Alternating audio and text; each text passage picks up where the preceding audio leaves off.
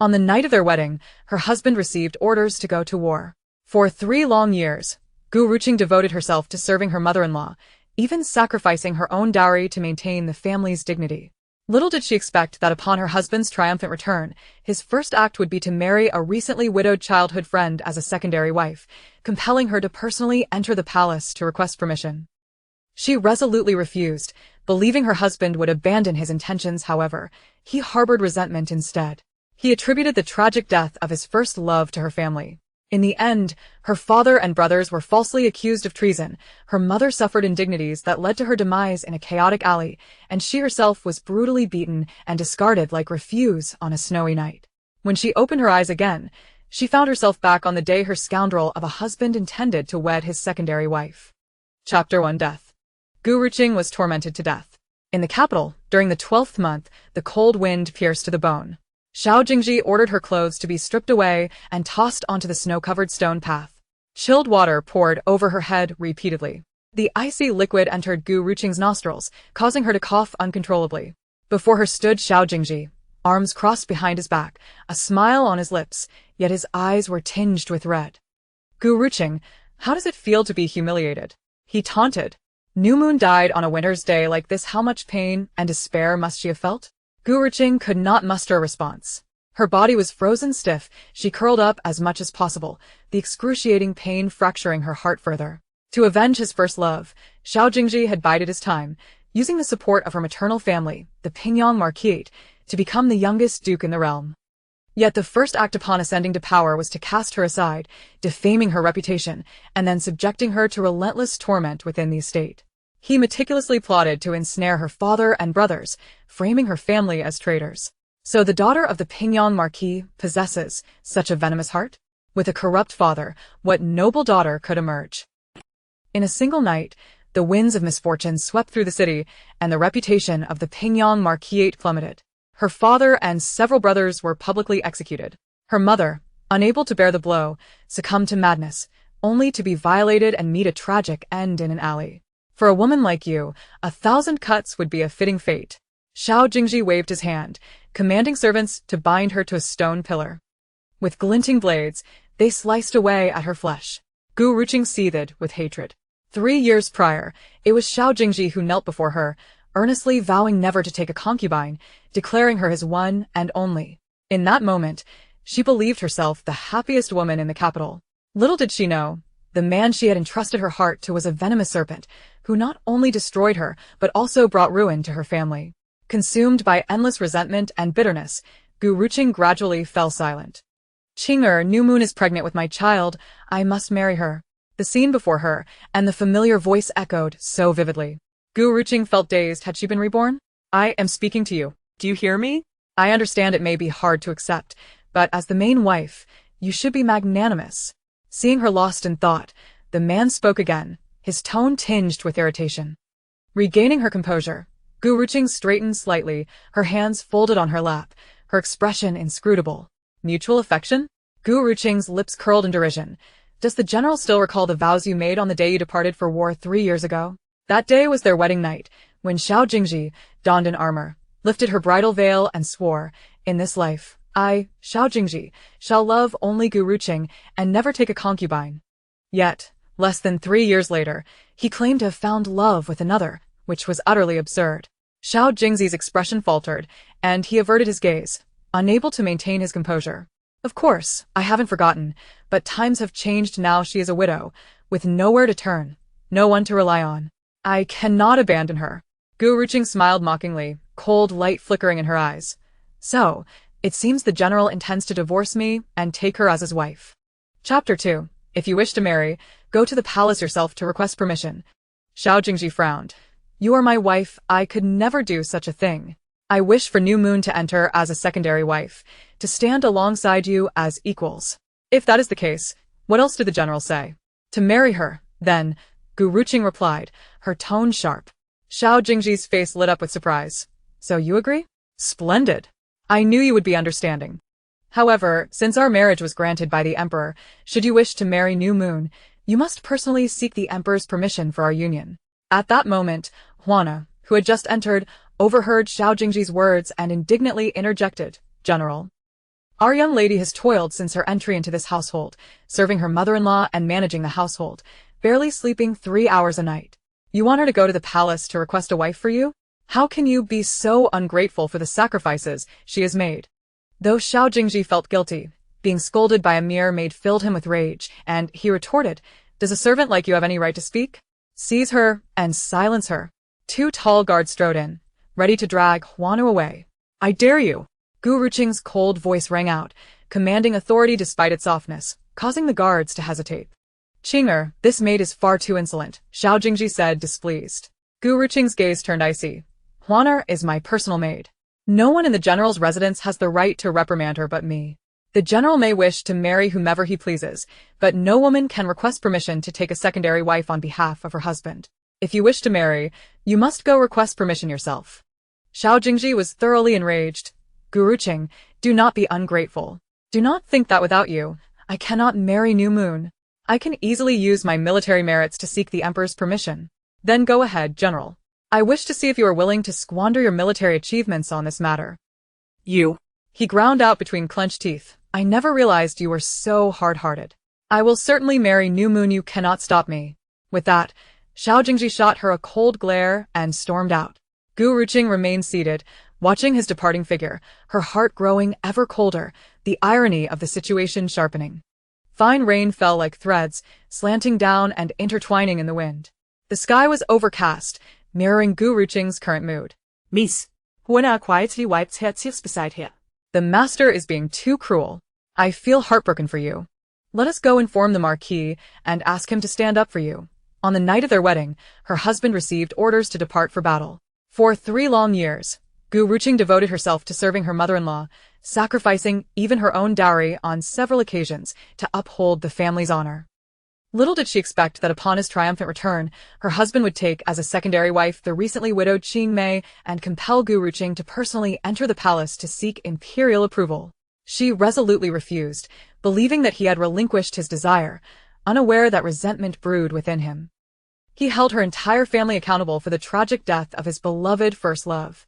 Ultimately, her father and brothers were branded as traitors, her mother suffered a brutal demise in a back alley, and after enduring relentless abuse, Gu Ruqing's lifeless body was discarded in the snowy night. Upon opening her eyes once more, she found herself transported back to the very day her unfaithful husband intended to wed his concubine. Chapter 1: Death. Gu Ruqing met a fate of torment. In the capital, during the 12th month of winter, the biting wind pierced through her bones. Xiao Jingzhi ordered her garments stripped away and cast onto the snow-covered stone path. Ice-cold water poured incessantly over her head. The frigid liquid rushed into her nostrils, causing her to cough involuntarily. Before her stood Xiao Jingzhi, arms crossed behind his back, a smile playing on his lips, though his eyes glistened with unshed tears. "Gu Ruqing, how does it feel to be humiliated?" he taunted. New Moon suffered in a similar winter. How much pain and despair must she have endured? Gu Ruqing could scarcely respond. Her body was frozen stiff. Her attempts to curl up only intensified the agony that shattered her heart piece by piece. For the sake of avenging his first love, Xiao Jingzhi had bided his time, utilizing the support of her maternal family, the Pingyang Marquis, to ascend as the youngest duke. Yet, his first act upon rising to power was to cast her aside, tarnish her reputation, and subject her to daily torment in his household. He meticulously schemed to ensnare her father and brothers, framing her family as traitors. So the eldest daughter of the Pingyang Marquis is truly so wicked? When the upper beam is crooked, the lower beam will be warped. The daughter of a traitor can only be of ill repute. In a single day, the winds of change swept through the city, and the reputation of the Pingyang Marquis plummeted. Her father and several brothers were executed in public display. Her mother, unable to bear the burden, descended into madness and met a tragic end at the hands of Xiao Jingzhi's henchmen in a dark alley. "A woman like you deserves nothing less than 1,000 cuts." Xiao Jingzhi waved his hand, commanding her to be tied to a stone pillar.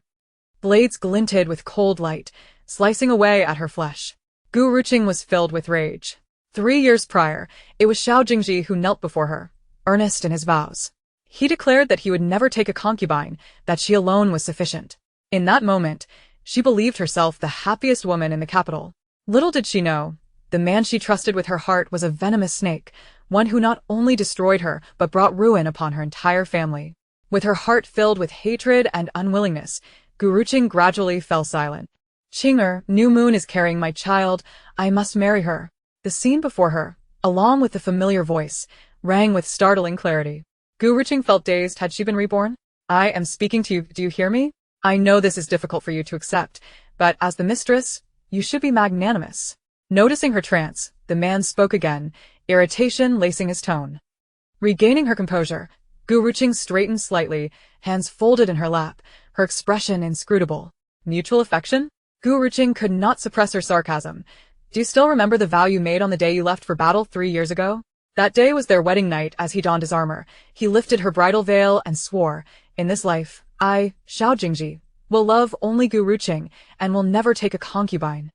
Yet in less than 3 years, he claimed to have found love with another woman. How absurd. Xiao Jingzhi's expression faltered, momentarily losing his composure, his gaze shifting awkwardly. I have not forgotten, but circumstances have changed. She is newly widowed, alone and destitute. I cannot abandon her. Gu Ruqing scoffed, her eyes glinting with cold light. So, you intend to cast me aside and take her as your wife, is that correct? Chapter 2. If you wish to marry, go to the palace yourself for approval. Xiao Jingzhi furrowed his brow. You are my wife, I could never do such a thing. I wish for New Moon to enter as a secondary wife, standing equal to you, with no distinction in status. If that is the case, what else is there to say? Marry her then, Gu Ruqing replied, her tone laced with disdain. Xiao Jingzhi's face brightened with surprise. So you agree? Splendid. I knew you would be understanding. However, we were wed by the Emperor's decree, and if I am to take New Moon, you must seek the Emperor's approval for our marriage. Just then, Huaner, who had just entered, heard Xiao Jingzhi's words and protested. General, our young lady has labored tirelessly since her arrival, serving her mother-in-law and managing the household, barely sleeping 3 hours a night. You expect her to go to the palace to petition for a wife for her husband? How can you treat her so unjustly? Though Xiao Jingzhi felt a twinge of guilt, the audacity of a mere maidservant angered him, igniting his rage. Does my master's words require the input of a lowly maid? Guards, take her away and silence her. 2 imposing guards stepped forward to seize Huaner. I dare you. Gu Ruqing's voice rang out, not loud but imbued with an authority that commanded respect, instantly intimidating the guards. Qing'er, your maid is far too insolent, Xiao Jingzhi expressed his displeasure. Gu Ruqing's gaze turned cold. Huaner is my dowry maid. No one in this residence, save for myself, holds the right to reprimand her. You may marry whomever you wish, but no woman can petition for her husband's concubine. If you desire to marry, go seek approval yourself. Xiao Jingzhi was infuriated.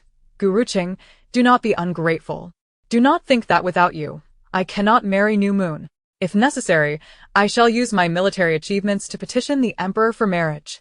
Very well then, General, please proceed, she replied, eager to witness whether Xiao Jingzhi would squander his hard-earned accolades on such a pursuit. You, he ground out between clenched teeth. I never realized you could be so unyielding. I am determined to marry New Moon. You cannot stop me. With that, Xiao Jingzhi shot her a cold glare before turning to leave. Gu Ruqing sat in silence, watching his departing figure, her heart growing colder and the irony deepening. Fine rain fell like threads, slanting down, intertwining in the wind. The sky was overcast, mirroring Gu Ruqing's current mood. Miss, Huaner wiped her tears discreetly. The master is being too cruel. I feel so heartbroken for you. Shall we inform the Marquis and ask him to speak on your behalf? Chapter 3. Do not inform father, do not inform father. Gu Ruqing stated with an impassive expression, her voice calm as she gently closed her eyes. In her previous life, she had sought her father's intervention to thwart this marriage, which ultimately escalated to a confrontation with the Emperor, preventing Xiao Jingzhi from fulfilling his desires, thus breeding resentment within her. In this new life, she could not allow the tragedies of her past to repeat themselves. Miss, are you still worried that the Marquis will be angry with you? Huaner seid. You and the Marquis indeed had some disagreements back then, but he has always cared for you. If that were not the case, he would not have personally entered the palace to petition the Emperor for your marriage to the young master. If it were not for her father's clandestine support, Gu Ruqing's life over the past 3 years would not have been so stable. Gu Ruqing shook her head slightly, her eyes gradually glistening with moisture. I understand, but because of this, I cannot allow my parents to worry about me any longer. This matter, I must handle myself. But miss, enough, Huaner. Go to the storeroom and inventory my dowry. Ah? Miss, why are you counting the dowry when everything is well? Just go and do it, you will understand later. Huaner complied and exited, leaving Gu Ruqing alone in the room. She sat quietly, lost in the memories of her past life. She had been willful, severing ties with the Pingyang Marquis to marry Xiao Jingzhi, which had caused her parents grief and her brother disappointment. But what did it ultimately yield her? Xiao Jingzhi, you owe me from the last life. I shall settle this with you slowly in this one. At that moment, Gu Ruqing narrowed her eyes, a fierce determination brewing within her. Madam, the old lady requests your presence at once. A voice called from outside.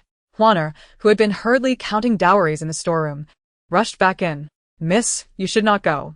The old lady must be calling you regarding the matter of the young master marrying that woman. Gu Ruqing slowly opened her eyes, her expression growing stern. What is meant to come cannot be avoided. Then the maid will accompany you. There's no need. Continue with the inventory. I shall go alone. The rain continued to fall outside as Gu Ruqing opened her umbrella and walked slowly towards Xiayan Hall. Passing by an overgrown courtyard, she paused, momentarily lost in thought. This desolate place was where she had met her demise in her past life. The maid accompanying her grew impatient, furrowing her brow. Madam, the old lady is waiting for you inside. What are you dawdling here for? Gu Ruqing snapped back to reality and disregarded the maid's impatience, continuing toward the courtyard she had frequented most in the past 3 years. Upon entering the old lady's courtyard, a gentle, aged laughter greeted her. Xiao old lady appeared to be in good spirits. As she stepped inside, Gu Ruqing noted that the old lady looked considerably better than usual, reclining against the steps with a smile in her eyes as she regarded Gu Ruqing. You've arrived. Greetings, mother, Gu Ruqing replied, adhering to the customary greeting as she bowed to the old lady. She slightly lowered her head to conceal the hatred simmering in her eyes. The misfortunes that had befallen her in her previous life were significantly influenced by this woman. Good, come here, my good daughter-in-law. The old lady beckoned Gu Ruqing to sit beside her, warmly grasping her hand with a look of satisfaction. You have truly endured hardships over the years, managing both the household and caring for me, this old woman. You are truly virtuous and worthy, a commendable daughter-in-law of the Xiao family. Chapter 4. Let him divorce you. Gu Ruqing discreetly withdrew her hand, lowering her gaze slightly. Mother, have you met Miss Xinhua today? The old lady was taken aback, clearly unprepared for Gu Ruqing's bluntness. Her smile faltering. She nodded slowly. Yes, she just came to pay her respects. She has lost considerable weight over the years, having recently lost her husband.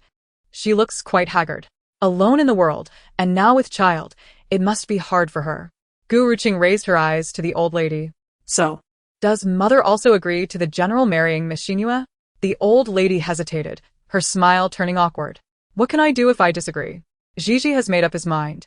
As a mother, I cannot obstruct him, especially since she carries the Xiao family's blood. The old lady's tone shifted as she looked at Gu Ruqing again. However, Qing'er, you understand that Jiji has just returned from the battlefield, having risked his life to achieve merit. We cannot allow the emperor to harbor any dissatisfaction towards him. As his wife, you must also share in his burdens. Since you are already aware of this matter, you will go to the palace tomorrow to personally petition the emperor. He will surely grant it. Mother, although I, as the daughter-in-law, agree to the general marrying a concubine on equal footing with me, it does not sit well in my heart. To request an edict from the emperor is simply beyond my capabilities. Gu Ruqing interrupted the old lady, her head lowered, her face displaying a sense of grievance. As she raised her eyes, her eyelids reddened with tears, she spoke sorrowfully. The old lady's expression shifted dramatically. Gu Ruqing, as the matriarch, how can you be so weepy? You have been married into the general's household for 3 years and have not borne a child. Now you wish to prevent Jiji from taking a wife. Do you want the Xiao family's bloodline to be lost to the world? This is simply thoughtless. Your jealousy is so pronounced that even if Jiji were to divorce you now, neither the emperor nor the world would find fault with it. Seeing the old lady's sudden change in demeanor, Gu Ruqing concealed her previous display of grievance, gently wiping away the tears on her cheeks, calmly meeting the old lady's gaze. Mother, 3 years ago, when I entered the general's household, my husband left on our wedding night. Surely you are aware of this? If I were to conceive, it would be a source of ridicule for the world. Not to mention, my husband has only just returned for less than a month. And Miss Xinhua is already with child? Furthermore, do not forget, mother, that my marriage to General Xiao was bestowed by the emperor. Without the emperor's decree, if he were to divorce me, it would be seen as defying imperial authority, punishable by the extermination of 9 generations. You, the old lady gritted her teeth, glaring at Gu Ruqing with red-rimmed eyes. For 3 years, you have presented yourself as meek and obedient, yet I never anticipated you to be so sharp-tongued. Gu Ruqing slightly lowered her head, her eyes brimming with coldness. Mother, you flatter me. The old lady, appearing fatigued, finally closed her eyes and sighed in resignation. Speak. What will it take for you to agree to let Xinyu enter the household? Mother, is this truly how you perceive your daughter-in-law? Gu Ruqing asked, tilting her head and blinking innocently. Humph. Is it not? The entry of Xinyu is as certain as the sun rising. You merely wish to gain something in return. As long as it is not excessive, I shall grant permission. Chapter 5. Ning Shirtang. Gu Ruqing's demeanor shifted to one of amusement. Since mother has spoken, then I shall comply respectfully. I wish to reclaim Ning Shirtang from you. Ning Shirtang was part of Gu Ruqing's dowry, a medical establishment that, although not located in the capital, generated a substantial income each year. The old lady had coveted it as a prize, claiming it just a day after Gu Ruqing's wedding. Though Gu Ruqing had felt reluctant at the time, she had endured the pain of parting to leave a favorable impression on her mother-in-law. Now that she intended to depart, she could not leave behind what rightfully belonged to her. What did you say? The old lady furrowed her brow. Ning Shirtang is my dowry. After all these years, it has been managed by you, mother. I sincerely appreciate your efforts, but now, with Miss Xinyu about to enter the household, I must also consider my own future, lest what was once rightfully mine fall into another's hands. Are you suggesting that I would give Ning Shirtang to Xinyu? Do not fear the improbable, rather. It is the faint possibility that terrifies. Mother, before the general set forth on his expedition, he once assured me that he would never take another as his wife in this lifetime. Yet, how things have changed. Mother once vowed to safeguard Ning Shirtang for me. But how can we be certain that he will not, in time, bestow it upon another, just as the general did? How audacious. Is this how you converse with your elders? The old matriarch of the Xiao family, upon having her thoughts laid bare, was instantly enraged, raising her hand to strike Gu Ruqing. However, Gu Ruqing swiftly grasped her wrist tightly. The old lady attempted to break free, but her frail, ailing body was no match for Gu Ruqing's strength.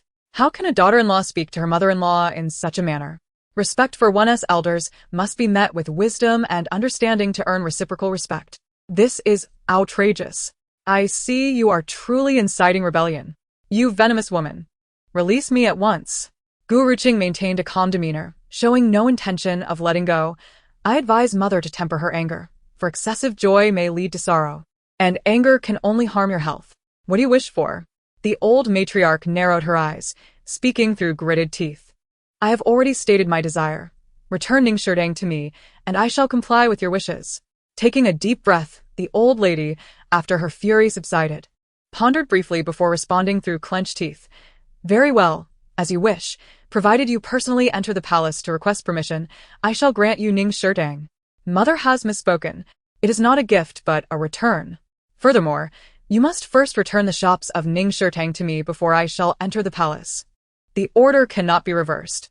Only when I have received what is due can I rest easy, lest this old hag changes her mind later. The old matriarch frowned. Are you so impatient? Gu Ruqing shook her head. I am not in a hurry. However, Miss Xinyu cannot afford to wait, and the general would not wish to delay until her condition becomes obvious. I am merely alleviating the concerns of my husband. As mother has said, I am pleasing him. Chapter 6. He is unworthy to be the son-in-law of the Pingyang Marquis household. Gu Ruqing reiterated, I am not anxious, but Miss Xinyue's condition cannot be postponed. The general surely does not wish to enter when her pregnancy becomes apparent. I am merely assisting my husband, as mother has indicated, in my efforts to please him. At present, Miss Xinyue's pregnancy is not yet visible, and should I enter now, no one would suspect her of being with child before marriage. Since Xiao Jingzhi cares so deeply for her, he would naturally be concerned about her reputation. Gu Ruqing, being unruffled, knew there would always be others who could not contain themselves. Indeed, upon hearing her words, the old matriarch ultimately relented. Very well.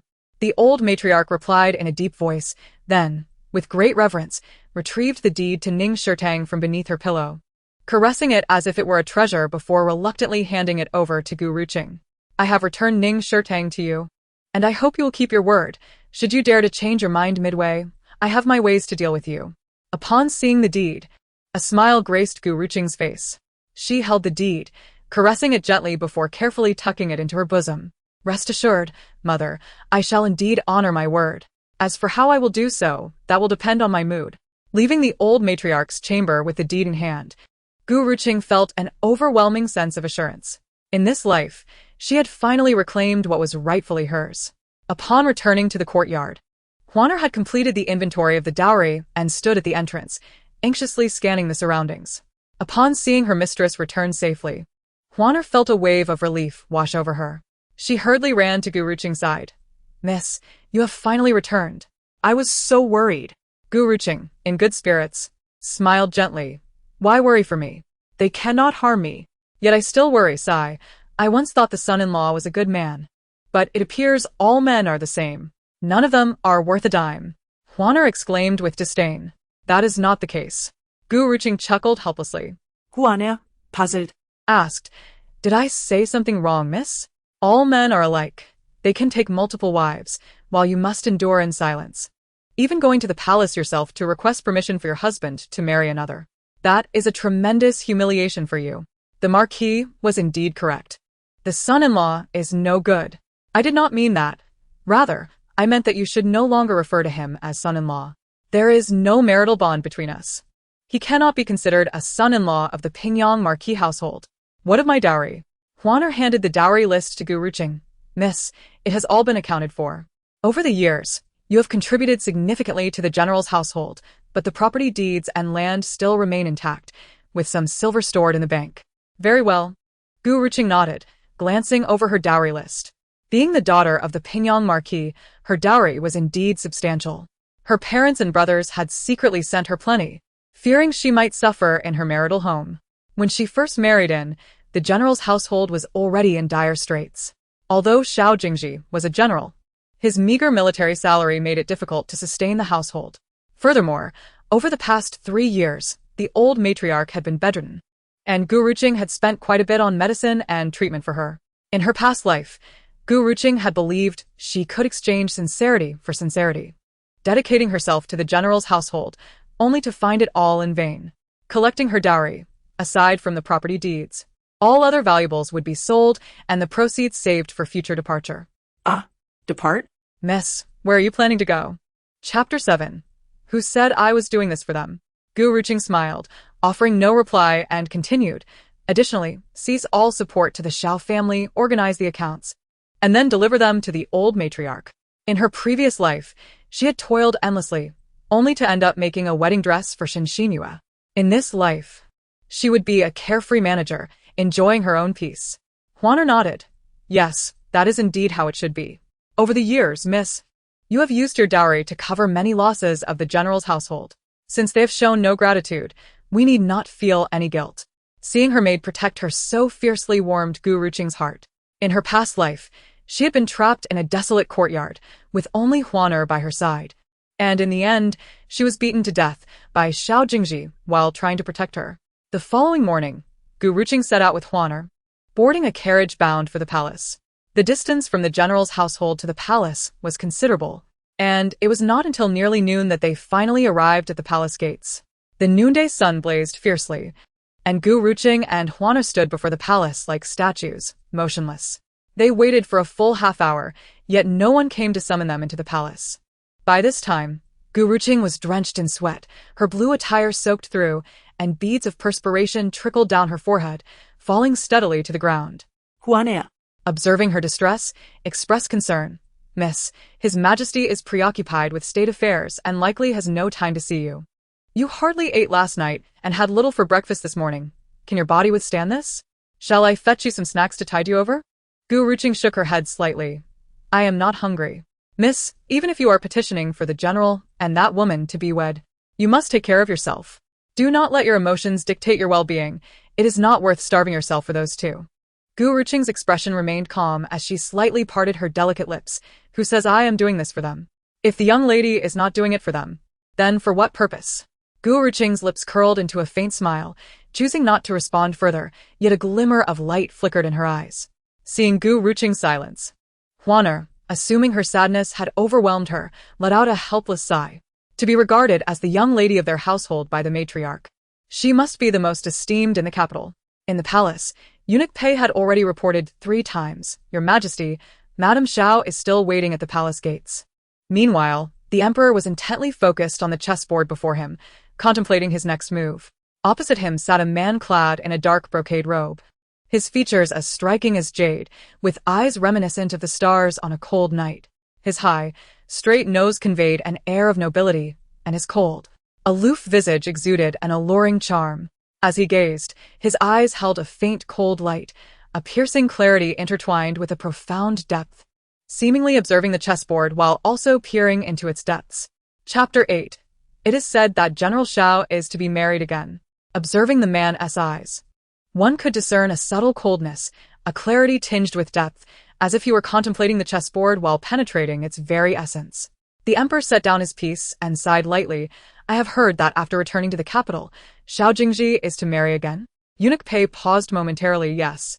It is said that General Xiao intends to take that woman as a primary wife, placing her on equal footing with Madame Xiao." The emperor frowned. How could the daughter of the Pingyang Marquis be so unambitious? "I decreed her marriage to Xiao Jingzhi to give her the confidence to refuse, yet here she is, not only agreeing, but now petitioning me to legitimize their union. How utterly disappointing. Go tell her, no matter how long she stands there, I will not meet her. She should return.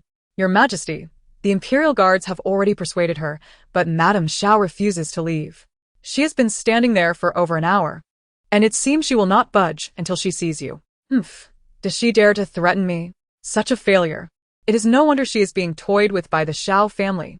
The emperor spoke through clenched teeth, filled with indignation. Eunuch Pei stepped forward, smiling nervously. "Whether or not to meet Madame Xiao is still a matter of your Majesty's decree.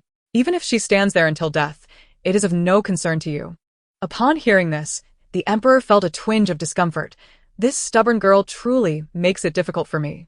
He had initially hoped that Gu Ruqing would stand firm and refuse the marriage to Xiao Jingzhi and Xin Xinhua, thus providing him with a reason to decline as well. Little did he expect her to possess such a soft disposition. The emperor's gaze darkened as he regarded the chessboard, his thoughts drifting elsewhere. In that moment, the man in black opposite him stirred slightly, slowly lifting his gaze. "Father, in terms of military merit, no one can compare to the Pingyang Marquis." The emperor paused, then sighed deeply. Indeed, he recalled the Pingyang Marquis, Gu Zhentian, back when he was still the crown prince. The late emperor had ordered him into the military to hone his skills, and it was the Pingyang Marquis who took him under his wing.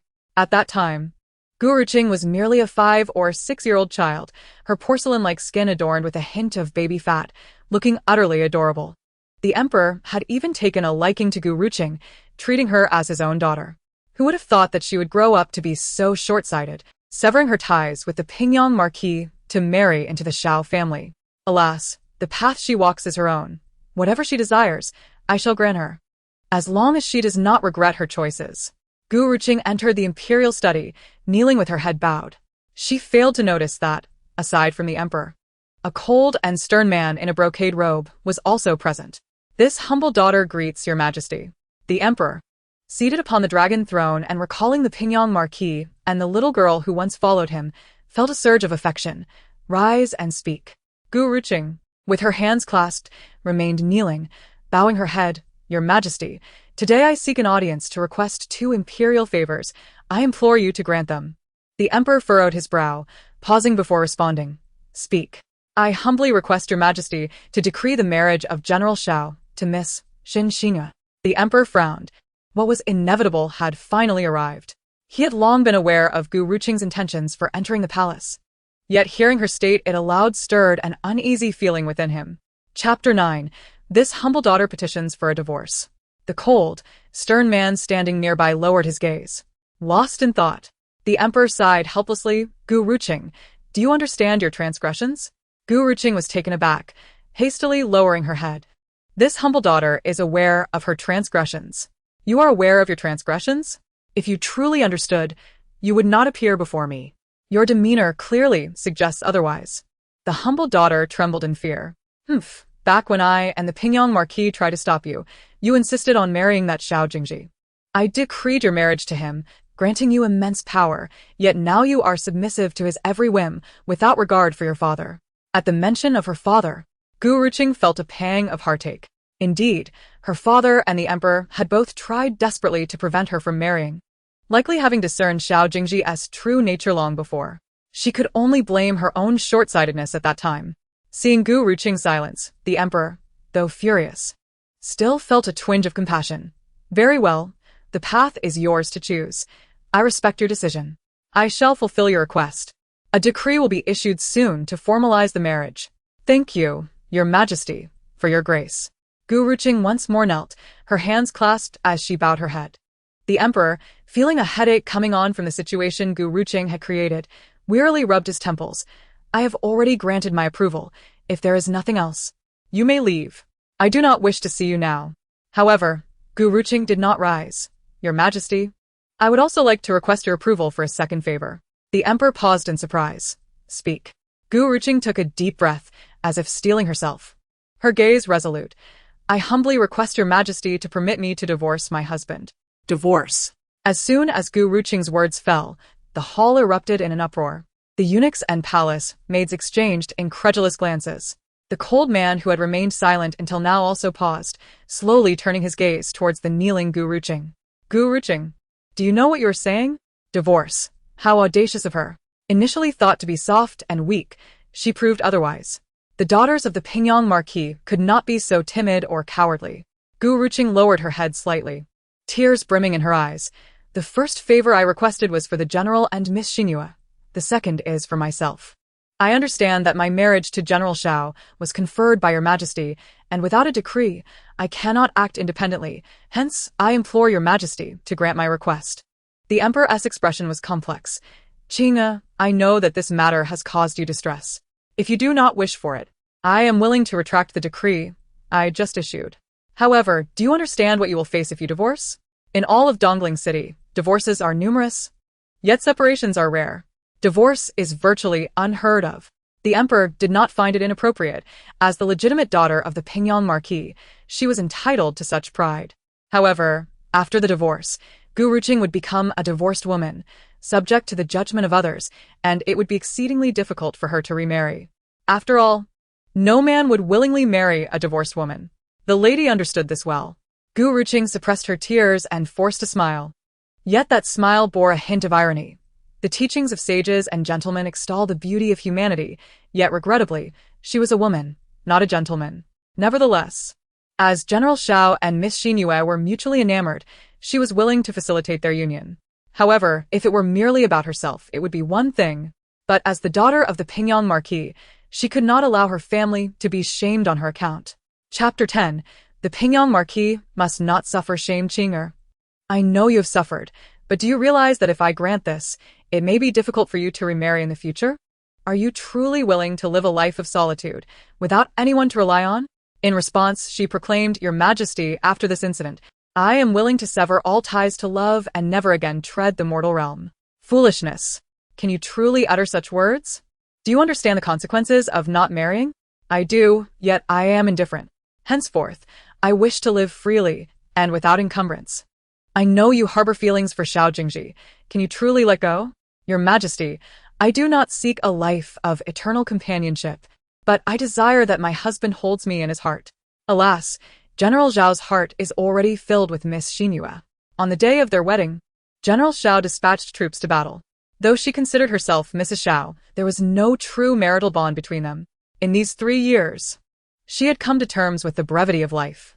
If she could find a suitable partner with mutual affection, that would be splendid. If not, she would not force it. Upon hearing Gu Ruqing's words, the emperor felt a pang of guilt. Had he not issued the decree, Xiao Jingzhi would not have left Gu Ruqing on their wedding day. Yet, he was secretly astonished. His original command was for Xiao Jingzhi to depart 3 days post-wedding, allowing them a brief time as husband and wife. Who would have thought that Gu Ruqing remained unblemished? The man in black beside them subtly shifted his gaze to Gu Ruqing. Well, if you have truly made up your mind, I shall permit you to divorce. However, do not utter such rash words again. I shall pretend I did not hear them. The emperor, believing Gu Ruqing was merely acting out of anger, remained unaware that she had already made her resolution. Love had been too bitter for her. In her past life, she had lost her life for love, causing her family great harm. In this life, she dared not engage with such matters again. I thank your majesty for your grace. Rise. Have you visited your father? Gu Ruqing stood, her head bowed slightly, guilt etched upon her face. I know I have committed a grave mistake, causing my father distress, and therefore I dare not return. Foolish child, what father would be angry with his own daughter? Now that I have permitted your divorce, you must return home. I understand. My dear child, you have grown distant. When I first met you, you were not so timid. Upon hearing the emperor's words, Gu Ruqing relaxed slightly and raised her head to smile gently at him. I was once reckless, but your majesty's magnanimity spared me from repercussions. I have matured now.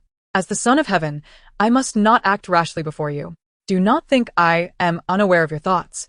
Recognizing your mistakes, yet evading responsibility, is not the girl I once knew. Come closer, so I may observe you well. Gu Ruqing walked slowly to stand before the emperor. The little girl has grown into a young woman. The emperor gazed upon her, a surge of sentiment welling up within him, and he felt a sense of comfort. Yet, seeing Gu Ruqing at merely 19, a flower-like age, yet bearing a maturity unbefitting her years, he felt an ache in his heart. These years have been hard on you. Gu Ruqing gently shook her head. I have not suffered. If anyone dares to bully you again, come to the palace and seek me out. I shall stand for you. Chapter 11. Are you willing to part? Thank you, your majesty. Gu Ruqing's eyes brimmed with gratitude. When she had angered the emperor, she feared she would lose a caring elder. Little did she know, he still remembered her fondly. Enough of this pretense before me. Show me the courage of your childhood. The emperor feigned anger, adopting a stern expression, which instantly elicited laughter from Gu Ruqing. She laughed until tears streamed down her face. This was her first time crying since her rebirth. Not from sorrow, but from joy. It turned out those who had cared for her and cherished her were still waiting for her. At that moment, a large hand appeared before Gu Ruqing, holding out a handkerchief. She paused, tracing the hand's direction to its owner. Upon recognizing the stern man before her, she was momentarily taken aback. Yun Baiming. Noticing the intense and excited gaze upon him, looked over in slight confusion, tilting his head and gesturing with the handkerchief. Gu Ruqing snapped back to reality, flustered yet excited, hurriedly bowing her head to take the handkerchief. Thank you. The emperor, seated upon the dragon throne, observed the exchange with a raised eyebrow, a glimmer of insight flashing in his eyes. After a moment, he cleared his throat. Si Qing, do you still remember him? Gu Ruqing hesitated, and before she could respond, the emperor continued, You have met him a few times. Back then, you were too young to recall. He is my third son, Jun Baiming. Gu Ruqing recognized the man before her, recalling that in her past life, it was he who governed in the emperor's stead during his severe illness. With a hint of trepidation, she replied, I have met His Highness the Prince of Darkness. The cold-faced man raised his eyes slightly. No need for such formality. Ha ha ha, Kinya. There is no need for such formalities. When you were little, you came before me and declared your desire to marry your brother Ming. Have you forgotten? The emperor deliberately recounted her childhood anecdotes. Jun Baiming raised an eyebrow, a knowing smile playing on his lips. Gu Ruqing lowered her head in embarrassment, her face flushed. As a child, I spoke without restraint. I hope your highness will not take offense. Suddenly, memories of her youth flooded back to Gu Ruqing. At 5 or 6 years old, upon seeing Jun Baiming for the first time, she thought him remarkably handsome and vowed to marry him when she grew up.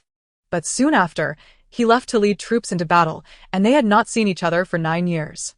She felt a rush of shame, uncertain of what to say. Ha ha ha, the girl is shy now.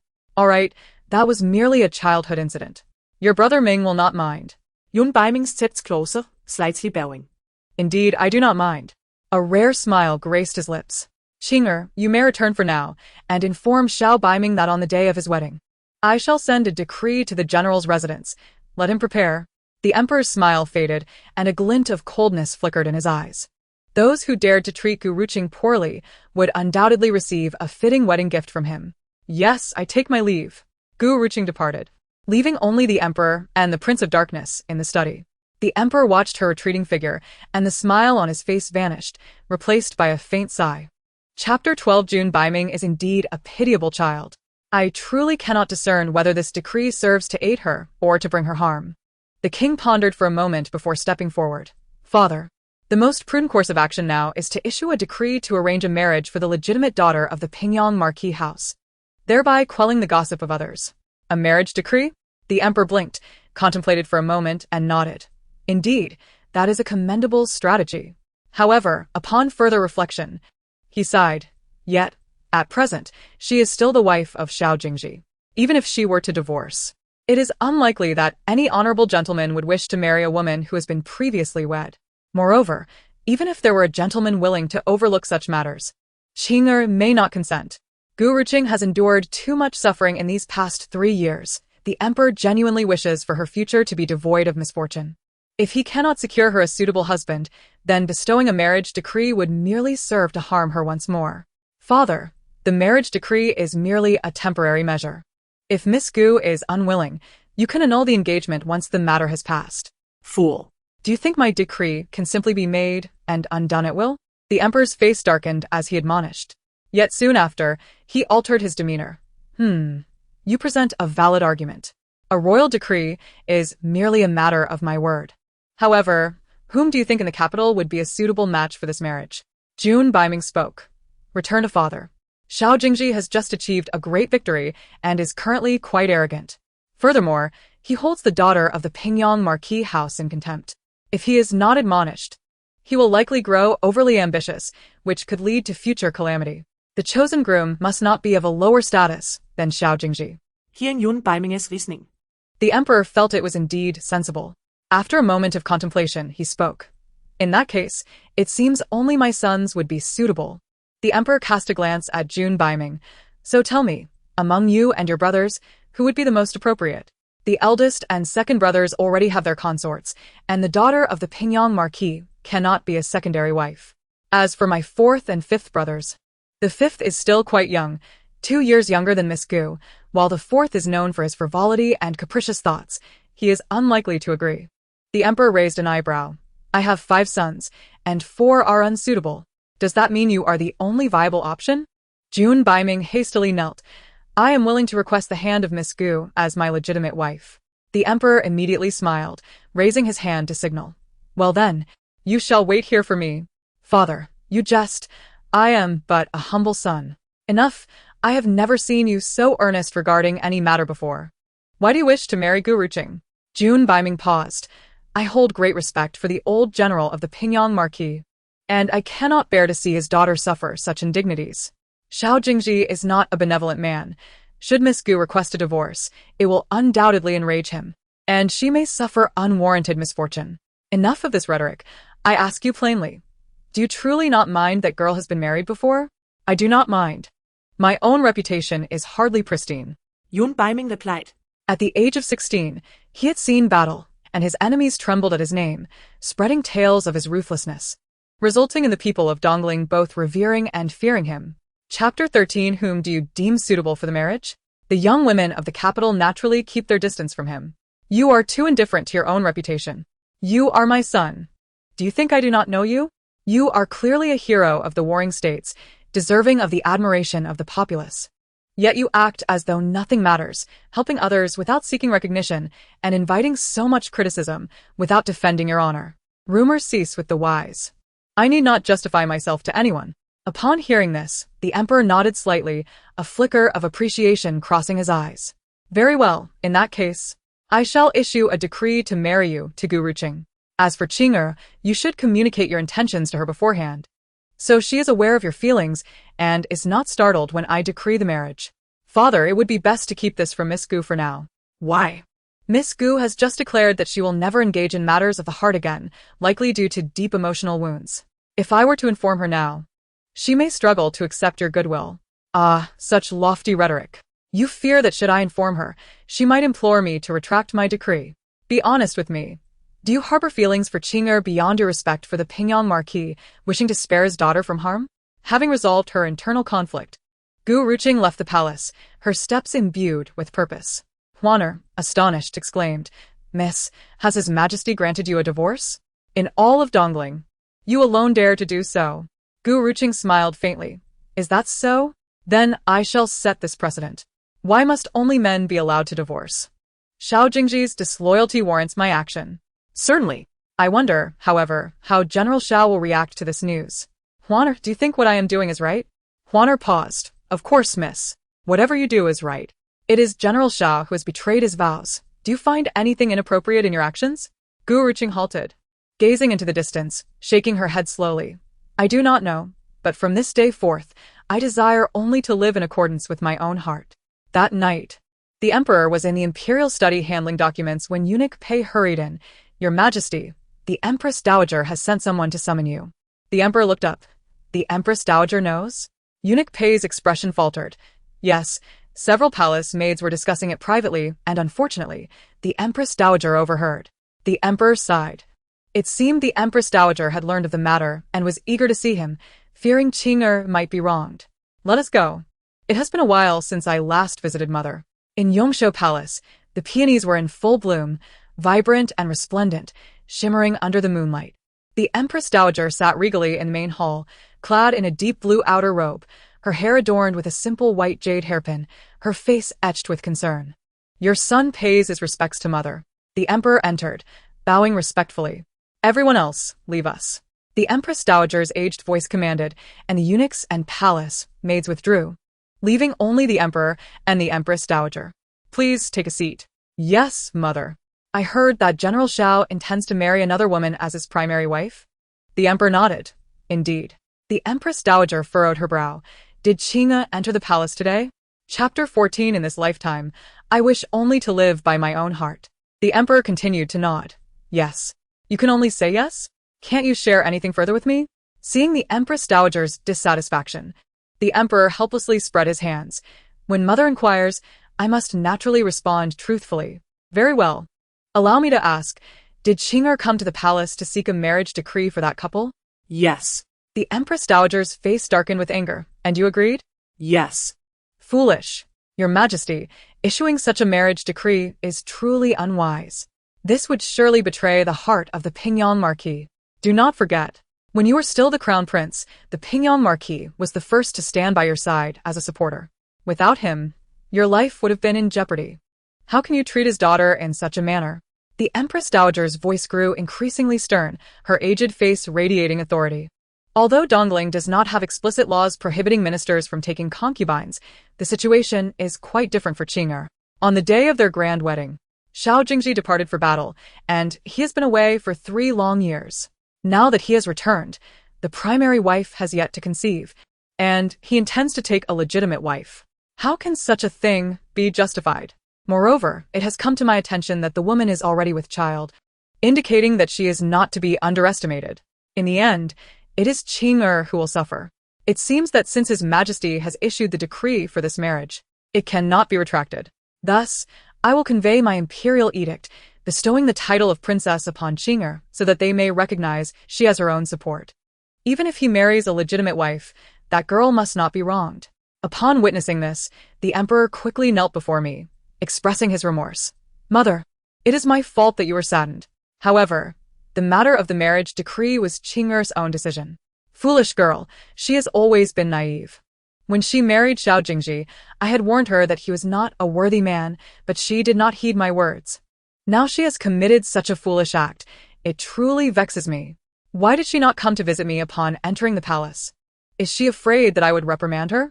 The Emperor, with a wry smile, responded, Mother, I have yet to finish my words. The marriage was indeed proposed by Qing'er, but she also requested a second grace from me, which is to divorce her husband. Divorce? The Empress Dowager's eyes widened in disbelief, her anger dissipating significantly. Indeed, this girl remains as stubborn as ever. She told me that Xiao Jingzhi has changed his heart, and she does not wish to hinder him and that woman. Yet, she does not want to compromise her own happiness, hence her request for a divorce, which I have already agreed to announce on the day of Xiao Jingzhi's wedding. Although Qing'er claims not to care, I can see that she is still heartbroken. She did not come to see you, perhaps out of concern that you would worry for her. Ha ha ha, splendid. This child, I truly did not misjudge her. She is not foolish at all.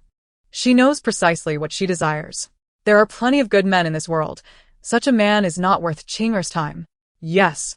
When His Majesty issues the decree, I will send my own edict along with it, as a gesture of my support for the child. Indeed, there is one more thing I must convey to you, mother. Chapter 15. It truly infuriates me at this moment.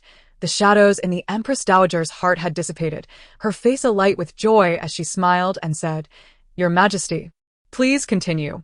The Emperor glanced at the Empress Dowager and then slowly spoke. "Your grandson, Jun Baiming, wishes to marry Gu Ruqing and requests a marriage decree." Baiming? The Empress Dowager paused, blinking in confusion. When did this child develop such feelings? The Emperor smiled faintly. He merely expressed admiration for the character of General Pingyang, not wishing for Qing'er to suffer any indignities. Beyond that, he has acknowledged nothing else. However, I can see that he is merely being coy. How wonderful!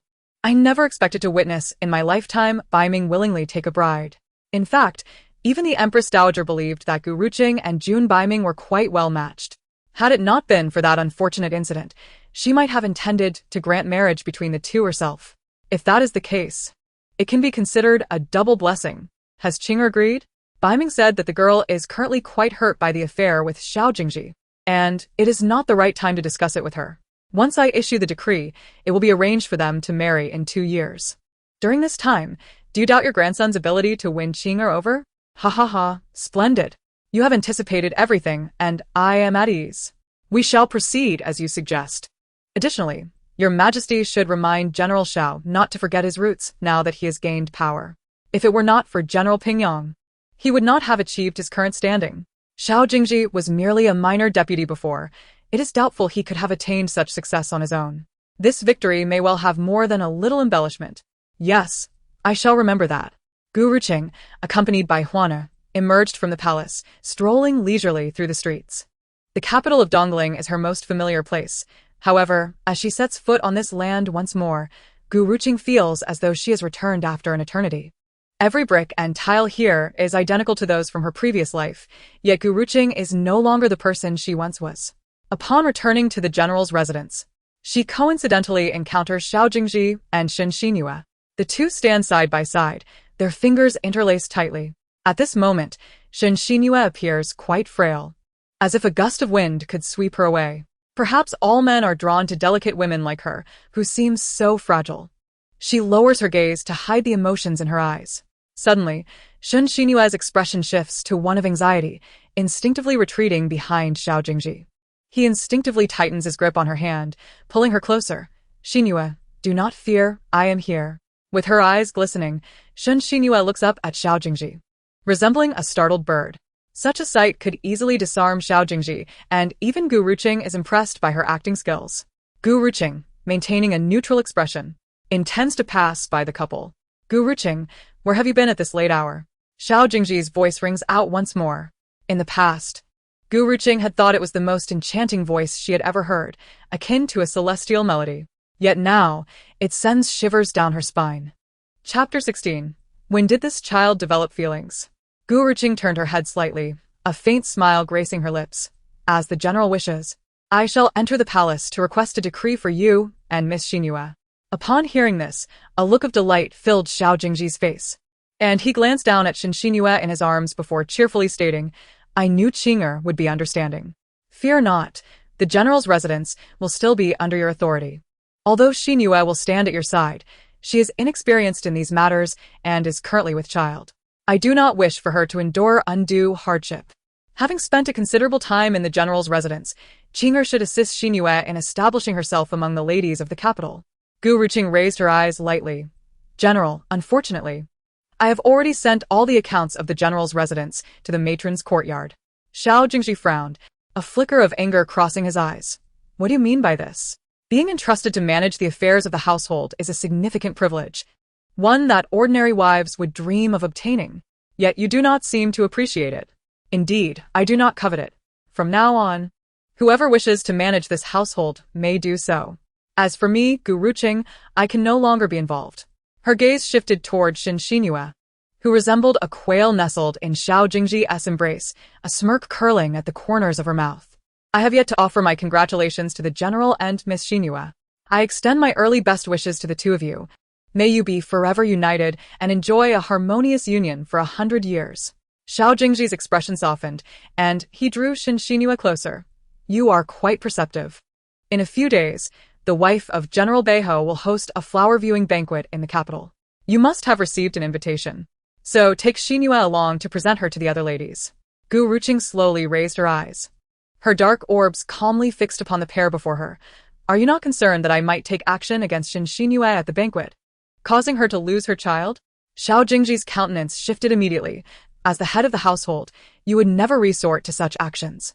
Though he spoke those words, a hint of wariness lingered in his heart.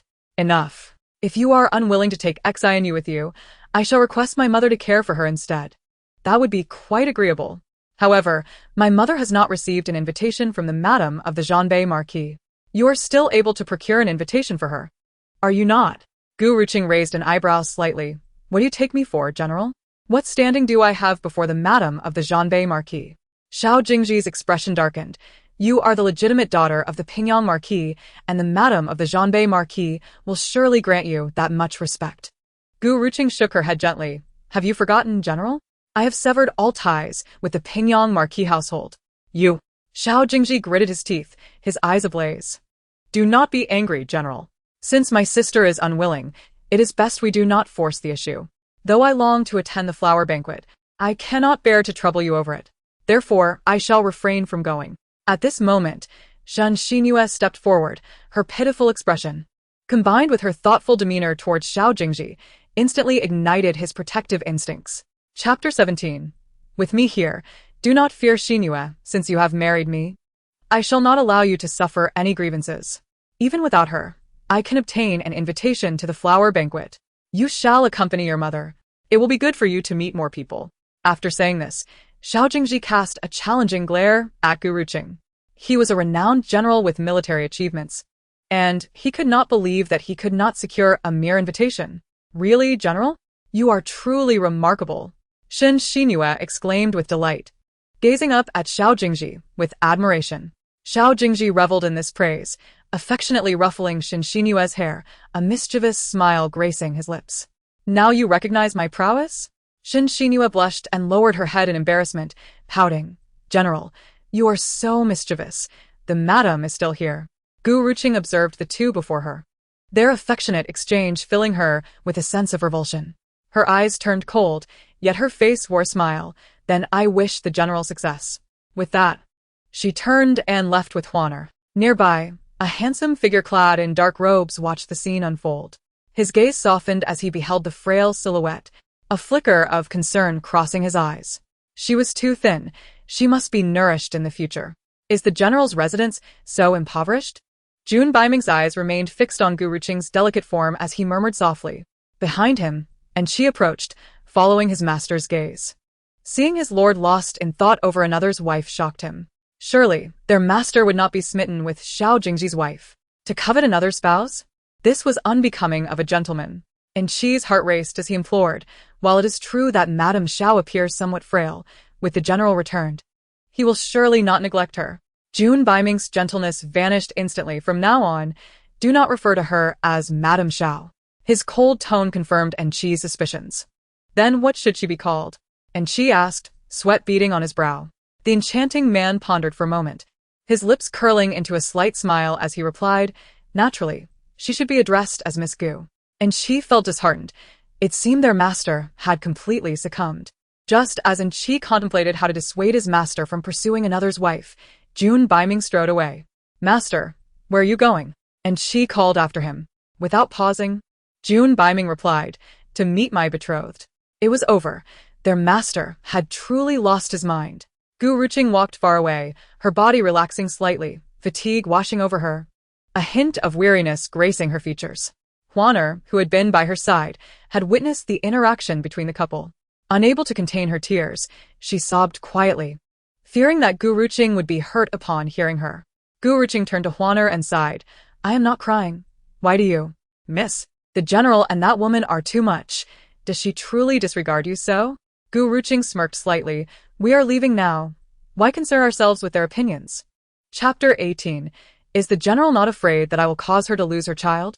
Once back in her room, Gu Ruqing sat down slowly. Huaner, please fetch me some white paper. Miss, what do you need white paper for at this time? Huaner asked, puzzled. Naturally, for a divorce. Gu Ruqing replied. sitting by the window, the moonlight illuminating her cheeks, reflecting the joy in her eyes. Miss, if you are sorrowful, feel free to cry. I am here for you. Juana encouraged. Gu Ruqing looked at her with some suspicion. Do you see any sorrow on my face? Miss, you disregarded the Marquis's objections and insisted on marrying that cold-hearted man, which shows how much you liked him. Now that you are forced to part ways, you must be heartbroken. Gu Ruqing smiled faintly as she spread the white paper across the table. You are mistaken, Juana. I should be grateful to recognize the true nature of this family in advance. As for sadness, I feel none, for I have already endured all the heartache in my past life. Rather than hate, it is more akin to enmity. Yes, miss, you are right. It is indeed a blessing to distance yourself from such a cold-hearted family. In the future, if you are to be a divorced woman, will you face criticism? No. If you are unafraid, then I am even less so. I shall protect you well. Juana declared resolutely. When I had nowhere to go, penniless and without means to bury my father, it was you who provided me with silver for a dignified funeral, and you took me in. Otherwise, I might have perished in some corner. I will always be yours, Mississippi. If you live, I live. If you die, I shall follow you to the underworld. Upon hearing this, Gu Ruqing's eyes grew moist, a glimmer of tears surfacing in her reddened gaze. You foolish girl, are you trying to make your mistress cry? Miss, do not cry. I was wrong, Juana said, her usual flustered demeanor returning. Gu Ruqing raised a hand to wipe away her tears. All right, I understand your intentions. In her past life, when Juana was beaten to death by Xiao Jingzhi while trying to protect her, Gu Ruqing had already recognized Juana's loyalty. From now on, the two of us will face everything together. Good. Under the sparse moonlight, the two exchanged smiles, the bond between mistress and maid growing stronger. Gu Ruqing lowered her head, grasping a nearby pen to draft the divorce decree. There were no harsh words, only a calm recounting of Xiao Jingzhi's betrayal of their marriage and his failure to uphold his vows. She would deliver it to the palace tomorrow. Having completed everything, Gu Ruqing felt an immense sense of relief. Rising slowly, she stood by the window, gazing at the general's residence, brightly lit. Juana, look. The general's residence is so lively now. I have not witnessed such merriment in quite some time. Juana felt a pang of discomfort in her heart, especially as the household servants wore expressions of joy. In days of yore, the young lady was quite generous with them. Juana, with a sore throat, could scarcely utter a word, her gaze filled with resentment as she looked out of the window. Juana, I find myself somewhat fatigued. You should return to rest, she said. Chapter 19. Is His Highness seeking to steal another's wife? After watching for a while, Gu Ruqing felt a lack of interest and turned to sit down, softly speaking. Very well, my lady, do rest early. I shall take my leave. With Juana gone, Gu Ruqing was left alone in the room. She lifted her eyes to the words divorce decree on the table, and a tempest of emotions began to stir within her. In this life, having initiated a divorce, would she be able to avert the tragic fate of her previous incarnation? The bright moonlight cast a serene glow upon Gu Ruqing, evoking a sense of youthfulness intertwined with the solitude of a weary heart. Is it so hard to let go? A man's voice suddenly broke the silence, causing alarm bells to ring in Gu Ruqing's mind. Coming to her senses, she turned towards the voice, exclaiming, Who goes there? Moment latte. A remarkably handsome young man emerged from the shadows. His expression bore a hint of chill, yet he endeavored to mask it upon seeing Gu Ruqing. Dressed in a dark brocade robe, Jun Baiming approached leisurely, his skin so pale it incited envy among women. With a languid demeanor and a faint smile, he possessed a pair of captivating eyes, akin to winter's snow, cold and desolate, yet irresistibly alluring. Upon recognizing the man before her, Gu Ruqing's countenance faltered, and she instinctively took 2 steps back, performing a shallow curtsy. I pay my respects to His Highness the King of Darkness. I was unaware of your late-night visit. May I inquire as to your purpose? Jun Baiming slightly raised his elegant brows. I happened to pass by the general's residence and observed General Xiao with a beautiful lady in his embrace. I feared that Miss Gu might consider a drastic course of action, hence I came to rescue the damsel in distress. Gu Ruqing's expression darkened, her lips twitching in irritation. Your Highness jests. I am not so foolish as to forsake a promising future for another's folly. That is for the best. The enchanting man gradually strode past Gu Ruqing, taking the seat she had just vacated. His eyes fell upon the divorce decree lying on the table, and a flicker of intrigue passed through his gaze. Miss Gu, Have you truly come to terms with this? He inquired, picking up the decree and studying it for a moment. Gu Ruqing turned her head, her demeanor calm and composed. What can be done if one cannot comprehend? Jun Baiming's gaze lingered on the decree for quite some time before he spoke again. Should you have regrets, I can take you before my father, requesting him to retract the edict. I appreciate your kind offer, Your Highness, but my decision is resolute. As expected of the legitimate daughter of the Pingyang Marquis, bold in love and hate, it is commendable that you can release your attachments so decisively. Gu Ruqing cast her eyes downward, remaining silent as she stood before Jun Baiming. Are you fearful of me? He asked after a moment. Gu Ruqing paused, replying, Your Highness has fought valiantly in battle, achieving great feats. I harbor no fear, only respect. Since you are not afraid, then come and sit. I recall that you were much cuter as a child. People inevitably grow up. Indeed, that is true. Life brings with it a myriad of experiences, and the joys and sorrows of existence are inescapable. Is Your Highness attempting to console me? Jun Baiming hesitated, his gaze flickering slightly. You remain as perceptive as ever, however. Your vision has dimmed since childhood. Chapter 20. Do you fear following me? Gu Ruqing curled her lip, a spark of indignation igniting within her. She acknowledged her misjudgment of character, yet the words from this man were particularly grating. Is this divorce decree intended for submission to the emperor? Jun Baiming inquired, gesturing toward the document on the table. Tomorrow morning, I shall dispatch someone to deliver it to the palace, she replied. Upon hearing this, Jun Baiming nodded slightly. Very well. Indeed. Very well. Gu Ruqing felt a surge of anger. She was on the verge of becoming a divorced woman, and yet he dared to express approval. The notion left her feeling quite vexed. What brings Your Highness to visit at such an hour? Jun Baiming pondered for a moment before casually responding, naturally. I came to see the little girl who once trailed behind me, and indeed, to rescue the damsel in distress is true. Gu Ruqing's expression darkened, her gaze icy towards the enchanting man before her. Your Highness, I am now a married woman. It is rather inappropriate for you to make such an entrance through my window. Xiao Jingzhi shook his head disapprovingly at her words. Miss Gu, you are mistaken. You have already sought permission to divorce, thus no longer a married woman. Gu Ruqing frowned. Even if I am divorced, Your Highness's intrusion through my window is not the behavior of a gentleman. When did I ever claim to be a gentleman? Xiao Jingzhi replied nonchalantly, a smirk playing upon his lips. You? Gu Ruqing was momentarily at a loss for words. How had this man, after 9 years in the military, become so shameless? Do you wish to say more? Gu Ruqing shot him an irritated glare, choosing the furthest seat from him, turning her head away and refusing to look in his direction. Xiao Jingzhi lowered his gaze, rhythmically tapping his fingers on the table. It is late. Miss Gu, you should rest early. I shall return tomorrow. After a while, Jun Baiming stood, casting a glance at the table before him, his stern expression softening into a subtle smile. I will ensure this divorce decree reaches the emperor. So you need not worry, Miss Gu. Gu Ruqing får her brev. Raising her eyes to Jun Baiming. Does he have an obsession with entering through windows? Is he truly coming again tomorrow?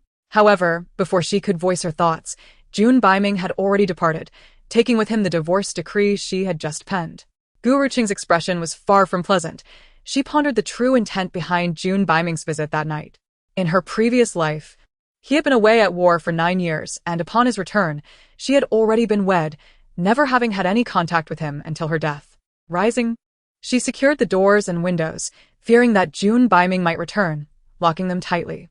Finally, she lay down in bed, sinking into a deep slumber. The following morning, as dawn broke, Gu Ruqing had just awakened when Huana rushed in, her face a mask of distress. Miss, we have been robbed. Gu Ruqing blinked in surprise. What happened? Huana replied with a sorrowful expression. Miss, you asked me to deliver the divorce decree to the palace this morning, but when I went to check, it was gone. It was right there on the table yesterday, and now it has vanished. I searched every corner of the room. Could it be that the general came last night and took it? Chapter 21. An evening visit. No, I have already sent the decree to the palace. Do not fret. Huana. What? You have already delivered it to the palace? Huana's disbelief was palpable. The decree had only been written last night. And how could it have been sent so swiftly? Not knowing how to respond to Huana's bewilderment, Gu Ruqing swiftly changed the topic. Huana. Do not concern yourself with the divorce decree. I am a bit hungry. Let us check if breakfast is ready. Although Huaner felt a lingering doubt in her heart, upon hearing her young lady express hunger, she hurried to the small kitchen. It simply would not do to let their lady go hungry. Once Huana left, Gu Ruqing finally exhaled in relief. She had managed to navigate this hurdle. However, just as she settled down, Huana rushed back in, breathless. "Miss, it's bad. The old lady is furious and is calling for you." Gu Ruqing inquired, "What has provoked her this time?" Huana replied, "What else could it be? Did you not send the general's household the account books? The general's residence is already in dire straits. This morning, the old lady wanted to have bird's nest soup, but there is no money to purchase it." After reviewing the accounts, she became enraged. Lady Xiao, known for her fondness for bird's nest, demanded only the finest quality, requiring blood nest prepared with milk, costing over 100 taels per meal. Gu Ruqing had once deemed it her duty to honor her mother-in-law, willing to spend that much for her. Yet now, with her funds suddenly cut off, the old lady's displeasure was not unexpected. Gu Ruqing lifted a teacup nearby and took a sip, saying, "There is no need to concern ourselves. If anyone from the old lady's side inquires further, simply state that I am unwell and cannot come out. But now that the general's household is out of money, the old lady's wrath may be difficult for you to withstand." Huaner expressed, worry etched on her face. "The account books have already been given to her. She may check them as she pleases." Huaner followed Gu Ruqing's instructions faithfully. Meanwhile, upon receiving the news, Lady Xiao was greatly angered but also aware that this was not the time to confront Gu Ruqing. The thought of her bi-monthly bird's nest indulgence evaporating left her feeling bitter, so she summoned Xiao Jingzhi. "My son, although you have achieved military merit, the emperor has yet to bestow any rewards. Do not overstep. You have spent these days in the company of Xinhua, and it is inevitable that Gu Ruqing may harbor dissatisfaction. If this reaches the emperor's ears, it will reflect poorly on you." Xiao Jingzhi frowned. "Mother, I have earned my accolades. It is merely a matter of time before I receive my due rewards. Besides, the emperor has granted me permission to marry Xinhua, who is now carrying my child. What harm is there in visiting her? As for Gu Ruqing, she has already consented to my plans. The Xiao family will still be under her management. What grievances could she possibly have? You are being naive. Gu Ruqing is, after all, the legitimate daughter of the Pingyang Marquis. If the Marquis learns of this, he may not take it lightly. This matter need not trouble you further. Gu Ruqing has severed ties with the Pingyang Marquis' household. Even if she is dissatisfied, the Marquis will likely not intervene." Seeing her son's obstinacy, Lady Xiao felt a wave of frustration. With a sigh, she pointed out, "Look at these." Xiao Jingzhi followed her gaze. Where did all these account books come from? Did Gu Ruqing send them? Suddenly, he recalled her remark yesterday about no longer managing the household affairs. Initially, he thought it was just an angry outburst, but it seemed she was indeed serious. "My son, you have been away at war for years and may not be aware of the household situation. The general's residence has long been operating at a deficit, with Gu Ruqing using her dowry to subsidize the household expenses. Now that you wish to bring a primary wife into the fold, she is bound to be displeased. Yesterday, she brought these account books, and I sense she is genuinely prepared to relinquish her authority over the household provisions." Upon hearing this, Xiao Jingzhi scoffed. "Humph. I have long suspected her schemes to force my hand. She should not harbor such illusions. Mother, even if Gu Ruqing is discontented, she can only throw a tantrum. If she truly loses her influence in the household, how will she manage? In time, she will come seeking to reclaim her authority. My son, we still need her and the Pingyang Marquis' household. If she does not utilize her dowry, our household cannot sustain such expenses. Moreover, we cannot afford to offend the Pingyang Marquis. You have just achieved military success. Without that backing, it will be challenging to maintain your position in court." Hearing Lady Zhao's words, Xiao Jingzhi's expression darkened. She continued, "Gu Ruqing still holds affection for you. Do not let her heart grow cold. Visit her often. And once you receive your commendations and Xinhua enters the household, how you treat her will no longer matter." After exiting the courtyard, Xiao Jingzhi hesitated but ultimately made his way to Gu Ruqing's quarters. The courtyard was impeccably tidy, devoid of any ostentation, exuding an air of simplicity and elegance. One thing Xiao Jingzhi could not deny was Gu Ruqing's exceptional management skills. During his years away, she had maintained the household flawlessly. He paused but eventually stepped inside. Upon seeing him at the door, Huaner promptly set aside her belongings and greeted him. "General." Xiao Jingzhi regarded the maid, recalling her previous defiance. His expression was far from cordial. Where is the lady? Juana replied, the young lady is unwell and resting in her room. Why, isn't she seeking a doctor for her ailment? Xiao Jingzhi questioned, attempting to enter. However, Juana quickly stepped forward, blocking his path. General, the young lady has requested not to be disturbed. Xiao Jingzhi's expression darkened considerably. I am her husband. If she is unwell, I have every right to check on her. You, a mere servant, dare to obstruct me. How dare you speak to the general so boldly? Just as Xiao Jingzhi's fury was about to erupt, a clear female voice interrupted from the entrance. Xiao Jingzhi turned to see Gu Ruqing, who had claimed to be unwell, standing there perfectly composed. He furrowed his brow. I heard that the lady was ill, so I came to see. I did not expect your maid to be so disrespectful. Ruqing, this is the second time. Will you allow a maid to behave so insolently before her master? Gu Ruqing glanced at Juana, signaling her to come closer. Juana obediently steppet behind Gu Ruqing. General, she is a maid of the Pingyang Marquis' household, my personal attendant, and not under the general's jurisdiction. She is to follow my commands alone. Furthermore, your remark that she consumes and utilizes the general's household resources is inaccurate. All her expenses are my responsibility. And she has not used a single tael from the general's estate. For years, the general's residence has consumed my dowry, yet in the end, they have shown ingratitude. Who is being ungrateful? Xiao Jingzhi gritted his teeth, glaring at Gu Ruqing with barely contained fury. Have I spoken incorrectly? Gu Ruqing tilted her head slightly, her sparkling eyes blinking, a smile on her lips, yet coldness lingered in her gaze. Gu Ruqing, do not mistake my family's tolerance for weakness. Do not think that without you, the Xiao family would falter. If that is the case, why do you persist in coming here? You. The anger on Xiao Jingzhi's face intensified, but he suddenly recalled his mother's words, inhaling deeply to swallow his wrath. Ruqing, I know this situation has been unfair to you, but as the mistress of the house, you ought to be magnanimous. If you go to my mother's quarters today and retrieve the account books, I shall promise you a shared chamber and grant you a child of your own. This shall be a recompense for the years you have endured. Gu Ruqing felt her anger dissipate at his words, a faint smile curving her lips. When you say this, have you considered Miss Xinhua?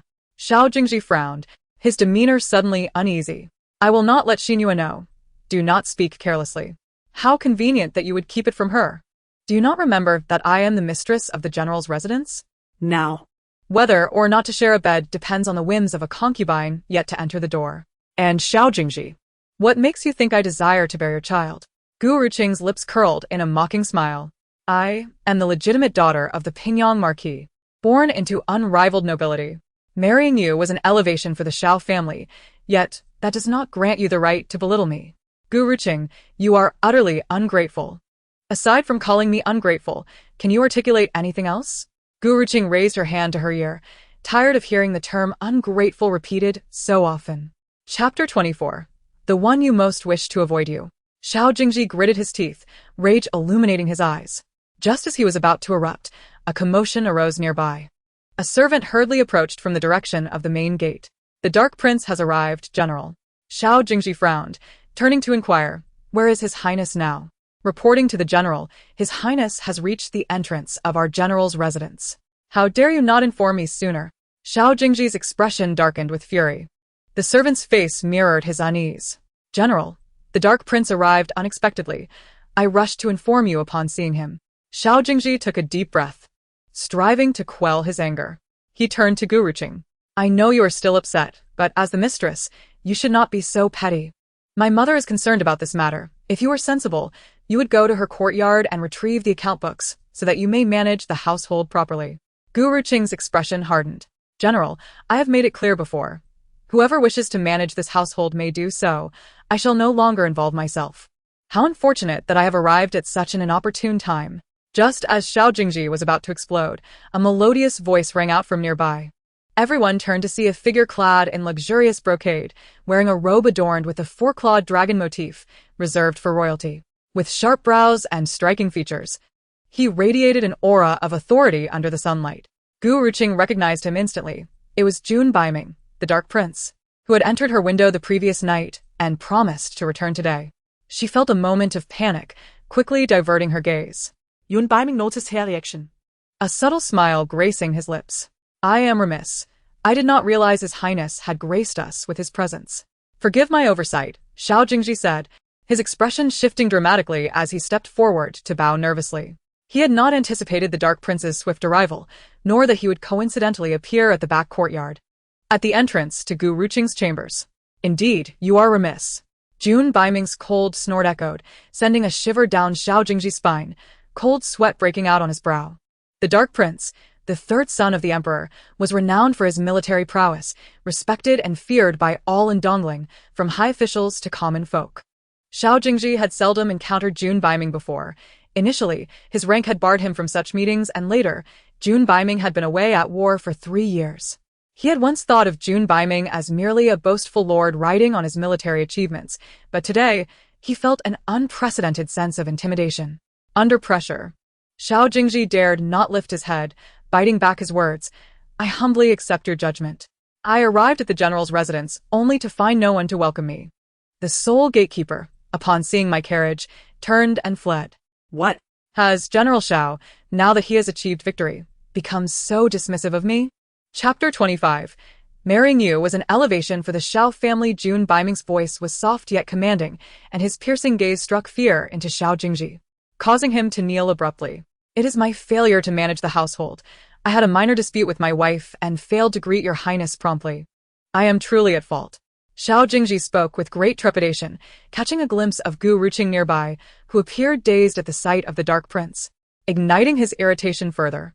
Before his highness, do not dawdle. Come here to pay your respects.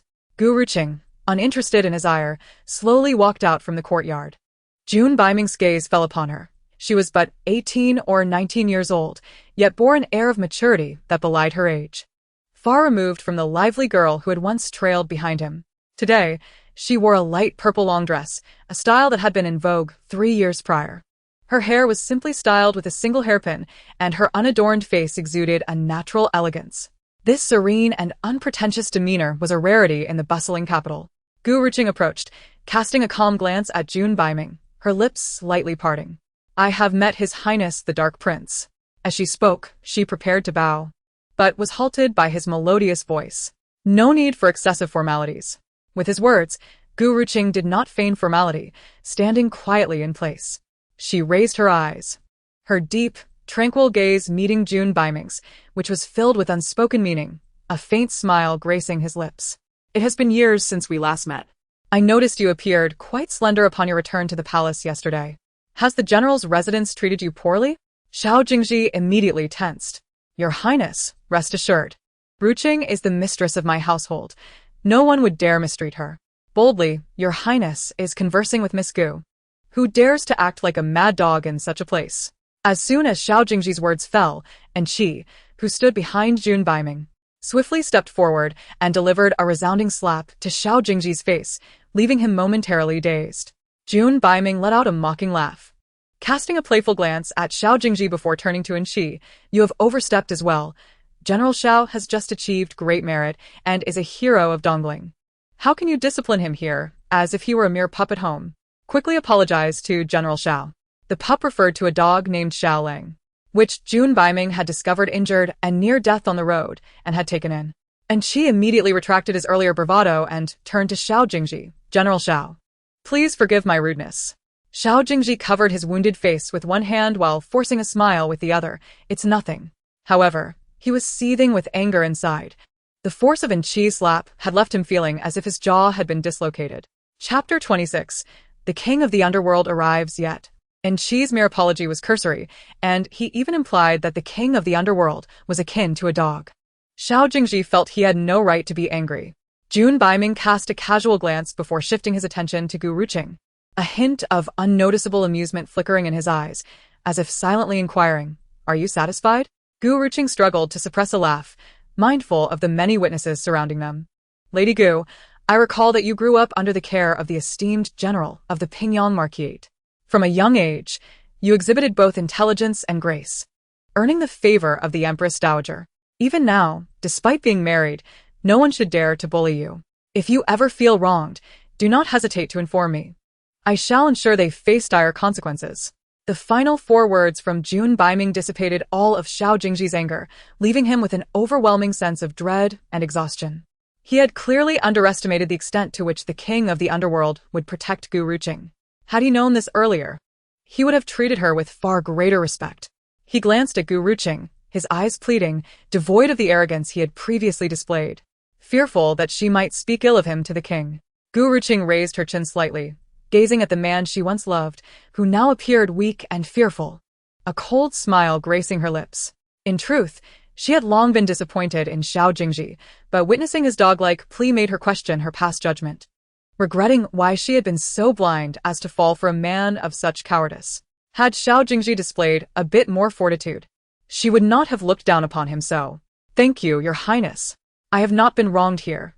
They would not dare." Upon hearing this, Xiao Jingzhi, who had felt as if his heart were in his throat, instantly relaxed, his tense expression softening considerably. Yet, he could not shake the uncomfortable feeling that accompanied Gu Ruqing's words. "Very well. Remember that you are the daughter of the Pingyan Marquis, backed by the esteemed general, the Empress Dowager, the Emperor and myself. I shall remember, your highness. Yesterday, I visited the palace to see the Empress Dowager, and happened to mention you. She expressed her concern for you, and instructed me to bring you some gifts." As he spoke, Jun Baiming raised his hand and snapped his fingers, prompting a group of guards to emerge, each carrying large boxes towards Gu Ruqing. "These are the finest delicacies from the capital, prepared by the imperial kitchen overnight. As the Empress Dowager worried you might go hungry at the general's residence, be sure to eat them while they are warm. In this box, you will find exquisite silks. As I presume the general's residence lacks the means to provide you with clothing, I have brought you some fashionable patterned silks for your garments. The finished clothes are still being made and will be delivered shortly. Additionally, this box contains a sum of silver from the Empress Dowager for your dowry. You should save it for yourself, and consider this a bit of pocket money for your daily needs. Spend it as you wish. Do not deprive yourself." 3 large boxes were thus presented before Gu Ruqing, and upon seeing them, Xiao Jingzhi's expression soured, more distasteful than if he had swallowed a fly. Chapter 27. No one dares to mistreat her. What did Jun Baiming mean by this? Were they truly so impoverished at the general's residence that they could not afford to ensure Gu Ruqing was well-fed and properly clothed? In truth, this was indeed the case. Gu Ruqing felt a warm surge in her heart upon seeing the gifts, her eyes glistening with unshed tears. It had been 3 years since she last visited the Empress Dowager. She was surprised to learn that the older woman still thought of her. "Do you not like these?" Noticing the sorrowful expression on Gu Ruqing's face, Jun Baiming paused momentarily before inquiring. He had hastily prepared these gifts the night before, fearing that if he presented them under his own name, Gu Ruqing might refuse them, hence he claimed they were from the Empress Dowager. Gu Ruqing gently shook her head. "I love them. Thank you, your highness." She glanced in the direction of the palace, lifted her skirt, and knelt, bowing her head towards the palace. Upon hearing this, Jun Baiming felt a sense of relief. "Now that the gifts have been delivered, I shall take my leave." Turning back to Xiao Jingzhi, the faint smile that had graced Jun Baiming's face vanished, replaced by his usual cold demeanor. "I have heard that General Xiao has been blessed with much happiness lately, and is to be wed? The Emperor has granted his approval, so allow me to extend my congratulations in advance for your joyful occasion." Xiao Jingzhi's expression stiffened, an awkward smile twitching at the corners of his mouth as his gaze instinctively drifted to Gu Ruqing, who appeared calm and collected, her eyes downcast, causing his heart to tighten. "Your highness, it is merely a minor marriage. My wife shall forever be Gu Ruqing." Jun Baiming let out a cold laugh, choosing not to respond further, and turned back to Gu Ruqing. "Do you not wish to bid farewell to me, Lady Gu?" Xiao Jingzhi quickly urged, "Gu Ruqing, do not forget to see his highness off." Gu Ruqing shot Xiao Jingzhi an incredulous look, momentarily at a loss for words. Though she had no intention of moving, Jun Baiming stood there with an air that suggested he would not leave until she did. Reluctantly, Gu Ruqing stepped forward. "I bid you farewell, your highness." As they strolled along the path of the general's residence, Gu Ruqing remained silent while Jun Baiming appeared in high spirits, leisurely surveying the surroundings. After a while he spoke. "The letter has been delivered to the Emperor." Gu Ruqing halted for a moment, her steps pausing briefly before she regained her composure and replied calmly. "What did the Emperor say?" Jun Baiming's lips curled into a slight smile. "The Emperor has granted your request. It will not be made public until after Xiao Jingzhi's wedding." Upon hearing this, Gu Ruqing exhaled a sigh of relief, her face breaking into a rare smile. She stopped in her tracks and turned to look at Jun Baiming. "Thank you for sharing this with me, Your Highness. It is but a small matter. Soon, they arrived at the entrance of the general's residence, where Gu Ruashi stood waiting. I bid farewell to your Highness. Jun Baiming raised an eyebrow. Are you so eager to see me depart? Gu Ruashi. What else could it be? Does Jun Baiming intend to linger for a meal before departing? Alas, what a heartless fellow. Jun Baiming smiled helplessly. It appeared this girl had completely forgotten about him. How could she? He had not forgotten the words she spoke when Gu Ruqing was still a young girl. Chapter 28. You are the legitimate daughter of the Pingyang Marquis. I must take my leave now, but I shall visit you again. Remember to enjoy the pastries while they are warm. You've grown so thin. You are no longer as adorable as you were in your youth. Gu Ruqing pouted dismissively. What did he know? Did he not realize that slimness was the current beauty standard in the capital? With her figure, countless young ladies in the city would envy her. Within the residence, old Madame Xiao soon learned of the events that transpired at Gu Ruqing's courtyard entrance. Anxiously, she summoned her son. Ji heir, why did His Highness the Prince of Ming come to our general's residence today? Xiao Jingzhi frowned. What else could it be? He came to support Gu Ruqing. She only entered the palace yesterday to request an edict, and he arrived today. The world speaks of His Highness the Prince of Ming as cold and unfeeling, yet he holds the utmost respect for the Pingyang Marquis. It seems he is somewhat aware of yesterday's events, hence his visit to give you a warning. So what? I am Gu Ruqing's husband, and it is I who will dictate the course of her life. Ji heir, you're being foolish. Do you truly believe His Highness's visit is merely out of respect for the Pingyang Marquis? Old Madame Xiao looked at Xiao Jingzhi with a grave expression. What else could it be? Hasn't there been no news regarding the imperial decree that His Majesty conferred? Old Madame Xiao's words struck home, and Xiao Jingzhi's expression turned serious. Indeed, there had been no updates. Do you think His Highness came today because the Emperor is displeased with me? Not to that extent, but have you not heard? His Highness was sent by the Empress Dowager to deliver gifts to Ruqing. It is likely the Empress Dowager wishes to caution you. Mother is referring to the Empress Dowager?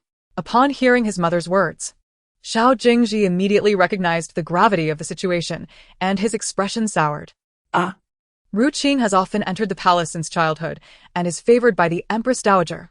Everyone is aware of this. However, after Gu Ruqing married into our family, they seem to have conveniently forgotten. Ji heir, His Highness's visit today is undoubtedly a sign of the Empress Dowager's dissatisfaction with our Xiao family. We must not provoke her further. From now on, do visit Ruqing's courtyard more often. If there are any issues with Xianyu, have her seek me out. I will speak with her. Though Shun Xianyu bore the child of the Xiao family, it paled in comparison to Xiao Jingzhi's future prospects. Xiao Jingzhi lowered his head slightly, a shadow passing over his eyes, yet he ultimately could not refuse his mother's request. Yes, mother, I understand.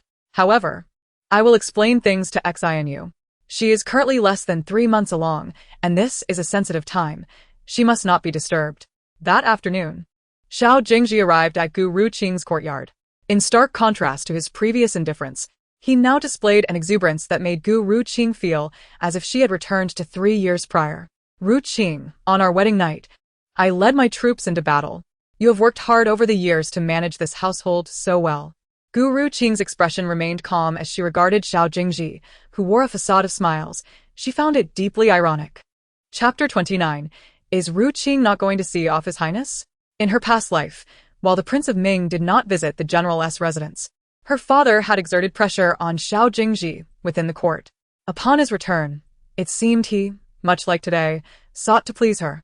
Gu Ruqing had once believed that Xiao Jingzhi was genuinely remorseful and still held affection for her. In hindsight, however, it was clear he was merely concerned that his path to promotion would be obstructed. General, Miss Xianyu is currently with child. Why are you here instead of accompanying her? Gu Ruqing's gaze remained calm as she inquired. Xiao Jingzhi momentarily faltered, feeling awkward. He raised his hand to scratch his nose and cleared his throat. Cough, cough, Ruqing, though Xianyu carries my child, you are my wife. We haven't seen each other in years, and surely we have much to discuss. Gu Ruqing slightly curled her lips. General, what more is there for us to discuss? She had no desire to engage with Xiao Jingzhi, merely waiting for him to abandon her with a divorce letter on the day of his marriage to Shin Xianyu. However, Xiao Jingzhi shamelessly approached her. Hearing this, Xiao Jingzhi's expression turned slightly awkward, a flicker of displeasure crossing his eyes. Ruqing, I know I have wronged you, but what has happened has happened. Xianu is indeed with child. But rest assured, once she gives birth, I will bring the child to you. So you both can raise him as if he were your own. Look at how Xiao Jingzhi calculated his plans. It was one thing to have her contribute her dowry to the household, but now he wanted her to raise a child that belonged to someone else. Was her only purpose to nurture a child, and with her own dowry at that? What a clever scheme. Ruqing was instantly incensed to the point of laughter. General, I have no interest in raising someone else's child. It is best for one's own child to stay with their mother, lest any ailments arise. And I be blamed for it. I cannot bear such a burden. Xiao Jingzhi, hearing her words, was infuriated. Yet he knew he could not offend her at this moment, so he could only force a smile and awkwardly respond. Ruqing, you are skilled in medicine. I believe you can raise the child well. Best not to rely on me. I lack experience in child rearing, and if something were to happen, It would still result in a life lost. By the way, General Xiao, if I recall correctly, you recently returned to the capital. Yet Miss Xian, you has already been pregnant for 3 months. I truly do not understand. Did the child in her womb come to be in a dream? Or perhaps you have been back for several days but chose not to return home, instead spending time with Miss Xianu, enjoying the sights and indulging in affection? As Gu Ruo she spoke, her gaze deliberately flicked to Xiao Jingzhi's face. She was aware from her past life that Xiao Jingzhi had returned to the capital 6 months prior and had been inseparable with Xin Xianu, living as if they were a devoted couple for half a year. Chapter 30. Gifts in public, warnings in private yet. He dared not let the emperor know. For failing to report promptly upon returning to the capital would be seen as a grave offense, punishable by the annihilation of one's clan. When Ruqing learned of this, she felt utterly despondent, yet a flicker of love for Xiao Jingzhi lingered in her heart, prompting her to conceal the truth. But now, she had resolved to expose the matter. Upon hearing her words, Xiao Jingzhi's hands clenched anxiously. Do not speak carelessly. How can you hastily assign the crime of deceiving the sovereign?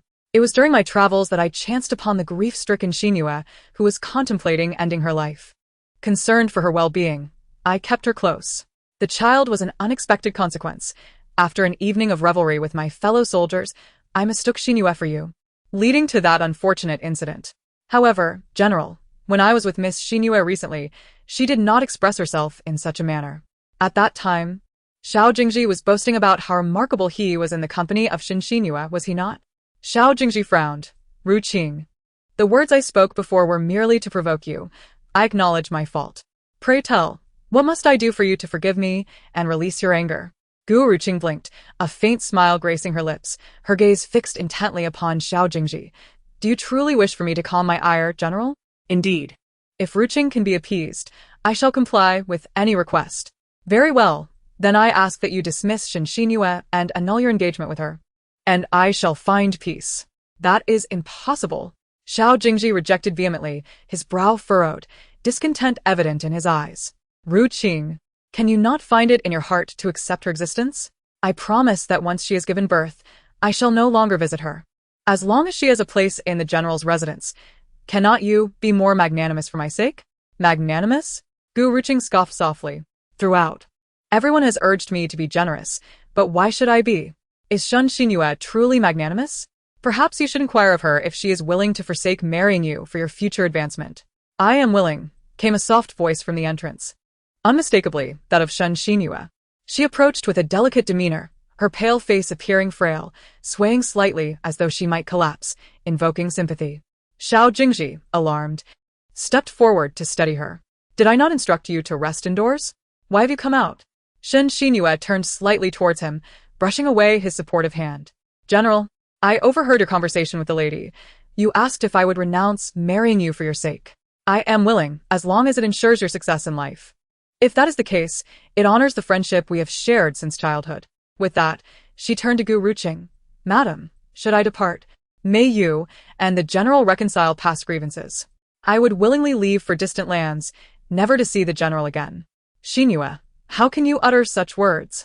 You are unwell and need to recuperate. Let me escort you back. Chapter 31. Seeking favor. Ruqing sat quietly, observing the two as they performed their charade of deep affection before her. Look at how affectionate they are, making it appear as though she were the one disrupting their bliss. She raised her hand slightly and began to applaud. Bravo, Miss Xinyu, you are truly noble. As the general's wife, I find myself lacking in comparison. If that is the case, I shall grant Miss Xinyue's request and petition His Majesty tomorrow to rescind the decree. Rest assured, Miss Xinyue, as you were childhood companions with the general, and considering your recent loss, I shall graciously allow you to remain with the general's child, ensuring he is well cared for. Upon hearing this, Shen Xinyue's face paled even further. She had deliberately spoken to elicit Xiao Jingzhi's sympathy. Yet Gu Ruqing had turned the tables on her. For a moment, Shen Xinyue found herself cornered, casting an imploring glance at Xiao Jingzhi. Ruqing, what nonsense are you speaking? Xinyue cannot leave. Aside from that, I shall grant you anything else you desire. Then what is there left to discuss? Huire, see them out. Gu Ruqing was weary of their overtly theatrical display. Xiao Jingzhi cast one last look at Gu Ruqing, supporting the swaying Shen Xinyue, while his expression revealed a complex turmoil. Finally, he spoke in a subdued tone. Ruqing, you have truly changed. Gu Ruqing paused, then smiled, diverting her gaze. General, you have misinterpreted. It is not I who has changed, but rather you have never truly comprehended me. After dismissing the couple, Huire returned to the room. Her head bowed, as she discreetly wiped away tears. Miss, these two have taken advantage of you, squandering your affections for General Xiao. What does it matter if it was wasted? Consider it a price for my past foolishness. That Shen Xinyue is clearly insincere. She feigned willingness to leave. Yet as soon as you agreed, she fell silent. It is only the general who remains oblivious. Huire exclaimed, drying her tears with indignation. Just perceive them for what they are. In the future, should they come to visit, allow them entry. I find myself rather bored at the moment, and we may as well entertain ourselves. Miss, you are remarkably magnanimous. I cannot help but feel anger when I see them. If I cannot let go, I might as well have perished long ago. Miss, please do not think such thoughts. They are not worth it. Upon hearing Gu Ruqing's despair, Huire rushed forward, anxious to persuade her otherwise. Gu Ruqing sighed. When did I express a desire to end my life? If I choose to depart, I must learn to view matters with detachment, considering them mere strangers. Upon hearing this, Huire finally relaxed, nodding earnestly. Yes, miss, I understand. From now on, I shall regard them as mere jesters, but alas, they shall not last long. When their wedding day arrives, let us see if Xiao Jingzhi and Shen Xinyue can still find joy. By the way, the flower banquet hosted by the wife of Duke Zhanbei is in a few days. Is there any news on the invitation from old Madame Xiao? Chapter 32, Annulment of Engagement. I shall find peace. Huire pondered for a moment, then shook her head. It is in 3 days, however. There has been no news from old Madame Xiao. The wife of Duke Zhanbei likely has no intention of inviting them. Gu Ruqing was well aware of this. The wife of Duke Zhanbei was a close friend of her mother, but given the recent events surrounding General Xiao, she was undoubtedly seeking to stand up for herself. In more favorable times, Gu Ruqing's presence would have ensured an invitation for old Madame Xiao. Gu Ruqing nodded. Very well, we shall not concern ourselves with that. If Xiao Jingzhi possesses any capability, let him strive for it himself. It is high time he recognized the reality that without me, Gu Ruqing, the general's residence is nothing but a heap of refuse, unwelcome anywhere. For several consecutive days, there were no announcements from the palace regarding any rewards for Xiao Jingzhi, and he was thoroughly anxious. On this particular day, unable to remain idle, he personally penned a petition to present to the palace. Upon seeing it, the emperor seemed to remember that there was indeed a Xiao Jingzhi in the capital. He summoned Xiao Jingzhi to the palace, and the latter's heart surged with excitement. It appeared that his prior exclusion had not been due to the emperor's dissatisfaction, but rather the sovereign's overwhelming duties that had kept him occupied. The following day, at the break of dawn, Xiao Jingzhi dutifully entered the palace, as commanded. He arrived early and awaited at the palace gates, under the impression that he would soon be granted an audience with the emperor. However, as time dragged on, he found himself waiting until noon with no sign of movement. Under the blazing sun, clad in his official robes, Xiao Jingzhi was drenched in sweat, his brow glistening as he repeatedly wiped away the perspiration. Furrowing his brow, he raised his head slightly, pondering how the day could be so oppressively hot. It was not until 3 full hours had elapsed that eunuch Pei finally emerged from the palace, a smile gracing his face as he addressed Xiao Jingzhi. General Xiao, I apologize for the wait, but His Majesty is currently occupied and has asked you to return for now. You shall be summoned to meet him on another day. Xiao Jingzhi was taken aback, having stood at the palace gates for over 3 hours, only to receive such disheartening news after finally seeing eunuch Pei. Suddenly, he recalled his mother's words and discreetly withdrew a heavy pouch of silver from his pocket, slipping it into eunuch Pei's hand in a deserted corner. Esteemed eunuch, a small token of gratitude, I hope you will not disdain it. Eunuch Pei was momentarily stunned, weighing the pouch in his hand before breaking into a satisfied smile. Oh. General Xiao, what is this? I am unworthy of such generosity. Please do not refuse it, eunuch. I have a question I wish to pose, Xiao Jingzhi replied. Speak freely. General, eunuch Pei responded, placing the silver into his pocket, indicating his willingness to answer. Xiao Jingzhi hesitated before asking, might His Majesty harbor any dissatisfaction towards me? With a smile, eunuch Pei replied, General, do not speak such nonsense. Naturally, His Majesty is pleased with your triumphant return and your military achievements. However, today he is indeed preoccupied and lacks the time to see you. Upon hearing this, Xiao Jingzhi's brow knitted in concern. But I have been back in the capital for several days, and His Majesty has yet to summon me. This has left me quite anxious. Might I have inadvertently offended him? Eunuch Pei bowed slightly. Oh dear, General, do not trouble an old servant like me. I am merely a humble servant, unworthy of interpreting the Emperor's will. Please return for now. When His Majesty wishes to summon you, he shall do so. With that, eunuch Pei offered a courteous gesture towards Xiao Jingzhi before turning back towards the palace. Watching eunuch Pei depart, Xiao Jingzhi was engulfed by unease as he returned to the general's residence, his mind heavy with thoughts. It had been days since his triumphant return, yet there had been no celebration, no audience to receive honors, and a chilling indifference from the court, compounded by the ominous warnings from the underworld not long ago. These circumstances undoubtedly troubled him. Inside the palace, the emperor sat upon the dragon throne and inquired upon eunuch Pei's return. Has General Xiao left? Eunuch Pei bowed. Yes, Your Majesty, he has been sent away. The emperor's expression darkened. After committing such foolish acts, he still dares to seek my favor. What an absurdity. At that moment, eunuch Pei revealed the pouch of silver that Xiao Jingzhi had just given him. Your Majesty, this is what General Xiao bestowed upon me. The emperor's eyes glinted coldly. Ah. It seems he is quite anxious. With a smile, eunuch Pei remarked, Indeed, General Xiao is quite eager. After returning to the general's residence, Xiao Jingzhi made a beeline for Gu Ruqing's courtyard. Gu Ruqing. Within her chamber, Gu Ruqing was practicing her calligraphy when she heard his furious voice. She paused, raising her gaze. Huana rushed into the room, positioning herself protectively in front of Gu Ruqing, glaring at Xiao Jingzhi with vigilance. A warmth filled Gu Ruqing's heart as she pulled Huana's hand. Huana, come here. Xiao Jingzhi burst into the room, his fury palpable as he gazed at Gu Ruqing, who stood calmly in place. The memory of waiting 3 hours at the palace gates without an audience caused the last vestiges of his reason to evaporate. His icy gaze met Gu Ruqing's serene eyes. Did you say something to His Majesty? Gu Ruqing, you have utterly disappointed me.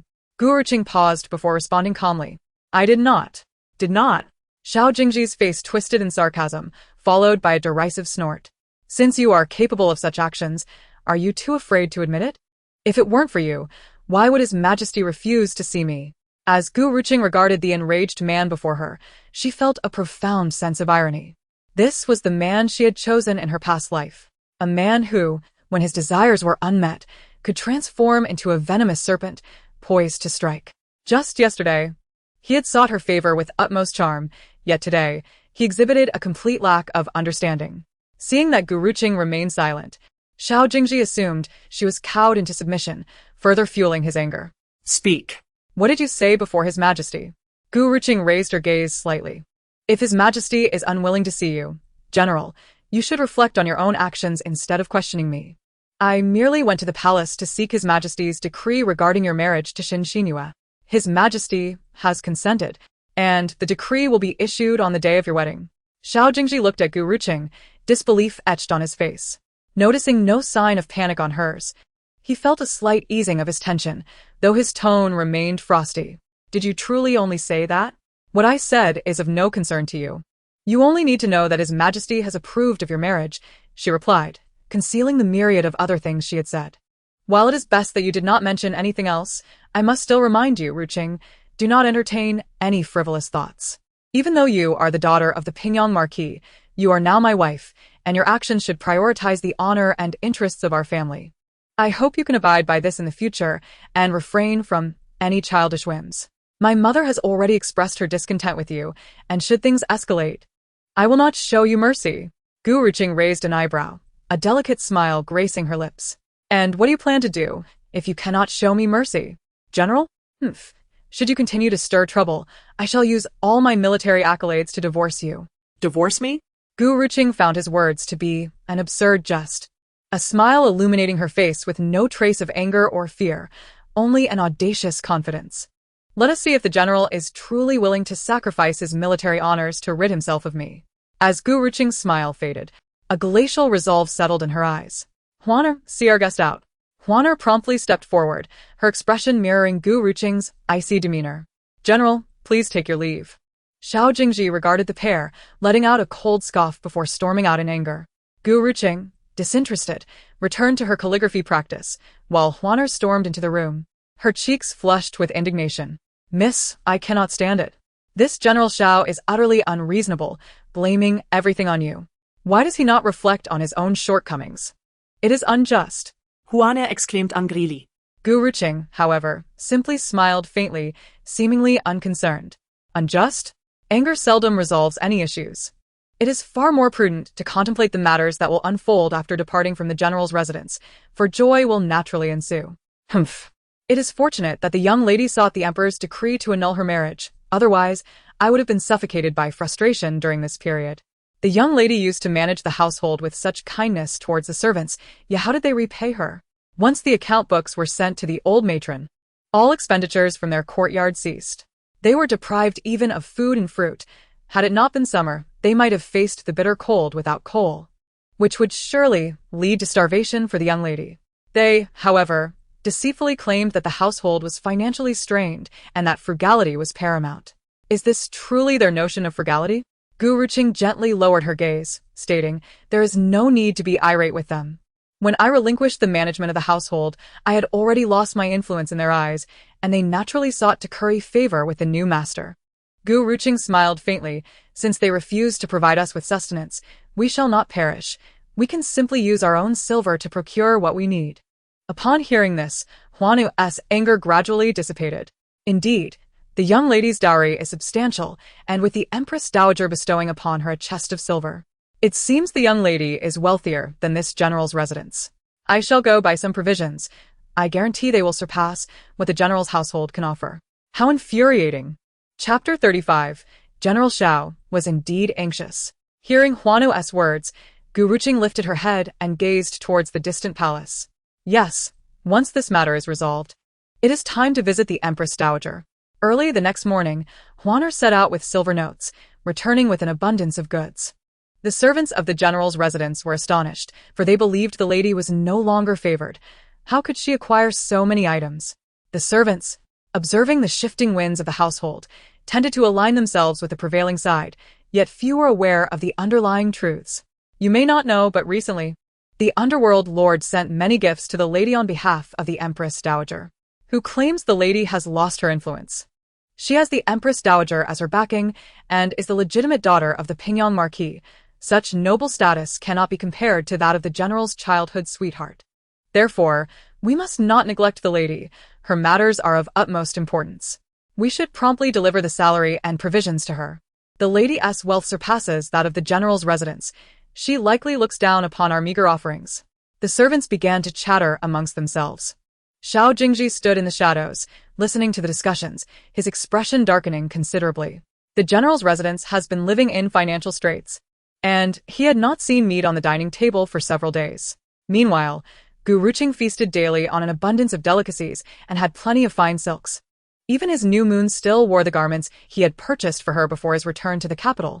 On the other hand, Gu Ruqing enjoyed a life of ease, free from the burdens of managing the household accounts and tending to the old matron's ailments. With her dowry, she lived a leisurely life, practicing her calligraphy, taking strolls, and exercising. Gu Ruqing felt her spirits lifted considerably. However, Rumors began to circulate in the capital regarding the general's residence. Have you heard? The general's household is out of silver. Madame Xiao relies on her dowry to sustain herself. What a farce. We have never heard of a bride living off her dowry. The general's residence must be in dire straits. Indeed, who would have thought that the once flourishing general's household was supported solely by Madame Xiao's dowry? And now, General Xiao intends to marry his childhood sweetheart as a secondary wife upon his return, undoubtedly angering Madame Xiao, who would never part with her dowry for their use. Humph. They brought this upon themselves. They cannot blame others. With such a fine lady, how could they not live well? Truly foolish. The common folk discussed fervently in the streets, and Xiao Jingzhi could hear these remarks wherever he went. He was so enraged, he could have spat blood, but due to Gu Ruqing's status, he could not lash out. Chapter 36. We shall speak of this, when you can mend me. He clenched his teeth, instructing, our Xiao family is not so impoverished. Provisions for the lady shall remain unchanged, and no one is permitted to withhold rations. The old matron's living conditions were also quite strained, devoid of the former extravagance, and her meals were now meager. This had caused her to lose considerable weight, and her suffering was profound. Yet, she felt powerless. After all, Gu Ruqing steadfastly refused to manage the household, and if she forcibly took over, the external criticisms of the general's residence would only intensify. Thus she endured, waiting for Shen Xinyue's arrival to seize the opportunity to suppress Gu Ruqing's spirit. The flower-viewing banquet hosted by the Marquis of Zhanbei was imminent. Due to the persistent rainy season, it had been postponed for 10 days. During this time, Xiao Jingzhi sought an invitation for his mother, exhausting all acquaintances in the capital. Alas, he could not procure a single invitation. With no other option, he resolved to visit the Marquis of Zhanbei's residence personally, only to be met with a cold reception. General Xiao, our lord is currently occupied and cannot meet with you. Please, return. The steward of the Marquis's residence spoke with a frigid demeanor. Xiao Jingzhi furrowed his brow, fury boiling within him. He had just achieved military success, and was once the most sought-after figure in the capital, yet now he found himself shunned by all. Returning to the general's residence, he encountered Gu Ruqing preparing to leave with Huaner. As they crossed paths at the door, Gu Ruqing appeared oblivious to his presence, walking past him without a glance. Xiao Jingzhi frowned, biting down hard, then turned to call out, stop. Gu Ruqing paused momentarily, turning around with an indifferent expression. Does the general require something? Where are you headed? Gu Ruqing smiled faintly. It is of no concern to the general where I go. Perhaps you ought to focus on the matters of the household. Xiao Jingzhi's eyes flared with anger. You are my wife. Where you go is indeed my concern. Am I not allowed to inquire? He had intended to speak to Gu Ruqing in a calm manner, yet she always managed to provoke him with her words. Gu Ruqing turned her head slightly, a smile gracing her lips, yet her eyes held a glacial coldness. Miss Xinyue is with child, and yet the general neglects her, choosing instead to squander words with me. I shall naturally attend to Xinyue, but you, as the general's wife, should not abandon your responsibilities while the general's residence faces turmoil. What will outsiders say of us? And what concern is that of mine? If Miss Xinyue desires your position, I would readily relinquish it. You. Xiao Jingzhi clenched his teeth, realizing his words had taken on an unintended tone. His intent was merely to encourage Gu Ruqing to care for the general's household as she once did. However, the moment the words escaped his lips, they seemed to twist into something different. Gradually, he regained his composure, softening his tone. Ruqing, how long will you continue this tantrum? Do you believe I am merely throwing a fit? Where do you see anger in me? Then what is it? Gu Ruqing countered, tilting her head with a feigned air of confusion. If we are indeed husband and wife, what place does Miss Xinyue hold? She continued, since she will soon be a concubine, standing on equal footing with me, why seek me for matters concerning the general's residence? Moreover, I have already relinquished the authority over household affairs. Surely the general does not expect me to use my dowry to support the household? Gu Ruqing understood Xiao Jingzhi's character. He was someone who valued his reputation above all. Hearing her speak thus, he would undoubtedly cease his pursuit of her. As expected, his countenance darkened, yet he remained silent. If the general has no further business, I shall take my leave. Gu Ruqing maintained a polite smile, albeit tinged with a subtle detachment. This left Xiao Jingzhi feeling deeply unsettled.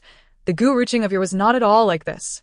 3 years prior, when he sought her hand in marriage, her eyes had sparkled with youthful admiration and shyness.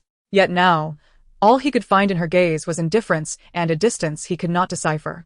This unfamiliar version of Gu Ruqing left Xiao Jingzhi feeling an unexplainable anxiety, as if he were on the brink of losing her altogether. As she turned to depart, he instinctively called out, "Wait." This time, a flicker of impatience crossed Gu Ruqing's eyes. "Is there something you wish to discuss, General?" Xiao Jingzhi paused, biting his lip in contemplation before finally speaking.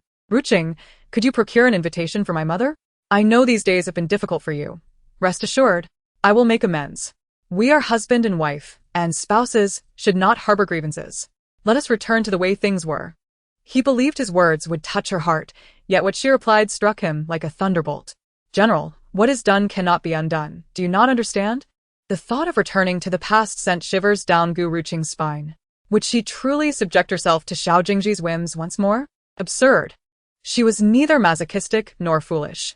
Xiao Jingzhi lowered his head, furrowing his brow as he struggled for words. Recently, he had faced countless rebuffs, as if everyone avoided him like the plague, receiving only disdainful glances in public. This was a life he could no longer endure. Reflecting on the past, he had once been the esteemed son-in-law of the Pingyang Marquis, revered by all, free from reproach, living in splendid ease. But now, Gu Ruqing genuinely feared what further attempts Xiao Jingzhi might make to win her back, and such thoughts filled her with revulsion. She hastily interjected before he could speak again. "Enough, General. Do not say another word. I understand your earlier remarks were merely an appeal for an invitation. Rest assured, I shall do my utmost to secure it. But please refrain from repeating those sentiments." She held no desire for his concern, nor did she covet it. Were it not for the Emperor's decree compelling her to attend the General's wedding, she would wish to vacate the General's residence immediately. Gu Ruqing departed without a trace of longing, leaving Xiao Jingzhi alone at the door, feeling the chill of the summer breeze seep into his bones, making his heart tremble. "My lady, are you truly going to the Zhanbei Marquis' residence to seek an invitation on their behalf?" Upon seeing her acquiescence, Huaner felt a pang of sympathy for Gu Ruqing. Gu Ruqing replied with a cold laugh, "Of course, it must continue. Else how could the show go on?" She and Huaner made their way to the Zhanbei Marquis' residence. Upon arrival, however, she was not met with the same closed doors as Xiao Jingzhi. Instead, she was greeted with respectful invitations to enter. It had been nearly 3 years since she last visited the Zhanbei Marquis' residence. In the past, her mother and the Marquis' wife were close confidants, often bringing her along. The Zhanbei family had always treated her kindly, with the Marquis' wife regarding her as a daughter. Yet since Gu Ruqing's marriage to Xiao Jingzhi, she had not returned. In the drawing room, upon seeing Gu Ruqing, the Marquis' wife's gaze lingered on her, though her expression bore a certain detachment, mixed with complexity. Gu Ruqing bowed slightly. Ruqing pays her respects to the madam. The Marquis' wife, noting the once carefree girl had become so reserved and slender, felt a pang of sorrow, yet also disappointment. She averted her gaze and said, "Madam Xiao, to what do I owe the pleasure of your visit?" Gu Ruqing bit her lip. It seemed the Marquis' wife still harbored resentment over her marriage to Xiao Jingzhi. "Madam, I hope to impose upon you once more for an invitation." Upon hearing this, the Marquis' wife furrowed her brow in anger. "Do you think the invitations from the Zhanbei Marquis' residence are so easily obtained? Would it not be for your mother? I would not even consider granting you one." The Marquis' wife fumed, recalling her deep ties with Gu Ruqing's mother and watching Gu Ruqing grow up. She had defied all opposition to marry Xiao Jingzhi, and now she was still so foolish in her pursuits. Though exasperated, the Marquis' wife ultimately felt pity for the girl before her, softening her tone. "Child, you should not have come. The invitation I offered was out of longing for your mother, who has not seen you in years. Otherwise, I would not be hosting this gathering. Yet here you are, humbly seeking it from me on behalf of that family. If your mother were to find out, how heartbroken she would be." The Marquis' wife spoke earnestly, hoping to convey her concerns. "Silly girl, that family lacks compassion. Now that Xiao Jingzhi has just returned to the capital, he wants to take a concubine and place you on equal footing. How can you not see through this? You should leave. There is no need for you to come again. The invitations from the North Marquis' residence have already been sent out, and there are no extras. Even if she were to tear them all up, she would not give a single one to the Xiao family, as she finds them repugnant." Chapter 39. She was never like this before. Gu Ruqing pressed her lips together and said, "Madam, I understand your meaning, but this is the last time. I have decided to divorce my husband." Upon hearing this, The North Marquis's wife looked at Gu Ruqing in disbelief. What did you say? Divorce? A flicker of surprise crossed her eyes, and the previous gloom on her face vanished. Gu Ruqing nodded. Indeed, it's divorce, and His Majesty has already granted his approval.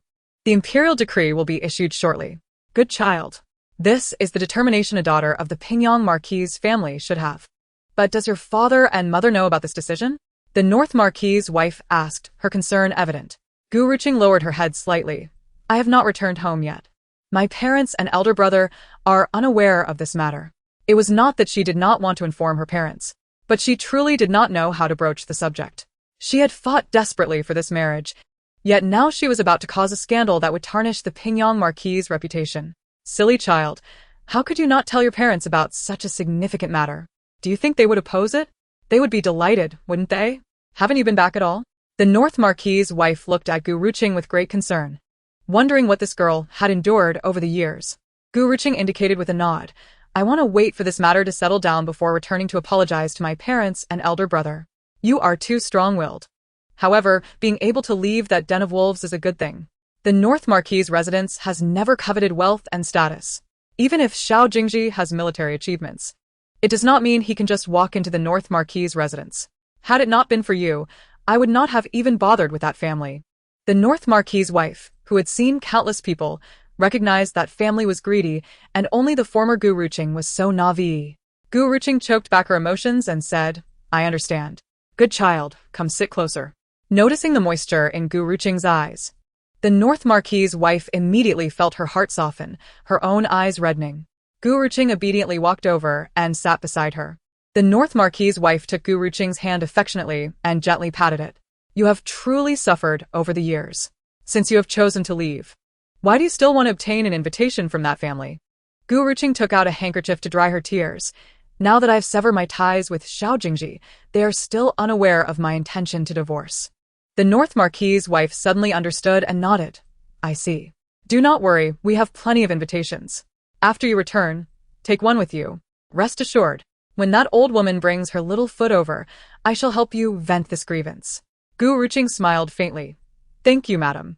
But it would be best if you do not involve yourself in this matter to avoid tarnishing your hands. You still call me madam? Call me aunt. The North Marquis's wife feigned anger, her expression stern. Yes, aunt. Gu Ruqing laughed and obediently responded. All right, since you have said so, I will not interfere. But if they go too far, I cannot help but confront them. You understand, don't you? Chapter 40. Such words need not be said again. She and Gu Ruqing's mother were very close friends. How could she possibly turn a blind eye to this matter? I understand, aunt. Although divorce is a matter of great relief, what are your plans moving forward? The North Marquis's wife felt a sense of satisfaction at Gu Ruqing's decision to divorce, but afterward, she could not help but worry about Gu Ruqing's future. Gu Ruqing lowered her gaze slightly. Aunt, after this incident, I can no longer believe in love. She let out a self-deprecating laugh. The North Marquis's wife, seeing Gu Ruqing's despondent expression, felt an overwhelming pang of sympathy. Child, please do not think this way. There are many good men in this world. You simply made a wrong choice in the past. The North Marquis's wife pondered for a moment, her bright eyes sparkling. By the way, do you remember Yuga? The one from my family who persistently pursued you to be his wife. Upon hearing this, Gu Ruqing's face suddenly flushed. How could she forget? Shun Yu, the third son of the North Marquis's residence, had fallen in love with her at first sight when he encountered her accompanying her mother to the North Marquis's residence. He had tirelessly begged the North Marquis's wife to propose to the Pingyang Marquis's family, which had frightened Gu Ruqing immensely. She would often take detours to avoid running into him. However, after Gu Ruqing married Xiao Jingzhi, she rarely heard anything about Xinyu. She only heard from others that after she married Xiao Jingzhi, Xinyu had gotten exceedingly drunk and vowed not to marry for life. At that time, Gu Ruqing felt a pang of guilt, believing she had delayed Yu Ji's future. However, she harbored no romantic feelings for Xinyu. She regarded him as an older brother. He still has not married or had children. Had it not been for your marriage to Xiao Jingzhi, I would have considered proposing to your family for my third son. Now that you are divorcing Xiao Jingzhi, if he learns of this, he would undoubtedly be overjoyed. You might consider marrying my third son. It would be a fine choice. Rest assured, once you marry, there will be no conflict between mother-in-law and daughter-in-law. I will treat you as my own daughter, and Yu heir is devoted to you. He would never do anything disloyal. Upon hearing of Gu Ruqing's intention to divorce, the North Marquis's wife suddenly remembered her third son and began a fervent campaign to promote Xinyu. Gu Ruqing sat there, feeling quite uneasy. Her expression was somewhat troubled. "Aunt, even though I am divorcing, I will still be considered a divorced woman. Yu Ge is a good man. I am unworthy of him." "What do you mean unworthy? Yu Er has grown up alongside you. He cares for you deeply. How could he possibly look down on you? Please reconsider." At that moment, a male figure suddenly appeared at the door. The young man, appearing to be around 23 or 24, was dressed in splendid attire, with handsome features radiating youthful vigor in the sunlight. Gu Ruqing glanced over and froze momentarily upon recognizing the man at the door. "Speak of the devil, and he shall appear." The young man before her was none other than Xinyu, the third son of the North Marquis's residence. In the past, his eyes had been filled with the exuberance of youth, but now they held a certain steadiness. Chapter 41. Do you think invitations from the North Marquis's residence are worthless?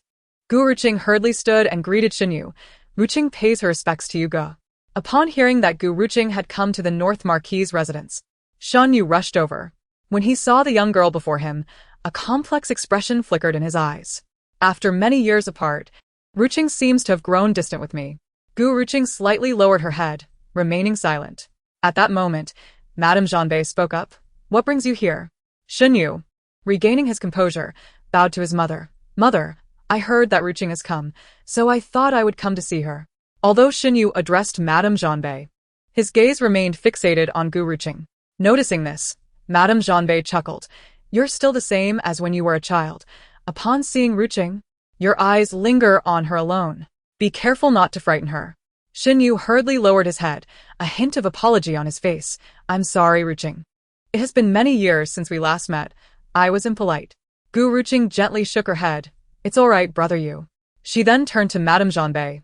"Aunt, it's getting late. I should take my leave." "Very well, let you escort you," Madame Zhanbei replied. "No need, Aunt. Brother Yu must have matters to discuss with you, so I want to intrude." With that, Gu Ruqing offered a slight bow to Madame Zhanbei and turned to depart. Xinyu watched her leave. It was the first time he had seen Gu Ruqing in 3 years, and now she was already a married woman. A flicker of indescribable melancholy crossed his eyes. Madame Zhanbei noticed everything and sighed softly. "Do you still hold feelings for Ruqing?" Xinyu bowed his head in silence for a moment before lifting it to look firmly at his mother. "Mother, my heart has always belonged only to Ruqing. However, she is now married, and I dare not hope. I only wish her a smooth path ahead." "Smooth path? I fear that may not be the case." Xinyu understood the implications of his mother's words, his expression darkening. "If that Xiao Jingzhi does not cherish Ruqing, I will ensure he understands the consequences." Xinyu spoke through clenched teeth. He had heard about Xiao Jingzhi's plans to take a concubine and felt a deep sense of injustice for Gu Ruqing. He had initially considered collaborating with the other brothers from the Pingyang Marquis residence to petition against Xiao Jingzhi and privately teach him a lesson. However, his father had intervened before he could act. Now, with Xiao Jingzhi having just achieved military success, it would be unwise to move against him without clear evidence, as it would only cause unnecessary discontent among the court's military officials. Despite his desire to stand up for Gu Ruqing, Xinyu had to suppress his feelings. "At least for now. You need not trouble yourself with such matters. Ruqing has already decided to leave the Xiao family." Seeing her son's fierce determination to avenge Gu Ruqing, Madame Zhanbei struggled to suppress a smile. Xinyu paused, momentarily stunned, and then looked at Madame Zhanbei with a dazed expression. "Mother, what do you mean by that?" "In plain terms, Ruqing has just told me that she has requested the Emperor's permission to divorce." "Is that true? How wonderful! Ruqing can finally escape her suffering. I am genuinely happy for her." Xinyu's eyes sparkled with joy, sincerely rejoicing for Gu Ruqing. Madame Zhanbei's expression turned serious as she gazed at her son Yu. "I only ask you one thing. If Ruqing becomes a divorced woman, will you still cherish her?" "Absolutely," Xinyu replied emphatically. "Mother, there is no need to test my feelings. Ruqing has always held a special place in my heart." "Then you will not resent her for being a divorced woman?" Xinyu shook his head. "Ruqing is the finest girl in the world. I could never look down upon her." "Then that settles it." Madame Zhanbei sighed in relief, smiling. Xinyu furrowed his brow, a trace of confusion crossing his features. "Mother, why do you ask me these things?" Madame Zhanbei hesitated before replying. "It's nothing." Haven't you always wanted to marry Ruqing? Now that she is about to divorce Xiao Jingzhi and regain her freedom, if you wish, your father and I will personally go to the Pingyang marquis residence to propose. This way, Gu Ruqing would not have to endure the judgment of outsiders. And her son could marry her as any ordinary man would.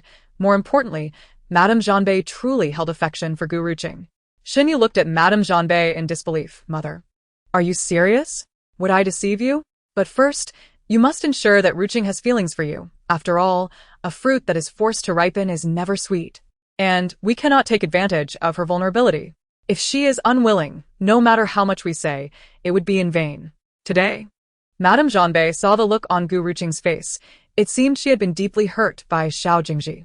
It appeared that the path to win her heart would be long and arduous for her third son. Do not worry, mother. If Ruqing is willing to marry me, I will cherish her for a lifetime and will never let her down. Hearing his mother's words, Xinyu felt a renewed sense of hope. His eyes filled with determination and seriousness. Since Xiao Jingzhi did not know how to cherish his Ruqing, he would reclaim her. Do not rejoice too soon. Ruqing is a strong-willed girl, and you must not make it difficult for her. Seeing her son so elated brought Madame Zhanbei joy, but she also harbored her own concerns. Was this decision truly right? Gu Ruqing was unaware that after her visit to the Zhanbei marquis residence, Madame Zhanbei had already begun contemplating making her the daughter-in-law of the Zhanbei marquis household. Keeping her promise, Gu Ruqing sent an invitation to the residence of the old Madame Xiao that evening. Upon receiving the invitation, old Madame Xiao couldn't contain her delight. Xinyu, who had come to pay her respects to old Madame Xiao, saw the invitation and, although she did not speak, her eyes sparkled with excitement. This was the invitation to the flower viewing banquet. She would finally have the chance to meet the noble ladies of the capital. However, only Xiao Jingzhi, upon seeing the invitation, showed no sign of joy on his face. He recalled the last time he had asked Gu Ruqing to request an invitation for his mother, and she had resolutely declined. Yet this time, she acted with such swiftness, under the condition that he would no longer speak of reconciliation. Upon seeing the invitation, Xiao Jingzhi felt an unexpected pang in his heart, as if something sharp had pierced through it. It seemed he was truly about to lose the woman he once loved so deeply. Within the Ming Wangfu, in the study, the atmosphere was tense and oppressive. Jun Baiming sat in the study, his expression dark and brooding, and she stood beside him, drenched in cold sweat. Your Highness, I have heard that Lady Gu went to the Zhanbei marquis residence to request the invitation. However, for some reason, Madame Zhanbei has begun to matchmake between Lady Gu and the third young master of the Zhanbei marquis household. And she had also just learned that Gu Ruqing had entered the palace, not only to seek a marriage decree for Xiao Jingzhi and Xinyu, but also to ask for a divorce. Even more astonishing was that their master had taken the initiative to propose marrying Gu Ruqing as his princess. Even more astonishing is the fact that the third son of the Duke of Zhanbei, upon learning of Gu Ruqing's intention to divorce her husband, has now begun to vie for a bride from their family. Thus, we witness the current scene. Jun Baiming sits in his study, exuding an icy aura. He scoffs, a sardonic smile curling at the corners of his lips. It appears the third son of the Duke of Zhanbei has grown rather restless of late. Perhaps it is time to give him something to occupy his mind. Let us procure some portraits of young ladies from the capital and send them to the Duke's residence, reminding him that his son is no longer a child and should consider marrying and starting a family. After all these years, he still harbors feelings for Gu Ruqing. How tenacious he is. And Chi's lips twitched in disbelief, his heart heavy with lament. Why should the young master's marital affairs concern them? No, it truly does concern them. If Xinyu remains unmarried, wouldn't he be perpetually preoccupied with their princess? And Xi, upon receiving this news, was utterly shocked, nearly losing his jaw. He never anticipated that his master would seek to wed a lady from the Pingyang marquis. Initially, he even suspected that his master intended to unethically snatch a bride away. As evening descended, Gu Ruqing sat alone on a chair, gazing out at the sparse stars in the moonlit sky, letting out a soft sigh. Soon she would reunite with her mother, and her heart was filled with anticipation, excitement, yet also anxiety and concern. It had been over 20 years since she last saw her mother, in her previous life. Her mother had been tragically deceived and met her end in an alley, a thought Gu Ruqing still dared not dwell upon. She longed to see her mother, yet worried that her return would only cause her distress. Gu Ruqing understood that despite her desire to conceal her divorce from her family, The truth could not remain hidden for long. With this realization, she suddenly felt a sense of relief. Eventually, her parents and brothers would learn the truth. And whether they discovered it sooner or later mattered little. At this moment, Huaner entered the room, her expression one of discontent. Miss Shen Xinhua has arrived. Shen Xinhua? Gu Ruqing's gaze flickered momentarily before a smile broke forth. She dares to visit me alone.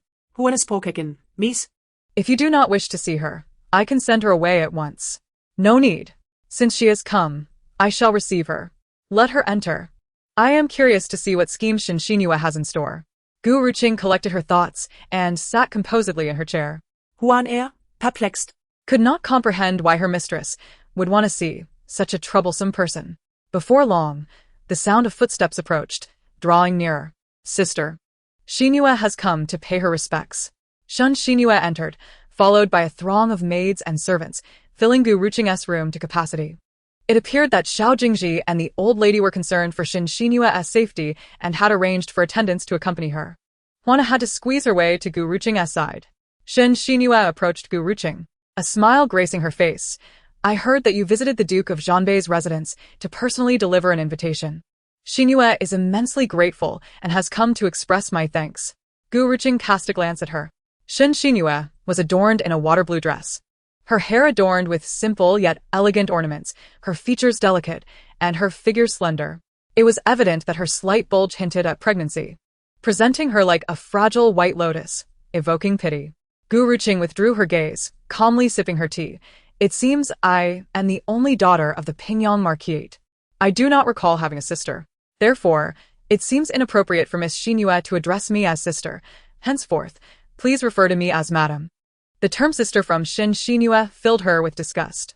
Shen Xinhua paused, gazing at Gu Ruqing in disbelief. Clearly, she had not expected Gu Ruqing to respond with such indifference. Had it been anyone else, they would likely have been infuriated upon seeing her. Shen Xinhua, though surprised, quickly donned a look of grievance. Madam, I understand that you harbor no fondness for me. However, the general insists on marrying me as a concubine, and I am also with child. There's little I can do. She continued, to serve a husband alongside you, to help care for the general. How could that not be beneficial? Shen Xinua's visit was twofold, to express gratitude and to propose a truce, hoping they could coexist harmoniously to spare the general and the old lady from worry. Gu Ruqing couldn't help but chuckle at Shen Xinua's self-justifying monologue.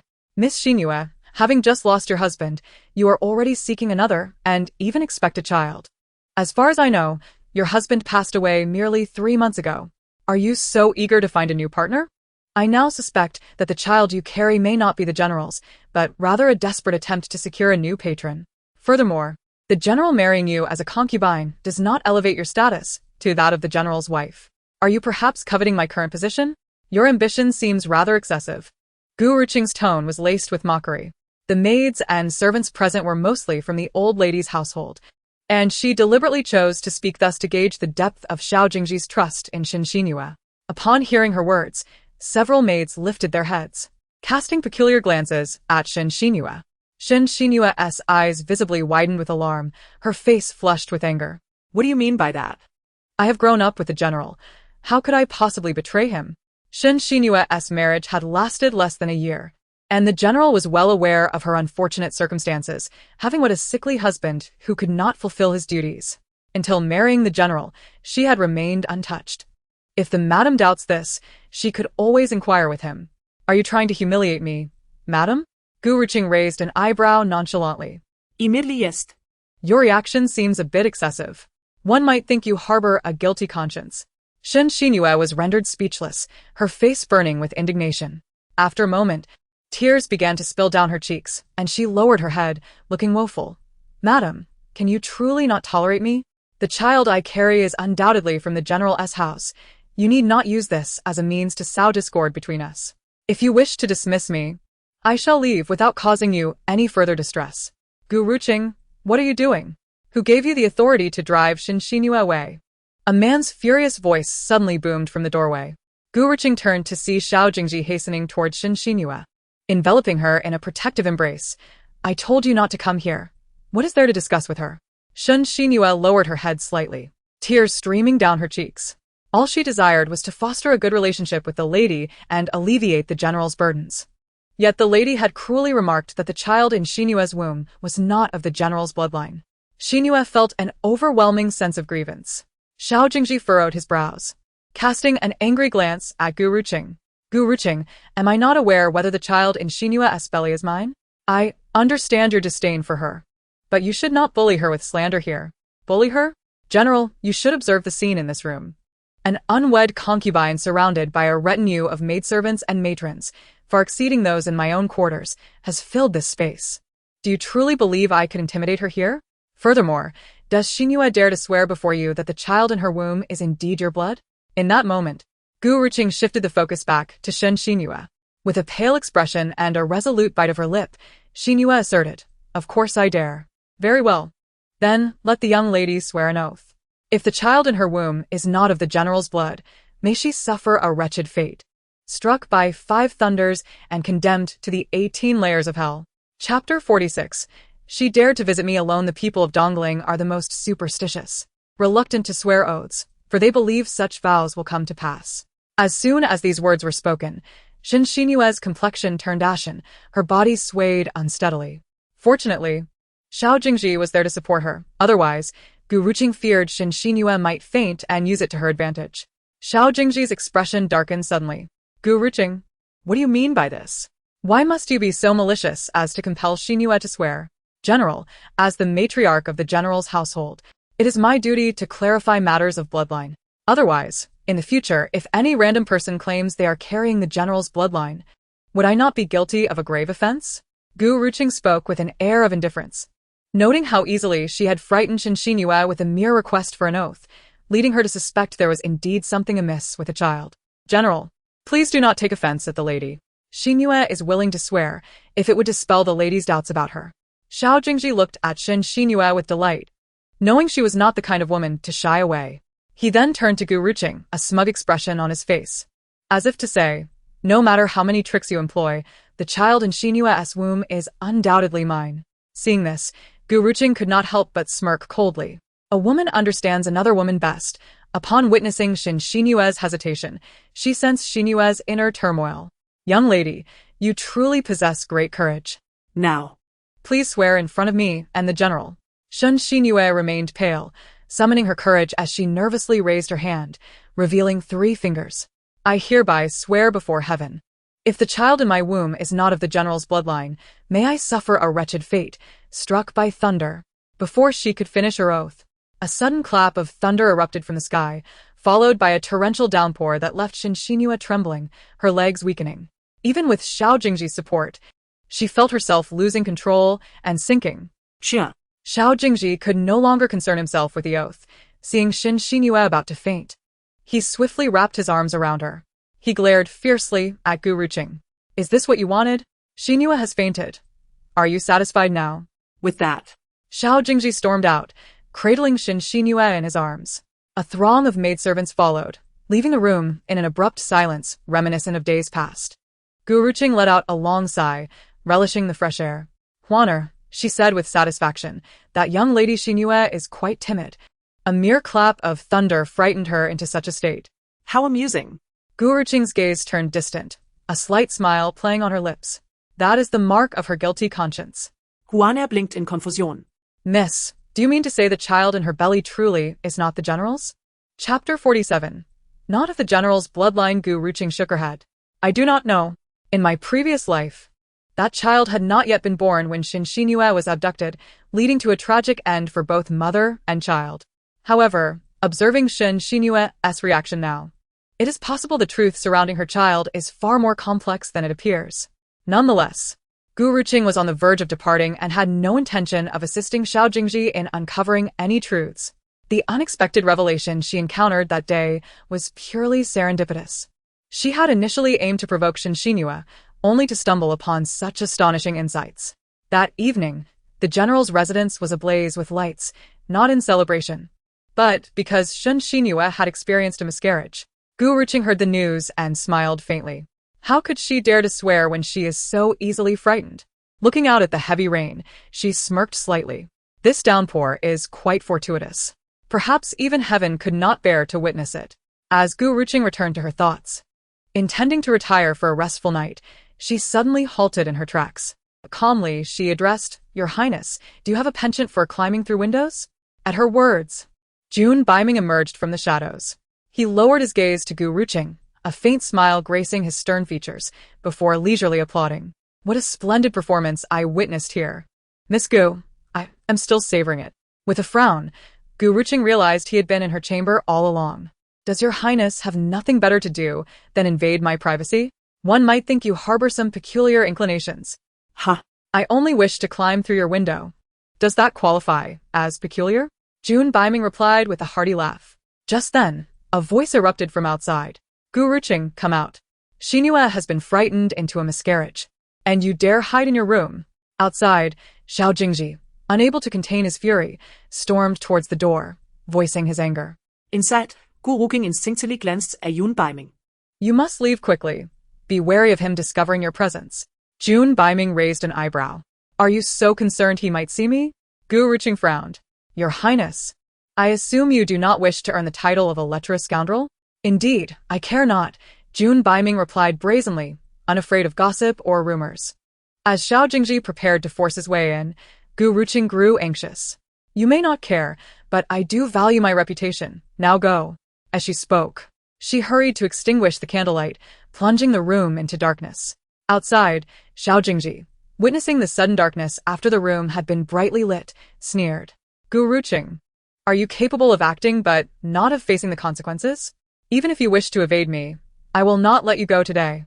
With that, he charged recklessly into the courtyard, knocking Huaner aside, who was unable to resist his force.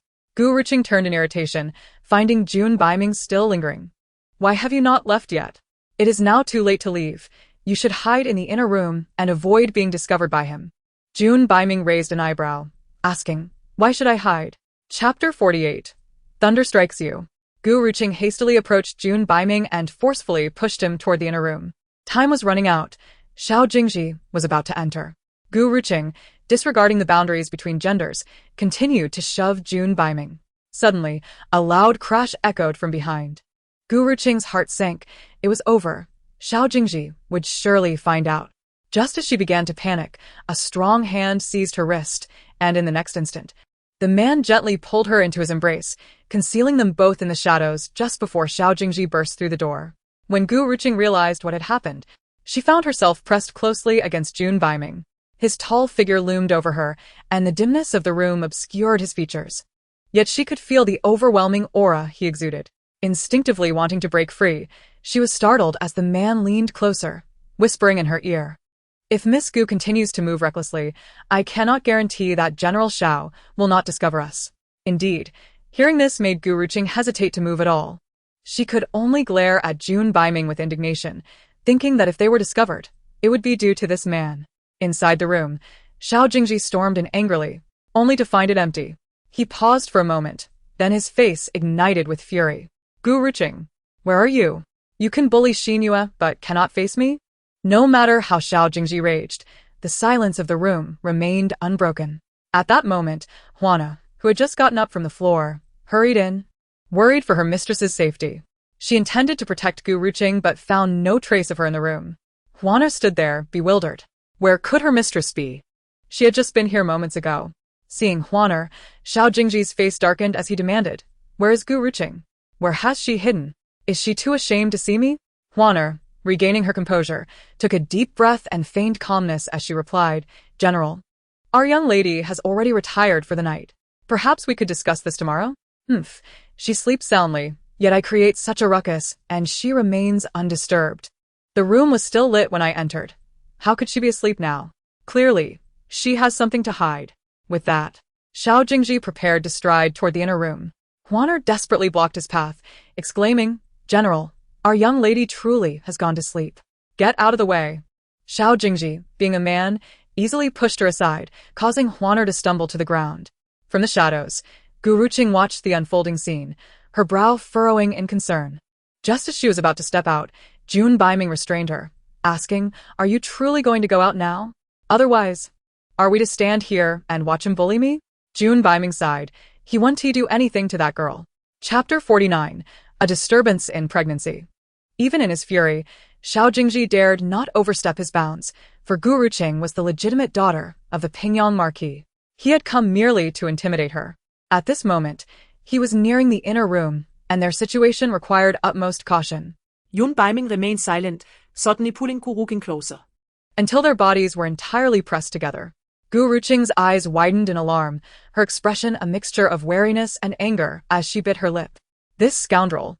The man's breath enveloped her, wafting warmth against her face and filling her nostrils, sending shivers through her. June Baiming's jaw was mere inches above her head, sharp and close enough that if she tilted her head, she would see it clearly. He held her tightly, his back against the cold wall. One hand resting on her waist while the other secured her head, cradling her protectively against his chest. Gu Ruqing could feel the warmth of his body against her. June Baiming's palm was warm, his fingertips igniting a heat that coursed through her soft skin, causing Gu Ruqing to blush. She was deeply unsettled, furious at the thought of her reputation being tarnished. She had been pure for 3 years, and now, in this situation, it was all at risk. She raised her hand, intending to push him away to create some distance, but he suddenly grasped her wrist, his low, steady voice murmuring in her ear, "Do not move." At that moment, Xiao Jingzhi had reached the bedside, fury etched across his face, ready to lift the sheer curtain beside the bed. Gu Ruqing's heart raced, instinctively. She clutched June Baiming's clothing tighter. Feeling him draw even closer, she felt his cool lips brush against her forehead, sending a ticklish sensation through her. Her long, thick eyelashes fluttered, and her lips pressed together more firmly. Xiao Jingzhi approached slowly. Just then, a voice called from the doorway, "General, the old lady requests your presence immediately." Xiao Jingzhi halted his actions, turning to look, his eyes still ablaze. "My mother calls for me. What is it?" The servant had bowed and visibly anxious, replied. "It is about Miss Xinhua." Xiao Jingzhi shot a glance at the sheer curtain, gritting his teeth. "Gu Ruqing, I will settle this score with you tomorrow. The suffering Xinhua endured, I will make you repay double." With a furious spit, he turned and strode away. Huaner then looked toward the bedside, her face filled with shock as she exclaimed, "Miss, are you all right? It is my incompetence that I could not stop the general, causing you to be frightened." Chapter 50. We are going to be discovered. However, there was no response from the bed. Huaner assumed Gu Ruqing was merely startled and did not wish to intrude. So she forced herself to stand. "Miss, it is getting late. You should rest. I will guard the door and ensure no one disturbs you." Huaner stumbled out of the room, rushing to the entrance and barricading it with a heavy wooden beam, fearing Xiao Jingzhi might return. The room returned to its usual tranquility, and Gu Ruqing let out a deep sigh of relief. When she looked up, she found June Baiming gazing at her with a smile, their bodies still very close. Her lips nearly brushing against his. Their breaths intertwined, the air around them growing palpably warmer. Startled, Gu Ruqing instinctively pushed June Baiming away and retreated a few steps. Lowering her head, the warmth creeping up her cheeks spread to the back of her ears. Though she had lived before, and was no longer an innocent girl, she had never been so close to a man, let alone in an embrace like this. June Baiming retained his characteristic smile, standing in his original posture as he gazed at Gu Ruqing, his eyes brimming with an indescribable sentiment. Gu Ruqing felt increasingly embarrassed and turned away, her face cold as she spoke. "The situation was urgent just now, Your Highness. Please do not take it to heart. Xiao Jingzhi has already left. You should depart as well." June Baiming raised an eyebrow slightly. "I just assisted you, Miss Gu, and now you wish to hasten my departure? Are you trying to rid yourself of my presence while avoiding any responsibility?" Gu Ruqing, flushed with anger, retorted. "Who was at a disadvantage just now? If you hadn't climbed through my window, would we have been in such a predicament? The prince's reversal of right and wrong was evident. I do not care. Miss Gu just touched me and almost kissed me, so you must take responsibility," he declared. "You." Gu Ruqing gritted hertil, glaring at June Baiming. This scoundrel had changed so much over the years. Taking a deep breath, she forced a smile and said, "What would you have me do to take responsibility? Perhaps offer myself?" "Absolutely not." Resolutely, she rejected the notion, steadying her emotions as she continued, "Your Highness, I am still the general's wife." June Baiming's expression soured as he suddenly moved closer to her, wrapping an arm around her waist and pulling her gently into his embrace. Gu Ruqing felt her body instinctively press against his chest. Startled, she exclaimed, "What are you doing?" Outside the door, Huaner, anxious and vigilant, heard her mistress's voice and stood up hastily. Miss, what are you saying? Gu Ruqing, startled, pushed June Biming away while feigning calmness. It's nothing, just a bad dream. Juana relaxed her guard, soothingly assuring Miss, it's all right. Dreams often mislead. I'll stay outside to protect you, so do not be afraid. Clearing her throat, Gu Ruqing replied, Ahem, Juana, everything is fine now. You should return to your room to rest. But Miss, Juana began, still concerned. It's fine. They are all occupied with Shinxinua's pregnancy and won't have time to trouble me, Gu Ruqing reassured her. Yes, Mississippi.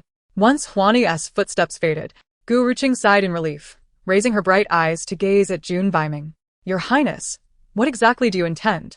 June Biming fixed his gaze upon her, speaking deliberately. I dislike you referring to yourself as the general's wife. If I hear it again, I shall. What will you do, Your Highness? Gu Ruqing retorted, her eyes blazing with indignation. June Biming paused, then a teasing smile crept onto his lips. If so, I shall kiss you. With that, he placed a gentle kiss on her forehead. Gu Ruqing felt a rush of heat, her cheeks flushing crimson as she stared at him in disbelief. June Biming was pleased with her reaction, a satisfied smile playing on his lips. Next time, I shall kiss not your forehead, but here. He pointed at her slightly reddened lips, chuckling. Gu Ruqing, flustered and furious, pushed him away forcefully. You shameless scoundrel. June Biming raised an eyebrow, silent and contemplative. After a moment, he retrieved a fine jade pendant from his waist, examining it in his palm. This pendant symbolized his identity, wherever he went. Possessing it was akin to encountering June Biming himself. He took Gu Ruqing's hand, and she glared back angrily. What do you want? As she spoke, she felt a sudden chill in her palm. Looking down, she saw a jade pendant had mysteriously appeared in her hand. Its exquisite craftsmanship and flawless texture caught her attention, with the character Ming engraved at the lower left corner on the back. Surprised, she blinked and looked up at June Biming. What is the meaning of this? It's for you. Should you require anything in the future, you may use it to enter the Ming Wangfu at any time to find me. With this pendant, Gu Ruqing could enter and exit the Ming Wangfu freely, with no one daring to challenge her. Confused, she wondered why she would ever need to go to the Ming Wangfu. Before she could ponder further, June Biming had already vanished from sight. Holding the pendant, its coolness filled her with strange emotions. She truly could not comprehend his intentions. Yet, she resolved that her primary concern was to distance herself from Xiao Jingzhi, to escape from the place where her family had perished in her past life. As for the jade pendant, she mused, it seemed of exceptional quality. If she found herself in dire straits, she could always pawn it for some silver. If Dark Qi were to learn that their master had given such a pendant, capable of commanding an army of 100,000, to Gu Ruqing, and that she intended to pawn it, he would likely be driven to despair. Dark Qi had been waiting outside, and when he witnessed his master gifting the pendant to Gu Ruqing, he was astounded. Seeing June Biming emerge in a relatively good mood, Dark Qi felt it was difficult to articulate his feelings. Hesitating, he finally mustered the courage to speak. Master, you truly gave that jade pendant to Miss Gu? Do you understand what it signifies for you? June Biming's expression darkened. This is my own affair. Dark Qi bowed his head. Yes, but, Dark Qi, you have overstepped. Realizing his error, Dark Qi fell to his knees, sweat beading on his forehead as he confessed. June Biming shot him a cold glance, followed by a dismissive scoff. There shall not be a next time. Understood, Dark Qi replied, recognizing he had spoken out of turn. Yet, his concern lingered. Was his master perhaps too invested in this Gu girl? A glint of icy resolve crossed his eyes, and he refrained from further comment, turning to board the carriage. As he closed his eyes to rest, the image of the flustered woman lingered in his mind, her youthful beauty still vibrant. He raised a slender hand, seemingly savoring the memory of holding Gu Ruqing's delicate hand. The young girl had grown into a more enchanting woman. Suddenly, as if struck by a thought, he opened his eyes and commanded Dark Qi outside the carriage. Dark Qi, dispatch a personal guard to ensure Gu Ruqing's safety at the general's residence. Chapter 53. There will be no next time. After speaking, June Biming paused for a moment before sighing. Forget it, find a few skilled maidservants to protect her in plain sight. However, the little maid by Gu Ruqing's side was simply too weak, lacking even the most basic martial skills, making it impossible for her to adequately safeguard Gu Ruqing. How could he possibly feel at ease? and she was momentarily taken aback, but quickly responded with due respect. Thus, early the next morning, as Gu Ruqing awoke, she found 2 maidservants had appeared in her room. Glancing outside, Gu Ruqing noted the courtyard was deserted, not even a trace of Huaner. With a wary expression, Gu Ruqing turned to the 2 women clad in maidservant attire and coldly inquired, "Who are you, and why have you come to my courtyard?" The 2 maidservants exchanged glances and then immediately knelt before Gu Ruqing. "Miss Gu, we are here on the orders of His Highness the King of Hell to specifically ensure your safety." Gu Ruqing was taken aback. The King of Hell? These 2 were sent by him to protect her? She let out a slight sigh of relief, yet her demeanor remained frosty. "You may return and inform His Highness that I have no shortage of maidservants, and there is no danger to speak of." One of the maidservants looked up slightly. "Miss, we are commanded by His Highness to protect your safety. Without his orders, we cannot return." Gu Ruqing's expression hardened. "What does that have to do with me? I do not require disloyal maidservants by my side. You may leave." The 2 maidservants frowned, hesitating for a moment before lifting their heads to look at Gu Ruqing with determination. "Miss, we vow to serve you faithfully and without reservation. Please, grant us your understanding." This unexpected declaration took Gu Ruqing aback. Sipping her tea, she replied, "Serve me faithfully? And what of your King of Hell?" The maidservants were momentarily stunned, clearly not anticipating such a challenging question from Gu Ruqing. Not rushing them for an answer, she allowed them the opportunity to respond, curious to see how they would navigate this predicament. After a brief silence, one of the maidservants spoke. "Miss, when His Highness ordered us to your side, He explicitly stated that we are now yours, and we shall heed only your commands, with unwavering loyalty." Upon hearing this, Gu Ruqing was somewhat taken aback. A faint smile crept across her lips as she set down her teacup. "Very well, then I shall keep you." Upon hearing this, the maidservants rejoiced and hurriedly bowed. "Thank you, Mississippi Curious," Gu Ruqing asked. "You claim to be here to protect my safety. Does that mean you possess martial skills?" The older maidservant replied, "In response to your inquiry, we have both trained in martial arts since childhood. While we may not be the most formidable, we can assure you that the average person will find it difficult to breach your quarters." Chapter 54. Bestowing 2 martial maidservants upon Gu Ruqing. Indeed, how impressive. Gu Ruqing marveled, observing that the 2 maidservants appeared quite young, likely not older than herself, and certainly comparable in age to Huaner. It was hard to fathom the struggles they must have endured to attain such skills at such a tender age. "What are your names?" Gu Ruqing inquired once more. "In response to your question, Miss, we have been nameless since childhood, and we humbly request you to bestow names upon us." Gu Ruqing blinked in astonishment. No names at all? They had lived this long without a single title? She couldn't help but sigh at the thought. "In that case, I shall give you names. You shall be called Xiao, and you shall be Xiao." Xiao and Xiao looked at Gu Ruqing in unison. "Thank you for your gracious naming, Mississippi." "Very well, there are not many formalities to observe in my household. In total, there are only 4 or 5 maidservants, including you 2, and a few cleaning maids. The one who serves me closely is named Huaner. Should you have any questions, feel free to consult her. Also, do not enter my room without my permission." After all, these 2 maidservants were sent by Jun Baiming. So far, Gu Ruqing still found it difficult to fully trust him, uncertain of his motives. However, she had not rejected their presence. At least now, in the general's estate, she truly needed 2 capable maidservants. Since the events of the previous day, Gu Ruqing had increasingly felt that her courtyard was exceedingly unsafe. She could not possibly have the unskilled Huaner defend her every time. Indeed, had Jun Baiming not been present the day before, who knows what might have transpired. In that regard, Gu Ruqing felt a sense of gratitude towards him. Nevertheless, even so, Gu Ruqing found it challenging to extend unconditional trust to the 2 maidservants. After all, they had not been by her side for long, and she would need to observe them further. When Huaner returned from outside, she was taken aback to discover 2 unfamiliar maidservants had inexplicably appeared in her mistress's courtyard. She wore a puzzled expression, having heard no mention from her mistress about needing additional help.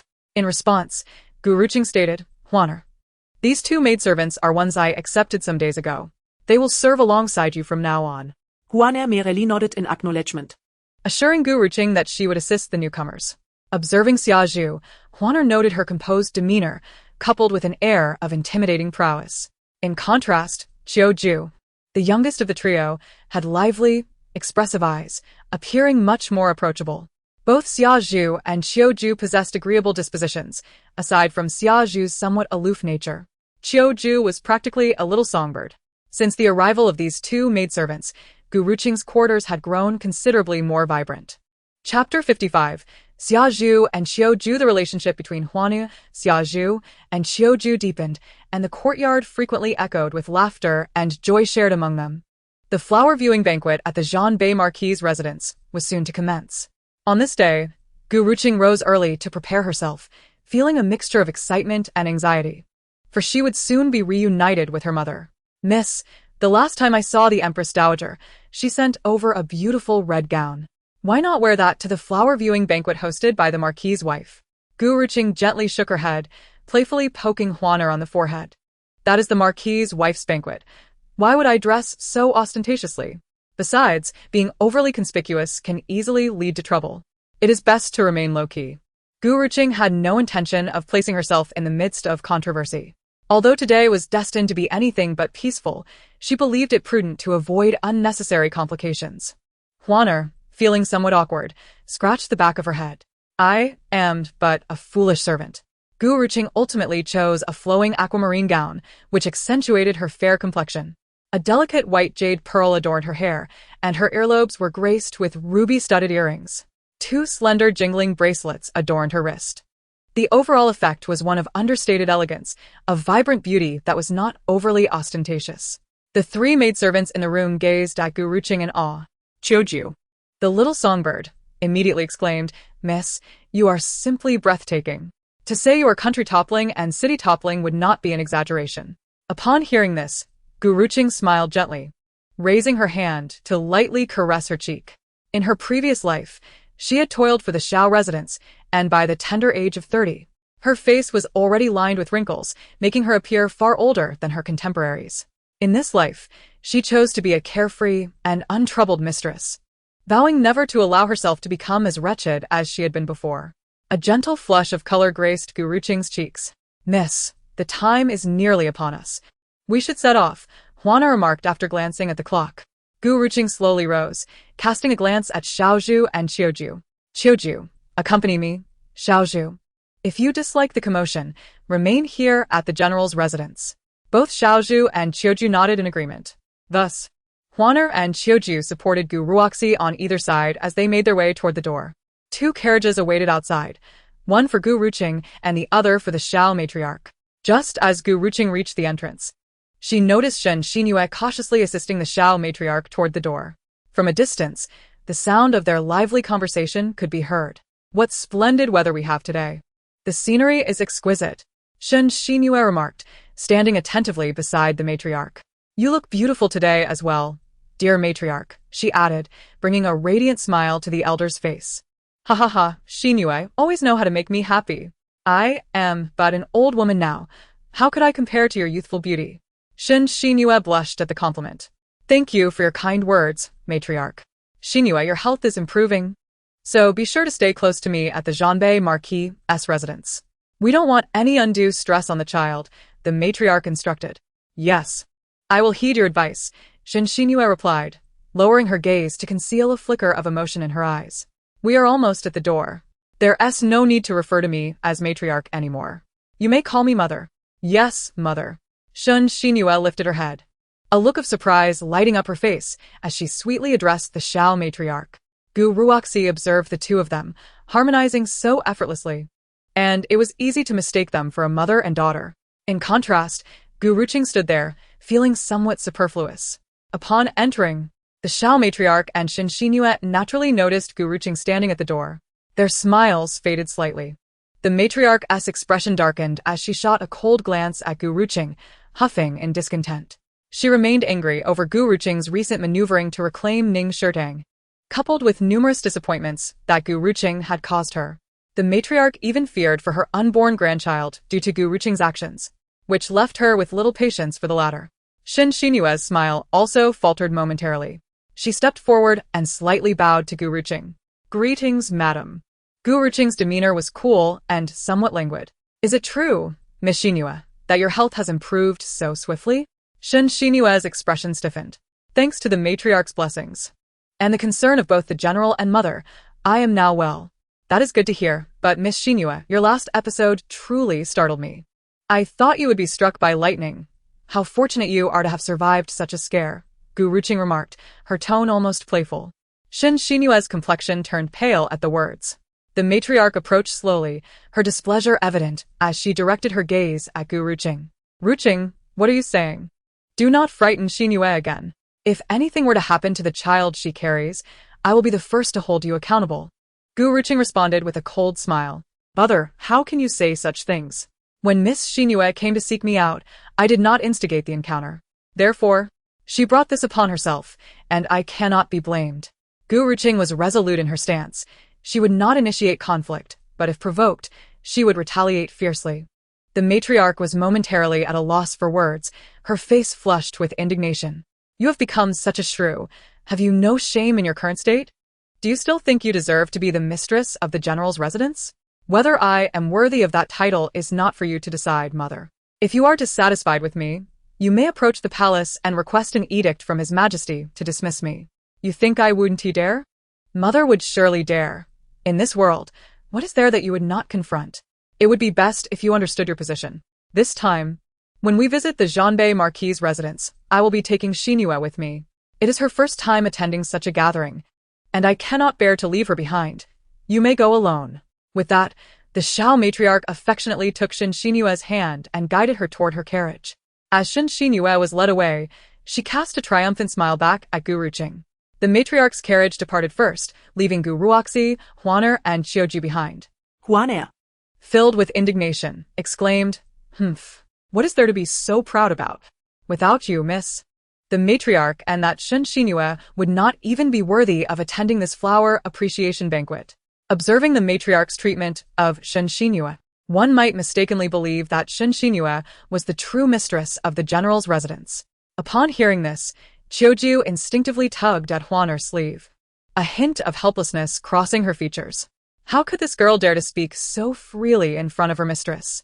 Gu Ruoxi noticed Xiaoju's gesture and smiled reassuringly. It is fine.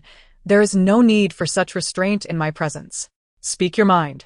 The matriarch's favoritism towards Xinhua was indeed evident, but that was solely due to Xinhua's pregnancy.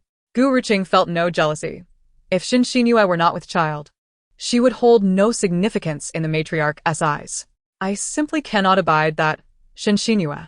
How can she even compare to you, miss? The matriarch, like General Xiao, seems to have lost her sense. All right, I appreciate your loyalty, but I have already told you that we will soon be departing from here.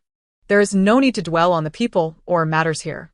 Gu Ruqing's heart was solely focused on one thing, the imminent reunion with her mother. This thought filled her with both joy and trepidation. As she settled into the carriage, her heart raced with anticipation, and the journey was enveloped in silence.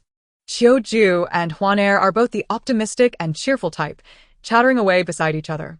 However, Gu Ruqing finds it impossible to focus on their conversation. The carriage has been traveling for nearly half an hour when it finally arrives at the entrance of the Zhanbei Marquis' residence. Outside, a considerable number of carriages are already parked, and upon disembarking, Gu Ruqing notices many people queuing to enter the Zhanbei Marquis' manor. Among them are the elderly Lady Xiao and Xinhua, who are evidently no exceptions, standing at the end of the line, seemingly having just arrived. Gu Ruqing slowly joins the queue. Although her mother shares a deep bond with the Marquis' wife, she does not intend to make an exception for herself. Within the line, numerous gazes are directed towards her. Chapter 58.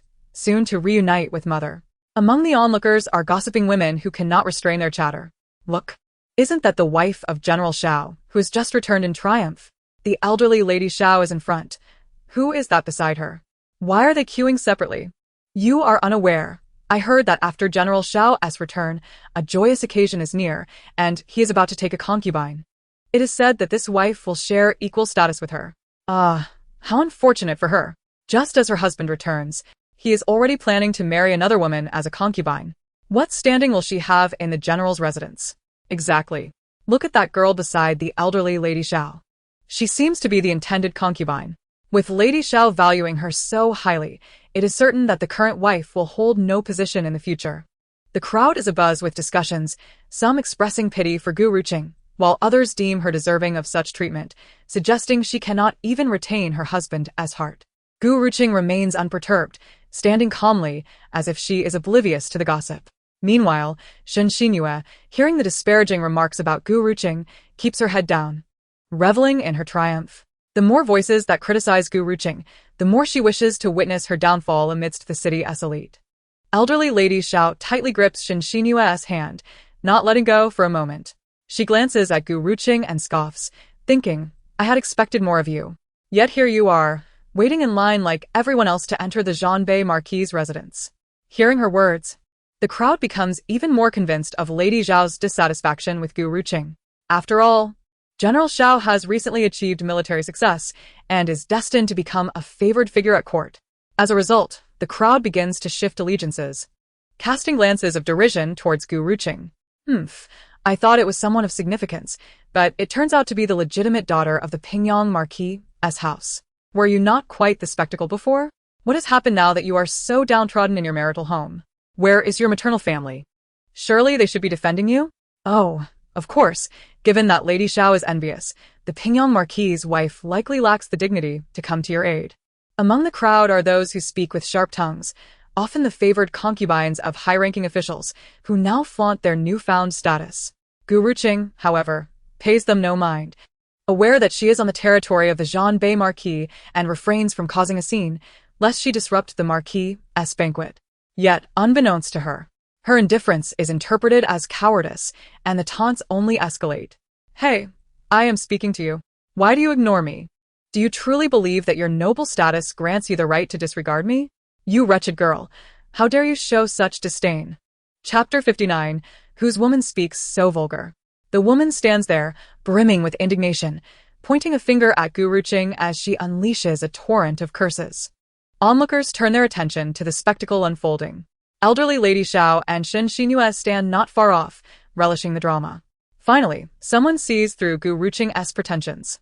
It would be delightful to see her receive a fitting reprimand, sparing us the need to intervene. Initially, Gu Ruqing had no intention of engaging, but the woman's increasingly offensive words draw a frown from her. Just as she prepares to respond, a voice interrupts from nearby. Which family does this woman belong to, with such a foul mouth? How dare you cause a ruckus at the Zhanbei Marquis' residence? Your audacity knows no bounds. Before them stands the resplendent Marquis' wife. Clad in a luxurious gown, her fair skin and previously kind visage now radiating coldness. The assembled ladies, upon seeing the Marquis' wife, are struck with a chill of trepidation, hastily kneeling to pay their respects. Of course, Lady Xiao is exempt from this formality due to her esteemed rank, while Shen Xinyue, still not the general's concubine, is merely an ordinary citizen. Without Lady Xiao's presence, she would not even qualify to be here. Thus, she kneels before the Marquis' wife, offering the most respectful greetings. The Marquis' wife glances at Shen Xinyue, snorts disdainfully, and strides past her to stand before Gu Ruqing. Gu Ruqing, upon seeing her, slightly curves her lips in a smile, preparing to bow, but the Marquis' wife pulls her back. You, my dear, have I not told you before? There is no need for such formalities in my presence. Furthermore, when visiting my house, you need not queue with this lot. Simply enter. Had I not come to check, you would have been wronged. The Marquis' wife tenderly holds Gu Ruqing's hand, akin to a caring elder. Gu Ruqing feels warmth within her heart. Thank you, Auntie, for your consideration. The Marquis' wife shields Gu Ruqing behind her, and then turns her gaze upon the previously arrogant woman who had insulted Gu Ruqing, her lips curling with coldness. I had thought you to be someone of importance. It turns out you are merely a concubine of the newly appointed Minister of Rights. Now that you have secured your position, you feel emboldened to act so tyrannically. If the minister were to learn of your behavior, what do you think he would feel? Chapter 60. Truly noisy. Lady Li is instantly struck pale with fright. She had merely intended to showcase herself before elderly Lady Xiao, hoping to gain favor in front of the mother of the newly appointed military general. Seeing elderly Lady Xiao's disdain for Gu Ruqing, she thought to use Gu Ruqing as a scapegoat, forgetting that Gu Ruqing's mother is a close friend of the Marquis' wife, who regards Gu Ruqing as her own daughter. In a panic, she hastily kneels, repeatedly bowing her head. My lady, forgive me. I was momentarily bewitched and offended the Xiao family. I beseech the Marquis' wife and Lady Xiao for mercy. Mercy? I am not so benevolent. My banquet cannot accommodate a figure like you, Lady Li. Someone take back the invitation from Lady Li and deny her entry. The lady of the Northern Duke spoke coldly, declaring that those who dared to treat her favored future daughter-in-law in such a manner would face the consequences. In an instant, Lady Li's complexion turned a shade more purplish than that of a pig's liver. The flower banquet had yet to commence, and she had already been refused entry. Should her husband learn of her offense against the lady of the Northern Duke, he would undoubtedly not let her off easily. "Forgive me, lady, I recognize my error. Please, grant me another chance," Lady Li implored repeatedly. The lady of the Northern Duke frowned slightly, raising her hand as she remarked, "Such a nuisance. Someone, throw her out." Upon this command, several burly guards approached the entrance, disregarding any semblance of pity as they dragged Lady Li outside. She was unceremoniously tossed out, yet not a single soul dared to laugh, their heads bowed in trepidation, fearing that the lady of the Northern Duke might turn her ire upon them next. The lady of the Northern Duke cast a casual glance at old Madame Xiao and Xinxinhua, snorting disdainfully. "The Northern Duke's residence is not a place for just anyone to enter. Old Madame Xiao, will you not introduce this young lady beside you?" Old Madame Xiao's countenance stiffened momentarily before she stepped forward. "Lady, this is our family's unwed concubine, Xinhua. Xinhua, do greet the lady." Hearing old Madame Xiao's words, Xinxinhua hurriedly approached, preparing to pay her respects to the lady of the Northern Duke. Mimicking the actions of the other ladies, she attempted to bow, only to be met with a contemptuous glare from the lady of the Northern Duke. "A mere peasant girl does not know to perform the proper kneeling ceremony upon seeing me? I cannot fathom how General Xiao has taken such a liking to you, abandoning the esteemed daughter of the Pingyang Marquis for someone with no status or background."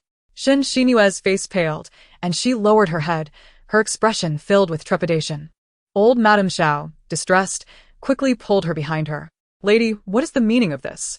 Xinhua is at least recognized as a concubine of the general's household, akin to the status of the general's wife. She need not perform such a grand gesture before you." Chapter 61. Will you not introduce her? Old Madame Xiao's assertion was flawed. Firstly, the girl had yet to officially enter the Xiao household, thus could not be deemed a member of the family. Secondly, as a concubine, she did not hold the position of the general's wife, merely a step above a common maid. And old Madame Xiao should tread carefully to avoid giving others leverage against her. The lady of the Northern Duke showed no leniency towards old Madame Xiao. Despite her age and her noble title, the lady of the Northern Duke was undeterred. Everyone has their own title, do they not? Old Madame Xiao's expression darkened ominously as she stood there, glaring at the lady of the Northern Duke, yet found herself speechless. Gu Ruqing, standing nearby, subtly tugged at the lady's sleeve. Turning to her, the lady of the Northern Duke saw Gu Ruqing's bright eyes fixed upon her. With a resigned shake of her head, the lady said, "Very well, you shall accompany me inside. There is no need for you to remain here." Gu Ruqing smiled sweetly. "Thank you, aunt." Thus, Gu Ruqing boldly followed the lady of the Northern Duke through the door, leaving the others at the entrance, exchanging bewildered glances.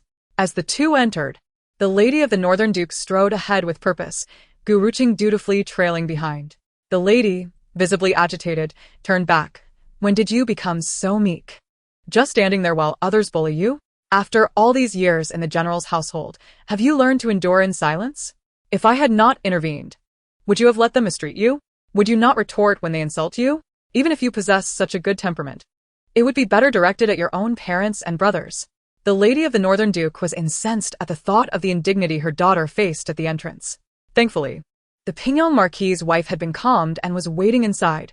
Otherwise, if she had seen her daughter being bullied, she would have gone mad. Gu Ruqing stood there, her head slightly bowed, looking like a wronged little wife, submissive and frail. "Why are you silent? When you married into the Xiao family, you were fierce, unafraid even of your father. Today, you seem so compliant." The lady of the Northern Duke, viewing Gu Ruqing as her own daughter, felt a surge of frustration at the sight of her meekness. Chapter 62. When did you become so gentle and obedient? Gu Ruqing lifted her gaze, her large eyes blinking innocently. Listening to her elder's admonition, she felt no resentment. Rather, she was pleased. She understood that the lady of the Northern Duke was concerned for her, not genuinely scolding her. "Aunt, I am not enduring humiliation for the sake of it. I merely wish to avoid causing a scene at your banquet. You are still as understanding as ever, but from now on, do not concern yourself with such matters. The Northern Duke's residence, like the Pingyang Marquis, is your home. You should not allow others to bully you in your own house. If it happens again, do not hesitate to retaliate. Your uncle will support you. The lady of the Northern Duke knew Gu Ruqing was a sensible child, and in another circumstance, she might have fiercely fought back. However, at the Pingyang Marquis' residence, she preferred to keep matters low-key. I understand, Aunt. You have always cared for me. Today, it is I who caused you worry. You are aware of my concerns. Thankfully, your mother did not witness this scene. If she had, she would have torn that wretched person apart. The lady of the Northern Duke took Gu Ruqing's hand. Come, your mother is waiting for you in the room. Let us go see her. Upon hearing these words, Gu Ruqing froze momentarily, her expression revealing a hint of anxiety and hesitation. Are you worried your mother will blame you? Silly girl, what mother would truly scold her child? You have not returned in 3 years. Your mother has missed you dearly. Go in and reconnect with her. The lady of the Northern Duke gently reassured Gu Ruqing. Nodding in agreement, Gu Ruqing approached the closed door, seemingly resolute, and pushed it open. Inside, a woman clad in simple brocade stood with her back to Gu Ruqing. Instantly, Gu Ruqing recognized her mother's silhouette. And sure heard a sound coming from the doorway behind her, and her expression momentarily faltered. As she slowly turned her head, her gaze fell upon Gu Ruqing, and tears welled up in her eyes. Gu Ruqing looked at her mother, unable to hold back her own tears, which streamed down her cheeks and fell to the ground. She sniffed and choked out, "Mother." Though her voice was soft, the woman before her heard it clearly. Gu Ruqing's eyes mirrored her mother's, both possessing a bright and lively sparkle that was unforgettable after just one glance. Chapter 63. The reunion of mother and daughter Qing'er is my dear Qing'er. And Shi's tears surged forth, the familiar voice of Gu Ruqing resonating with warmth and beauty, laced with a hint of longing. Gu Ruqing suddenly knelt before Shi, her tears flowing uncontrollably from her eyes as her forehead struck the ground heavily. Mother, I am an unfilial child, having not returned home to visit you and father and my brothers for so long. I have caused you worry. Please, I beg for your punishment. As Gu Ruqing gazed at her mother, memories of her past transgressions flooded back. No matter her efforts, she feared she could never atone for the wrongs committed against her family in her previous life. However, she was grateful that fate had granted her a second chance. In this life, she vowed to prevent anyone from harming her loved ones again, or allowing anyone to inflict pain upon herself. And Shi's form trembled, and she hurried to her daughter's side, lifting Gu Ruqing up. Silly child, rise. After all these years, why have you not returned home, even once? You cannot imagine how much your father misses you. Though he does not speak of it, he visits your room almost daily, never failing to do so. And Shi's eyes brimmed with excitement and tears of joy. Since her daughter married into the Xiao family, she had never returned home. Not even on the day of her brief visit 3 days after her marriage, where she rushed back to the Xiao household without even a meal. And Shi often sent inquiries about her daughter's life in the Xiao family, but the information was limited, as Gu Ruqing had chosen to conceal much. Gu Ruqing shook her head repeatedly, tears streaming down her face. Mother, it is my fault for causing you worry. Please rise. I heard that Xiao Jingzhi is to marry again after his victorious return. What is the truth behind this? You must tell me. Father and my brothers are terribly anxious about this matter. Were you forced to enter the palace to request permission? Tell me, if you have suffered any grievances, your father and I will certainly stand up for you. Mother, no one is forcing me. This is something I willingly accepted. Upon hearing Gu Ruqing's words, and Shi's eyes filled with shock, and she gazed incredulously at her daughter. What do you mean? My dear, you are being foolish. How could you agree to such a thing? In such matters, you should return home to discuss with your parents. How can you make such a decision alone? And Shi was visibly agitated by Gu Ruqing's admission. Mother, please do not be upset. Let me finish speaking, Gu Ruqing urged. And Shi steadied herself, taking a seat with her daughter beside her. Very well, tell me the truth. What is truly happening? Over the years, Gu Ruqing had diligently served her mother-in-law and managed the affairs of the general's household. Was this how the Xiao family treated her? Gu Ruqing's expression turned serious as she spoke to her mother. Mother, Xiao Jingzhi and Xinxinue are mutually affectionate, and I have resolved to support their union. Mutually affectionate? Nonsense. Has Xiao Jingzhi forgotten the vows he made before your father and me? Chapter 64. Were you coerced? Is he not afraid of divine retribution? And Shi's eyes blazed with fury as she slammed her hand on the table. You must not be angry. It is my fault. In the past, I failed to discern his true character, which has hurt you and your father and brothers. And Shi suddenly raised her head, deeply concerned for Gu Ruqing. King. Tell me honestly, have that mother and son coerced you in any way? You must tell me. I will not spare that old woman. And Shi's heart raced. She knew her daughter well. Even if Xiao Jingzhi had feelings for another, it would not be so easily dismissed. She would never allow him to bring another woman into their family. Yet now, her daughter not only agreed to this union but willingly sought permission for it. And Shi found the situation suspicious. Could it be that Xiao Jingzhi had the audacity to not only bring home a mistress, but also conspire with her to bully her daughter? For years. And Shi had devoted herself to prayer, hoping for her daughter to find happiness in her marriage. Her heart had grown calm, but upon seeing her daughter, it was suddenly unsettled, rippling with concern. If this were the case, she would not let that family off easily. Mother, please do not overthink it. They cannot bully me. I am supported by my father, mother, and brothers.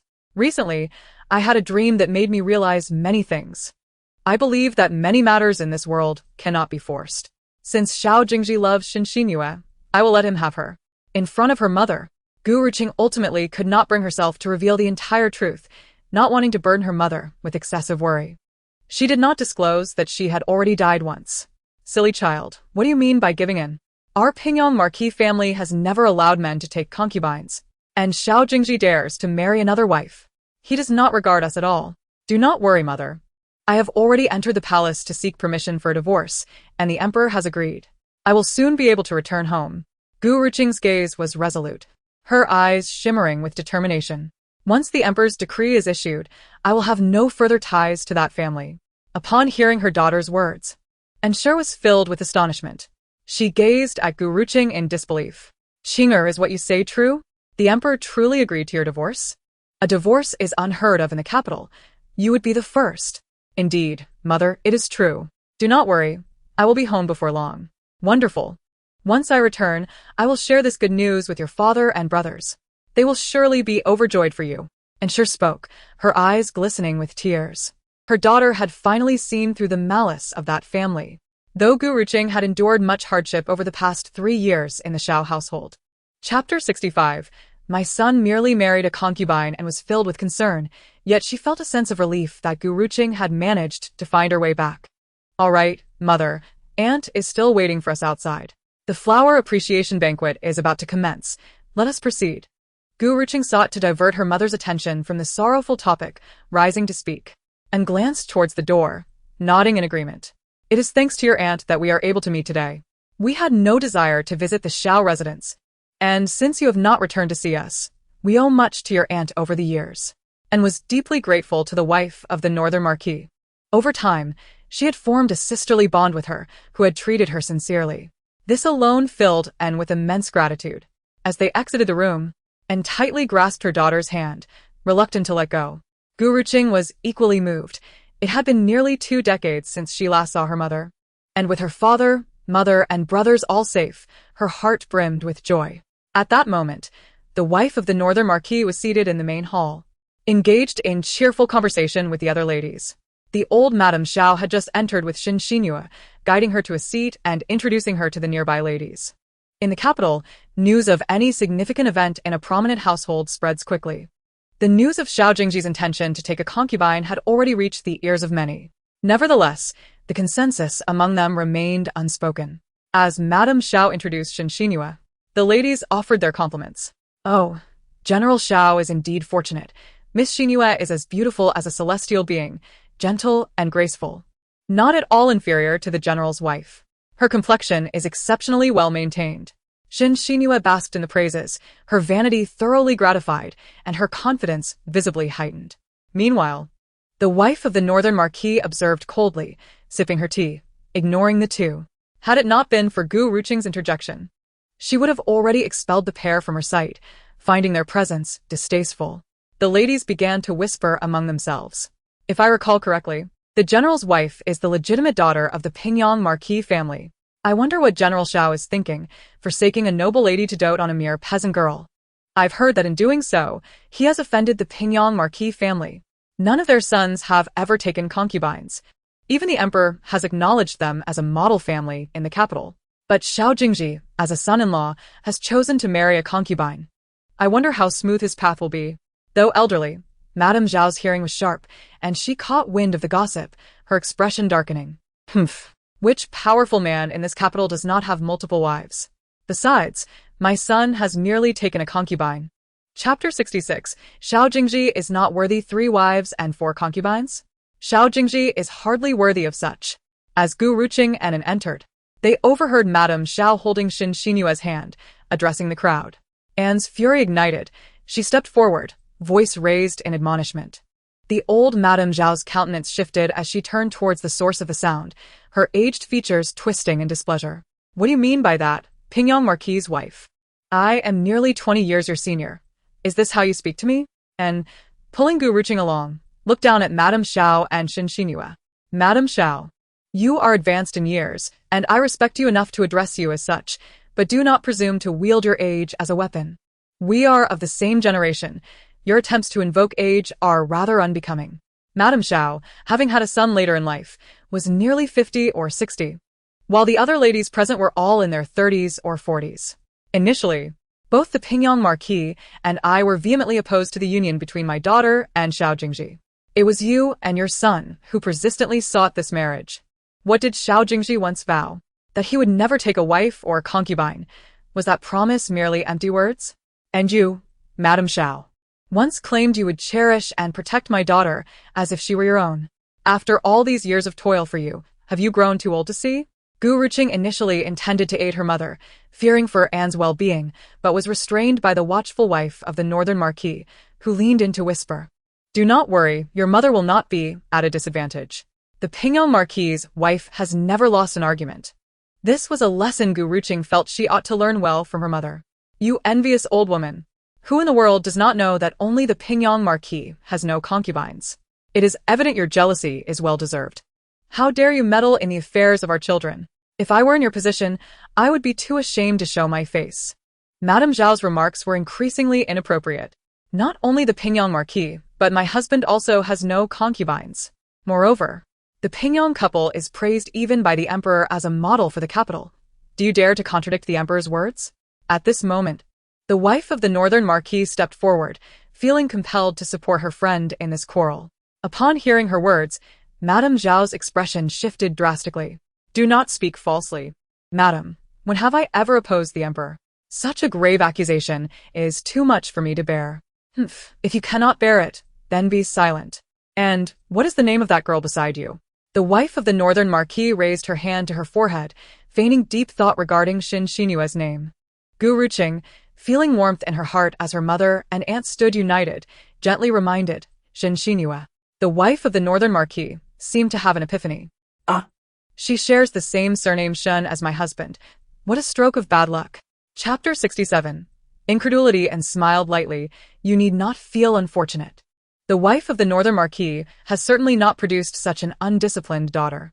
Indeed, if she were my daughter, bearing a child out of wedlock and lacking shame, I would prefer to have her extinguished at birth to prevent her from growing up to cause harm.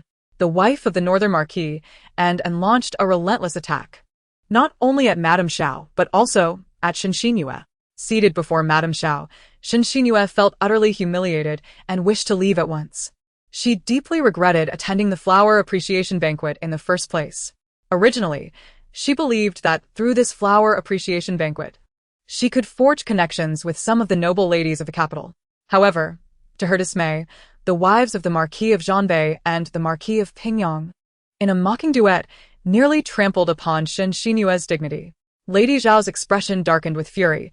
Though she could not contend with the two marquises, the fire within her needed release, or it would surely consume her. She glared at Gu Ruqing, demanding, Ruqing, will you just stand by and watch your mother-in-law be bullied by these people without uttering a word? Suddenly addressed, Gu Ruqing lifted her gaze slightly, a faint smile gracing her lips. Mother-in-law, you are mistaken. Everyone here is an elder to Ruqing. When elders speak, the younger generation must not interject. Even if she could speak, she had no intention of siding against Lady Xiao and her own mother. Upon hearing Gu Ruqing's words, Lady Zhao's face reflected disbelief as she stared at her. In days gone by, Gu Ruqing would have defended her mother-in-law when faced with such indignities. Yet today, she remained silent and showed no inclination to protect her. This left Lady Xiao feeling utterly incredulous. You all. Lady Xiao trembled as she rose, anger radiating from her. You think you can bully an old woman just because you outnumber her? Lady Zhanbei interjected, her eyes glinting with icy amusement. We are merely addressing the matter at hand. Lady Xiao's anger flared as she glanced around the room, indignantly affirming, well, you certainly are a fine bunch. If I am not welcome, then I shall take my leave. As she turned toward the door, Shen Xinyue quickly stood up, calling out mother. Lady Zhanbei scoffed, humph, and here you are. So eager to call her mother before even crossing the threshold. How eager you are. Shen Xinyue's face flushed with embarrassment, unable to find her footing.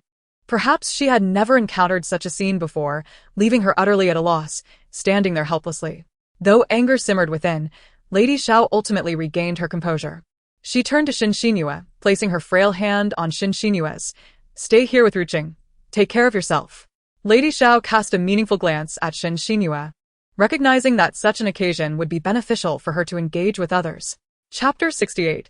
The Flower Appreciation Banquet. Despite the onlookers viewing the Xiao family as a spectacle, and their opinions of Shen Xinyue being rather uniform, the capital was known for its gossip.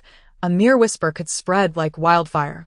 Nevertheless, as Shen Xinyue was soon to wed into the general's household, no matter how poor their impressions of her might be, they would maintain a facade of civility. Thus, this banquet, if navigated wisely, could prove advantageous for her. With her head bowed, Shen Xinyue covertly cast a glance in Gu Ruqing's direction, hoping she would heed Lady Zhao's words and allow her to stay. After all, in this brief moment, she had already made several connections with the noble ladies, most of whom were inclined toward Gu Ruqing. Upon hearing Lady Xiao's words, Gu Ruqing immediately objected, rising swiftly. Mother-in-law, since you are here, why leave in such haste? Moreover, Miss Xinyue came with you. What does it say if she now follows her daughter-in-law? If anything were to happen to her, I could not bear the consequences. She could not let Lady Xiao depart so easily. If Shen Xinyue were to cause trouble, the blame would inevitably fall on her shoulders, a burden she had no desire to bear. Upon hearing Gu Ruqing, Lady Xiao found herself caught in indecision.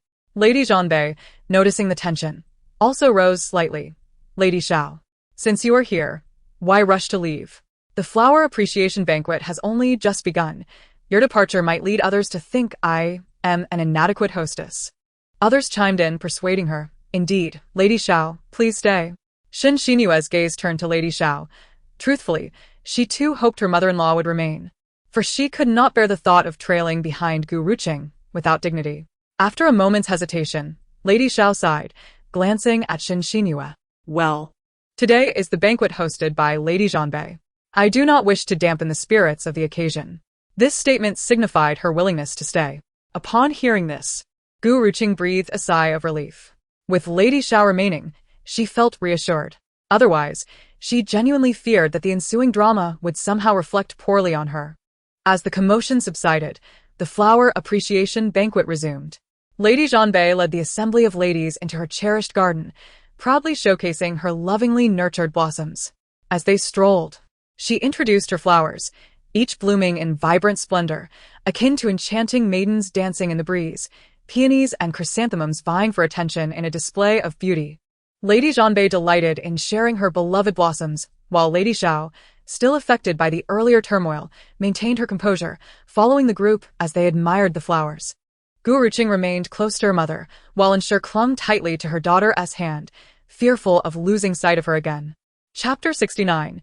The audacity to be rebuked. Ensure was secretly elated and excited, having not seen her daughter for 3 years. She was thrilled that Gu Ruqing was on the verge of escaping her hardships. Shen Xinyue's mood remained relatively stable, though she had been humiliated by Lady Zhanbei. She was determined not to dwell on it. This was her strength. She did not let trivial matters weigh heavily on her. Even amidst the chorus of disparagement surrounding her, she held the confidence that she would soon turn the tide. In due time, no one in the capital would dare speak ill of her. Gazing at the garden's flowers, each blooming in competition, her spirits lifted. She gently caressed her slightly rounded abdomen, a subtle flicker of emotion flashing in her eyes. Forgive me, my dear child, she murmured. This child she could not keep.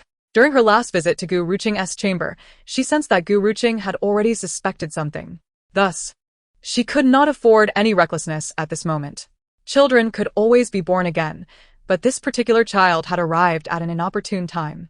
Gu Ruqing, feeling somewhat fatigued, followed her mother to a nearby pavilion to rest. Sitting beside her daughter, Ensure inadvertently caught sight of Shen Xinhua next to the elderly Lady Xiao. A flicker of anger flashing in her eyes. It was evident that Shen was no ordinary foe, having heard rumors that she was now carrying the child of Xiao Jingzhi. It was likely these two wretched individuals would soon find themselves entangled together. Qing'er, your divorce has merely benefited that household, particularly that vile woman. Who dares to come here today seeking reproach? Gu Ruqing regarded her mother's vehement words with a resigned smile. Mother, the past is behind us. The timeline of my relationship with Xiao Jingzhi is of no consequence to me now. As for whether the child in Shen Xinyue's womb truly belonged to Xiao Jingzhi, perhaps only Shen herself could ascertain that truth. Gu Ruqing had no intention of meddling in such matters. She was merely curious about how Xiao Jingzhi would react upon discovering that the child was not of the Xiao lineage. If that day were to arrive, would his steadfast affection for Shen Xinyue waver? This was a day Gu Ruqing secretly hoped would come soon. As time passed, Gu Ruqing and her mother enjoyed a leisurely moment in the pavilion, admiring the flowers and sipping tea. Suddenly, the uninvited guest Shen Xinyue intruded upon their tranquility. Demonstrating a semblance of courtesy, she slowly approached Ensure and respectfully greeted her. Greetings, Lady Pingyang. Ensure merely glanced up with a cold huff, dismissing Shen's gesture. Miss Xinyue, please, there is no need for such formalities. I cannot bear this courtesy. It was not that Ensure could not accept such respect, but rather that the sight of Shen Xinyue filled her with revulsion. For this was the woman who had taken her daughter's husband, yet now sought to stand on equal footing with her. Chapter 70. What is meant to come will eventually arrive. Why should her daughter yield space to these two? Fortunately, with the Emperor's approval for her daughter's divorce, Ensure felt a slight sense of balance restored. Otherwise, she would have found a way to tear this little harlot apart. Noticing Ensure's unwelcoming demeanor, Shen Xinyue did not appear overly perturbed, merely smiling gently. Lady, I understand that due to General Zhao's affairs, both you and the Lady Pingyang harbor discontent towards me. However, I sincerely wish for us to coexist peacefully. Being somewhat unacquainted with the affairs of the General's residence, I would greatly appreciate your guidance. Do not be mistaken. My daughter is not here to serve you. If you require assistance, seek out Lady Xiao or Xiao Jingzhi. My daughter has no interest in mingling with you. Ensure replied bluntly. Shen Xinyue's countenance paled, clearly taken aback by Ensure's straightforwardness. Gu Ruqing, maintaining a calm demeanor, raised her gaze slightly. Miss Xinyu, what brings you here? She doubted that Shen had come solely to convey such pleasantries to her mother and herself. Shen Xinyue hesitated, a spark of determination igniting in her eyes. Lady, I truly wish to establish a rapport with you. I am aware that my presence has caused you distress, yet we will both be residing in the General's estate, serving the General and attending to our matron. I sincerely hope you can hold no undue prejudice against me. Miss Xinyue, you jest. I harbor no prejudice against you. Merely a simple dislike, Ensure retorted. Shen Xinyue had prepared herself to soften her words, hoping to at least maintain a facade of cordiality. However, the cold indifference of Gu Ruqing mirrored her mother's demeanor perfectly. Shen Xinyue raised her eyes, surveying Gu Ruqing. The latter remained silent, allowing Shen to scrutinize her without objection. After a moment, Shen Xinyue spoke again. Lady, I have lost sight of my matron and cannot locate her. Might you assist me in reuniting with her? Upon hearing this, Gu Ruqing raised her head, a smile playing on her lips as she scrutinized Shen Xinyue. After a lengthy build-up, Shen had finally revealed her true intentions. Gu Ruqing arched an eyebrow. Do you happen to know which direction your matron has taken? The Duke's residence is rather expansive, and aimless searching may yield no results. Upon hearing Gu Ruqing's words, Shen Xinyue assumed she had consented to accompany her, a spark of joy igniting within her. She hastily pointed towards a bridge in the distance. The last I saw of my matron, she was heading that way. However, this is my first visit to the Duke's residence, and I am unfamiliar with the area. I do not dare to wander. Gu Ruqing cast her gaze in the indicated direction, recognizing it as the very bridge where Shen had previously orchestrated her downfall. Reflecting on her past experiences, a cold glimmer ignited in Gu Ruqing's eyes. It seemed that what was destined to come would indeed manifest. Chapter 71. A conspiracy. Ensure, observing Shen Xinyue's shameless approach, felt her temper flare. Yet, Given Gu Ruqing's earlier warning glance, she refrained from voicing her thoughts, opting instead to watch silently. Gu Ruqing raised an eyebrow, gesturing towards the bridge. Are you certain your matron headed that way? With resolute conviction, Shen Xinhua nodded. I witnessed it with my own eyes. There can be no mistake. Then what doubts remain? Proceed without hesitation. There is no need to seek me out, Gu Ruqing urged. Shen Xinhua, however, insisted, this is the residence of the Duke of Zhanbei. I cannot afford to wander aimlessly. It was clear that Shen Xinhua was determined to have Gu Ruqing accompany her. This echoed the previous life, where Shen had similarly sought her company to the bridge in search of Lady Xiao. Despite her reluctance, Gu Ruqing had acquiesced to Shen's insistence. However, upon reaching the bridge, her nightmares began. As Shen walked along the edge, she suddenly slipped and fell into the water, prompting Gu Ruqing to leap in to rescue her. Though Shen was saved, she suffered a miscarriage as a result. Upon returning to the general's residence, Xiao Jingzhi learned of the incident and was furious. Lady Xiao, nearly losing her grandchild, imposed severe punishment on Gu Ruqing, who spent over half a month confined to her bed. This period marked the darkest chapter of Gu Ruqing's life, as no one would heed her explanations. Upon Shen's recovery, she further maligned Gu Ruqing, accusing her of pushing her off the bridge, leaving Gu Ruqing defenseless. Xiao Jingzhi, enraged, nearly sought a divorce, but thanks to the intervention of her father and brothers, he ultimately refrained from doing so. However, after that moment, Xiao Jingzhi's gaze towards her underwent a profound transformation. It was only later, following Shen Xinhua's abduction and her tragic demise at the hands of the wicked, that Xiao Jingzhi feigned kindness towards Gu Ruqing as part of a vengeful scheme. At that time, Gu Ruqing, in her navette, was blinded by affection and failed to perceive the intricate web of deceit surrounding her. Reflecting on this, a fierce glint of murderous intent ignited in her eyes. She narrowed her gaze slightly, a smirk playing on her lips as she addressed Shen Xinhua. I shall inquire once more, are you truly certain of the direction in which my mother-in-law has ventured? Shen Xinhua, caught off guard by the question, displayed a hint of anxiety in her evasive gaze, yet ultimately resolved to nod affirmatively. Xinhua is certain. Very well then. If that is the case, I shall accompany you, Gu Ruqing replied, rising slowly and brushing off the dust from her attire before continuing in a nonchalant tone. Angshi could not suppress her frown. She grasped her daughter's hand and stood, whispering urgently, it is evident that she harbors ill intentions.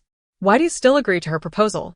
With a slight smile, Gu Ruqing reassured her mother, it matters not, dear mother. I too wish to witness the tricks she has up her sleeve. After speaking, Gu Ruqing leaned in closer to whisper a few more words to Angshi. Upon hearing them, Angshi's eyes sparkled with understanding, and she nodded with a smile. Thus, Gu Ruqing followed Shen Xinhua to the old bridge, each step reminding her of past events. Shen Xinhua walked ahead, her expression brimming with smug satisfaction. Chapter 72. Shen Xinhua falls into the water. However, upon reaching the old bridge, Shen Xinhua suddenly noticed that the footsteps behind her had ceased. Turning around, she found Gu Ruqing standing at the bridge's edge, her expression inscrutable. Furrowing her brow, Shen Xinhua urged, Madam, why do you linger there? My mother-in-law is not far off. We must hurry to find her. Gu Ruqing replied, I am suddenly feeling a bit unwell. Since my mother-in-law is nearby, I shall wait for you here. That path leads to nowhere. Venture forth, and you shall find her soon. Shen Xinhua frowned, clearly unprepared for Gu Ruqing's sudden change of heart. Just as she contemplated saying more, her maid Huaner piped up, Miss, is your head bothering you again? Perhaps you should rest over there. Gu Ruqing shook her head gently. It is of no consequence. Although I cannot walk at the moment, since Miss Xinhua is apprehensive, I shall wait for her here. Shen Xinhua was taken aback, realizing that this master and servant duo intended to thwart her words. Noticing several ladies approaching from a distance, Shen Xinhua felt compelled to relent. With a stiff smile, she replied, since that path leads to nowhere if you are unwell, I shall go alone. After all, she had successfully lured Gu Ruqing to the bridge. Should anything untoward occur there, Gu Ruqing would surely bear some responsibility. Before Shen Xinhua could react, she turned and strode purposefully onto the bridge. After just 2 steps, her foot slipped. A piercing scream erupted from her lips, echoing through the air as splashes erupted beneath the bridge. Shen Xinhua found herself inexplicably submerged in the water, thrashing about, drawing the attention of onlookers. Who has fallen into the water? How careless. Someone shouted. Quick, someone help. A person has fallen in. Gu Ruqing stood at the edge of the bridge, watching with keen eyes as Shen Xinyu pretended to slip and fell into the water, a cold smirk creeping onto her lips. Shen Xinyu was indeed going to great lengths to ensnare her. Although Shen Xinyu could not swim, this gathering at the Duke of Zhanbei's estate was her only chance to set a trap for Gu Ruqing. She could not afford to miss it. To drag Gu Ruqing down with her, she was willing to take the risk. As the ladies drew near, Gu Ruqing concealed her smirk, feigning panic. Quick, save her. Miss Xinyu has fallen into the water. Upon hearing Gu Ruqing's exclamation, the crowd turned their shocked gazes towards the water's surface. Is it truly Miss Xinyu? Why would she be traversing this old bridge? Someone questioned. Indeed, knowing she is with child, how could she be so careless? Will the child survive? I was just nearby and witnessed it. It seemed as though she fell in on purpose. Indeed, it appeared as though she had calculated her steps to plunge into the water. The murmurs of speculation swirled around them, and Gu Ruqing's gaze shifted to Angxi, who stood nearby, her eyes glimmering with delight as she nodded in Gu Ruqing's direction. Indeed, the women who had observed Shen Xinyue's deliberate fall were precisely those whom Angxi had orchestrated to be present. Chapter 73. Lady Zhao's interrogation a short distance away. In a pavilion that served as a blind spot, Angxi conversed with several ladies, ensuring that Shen Xinyue could not be seen from the bridge. Positioned strategically, Angxi could see the bridge clearly, allowing the ladies to witness every moment unfold. Before long, Lady Xiao hurried over, anxiety etched across her features. She had initially dismissed the commotion of someone falling into the water, but upon hearing the gossip, her heart sank, realizing it was her son's betrothed. What transpired? It is Xinyu who has fallen in? Quick, someone help her. Lady Xiao gasped, her age making each step a challenge, yet she persevered to reach the bank. Spotting the figure in the water, her eyes widened in horror. My grandson. Lady Xiao inadvertently caught sight of Gu Ruqing standing nearby, fury igniting in her gaze as she approached, demanding, You knew full well that Xinyu is with child. Why would you allow her onto the bridge? Do you not understand how dangerous this is? Gu Ruqing maintained an air of indifference, raising an eyebrow slightly. Why did you come this way, my mother-in-law? Just moments ago, Miss Xinyu was adamant that you were at the other end of the bridge, insisting on finding you. How dare you speak such nonsense? I was admiring flowers not far from here. How could I possibly be at the bridge? I am aware of the truth.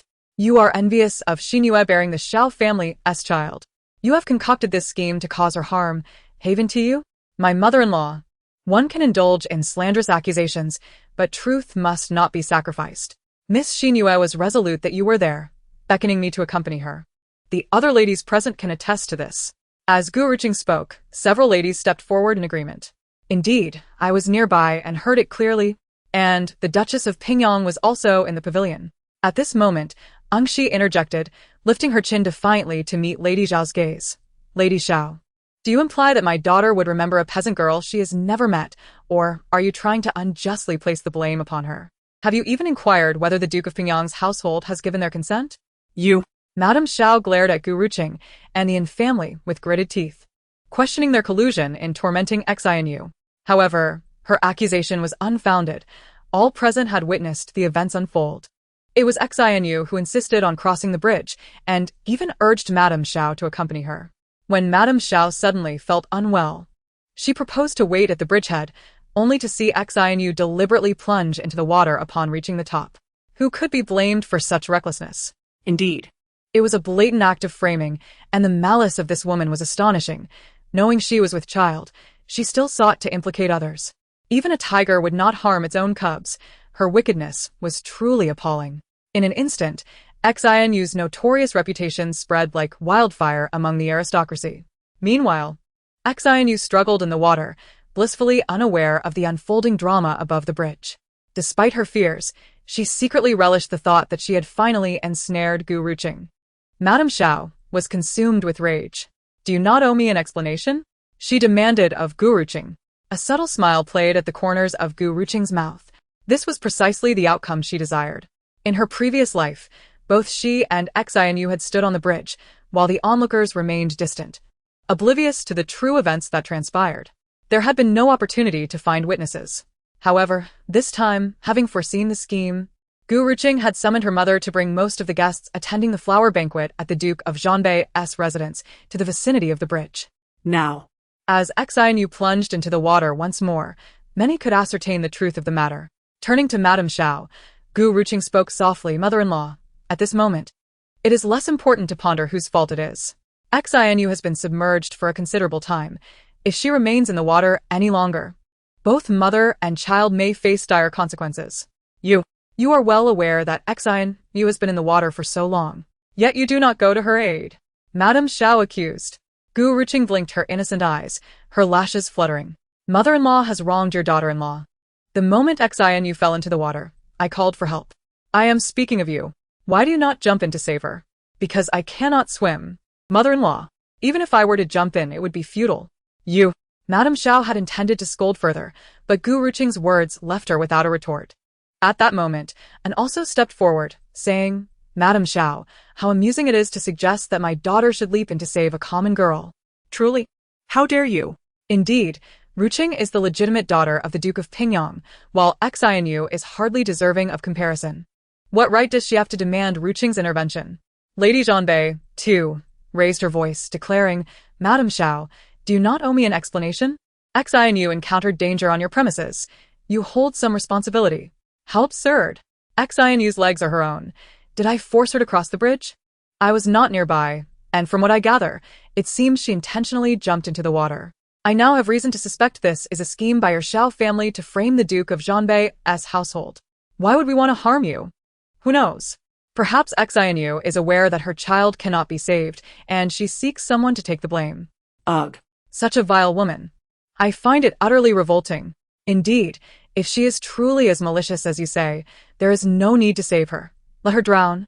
The crowd buzzed with disdain, while Madame Xiao seethed with anger and anxiety, unable to formulate a rebuttal. She had not witnessed how Xianyu had fallen into the water and could only pace frantically along the bank. As the spectators continued to observe the unfolding drama, several ladies who had previously cried for help fell silent. Suddenly, a man leapt into the water without hesitation, causing a stir among the crowd. The man was none other than Xiao Jingzhi. Gu Ruqing felt a flicker of surprise at his arrival in her previous life. He had not appeared at the Duke of Zhanbei's residence. Before she could contemplate further, Xianyu was rescued by Xiao Jingzhi, who gently laid her on the ground. Noticing her pale face and closed eyes, he panicked. Xin Yue. "Xianyu, are you all right? Wake up. Please, do not scare me. Someone fetch a doctor." In the quiet atmosphere, his urgent cries felt jarringly out of place. As he shouted, he also attempted to revive Xianyu. And time seemed to stretch endlessly until she finally coughed up a mouthful of water and gasped for air. Seeing her awaken, Xiao Jingzhi was overwhelmed with joy. Xin Yue. "You are awake. You frightened me to death." He held her tightly as if she were an invaluable treasure, reluctant to let go. Once revived, Xianyu looked around at the crowd and tears streamed down her cheeks. "I thought I would never see you again, General." "Foolish girl, what nonsense are you speaking? I am here. I will always be here." "What happened? How did you fall into the water?" "Please do not blame Madam. She may have acted in haste and did not mean to push me in." Upon hearing this, Xiao Jingzhi's expression darkened, and he scanned the crowd for Gu Ruqing, his gaze igniting with fury. "Gu Ruqing, how could you be so malicious? Why did you push Xianyu into the water? The general's residence has treated you well. If you are dissatisfied with Xianyu, you could have spoken up, but why resort to such treachery? This is an affront to my child." Xiao Jingzhi's roar was filled with unrestrained anger, oblivious to the eyes of the onlookers. Gu Ruqing, however, remained remarkably calm. She blinked slowly, refraining from hastily defending herself. Instead, looking at the newly awakened Xianyu with a wry smile. Xin Yue. "I ask you once more, are you certain it was I who pushed you into the water?" Taken aback, Xianyu averted her gaze, but remained resolute in her accusation against Gu Ruqing. Gu Ruqing chuckled in disbelief. "Xianyu, when it comes to fabrication, I doubt anyone in the capital can rival you. I stood at the bridgehead while you fell from the bridge. How could my arm reach you? Madam, I understand your displeasure with me, but Xianyu has made considerable efforts to win your favor.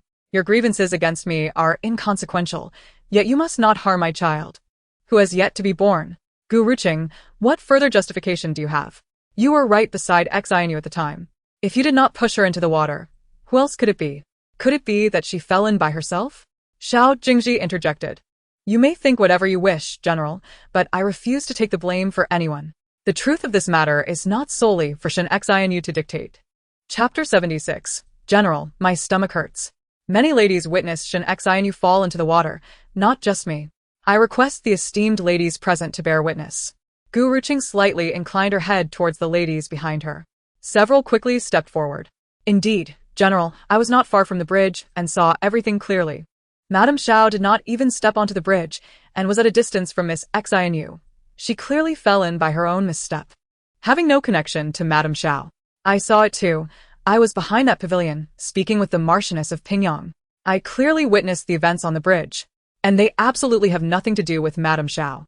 The Marchioness of Zhanbei also stood up, her expression grave. I regret that such an incident occurred in my household. However, the circumstances surrounding Miss Xianyu's fall are indeed suspicious. I assure you, I will uncover the truth. Not only to clear Ruqing's name but also to uphold the reputation of the Zhanbei household. The Marchioness's countenance darkened, though she had not been present. The incident occurring in her home could tarnish the reputation of the Zhanbei household. If Shen Xianyu had accidentally fallen, that would be one matter. But if it were due to other reasons, their household would certainly be subject to gossip. Upon hearing numerous ladies come forward to support Gu Ruqing, Xiao Jingzhi's expression soured further. Shen Xianyu's own countenance was not much better. She buried her head deep, a flicker of gloom crossing her eyes. She had initially thought that only she and Gu Ruqing were present on this side of the bridge. If she fell into the water, no one could testify against Gu Ruqing. And no matter what she said, Xiao Jingzhi would certainly choose to believe her. Yet suddenly, with so many witnesses affirming that it was indeed her own misstep, the situation had become quite complicated. Suddenly, Shen Xianyu raised her head, her face pale and distressed. She gently placed a hand on her stomach. General, it hurts. My stomach hurts so much. Xiao Jingzhi immediately grew anxious, looking down at Shen Xianyu. Xianyu, what is wrong? General, my stomach really hurts. Xianyu, hold on. I will take you home right now. Without a moment's hesitation, Xiao Jingzhi scooped Shen Xianyu into his arms and rushed outside. Upon reaching Gu Ruqing, Xiao Jingzhi paused. Once we're out of here, I will settle accounts with you. Gu Ruqing maintained a calm demeanor, a cold smile playing on her lips. General Xiao, perhaps you should focus more on the child in Xianyu's womb. Humph.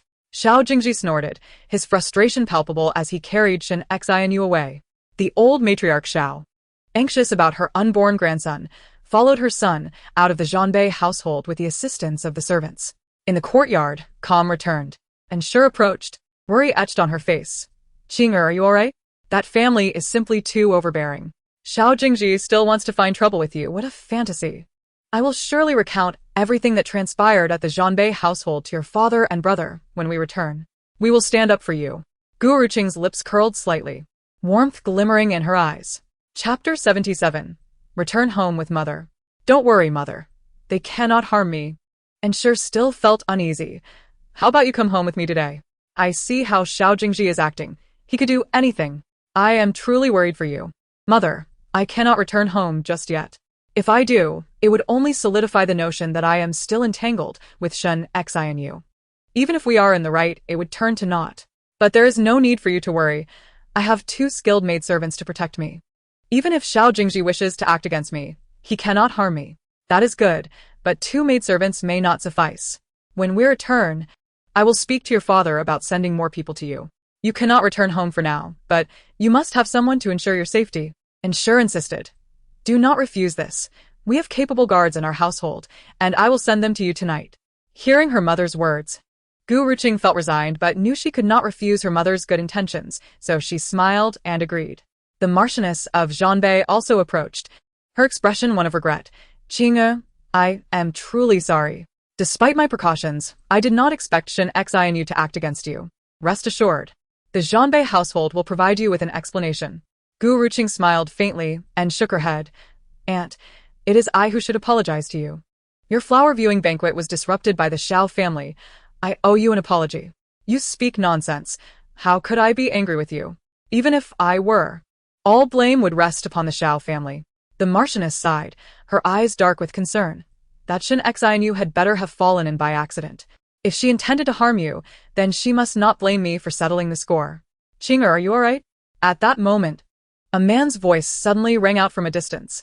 Everyone turned to see Xinyu rushing towards them, his face etched with worry as he approached Gu Ruqing, taking her shoulder in his hand and inspecting her with concern. Finding her unharmed, Xinyu let out a heavy sigh of relief. Suddenly aware that his earlier actions may have been inappropriate, he awkwardly released Gu Ruqing, stepping back to maintain a respectful distance. My apologies, King Air. Upon entering, I heard that someone had fallen into the water. Knowing you were here, I feared it might be you, and rushed over. When he entered, he had overheard the servants murmuring in a corner. Though he did not catch everything, he distinctly heard that someone from the Xiao general's household had fallen into the water. And it was a woman. Xinyu, knowing Gu Ruqing was the general's wife, naturally assumed the unfortunate individual was her, prompting his urgent arrival. Thankfully, it was not Gu Ruqing who had fallen. Gu Ruqing's expression turned awkward, her lips twitching. You need not worry, brother Yu. It was not me who fell into the water. That is a relief. It is good to see you safe, Sister Ruqing. Chapter 78. Concern can lead to confusion. With so many people present, Xinyu worried that his earlier behavior might be misconstrued, so he glanced at his mother. Mother, I apologize for my earlier actions. The Marchioness of Zhanbei had been focused on her son since his arrival, her gaze lingering on Xinyu. Seeing her son, with eyes filled with concern for Gu Ruqing, and his eagerness to distance himself from her, fearing any unfavorable gossip about Gu Ruqing, brought her great comfort. Her son, whenever matters concerning Gu Ruqing arose, would be the first to fluster. She smiled faintly. Yuer, you have grown up alongside Ruqing, considering her as a sister. Witnessing your anxiety brings joy to a mother's heart. And also chimed in, Yuer has always treated Ruqing well since childhood. You should visit our home more often. Aunt will prepare delicious food for you. It was well known that the wives of the Duke of Zhanbei and the Marquis of Pingyang shared a sisterly bond, fostering a strong relationship between their families. With the two matriarchs voicing their sentiments, the crowd's doubts dissipated. It was said that the wives of the Duke and Marquis enjoyed a close relationship, and now, the young gentlemen and ladies exhibited mutual respect and affection. The Duchess of Zhanbei approached Gu Ruqing, taking her hand with a warm smile. Alas, what can I do? I lack a daughter of my own. Seeing Ruqing, I treat her as my own. Where, you have just returned. Do you have matters to attend to? This gathering is for us. And I assume you have no interest in it. Indeed, I shall take my leave, Xinyu responded, bowing to the gathered ladies before casting a glance back at Gu Ruqing and departing with determination. The flower appreciation banquet continued unperturbed by the earlier commotion, as the Duchess of Zhanbei led the ladies in enjoying the blossoms of the garden. Gu Ruqing walked silently beside her mother, lost in thought, and, sensing her daughter's unease, grasped her hand in reassurance. Do not worry, Qing'er, your mother will ensure your safety. Realizing her mother's anxious expression, Gu Ruqing understood her silence had been misinterpreted. She had indeed been contemplating Xinyua's fall into the water, yet felt no fear. The challenges of her past life were resolved, and she would not tread the same path again. This was a cause for celebration. How could she possibly be afraid? Gu Ruqing smiled gently. I understand, mother. As the banquet concluded in the afternoon, Gu Ruqing did not rush home but was instead invited by the Duchess of Zhanbei to stay for dinner, with her daughter present, and had no intention of returning home. She frequently dined at the Duke's residence, so the Marquis and the young gentleman were accustomed to her presence, and no one urged her to leave. In the room, only the three of them remained, as the Duke was occupied with official duties, rarely seen, and the young gentlemen usually dined in their own quarters, ensuring there would be no interruptions. However, one exception remained. Xinyu, who was still unmarried, often returned to dine with his mother. Upon approaching the door, he overheard the sounds of laughter and joy emanating from within. Chapter 79. Anne's concerns hearing Gu Ruqing's voice brought a look of surprise to his face. He had been preoccupied in the study and was unaware of the flower appreciation banquet's proceedings, originally thinking Gu Ruqing had left. Mother, I have arrived, Xinyu announced as he strode into the room, his face beaming upon seeing Gu Ruqing and Anne. What a delightful coincidence to see Aunt and Sister Ruqing here. Gu Ruqing turned to him, momentarily pausing, yet she politely stood to greet him. Brother Yu. The Duchess of Zhanbei quickly urged Gu Ruqing to sit. Ruqing, consider this your home. There is no need for such formality. Sit down. This boy is still unmarried, and often comes to my room to share a meal. So, do not mind him. Xinyu felt a hint of embarrassment at her words. Was he merely here to mooch off a meal? He had come at his father's behest, worried about his mother feeling lonely amidst her busy days, and thus took the time to keep her company. All right, since you're here, sit down. Dinner will be served shortly. With Xinyu's addition, the table became lively once more, and looked at him with a smile. You are not getting any younger. It's time for you to marry and have children, lest your mother continues to fret. Xinyu lowered his head, slightly bashful. Yet his gaze strayed toward Gu Ruqing. Aunt, I am not in a hurry. If I cannot find someone I truly love to grow old with, life would be rather dull, wouldn't it? You have so many young ladies in the capital to choose from. Haven't any caught your eye? An S words momentarily stilled the room, and her smile faded as she glanced at her daughter. Xinyu hurriedly interjected, Mother, what are you saying? Yes. It was a slip of the tongue. Ruqing, do not take it to heart. Aunt was merely jesting. Gu Ruqing smiled gently, lowering her head, her cheeks flushed. Aunt is joking, and, observing her daughter, felt a surge of worry. As a mother, she could discern Xinyu's feelings for her daughter. However, Gu Ruqing had always been disinterested in suitors, and feared she would not change her mind now. If Gu Ruqing were to part from her husband, and Xinyu still held affection for her, it would indeed be a fortunate turn of events. Yet, she feared her daughter had just escaped a turbulent situation and had no desire to engage in matters of the heart. A mother knows her child well. Having seen the look in Gu Ruqing's eyes, and realized her daughter harbored no feelings for Xinyu. Enough of this. Let us eat, the Duchess of Zhanbei interjected, striving to ease the atmosphere and beckoning everyone to dine. After the meal, while others remained oblivious, Gu Ruqing felt uncomfortably full. Her appetite was modest, yet her mother, along with the Duchess and even Xinyu, continuously piled food onto her plate, creating a small mountain of dishes. Though Gu Ruqing felt helpless, she could not disappoint her mother and aunt and forced herself to consume every morsel, leaving her stomach rounded and full. And, worried that Gu Ruqing might not be satisfied, continued to serve her daughter more food. Gu Ruqing quickly protested, Mother, if I eat any more, I fear my stomach will burst. Oh, this is merely the beginning. I wish you could return to being that adorable, plump child of your youth. Mother, if I were still that round, wouldn't it be a source of ridicule? The chubby little ones are undeniably adorable, yet when it comes to someone of Gu Ruqing's age being so plump, it becomes a source of ridicule. Regardless of the jokes, one's health is paramount. Observe how much weight you have lost over the past 3 years. All the flesh that the Pingyang Marquis painstakingly nurtured has been completely consumed by the Xiao family. Upon your return home, your mother will surely indulge you with a variety of delicious dishes to restore your figure. Shi, filled with maternal concern, spoke with frustration. She had always been cautious and protective of her daughter, fearing that Gu Ruqing would not be well cared for, but what about her time at the Xiao family? Gu Ruqing lowered her head, a look of guilt crossing her face. I have caused my mother worry. It is indeed my fault. Well, your mother does not blame you. If blame is to be assigned, it should be directed at the Xiao family. They have not even inquired about your well-being during your long absence. It is so infuriating. Gu Ruqing smirked. They currently have eyes only for Xinyu and the child in her womb. How could they possibly think of me? Humph. Who knows how that child came to be? Just thinking about it irks me. Shi's eyes blazed with fury. The matriarch of the family had no offspring, yet Xiao Jingzhi was so impatient to bring a concubine into the fold, treating her equally with the main wife. Did he truly believe the Pingyang Marquis had no one to defend her daughter against such indignities? There is no need for mother to be angry. I wish to handle this matter myself. Therefore, I kindly ask you to persuade father and my brothers not to interfere. Humph. Do you think your father and brothers can remain passive? If it weren't for my constant urging, they would have already sought ways to deal with Xiao Jingzhi. However, there is no need for haste. Once you formally leave their household, we will have ample opportunity to settle the score. Shi understood that her daughter was resolute. Once she had made up her mind, no one could dissuade her. For now, she only hoped her daughter would find happiness and tranquility, so whatever she wished to do, she would support her. After dinner, twilight settled in.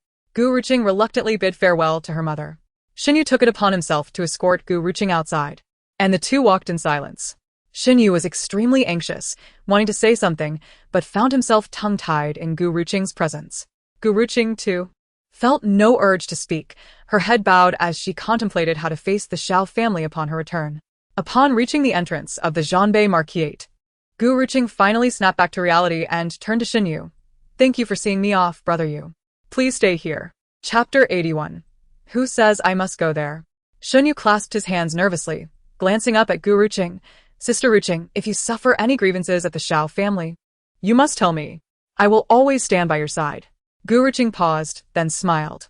Thank you, brother Yu. Let me escort you back. No need, brother Yu. The carriage is not far. I can return on my own. Xinyu pondered for a moment, then nodded. Very well, then please be careful on your way back. Stay safe. I understand you always see me as a child. In my eyes, you will forever remain that little girl, never growing up. He would naturally worry for her perpetually. Gu Ruqing boarded the carriage bound for the general's residence, and after about an hour, it stopped at the Xiao family's gate. Huaner and Xiao Jingzhi helped Gu Ruqing down from the carriage. The Xiao family's grand door stood firmly shut, and Gu Ruqing raised her head slightly to glance at the plaque of the Xiao residence, a glint of cold light flashing in her eyes. Huaner. Go knock on the door.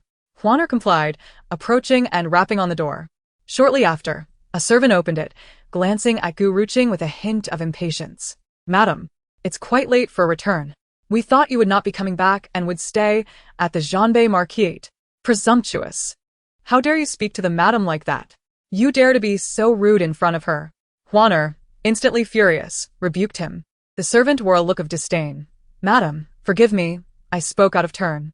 However, the old madam and the general just sent word, requesting you to come and see them upon your return.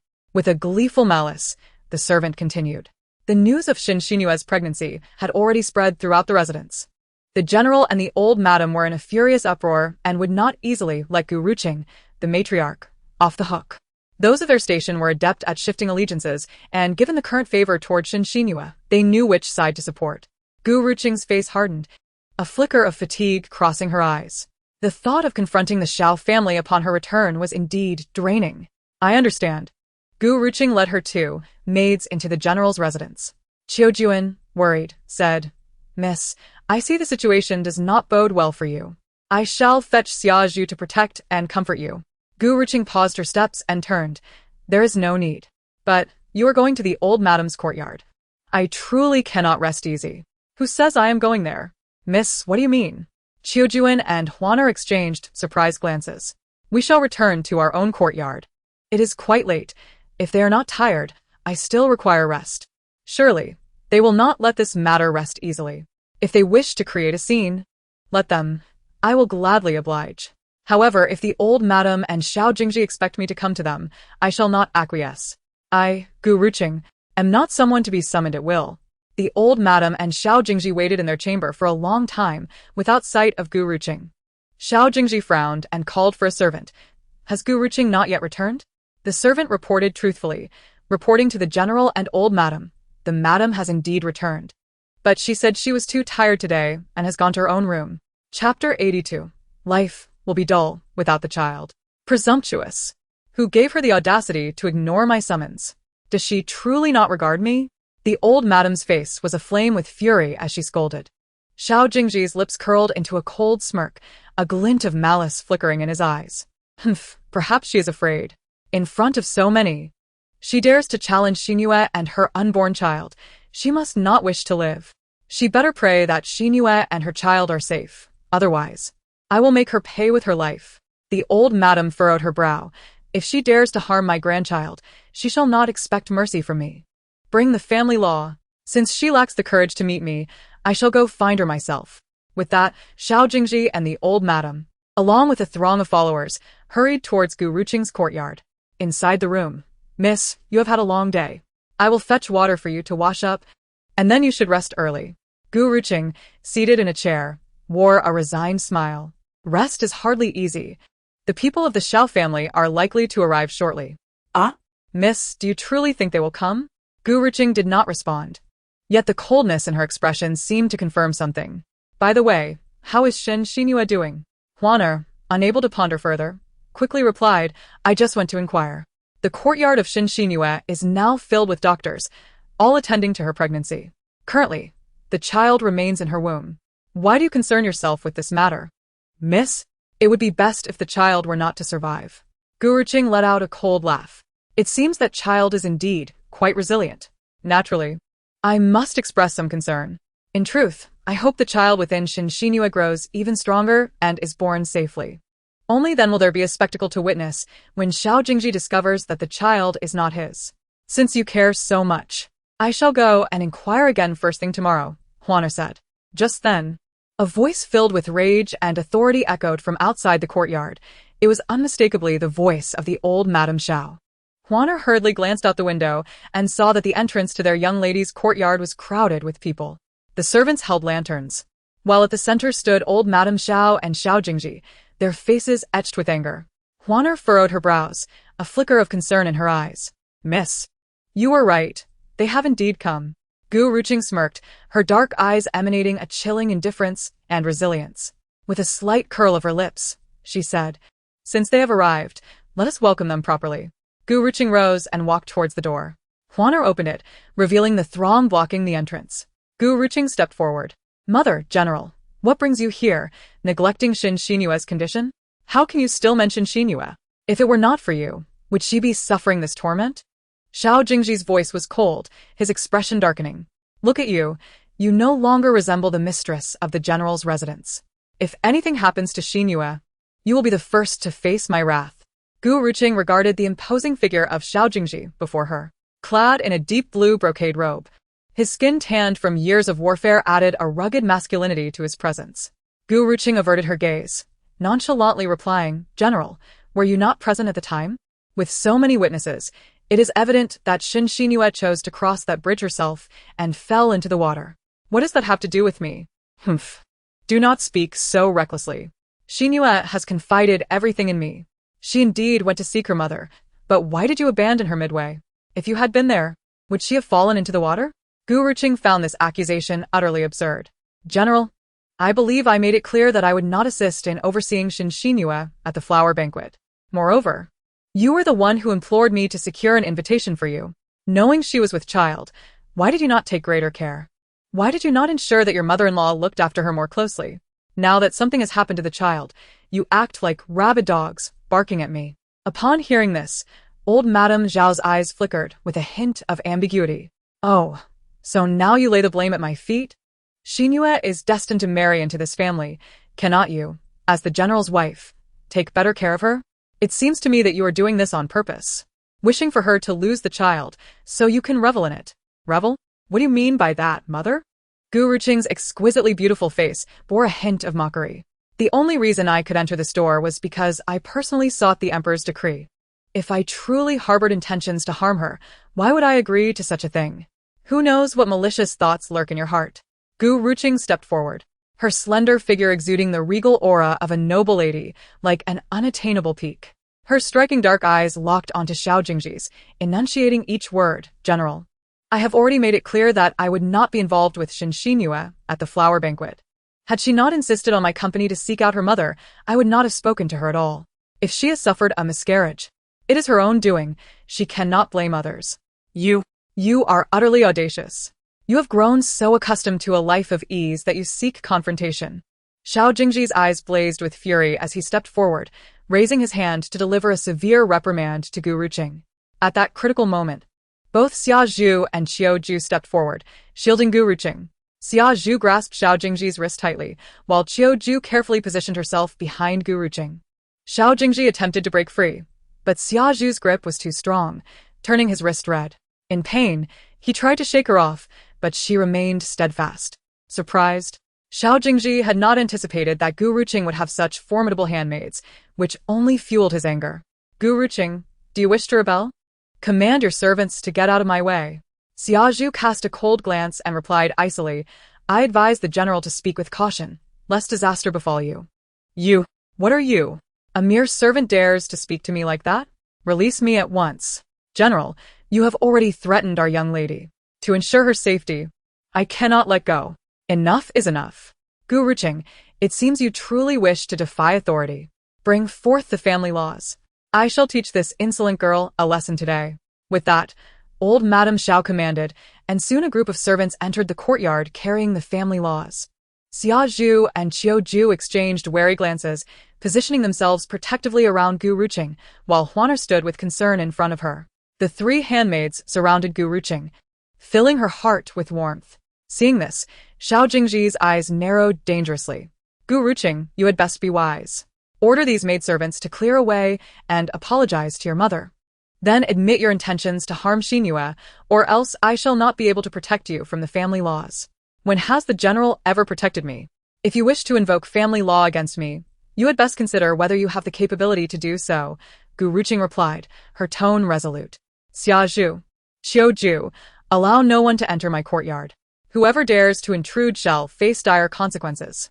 The final word was emphasized, sending a tremor through the hearts of both Xiao Jingzhi and old Madame Xiao.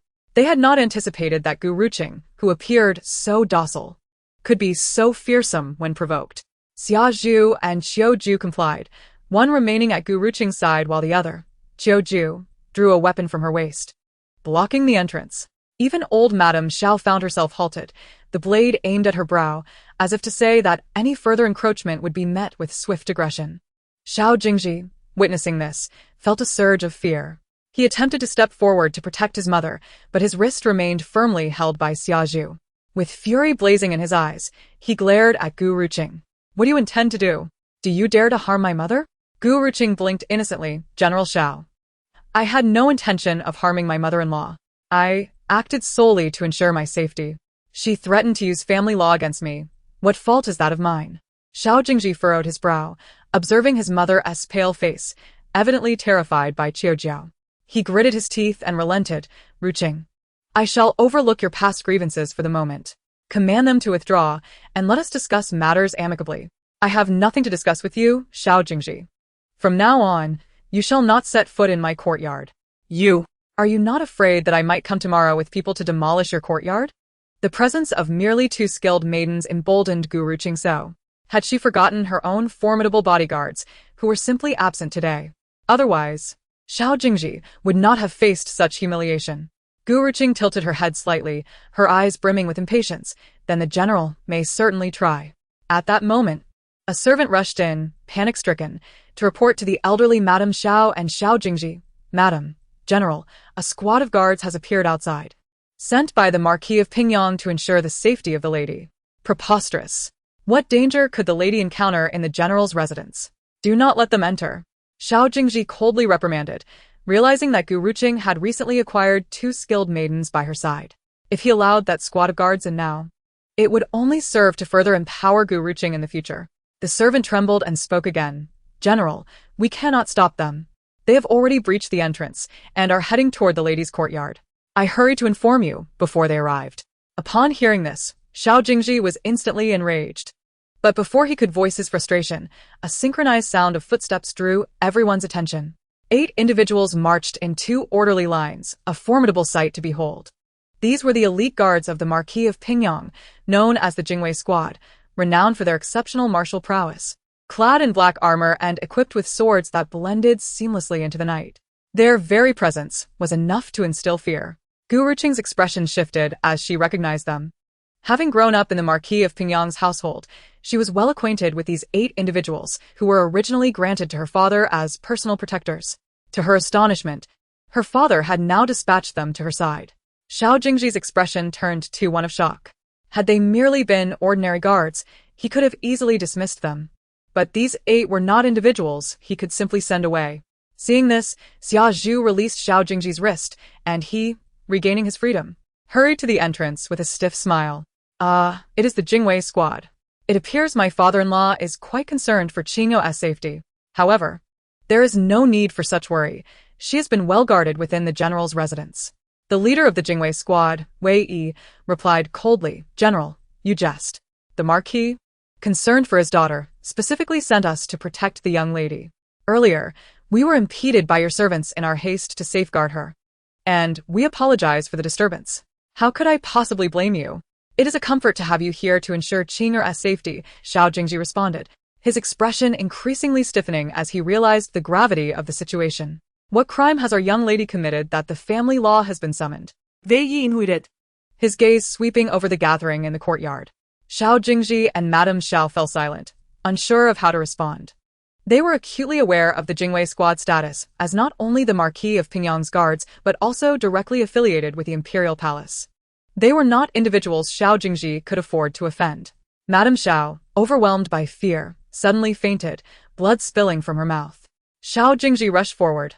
Alarmed, "Mother, what ails you? Quickly, summon a physician." The surrounding maids, terrified, rushed to support Madame Xiao and frantically wiped the blood from her lips. Xiao Jingzhi's expression turned anxious, his eyes reddening with concern. Due to Shen Xinyue's pregnancy complications, most physicians were currently attending to her at the general's residence. A few physicians soon arrived. Gu Ruqing observed the commotion with a cold smile, noting that Madame Xiao would soon be unable to endure this situation.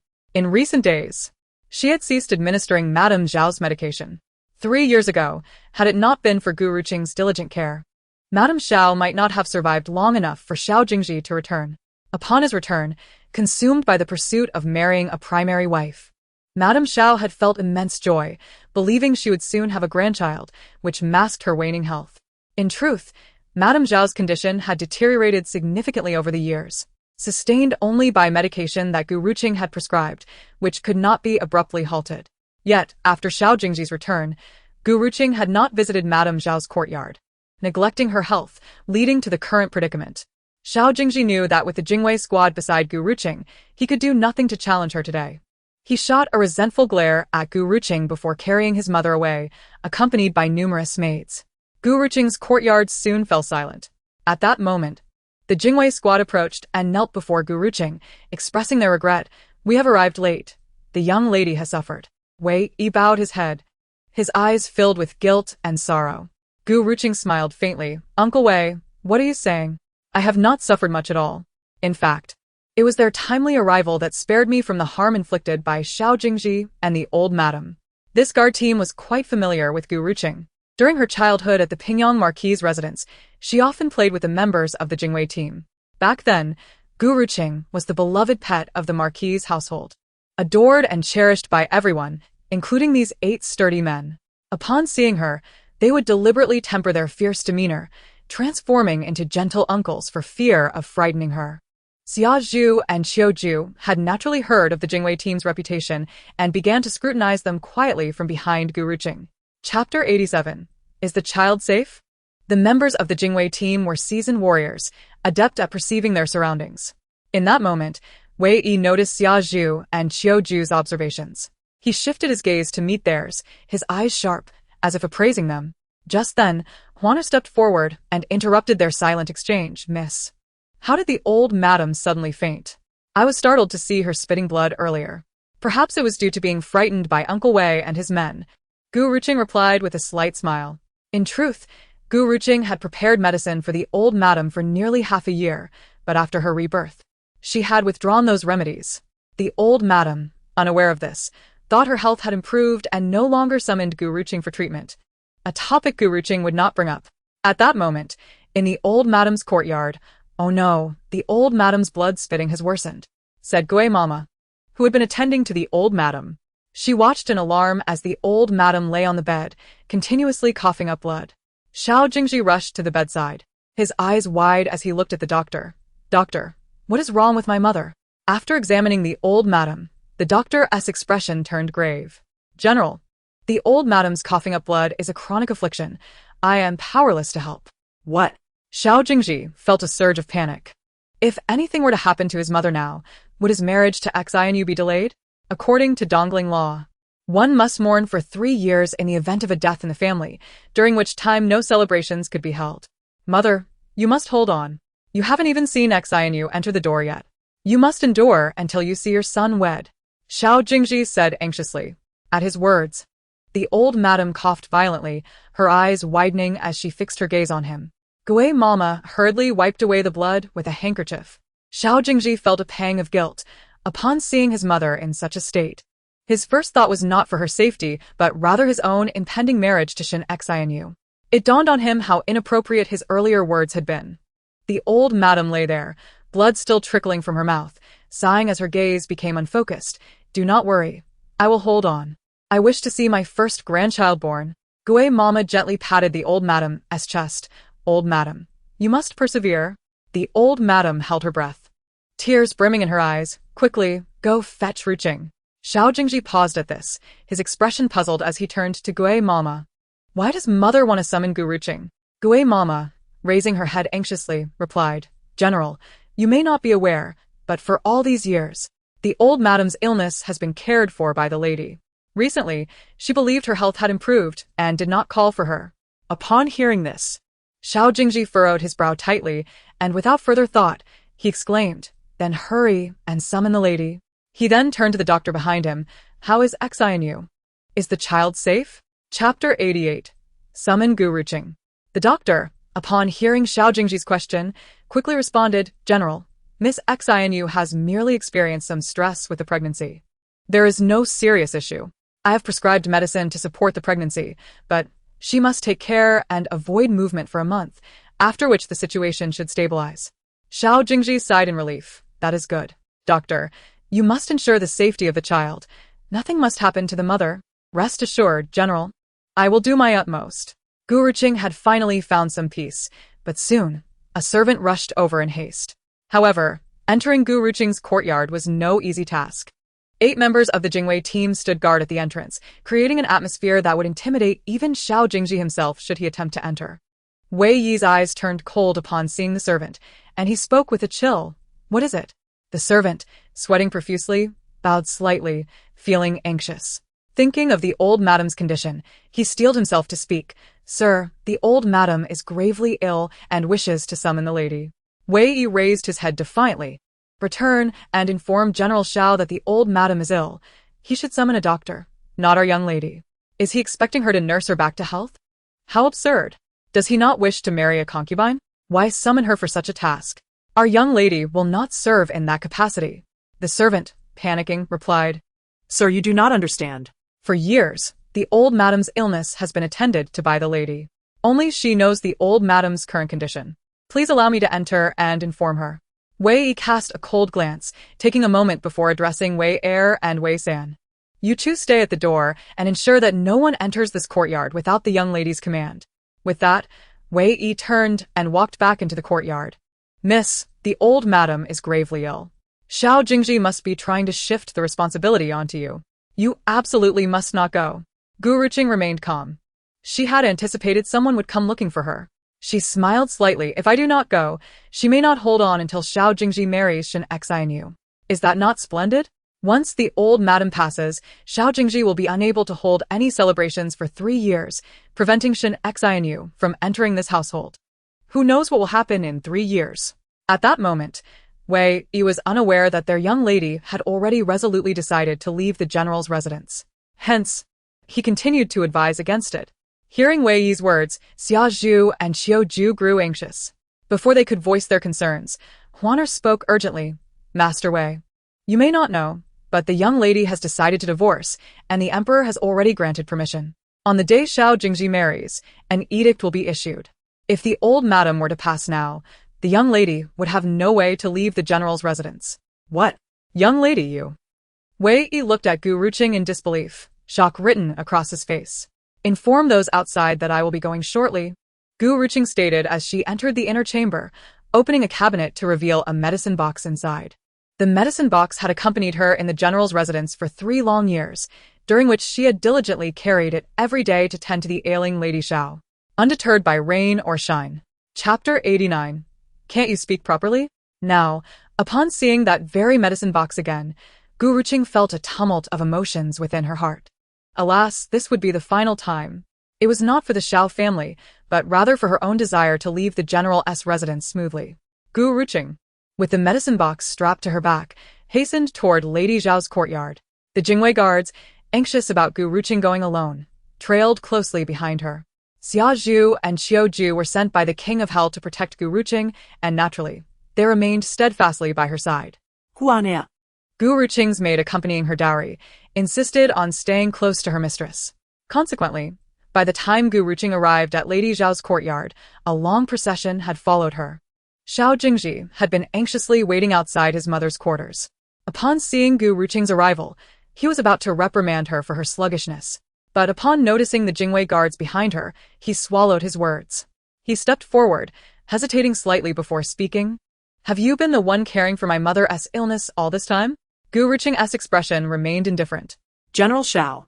If you wish for your mother's health to deteriorate, you are welcome to linger here. Xiao Jingzhi, infuriated, retorted you. What does the general intend to do? Before he could finish his sentence, Wei Yi quickly stepped in front of Gu Ruqing, coldly questioning him. Xiao Jingzhi, feeling thwarted, had his face darken ominously. Ruqing, can't you speak civilly? Why must your words be so sharp? 3 years ago, Gu Ruqing was not of such temperament. Gu Ruqing raised an eyebrow slightly. I am merely concerned for my mother-in-law's well-being. Do not take offense, General. How would she be expected to speak? The fact that she was here today already showed them some courtesy.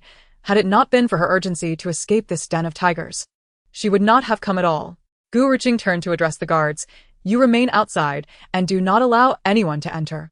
With that, she bypassed Xiao Jingzhi and strode into the room, medicine box in hand.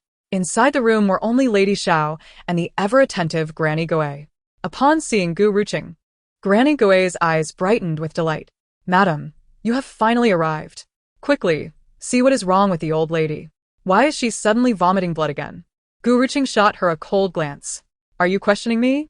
Granny Goei's expression stiffened instantly, awkwardly tugging at her lips. Madam is jesting. This old servant would not dare. If you are afraid, then get out.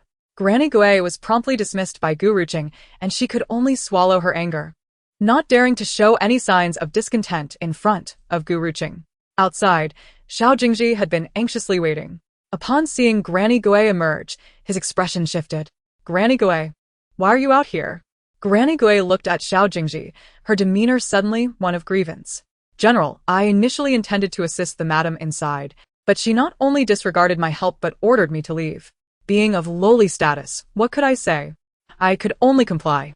Granny Goei seized the opportunity to lodge a complaint. Though Xiao Jingzhi felt anger bubbling within him, he could not express it in front of the Jingwei guards. He could only respond with frustration. Since the madam has spoken, you need not wait outside. New Moon cannot be left unattended. I will go check on her. With that, Xiao Jingzhi angrily swept away, leaving Granny Goei in shock as she watched him depart. Chapter 90. Wei Yi's interrogation. Granny Goei had initially thought that by reporting to the general, he would undoubtedly be furious and reprimand Gu Ruqing. But she did not expect such an outcome. Seeing Xiao Jingzhi leave, she dared not say anything further, trembling as she stood at the door, waiting for Gu Ruqing to come out. Xia Zhu and Xiao Ju stood not far away beneath a large tree, their expressions cold, arms crossed over their chests, radiating an air of do not approach. Wei Yi glanced over, contemplated for a moment, and then approached them. Xia Zhu immediately stood upright upon seeing Wei Yi and respectfully greeted, Greetings, sir. Wei Yi stood there, unable to refrain from scrutinizing the two women before him, before finally speaking coldly. I do not recall any servants from the Pingyang Marquis accompanying you. Xiao Ju stepped forward. You have a good memory, sir. We are not servants of the Pingyang Marquis. Then who are you? Who sent you to be by the young lady's side? Upon hearing Xiao Ju's swift admission, Wei Yi's expression became wary, his eyes narrowing with a hint of menace. Do not be anxious, sir. We are sent by His Highness the King of Hell to ensure the young lady's safety. His Highness the King of Hell? Wei Yi's expression faltered slightly, his brow furrowing. Indeed. I care not who sent you. Now that our Jingwei guards are here, you may leave. Wei Yi's voice was cold. Who could tell what the King of Hell's true intentions were in placing his people beside their young lady? Xia Zhu then spoke coldly. We are now in service of the young lady. Without her command, we cannot leave. Upon hearing this, a menacing aura radiated from Wei Yi as he glared at Xia Zhu, his gaze as chilling as that of a reaper. Do you know what you were saying? Xiao Zhu, sensing the tension, quickly stepped in front of Xia Zhu. Sir, please do not be angry. Xia Zhu is merely of such temperament. Do not hold it against her. Now that we are with the young lady, we are determined to be loyal to her alone, and will never harbor any ulterior motives. Hearing Xiao Zhu's words, Wei Yi's anger subsided somewhat, and he snorted. If the King of Hell orders you to harm the young lady, what would you choose? Xiao Zhu was taken aback and lowered her head. Sir, there are no ifs in this world. His Highness the King of Hell would never issue an order against the young lady. Chapter 91. Blame me for not protecting the child. I am speaking hypothetically. If such a day were to come, whom would you choose? At this, both Xia Zhu and Xiao Zhu fell silent. Such a question was indeed difficult to answer. Wei Yi's eyes narrowed. If you cannot decide, Then I do not mind having a word with the King of Hell. Despite the disparity in their statuses, every member of the Jingwei squad wished for their young lady to be surrounded only by loyal subordinates. Xiao Jingzhi furrowed her brow and declared, "We are already devoted to the young lady. Henceforth, our loyalty shall solely belong to her." Wei Yi raised an eyebrow, seemingly satisfied with this response. He turned his gaze towards Qiu Ju and inquired, "And what about you?" "Naturally, I pledge my loyalty to the young lady," Qiu Ju replied. We nodded approvingly. A faint smile gracing his lips. "Very well, I shall keep a watchful eye on both of you until you pass the Jingwei squad's trials." As time ticked away, dawn approached and Gu Ruqing finally emerged from her chamber, her face etched with fatigue. The moment she opened the door, several maids and members of the Jingwei squad rushed forward. Huaner, with a pained expression, discreetly wiped her tears and lamented, "Young lady, you have toiled through the night. It truly breaks my heart to see you so weary." Gu Ruqing managed a weary smile. "This is the last time." Upon seeing Gu Ruqing, Granny Gui hurried into the room to check on the condition of old Madame Xiao. Discovering that old Madame Xiao was still unconscious, she anxiously exclaimed, "Madam, why has the old lady not awakened yet?" Gu Ruqing's gaze turned frosty. "Even at this late hour, you know to rest. Does the old madam not feel fatigue?" This implied that old Madame Xiao was not in a deep coma, but merely asleep. Hearing this, Granny Gui's face flushed with discomfort, and she awkwardly smiled. "That is good to hear. As long as the old lady is recovering, madam, your skills are indeed miraculous. The old lady's recovery depends entirely on you." Gu Ruqing replied, "Do not speak so. This is my last treatment for her. Her illness has lingered far too long. Even I cannot guarantee a complete cure. Additionally, inform the general that I have stabilized the old madam's condition, but she may never walk again. He should prepare himself for this." "What did you say?" Granny Gui looked at Gu Ruqing in disbelief, her voice filled with shock. "I will not repeat myself. If the general and the old madam are dissatisfied, they may seek another skilled practitioner," Gu Ruqing stated curtly before departing with the maids and the Jingwei squad in tow. Xiao Jingzhi spent the night vigilantly guarding Shen Xinyue's room, leaning against the bedside, tightly holding her delicate hand. When Shen Xinyue awakened, she saw Xiao Jingzhi asleep beside her. Lowering her gaze to see his hand clasping hers filled her heart with a warm sense of happiness. Noticing the movement on the bed, Xiao Jingzhi quickly awakened. He instinctively looked down and saw Shen Xinyue gazing at him with tear-filled eyes, causing a pang of pain in his heart. "Xinyue, you are awake? How do you feel? If you are unwell, you must tell me, do you understand?" Shen Xinyue sniffled. "It's all my fault, General. I failed to protect our child. How could they be gone before we even laid eyes on them?" Xiao Jingzhi was taken aback, but before he could respond, Shen Xinyue continued, "Even if you despise me, you should not vent your anger on our child. If you hate me, I would gladly sacrifice my life for her. The child is innocent. General, did I truly err by coming to your side? Oh, my child, I am sorry. I lack the ability to protect you." Shen Xinyue sobbed, her tears flowing freely, painting a heart-wrenching picture of sorrow. Xiao Jingzhi could not bear to see her in such distress. He quickly embraced her, kissing her forehead tenderly. "Do not cry. My foolish girl, our child is still with us, safe and sound within you. Your tears shatter my heart." Upon hearing this, Shen Xinyue was momentarily stunned, her heart swelling with disbelief. Her eyes widened in shock, momentarily forgetting to control her expression.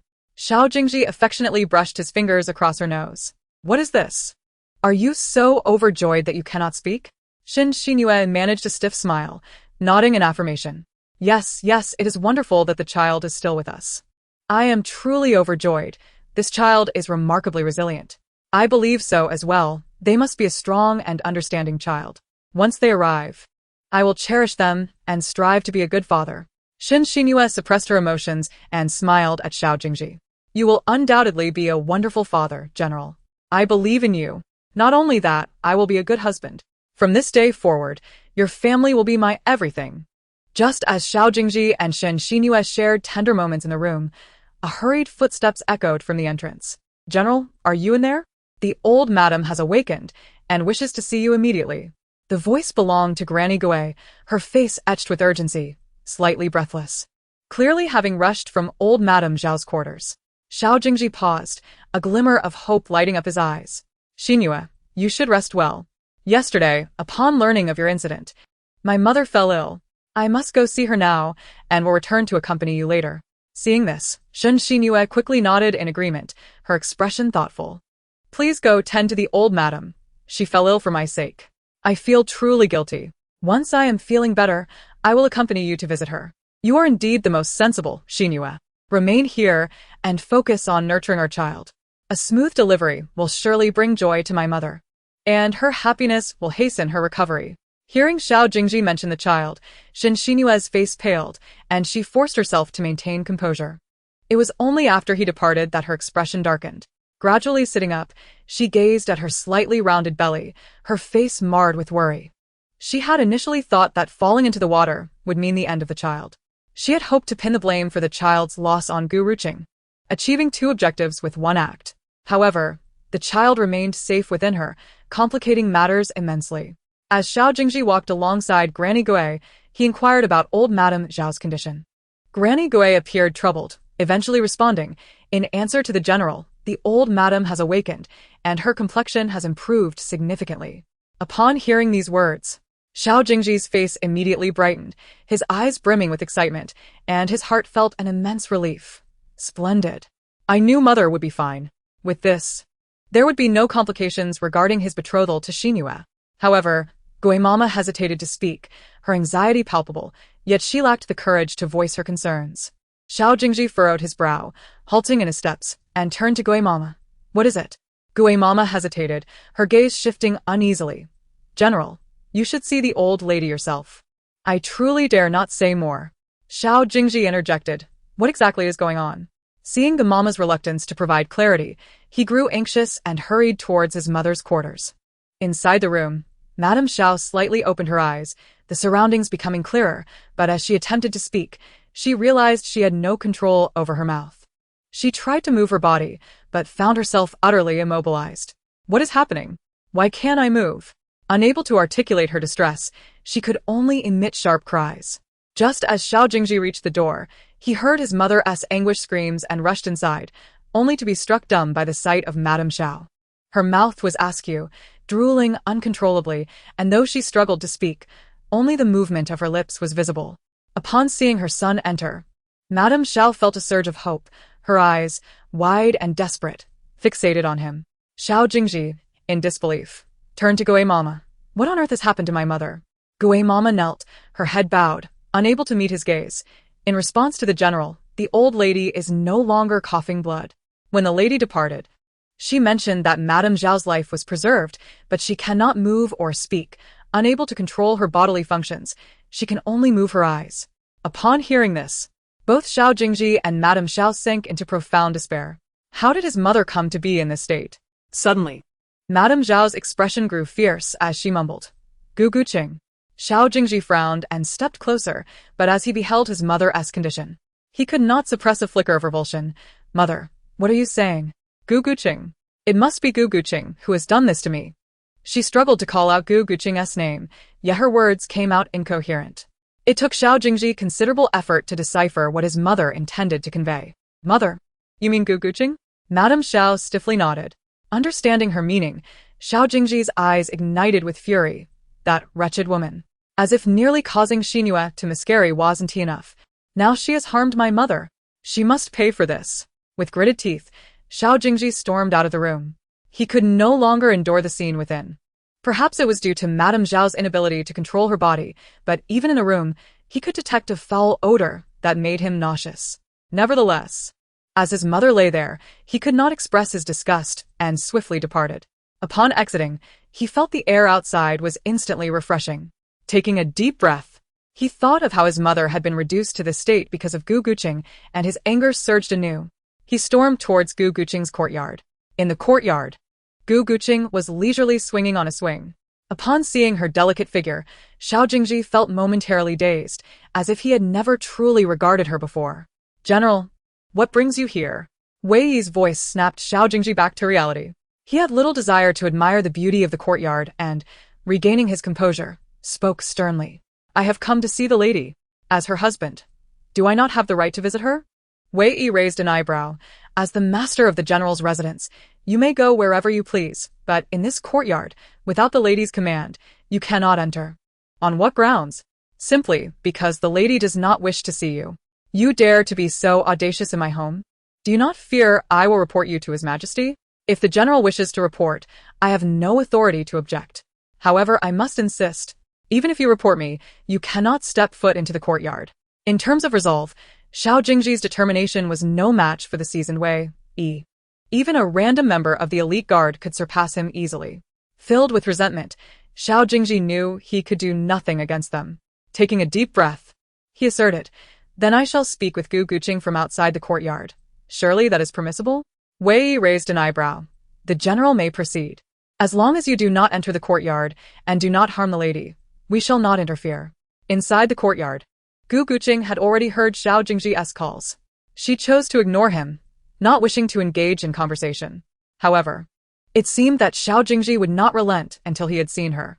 Ceasing her swinging, she stood and turned towards him. "General, I have done as you requested and preserved Madam's life. What more do you desire?" Xiao Jingzhi frowned and questioned. Indeed, her life has been preserved. But why is she now in such a state, unable to move a muscle? Is this your definition of healing my mother? When did I claim to heal her? I only promised to do my utmost to preserve her life. Gu Guqing replied, her voice unwavering, her gaze sincere. Xiao Jingzhi contemplated. Indeed, Gu Guqing had never claimed to cure his mother's ailment. Yet, despite her words, he felt an unsettling unease. But now that my mother is in this condition, how is she to live her life? Gu Guqing, are you not an esteemed healer? Surely you can restore her to her former state. The general has perhaps overestimated me. For the past 3 years, while you have been away at war, I have been the one caring for my mother-in-law. Her illness is chronic and cannot be eradicated. It can only be managed with medication. However, upon your return and your intention to take a secondary wife, perhaps my mother-in-law was so overwhelmed with joy that she recklessly discontinued her medication. Now, she has fallen into this state, and it is truly beyond my abilities to help. You imply that her current condition is solely due to her cessation of medication, is that correct? Xiao Jingzhi inquired, though a part of him believed it to be true. This is indeed the case. Even Gui Mama, who attends to my mother-in-law, is aware of this situation. Nonetheless, with your mother in such a condition, you cannot escape responsibility. Is your medical expertise not sufficient? From this point forward, you shall take full responsibility for her care. She cannot move about on her own and requires constant assistance. Therefore, you should relocate to her courtyard and reside with her. Additionally, given that Xinyue and the child were nearly in danger, you are also responsible for their well-being. Until Xinyue safely delivers, you must take extra care of her. Upon hearing this, Ruqing laughed heartily.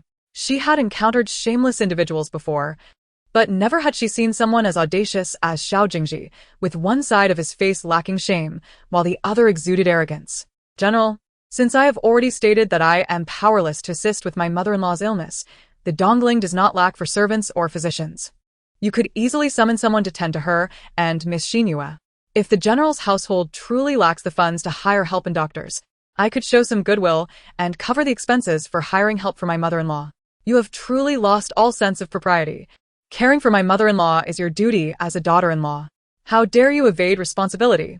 If you, as her son, disdain your own mother, how can you expect others to treat her any differently? Gu Ruqing, I shall ask you once more. Do you agree or not? Xiao Jingzhi pressed. To which Gu Ruqing replied, I will answer you this once. There is nothing in this world that I, Gu Ruqing, would do against my will. Chapter 96. Whose reputation is worse? You are utterly unfilial. Are you not concerned that if this matter becomes public, it will tarnish your reputation? Gu Ruqing replied with a faint smile. That question should be directed at you, General. After 3 years at war, you returned without even knowing your mother was gravely ill. And now you are hastily seeking a secondary wife, while showing disdain for your own mother. If this reaches the ears of others, who do you think will suffer greater disgrace, you or I? The news of Xiao Jingzhi's intention to take a secondary wife has already sparked considerable gossip, and if this incident spreads, he may find it impossible to maintain his standing in the capital. Xiao Jingzhi stared wide-eyed at Gu Ruqing. Seeing her calm exterior belied a thorny disposition, anyone who dared to provoke her would find themselves bloodied. Feeling cornered by Gu Ruqing's retorts, Xiao Jingzhi was left with no recourse, for the Jingwei guard surrounded her, rendering him unable to approach.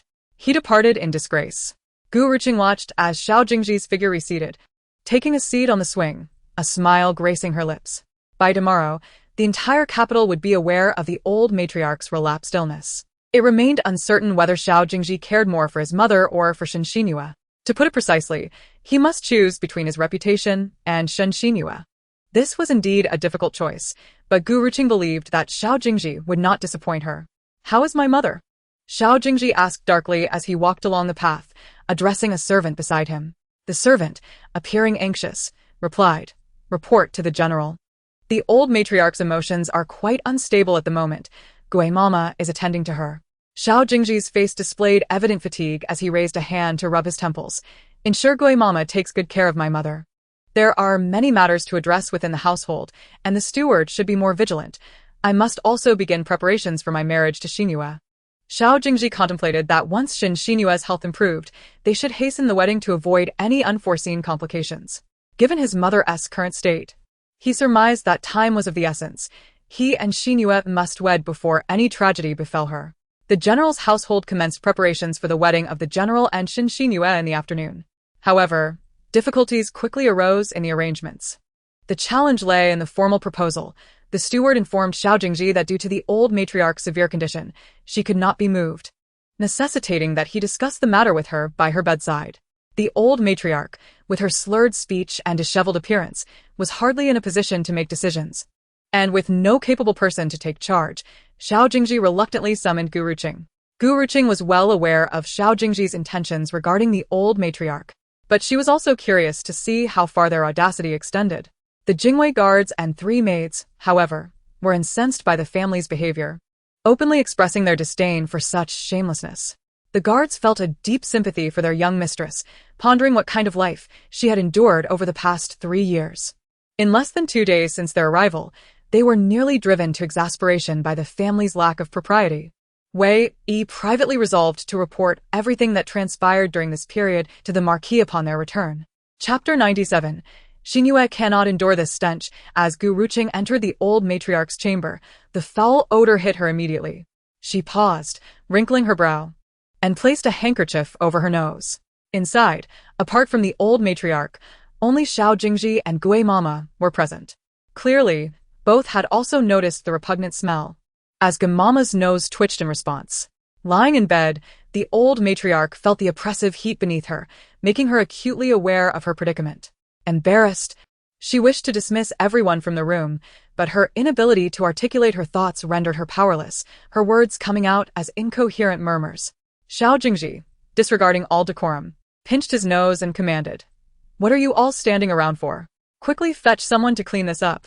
How can we discuss matters in such unbearable conditions?" Were it not for the fact that his mother lay upon the bed, he would have fled long ago. In the room, only Gui Mama held any authority. So, she resigned herself to care for the old matriarch. Meanwhile, Xiao Jingzhi kept his distance, as if the unpleasantness could stain him by proximity. The old matriarch glared at her son, and despite his apparent disdain, Xiao Jingzhi awkwardly explained, "Mother, please do not hold it against me. I must check on Xinhua. She cannot withstand this odor, and I am certain you would not wish for your grandson to be affected by it." Upon hearing this, the old matriarch's expression softened, and she closed her eyes in despair. She was painfully aware that her son was indeed expressing his disdain for her. Her husband passed away due to illness when their son was still very young. She single-handedly raised her son with great difficulty. And just as she witnessed him becoming a general and enjoying a few days of happiness, everything has taken a turn for the worse. The old lady Xiao is consumed by resentment but finds herself at a loss as to whom to direct it. Should she resent Xiao Jingzhi? After all, he is her son whom she painstakingly raised. Xiao Jingzhi is not entirely at fault. It is often said that long illness breeds unfilial children, and now, after just 1 day of her illness, her son exhibits such disdain for her, which truly chills the old lady's heart. Gu Ruqing stood at the door, watching the scene inside with a cold smile playing at her lips. As she observed Granny Gui flustered while changing the bed linens and bedding, Gu Ruqing had no intention of stepping forward to offer assistance. It was only after the linens were replaced and Granny Gui lit incense to dispel the unpleasant odors that Gu Ruqing slowly entered the room, deliberately choosing to sit at a distance from the old lady Xiao. Xiao Jingzhi was somewhat surprised to see Gu Ruqing enter, especially since he had been turned away earlier that day. He had assumed she would find an excuse to avoid coming. To his astonishment, she had indeed come. At that moment, seeing Gu Ruqing, Xiao Jingzhi felt a sense of reliance and a rare smile graced his face. You have come. Despite his dissatisfaction regarding Shen Xinhua, Xiao Jingzhi still regarded Gu Ruqing as a rather commendable daughter-in-law. Chapter 98. The general truly holds deep affection. In the past 3 years, she has managed the household splendidly. And with her beauty and grace, she is indeed a lady of noble birth. Having her as the wife of a general brings him honor in public. Gu Ruqing's demeanor was calm as she slightly raised her head to inquire, General, what is the purpose of summoning me at such a late hour? Gu Ruqing preferred not to engage in unnecessary conversation with Xiao Jingzhi, so she went straight to the point to avoid wasting their time. Upon hearing her frigid response, the smile on Xiao Jingzhi's face instantly faltered, and he awkwardly cleared his throat, a flicker of dissatisfaction crossing his gaze. Cough, your mother is gravely ill. Can't you come to see her? The general seems to have forgotten that I kept vigil by my mother-in-law's side all night yesterday, whereas you, as her son, were nowhere to be found. Some words were better left unspoken to avoid a retort that would leave him embarrassed. Indeed, upon hearing this, Xiao Jingzhi's expression became noticeably uncomfortable. Cough, alright, I know you helped a lot last night, but I called you here because I have something important to discuss. Please speak freely, General. It is about your mother's illness. I was considering expediting the marriage with Xinhua as a way to bring some joy amidst her suffering. What do you think? Wasn't this already decided? Why does the general need to consult me about the wedding? Cough. Marriage is certainly necessary, but with my mother bedridden and no capable mistress in the household, I thought it best to entrust the wedding preparations to you. Entrust it to me? General, have you forgotten that I have relinquished my responsibilities? You have relinquished them, but you can certainly take them back. I understand you have been quite fatigued lately. Let the steward handle other matters, and you need only manage the betrothal gifts, which should alleviate some of your burdens. Gu Ruqing raised an eyebrow. Realizing this was an attempt to extract the betrothal money from her. Xiao Jingzhi would be better suited as a merchant. His talents for strategizing were wasted on the military. As the mistress of the general's household, it is only fitting that I prepare for my husband's wedding. Does this mean you agree? First, what amount do you plan to bestow upon Miss Xinhua's family as betrothal gifts? Upon hearing Gu Ruqing show no resistance, Xiao Jingzhi's face lit up with joy. Since Xinhua will be a concubine, she should be treated equally. You received a certain amount as betrothal gifts, so she should receive the same. Gu Ruqing contemplated for a moment. So, the general intends to offer 100,000 taels of silver, 2 pairs of gold bracelets, 2 sets of ruby hairpins, and 800 bolts of brocade? Is that correct? Seeing Gu Ruqing effortlessly recite the betrothal gifts he had previously arranged, Xiao Jingzhi's expression darkened, assuming she was unwilling. Do you find any issue with this? Xinhua is carrying my child. The general's household cannot treat her inadequately. Gu Ruqing smiled faintly, shaking her head slowly. The general holds deep affection for Miss Xinhua. I naturally have no objections. That is best. Then let us proceed with your earlier suggestion. Gu Ruqing nodded. Very well. I shall comply with the general's wishes. I knew you would be the most considerate. Rest assured. Apart from Xinhua, everything else in the general's household will still be under your control. Chapter 99. When has the general's household ever had money? Gu Ruqing nodded. Then I should thank the general. Seeing her unusually compliant demeanor, Xiao Jingzhi felt a surge of happiness. It appeared that Gu Ruqing had come to a realization that she would need to rely on her husband moving forward. We are husband and wife. There is no need for thanks. Your diligent handling of this matter is the greatest gratitude you can offer me. I will not disappoint the general. But where will the funds come from? Xiao Jingzhi paused, looking at Gu Ruqing incredulously. Had he not been clear enough? Asking Gu Ruqing to prepare for the betrothal gifts naturally implied that she would be responsible for the funds. However, this was something Xiao Jingzhi found difficult to express. He cleared his throat twice to mask his embarrassment. Cough, of course, it will come from the general's household accounts. Are you aware that the general's household currently has not even 500 taels of silver left? To expect her to prepare the betrothal gifts with such a meager amount of silver was indeed a clever trick from Xiao Jingzhi. Xiao Jingzhi was taken aback, questioning. How could this be? You have been managing the accounts for so many years. How could there be such a deficit? Gu Ruqing replied coolly. When I entered this household, there was not even 500 taels in the accounts. Did Xiao Jingzhi think his family was affluent? It was utterly laughable. Xiao Jingzhi's father had come from humble beginnings, and their family had been so poor that they could hardly make ends meet. Xiao Jingzhi had been conscripted into the army from the countryside, striving to distinguish himself and eventually achieving the rank of a minor general. Later, he managed to secure a position in the capital by aligning himself with the Pingyang Marquis, thus establishing his residence. Eventually, he sought Gu Ruqing's hand in marriage, becoming the future son-in-law of the Pingyang Marquis. Those small officials in the capital who sought to curry favor with the powerful showered him with gifts, allowing the general's household to accumulate some surplus. However, when marrying Gu Ruqing, Xiao Jingzhi had, for the sake of appearances, given away all his possessions as betrothal gifts to the Pingyang Marquis. When Gu Ruqing entered the household, the general's family was indeed on the brink of poverty. Had it not been for her dowry sustaining them over the past 3 years, the household would have collapsed. And even the old lady Xiao might not have survived to this day. Yet I have been receiving a salary for these years. Surely it cannot be that I am left with only this meager amount? Gu Ruqing spoke softly once more. The general's annual salary does not exceed 1,000 taels. My mother-in-law requires medication, with each prescription costing 30 taels, amounting to nearly 900 taels each month. Furthermore, she has a penchant for bird's nest, which costs at least 15,000 a month, with a single bowl priced at 300 taels. The maids and servants need to be compensated, and we must also attend to the dignitaries in the capital. Over the years, aside from the general's salary, it has been I who have continuously drawn from my dowry to sustain these expenses. Upon hearing this, Xiao Jingzhi found it hard to believe. Suspecting that Gu Ruqing was deliberately making things difficult for Xinxinhua to save face, he slammed his hand on the table, causing a loud noise that startled the elderly Lady Xiao, who lay in bed. To put it bluntly, you merely wish to humiliate Xinhua by withholding the silver. If that is the case, I shall find a way to manage the betrothal gifts and dowry myself. I have just achieved military merit, and the emperor's rewards will surely be substantial. Xiao Jingzhi intended to use the rewards earned from his military accomplishments as the betrothal gifts and dowry to marry Xinxinhua. Chapter 100. Can she control it? Gu Ruqing raised an eyebrow slightly. If so, then that is splendid.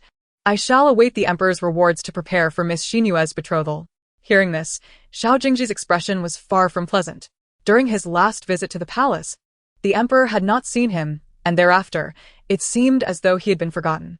The previous matter remained unresolved, and even the decree for the marriage had yet to be issued. Had he not secretly dealt with eunuch Pei and learned that the marriage was still on track, he would have been at a complete loss. At that moment, Lady Xiao, lying in bed, could not help but cough. The emperor's rewards were a tremendous honor for the general's household. How could they be used for this matter? However, she was unable to voice her thoughts. Her eyes wide with anxiety as she fixed her gaze on Xiao Jingzhi. He glanced over, assuming his mother was merely calling for help, and with a look of disdain said, "Gui Mama, why don't you check if mother has soiled the bedding again?" Gui Mama complied, reluctantly approaching to lift the quilt, only to find that Lady Xiao had indeed made a mess. With a troubled expression, she lamented, "Oh, my old lady, I just changed the bedding. How could you dirty it again? Could you not hold it in a little longer, or at least cough to signal when you needed to?" All day long, her duties revolved around wiping Lady Xiao's mouth and managing her bodily needs. She glanced at her yellowing hands, filled with distaste. When had her hands ever engaged in such filthy work? Yet, only Gu Ruqing understood what Lady Xiao truly thought. However, she had no intention of offering a reminder and slowly rose. "Since the general has decided to use the emperor's rewards to marry Miss Xinhua, I shall await the silver's arrival at the general's residence. It is getting late, so I shall not disturb my mother-in-law's rest." With that, Gu Ruqing departed, leaving Xiao Jingzhi and Gui Mama to handle the aftermath of Lady Xiao. Frowning, Xiao Jingzhi advised, "Mother, if you wish to do something, please cough twice as a signal.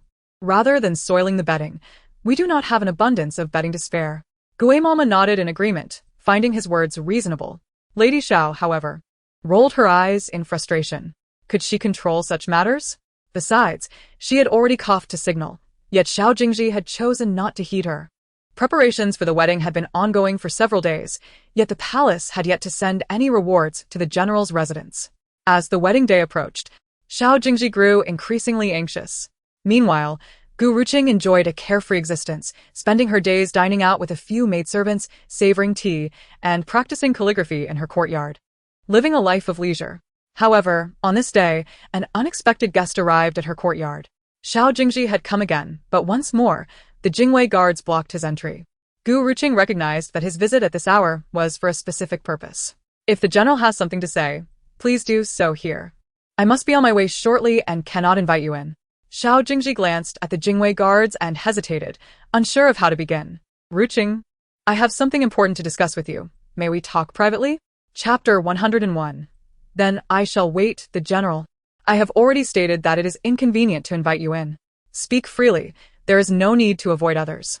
If Xiao Jingzhi had the audacity to speak, surely he had no shame in letting others know? During this time, as he prepared for the wedding, gossip had begun to circulate. Many remarked that Xiao Jingzhi, having just achieved military merit, had become arrogant, and with Lady Xiao gravely ill, he still thought of marriage, leading to a tarnished reputation in the capital.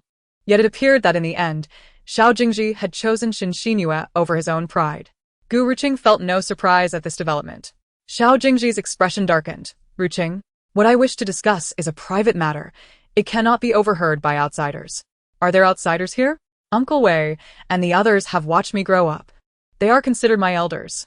However, if the general prefers not to speak, then you may leave. Very well, I shall speak. Seeing Gu Ruqing turn to leave, Xiao Jingzhi gritted his teeth and finally spoke. The emperor's rewards have been delayed, yet the wedding is imminent. The betrothal gifts must not be overlooked. Could you assist by advancing the funds, and I shall reimburse you once the rewards arrive? Upon hearing this, Gu Ruqing maintained her composure. But the Jingwei guards exchanged glances of disdain towards Xiao Jingzhi, thinking to themselves, this fellow wants to marry but lacks the funds? To ask their young lady to advance the money is nothing short of a joke. General, are you suggesting that my dowry be used to secure entry for Miss Xinhua? Xiao Jingzhi's expression became slightly awkward as he replied, what is yours is mine. As husband and wife, we are one. Ruqing, I know this is a burden for you, but the general's residence is in dire straits. After Miss Xinhua arrives, you will still oversee all matters. She will not contest your position. At this proclamation, all present turned their gazes toward Xiao Jingzhi, including Gu Ruqing, who raised an eyebrow in surprise. Just yesterday, he had publicly questioned Gu Ruqing, attempting to humiliate her. And today he came to her, humbled like a dog. Gu Ruqing remained silent, but Huaner sneered, what a farce. Our lady does not covet any title, general. If it were not for her, do you think the general's residence would live in such luxury? Xiao Jingzhi furrowed his brow, instinctively wanting to scold Huaner. But the icy glares from the Jingwei guards made him shrink back. While your words may hold some truth, Ruqing, you are marrying into the general's residence. Matters must prioritize your husband's family. As the saying goes, when marrying a chicken, follow the chicken. When marrying a dog, follow the dog. As a daughter-in-law, you must discern the order of things. Xiao Jingzhi was warning Gu Ruqing that she was now a member of the general's residence. Only if the general's residence thrived could she find her own well-being. If the residence fell into disarray, she too would suffer the consequences. With a gentle tone, Xiao Jingzhi continued, your mother is gravely ill, and with Xinhua disinclined to manage trivial matters, the general's residence will ultimately be under your control, won't it? Ruqing, consider this carefully. Upon hearing this, Huaner turned to Gu Ruqing, shaking her head slightly, signaling her to refrain from agreeing. Chapter 102. Truly unfortunate. Xiao Jingzhi's words were filled with deceit. If one were to believe him, even a sow could climb a tree. Gu Ruqing felt a cold smile creep into her heart. If the old lady Xiao had any sense of dignity, she would not have come to plead with her for such an outrageous request, to offer her dowry as a gift for the concubine. General, while I may be the general's wife, it is indeed inappropriate for me to provide the funds. When marrying, the expenses should come from the general's accounts. Moreover, over the years, my dowry has already subsidized the general's residence significantly, and I have little left to offer. Xiao Jingzhi furrowed his brow. How can you say you have nothing? The dowry from the Pingyang Marquisate was so generous. Even if you spent a considerable amount, you must have some remaining. Ruqing, are you truly unwilling to part with any silver, using this as an excuse to evade my request? He spoke incredulously, recalling how the dowry had been so lavish it could reach the city gates, and the emperor had also bestowed numerous treasures upon her. The spectacle was so grand that even a princess would not have received such treatment. Gu Ruqing shrugged. If the general does not believe me, there is little I can do. Xiao Jingzhi lowered his gaze, pondering for a moment, and suddenly his eyes brightened. I recall that not long ago, His Highness the King of Hell sent many gifts, which were rewards from the Empress Dowager to you. Surely you remember? Why not use that silver in the meantime? General, your appetite is quite large, even daring to covet the Empress Dowager's gifts. If she were to find out that the items meant for you are being used to marry a concubine, could you withstand her wrath? Wei Yi spoke with disdain, incredulous that Xiao Jingzhi would even consider using royal silver for such purposes. Hearing Wei Yi's words, Xiao Jingzhi felt embarrassed, awkwardly tugging at the corner of his mouth. Yes, I was irrational just now. I don't believe it was irrational, but rather an eagerness to bring someone into your household. Vi retorted. We may not have silver, but the Pingyang Marquis does. Should I speak to the Marquis on your behalf to borrow some funds? Wei Yi's suggestion brought a sense of delight to Gu Ruqing, and she regarded her uncle with appreciation. Xiao Jingzhi felt a heaviness in his heart, his expression as if he had swallowed a fly. It was absurd to think of borrowing money from his future in-laws. By the time he reached the gates of the Pingyang Marquis, he would likely be met with a severe reprimand from them. Xiao Jingzhi shook his head. Forget it, I will find another way. With that, he turned and left, his sleeves sweeping behind him. How shameless. I've seen people without shame, but never to this extent. Borrowing money from the young lady's family, what a misfortune. Wei spat. His face darkening with anger. The people in the courtyard looked at Gu Ruqing, who wore a cold smile at the corner of her lips. I have long since witnessed such shamelessness, so you need not take it to heart. But miss, this is truly unfair to you. If I can leave, then I will not feel wronged. Gu Ruqing gazed into the distance, her eyes growing brighter. It seemed she was a step closer to departing from the general's residence. Though she had been counting the days, it felt as if time had slowed. Chapter 103. Gu Ruqing's decision to train Uncle Wei Yi, starting tomorrow. Please teach me martial arts. Wei Yi looked at his young mistress in astonishment. Miss, why the sudden desire to learn martial arts? It is quite exhausting, and you need not put yourself through such hardship. I am here to ensure your safety. Gu Ruqing shook her head. I don't know why, but I suddenly feel the urge to learn. I sense it will be useful in the future. Besides, if you and the others are not by my side, I should have the ability to protect myself. Having lived a second life, Gu Ruqing preferred to firmly grasp her own fate, ensuring her peace of mind. Wei hesitated. But seeing the determination on her face, he knew he could not dissuade her. Very well, starting tomorrow, we shall begin your martial arts training. I hope you can persevere. Gu Ruqing smiled. Rest assured, Uncle Wei Yi, this martial arts training is for myself, and I will undoubtedly persist. In the following days, Xiao Jingzhi did not appear before Gu Ruqing again. She had no idea how much silver he had managed to gather, as her focus was entirely on her martial arts training with the Jingwei team. On the first day, Wei Yi, concerned she might overexert herself, kept the training intensity low, half an hour of horse dance and 20 laps around the courtyard with weights. Even so, Gu Ruqing barely managed to keep up. The next morning, she felt as though her entire skeletal structure might collapse, her muscles were achingly sore, and even her calves trembled.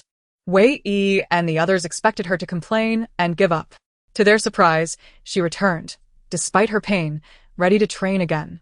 Wei, astonished, gradually increased the intensity, hoping to dissuade her from this path. Yet Gu Ruqing only grew stronger, not only enduring the training but also exceeding the task set for her. It soon became clear to everyone that Gu Ruqing was resolute in her desire to master martial arts. The group ceased their jesting, with the 8 members of the Jingwei team meticulously crafting daily training plans for her. Gu Ruqing trained diligently. In less than 10 days, she seemed transformed. Her posture became lighter, and Wei Yi felt a sense of pride. Gu Ruqing was indeed the daughter of the Pingyang Marquis. Her perseverance and determination were qualities not often found in typical young ladies. One evening, after completing her usual training, Gu Ruqing returned to her quarters, drenched in sweat. As she wiped her brow with a handkerchief, Huaner looked at her with concern. Miss, why do you put yourself through this? Watching you these days pains my heart. Gu Ruqing smiled lightly. I find it bearable. At first it was tiring, but I am beginning to adapt. Miss, you are simply too tenacious. If it were anyone else, they would have given up long ago. Gu Ruqing remained silent, smiling gently at Huaner. Please sit for a moment. I have prepared hot water for you.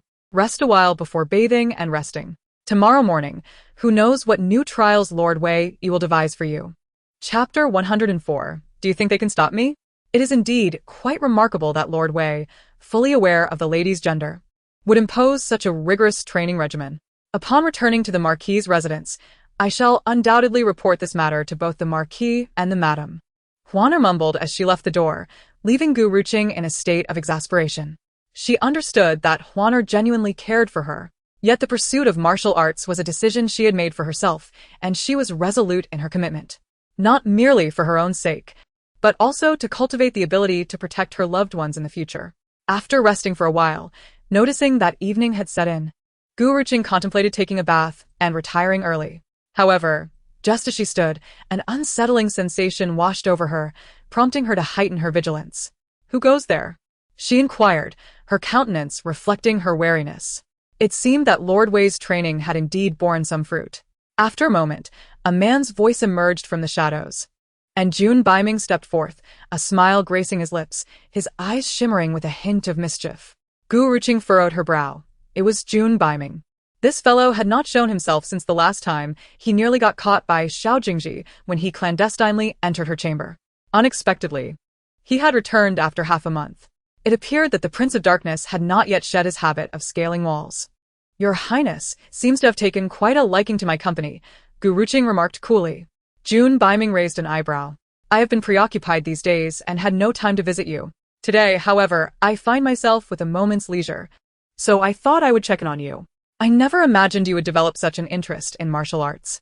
Gu Ruqing raised an eyebrow, recognizing her visitor, and gradually relaxed her guard, settling into a chair. "Your Highness possesses remarkable martial skills. Even the Jingwei squad could not impede your entrance. Perhaps I should consider augmenting my courtyard's defenses with more skilled covert guards. Do you believe they could stop me?" Jun Baiming retorted. His tone not one of arrogance, but rather a reflection of the truth. Within the entire Dongling, there truly was no one capable of matching him. Gu Ruqing was acutely aware of this, yet she could not help but feel a sense of defiance. This fellow's frequent intrusions into her room were hardly trivial. What were his true intentions?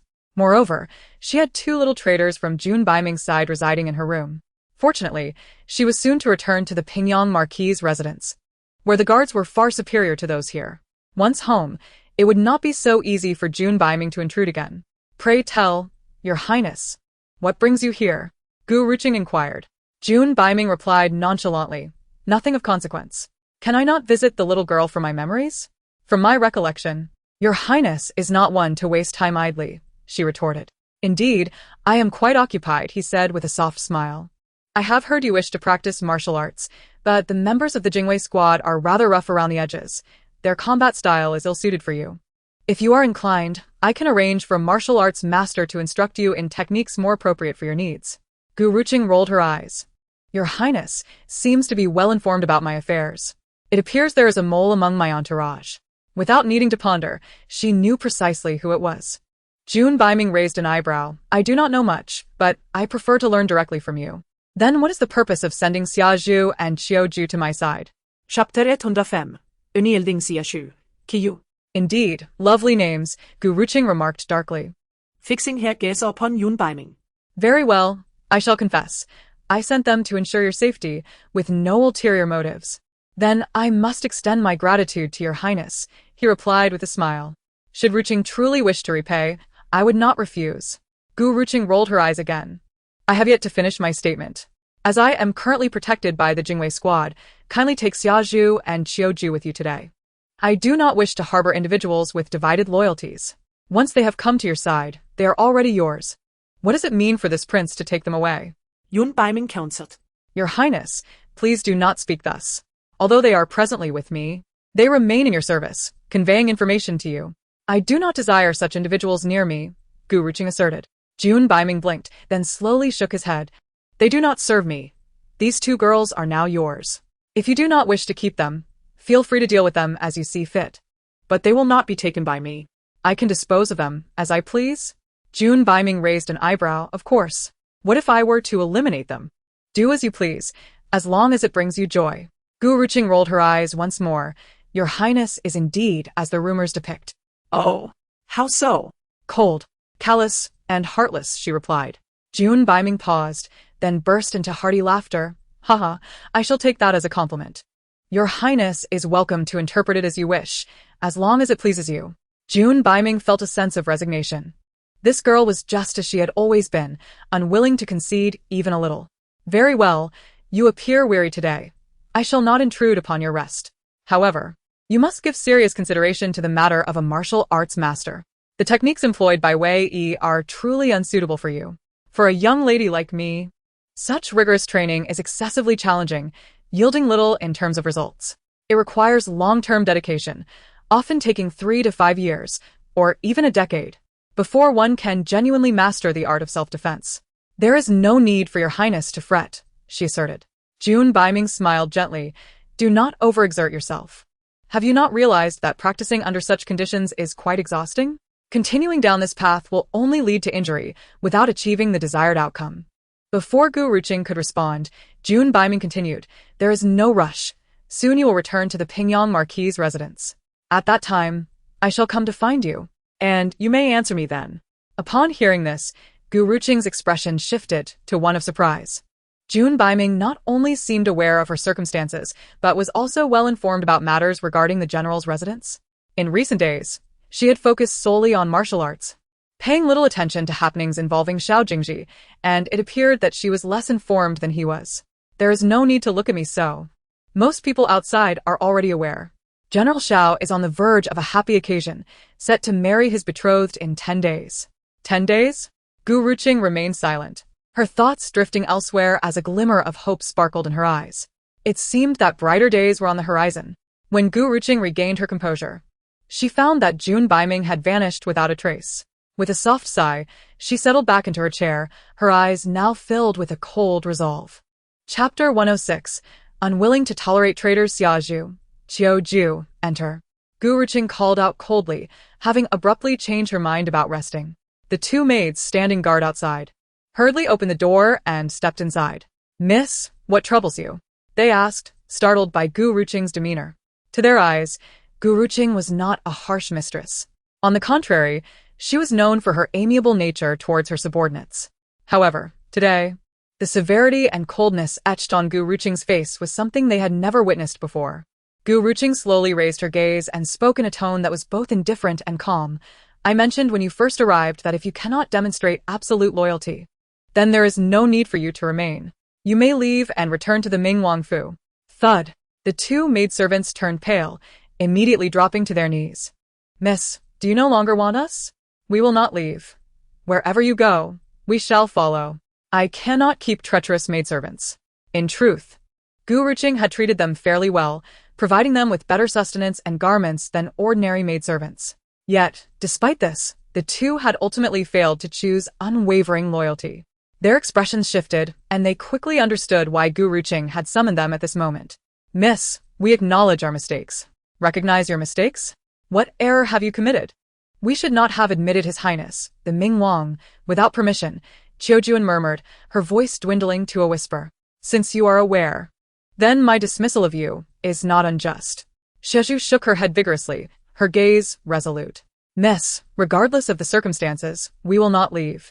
If you truly wish to expel us, you might as well take our lives. Indeed, miss, we are already yours. There is no turning back. As the 2 maidens fervently professed their loyalty, Gu Ruqing appeared to ignore them, allowing them to remain on their knees without uttering a word. Desperation set in, and tears nearly spilled from their eyes before Gu Ruqing finally parted her crimson lips, unhurriedly stating, Your lives are of no concern to me. The moment you chose to admit His Highness was when you failed my test. Gu Ruqing had already granted them an opportunity, but, regrettably, the 2 maidens did not seize it, and thus, others could not be blamed. Xiao Jingzhi and Qiao Jingzhi lowered their heads, faces filled with unprecedented panic. Had they known this would transpire, they would have never allowed His Highness to enter, regardless of the pressure they faced. Having come so close to their mistress, there was no logical reason for them to return, and even if they did, the Ming Wang would not keep them. The Ming Wangfu would not harbor the useless. Miss, we truly understand our wrongs and promise it will not happen again. Please grant us another chance. Opportunities do not present themselves at every turn. You failed to cherish this one, and there shall be no second. Leave now. I am weary. I hope that by the time I awaken tomorrow morning, you will have departed. Gu Ruqing slowly rose, devoid of anger or complaint, merely stating a fact that plunged the two maidens into deeper despair. Chapter 107. Even if the one I ask you to kill is the Ming Wang, will you still agree? When Xiaozhu and Qiujuan lifted their heads once more, Gu Ruqing had already turned and entered the inner chamber, offering them no chance for further explanation. What shall we do? It seems the miss is genuinely angry. Qiujuan sighed. Glancing at Xiaozhu, her voice filled with urgency. Xiaozhu furrowed her brow, sitting upright on the ground. This matter is indeed our fault. It is only right that the miss is angry. We shall remain here, pleading for her forgiveness. Qiujuan hesitated, her face etched with concern. Will this work? Xiaozhu cast a sidelong glance at her. Do you have a better plan? None at all. The two maidens knelt from dusk until dawn, until Gu Ruqing emerged from the inner chamber, her brow furrowing upon seeing them still there, having not left throughout the night. Do you think this will soften my heart? I told you to leave. Why are you still here? At that moment, Qiujuan raised her gaze, her eyes bloodshot, filled with remorse. Miss, we have reflected here all night. We truly know our errors. We earnestly request another chance. If next time I have not tested you, do not require further admonishment, I will leave on my own. Xiaozhu added. Miss, from this day forth, if I harbor even the slightest intention of betrayal, I will accept any punishment you see fit. I have no ties to the Mingwang Fu. I recognize only you as my mistress. If I ever waver, may heaven strike me down. Gu Ruqing did not interrupt their oaths. Once they had expressed their pledges, she spoke slowly. Only loyal to me, then? Should I command you to commit murder or arson in the future, will you question my orders? Yes. They replied in unison, their voices resolute. Oh. Even if the one I wish to kill is His Highness, you would comply? Gu Ruqing remarked, a hint of a smile playing on her lips. Hearing this, the two maidens turned pale, yet this time, they hesitated not at all, nodding vigorously, their eyes unwavering. If the miss commands, we shall not disobey. Excellent. Remember every word you have spoken today.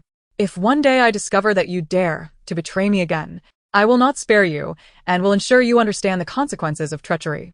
Of course, should you serve me faithfully, I shall not neglect you. Gu Ruqing had never been one to show mercy. She meant what she said, having not yet undergone her test. Xiaozhu and Qiujuan could not expect her to trust them easily. After experiencing betrayal in her past life, Gu Ruqing had become less inclined to trust anyone outside her innermost circle. Ultimately, she did not require many servants, and if there were signs of disloyalty, she would dismiss them without hesitation. In this era, devoted maidservants were rare, and those truly loyal were even scarcer. We understand. The two maidens bowed deeply. Their eyes devoid of reluctance or panic, their hearts filled with a singular thought. The miss had permitted them to remain. From now on, the affairs outside will be entrusted to you and the Jingwei team. I shall only require Huanyan as my sole maidservant. As for whether you choose to stay or leave in the future, that is entirely up to your fate. Chapter 108. Once we leave the Xiao family, let us visit the master. Gu Ruqing's words served as a warning to the two maidens. They had not passed her test, and were still under observation.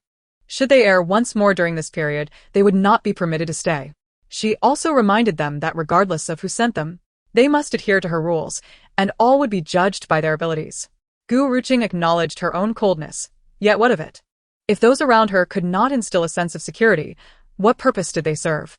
Xiaozhu and Qiujuan, upon hearing Gu Ruqing's words, displayed no dissatisfaction. Rather, they responded with utmost respect, speaking in unison. Xiaozhu and Qiujuan will not disappoint the Mississippi very well. You may leave now and summon Huanyan. Xiao Jingzhi was soon to wed Xinxingyue, and Gu Ruqing knew well that there would be much gossip circulating outside. She had been preoccupied with martial training, remaining oblivious to the happenings within the General S residence.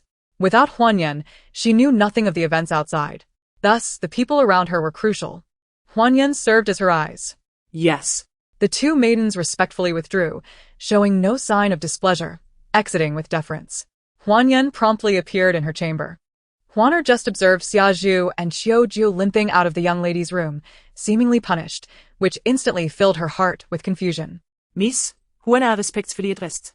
Keeping her doubts to herself. Regardless of how Xiaozhu and Qiujuan sustained their injuries, or whether they were a result of the young lady's punishment, it was their fault as maids, and they had no choice but to accept it without question. Having been by her side for many years, Gu Ruqing understood what this girl was thinking. With a faint smile, she asked, "Is there something you are concealing in your heart, Juana?" Juana was taken aback and quickly shook her head. "I have not." Gu Ruqing did not press further. Supporting her head with one hand, she sat on the chair. "Go to the front hall and inquire about the recent happenings in the general's residence." Juana nodded eagerly, her face anxious. "Yes, I will go right away." Gu Ruqing, knowing Juana since childhood, would not treat her with the same harshness she applied to Xiao Jingzhi and Xiao Jingzhi. "All right, no need to maintain a facade before me. Those two maids made a mistake and voluntarily knelt in my room for an entire night. When you go out, buy them some ointment and tell them to apply it." Seeing that Gu Ruqing was not angry, Juana sighed in relief and continued, "Yes, I will go buy it shortly." Gu Ruqing smiled faintly, her gaze drifting towards the window.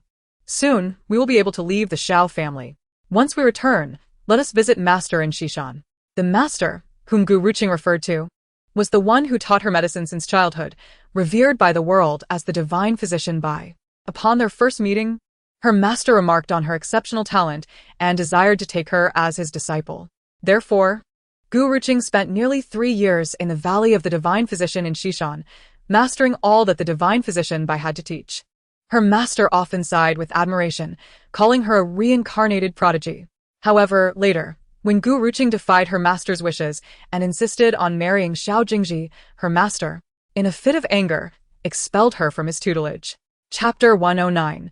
The Divine Physician Bai only feels pity for the young lady yet, even so, in her previous life. When Gu Ruqing was in peril, her master sacrificed himself to protect her from harm.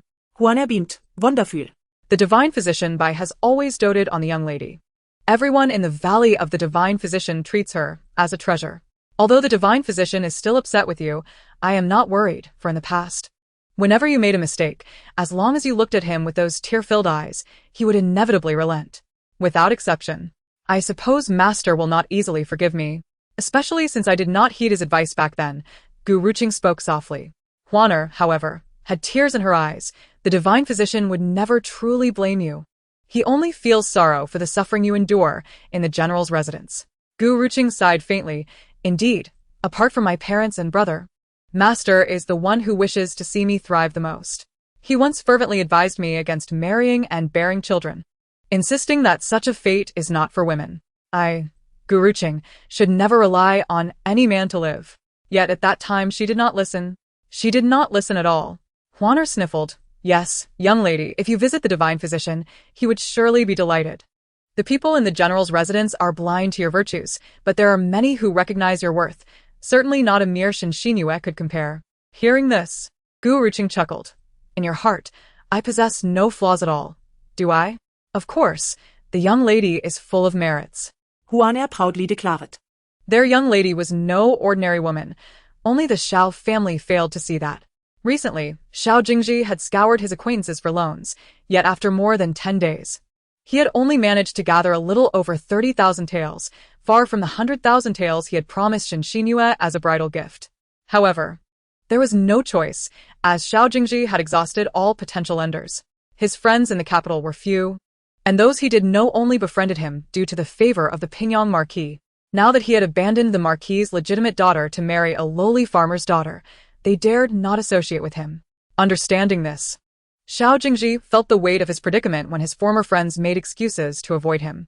Yet, despite this, he mustered the courage to borrow. Some individuals, wishing to avoid offending either side, quietly lent him money, but the sums were not substantial. After a long day of disappointment, Xiao Jingzhi returned home with 30,000 taels, only to find Granny Gui anxiously waiting at the door. General, you have finally returned. It is not well with the old lady. Xiao Jingzhi had grown weary of hearing about the old lady's condition. What is wrong with mother now? He asked irritably. Granny Gui replied. The old lady's medicine will not last until tomorrow. Xiao Jingzhi frowned. Did we not procure nearly 500 taels worth of medicine from the apothecary just days ago? How can it have run out so quickly? Could it be that you servants dared to hoard silver? Chapter 110. Reducing the medication from 3 doses a day to 2 doses. Granny Gui, trembling with fear, immediately knelt down. General, please understand. The cost of the old lady's medicine is not cheap. Each dose is nearly 50 taels. 3 doses a day for 500 taels does not last long. Nonsense. How could medicine be so expensive? When I was not in the residence, Did mother not consume medicine? How did we afford it then? Xiao Jingzhi remained unconvinced, believing the herbs they procured were quite ordinary and could not possibly be so costly. In the past, it was the lady who personally managed the old lady's medicine, bearing all the expenses herself, and each dose cost nearly 100 taels. Now it has been significantly reduced. Hearing this, Xiao Jingzhi's expression turned serious. This cannot continue. Mother's illness cannot be cured overnight. If we keep administering medicine daily, the general's residence will soon be drained of resources. From today, we will reduce it to 2 doses a day. This will save some. With Xiao Jingzhi's decision made, Granny Gui had no choice but to agree.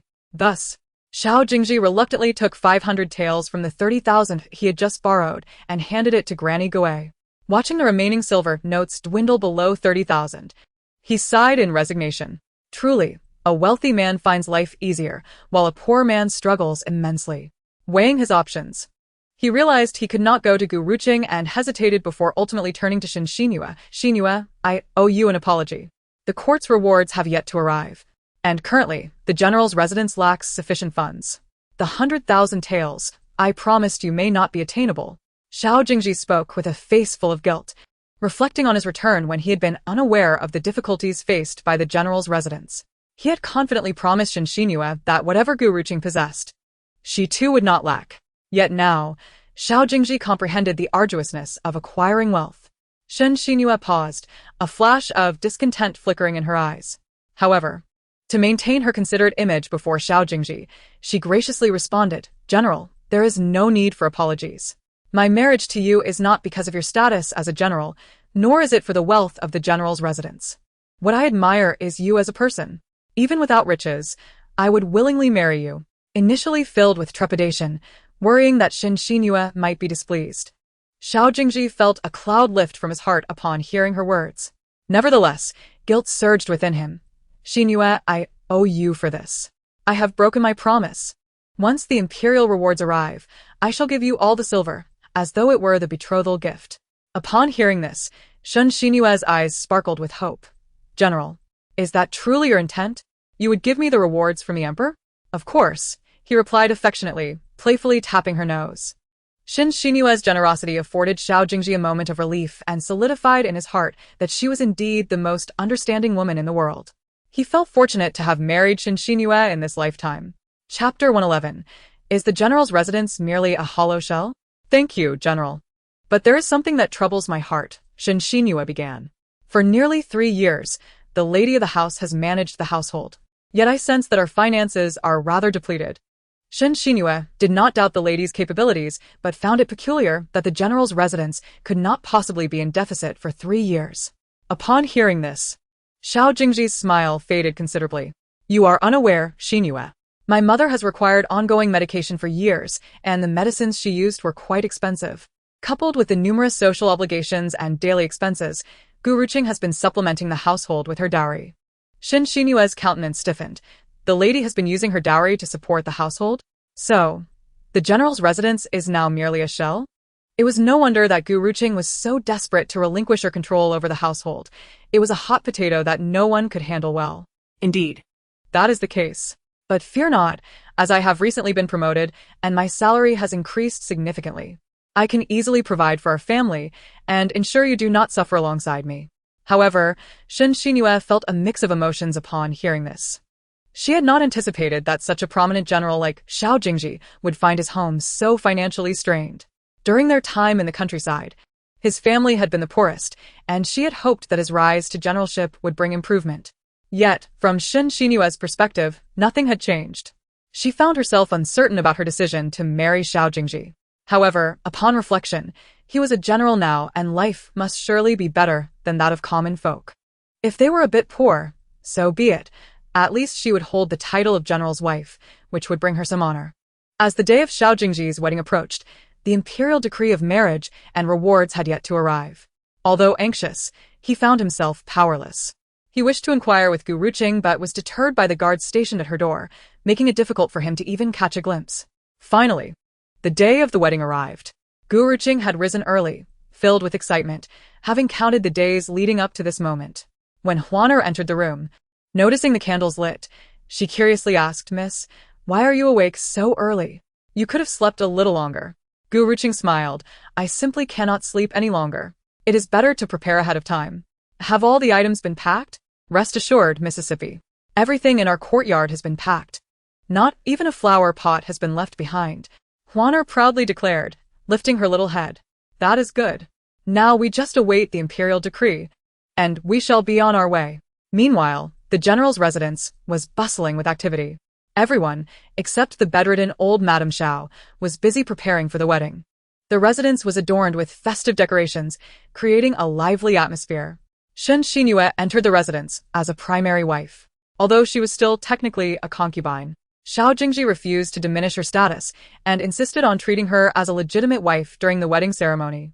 Chapter 112. As the mistress, she must be present. Dressed in wedding attire, Xiao Jingzhi stood in the courtyard, surrounded by vibrant red lanterns and auspicious symbols, filled with joy. It had been 3 years since he last donned such a festive outfit, and now he was finally able to marry the woman he loved. Is everything arranged for Xinyue? He inquired with a beaming smile at the estate steward. Rest assured, General. Miss Xinyue's family is far from the capital, so we have found a fine inn for her in the city. You can simply go there to fetch her, the steward replied respectfully. Traditionally, a bride was to be carried from her family home to her husband's residence in a grand procession, signifying a proper marriage. However, Shen Xinyue's family resided in a remote area far from the capital, making it impractical for Xiao Jingzhi to fetch her there, as it would take weeks and incur great expense. Thus, they agreed that she would marry in the capital. Xiao Jingzhi initially sought a prestigious family for Shen Xinyue to enhance their reputation, but the prominent families in the capital were unwilling to offend the Pingyang Marquisate for his sake. Consequently, he had no choice but to settle on a respectable inn in the capital for the wedding. However, even though Shen Xinyue had been brought to the Xiao family, the imperial decree of marriage remained conspicuously absent.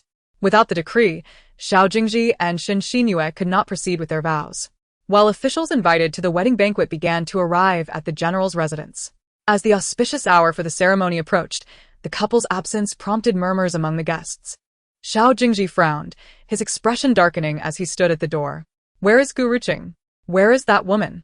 Did she not say that the imperial decree would arrive upon my marriage to Xinyue? As the auspicious hour drew near, the absence of the decree was increasingly alarming. The steward hurriedly explained, General, the lady said she would not come to the front hall on your wedding day. How can she, as the mistress, not be present? Go fetch her at once. The steward appeared visibly troubled, addressing the general. General, I am but an incompetent old servant. The lady is surrounded by the Jingwei guard. I truly have no means to approach her.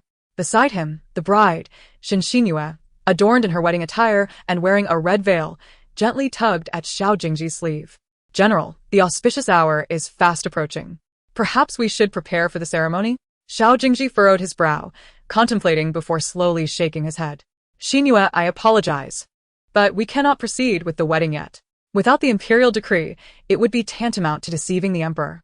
Please wait a moment. I shall seek clarification from Gu Ruqing. With that, he marched angrily towards Gu Ruqing's courtyard. However, before he had taken more than a few steps, Gu Ruqing appeared before the gathered crowd, flanked by Huanu, Xiaozhu, and Qiuju, with the Jingwei guard arrayed behind them. The spectacle left everyone astounded. Good heavens! Is this the legitimate daughter of the Pingyang Marquis? She is stunningly beautiful, murmured the onlookers. How could General Xiao not treasure such beauty and still seek a concubine? Indeed. It seems the general has become somewhat conceited after achieving a minor military success. They say one should not abandon a wife of humble origins, yet he fails to appreciate such a wonderful partner. The murmurs reached Xiao Jingzhi and Shen Xinyue's ears. Xiao Jingzhi's expression darkened as he fixed his gaze intently on Gu Ruqing. Despite her red veil, it was apparent that Shen Xinyue was trembling slightly. With so many witnesses present, Xiao Jingzhi struggled to suppress his fury and confronted Gu Ruqing. Ruqing, did you not claim that today the emperor would issue the marriage decree? Why is there still no word? Have you deceived me? Did the emperor not consent to our union? And is this spectacle merely to humiliate me? Gu Ruqing chuckled, a hint of derision in her smile. General, do you suffer from paranoia? Do you not understand the emperor's stance on your marriage? Xiao Jingzhi frowned. Then why has the decree not arrived? Perhaps His Majesty finds your behavior unbecoming and does not wish to grant you this marriage, Gu Ruqing replied coldly, her derision unabated. Knowing she had little to fear now. Gu Ruqing, who are you calling shameless? Xiao Jingzhi's temper flared, nearly causing him to faint from rage. The crowd, captivated by the unfolding drama, held their breath in an eerie silence. Do you realize what you are saying, Gu Ruqing? Before so many, you offer no respect to your husband. Do you dare to challenge me? Challenge you? Pray tell, General, which of the 7 transgressions have I committed? You have been married for 3 years without issue, violating the clause of childlessness. Your jealousy imposes shame upon both myself and Xinhua. Should I choose to divorce you, even the Emperor and the Marquis would have little to say. General, is it wise to speak such words? On our wedding night, you led troops into battle, and we have not even shared a bed. If I were to bear a child, what would that make you? A green-haired turtle? Her words ignited laughter among the crowd. Indeed, Lady Xiao has not violated the 7 transgressions. A husband must be present to conceive. Xiao Jingzhi's frustration boiled over. Today, I declare that I will leave the general's residence, not because you divorce me, but because I, Gu Ruqing, will divorce you. A hint of a smile played on Gu Ruqing's lips, yet her eyes were icy. The spectators gasped. Such a proposal was unprecedented in Dongling. General, do you think the emperor would agree to such a divorce? Gu Ruqing replied with a laugh. Whether his majesty agrees is fate. Whether I can convince him is my own skill. Xiao Jingzhi felt a sense of foreboding. What did you discuss with the emperor during your last visit? That is no longer your concern. Today, with everyone present, I declare that I, Gu Ruqing, will divorce my husband. From this day forth, Xiao Jingzhi and I shall go our separate ways. She retrieved a divorce decree from her sleeve, holding it aloft for all to see, before letting it flutter down to rest at Xiao Jingzhi's feet. The humiliation of being divorced by Gu Ruqing struck him like a blow, coloring his face crimson with rage. Gu Ruqing, how dare you speak so boldly? He seethed, his teeth clenched. You may leave, but take your decree with you. I will write my own divorce letter and allow you to depart. Does the general not recognize the contents of this document? Today, I am the one divorcing you, not the other way around. Xiao Jingzhi, consumed by fury, charged toward Gu Ruqing, intent on teaching her a lesson. At that moment, a loud proclamation echoed from the entrance. The imperial decree has arrived. The crowd's demeanor shifted instantly to seriousness. Xiao Jingzhi paused, momentarily forgetting Gu Ruqing, and commanded the servants of the general's residence. What are you waiting for? Quickly, set up the incense table to receive the decree.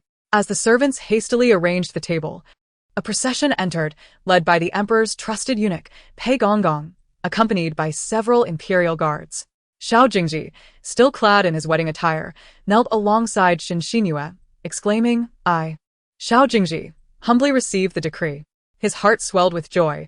After such a long wait, the decree had finally arrived.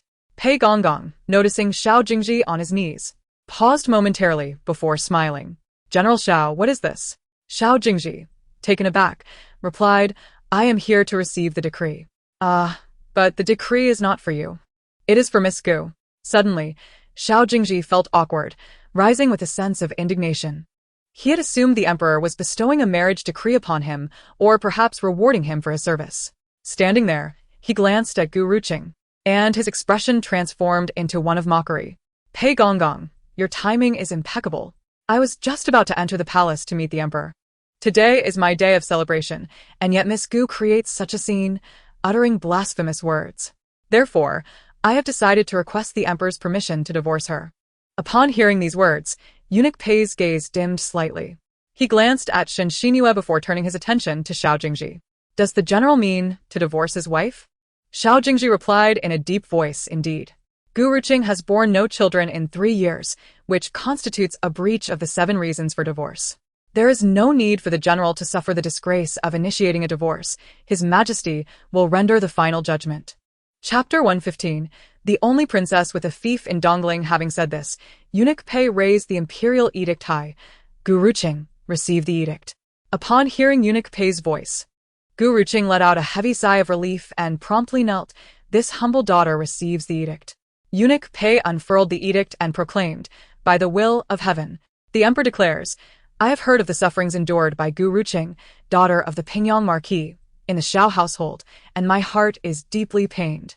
Therefore, I decree that Gu Ruqing may divorce her husband. From this day forth, life and death, wealth and honor, Marriage and relationships are of no concern to each other. Thus it is decreed.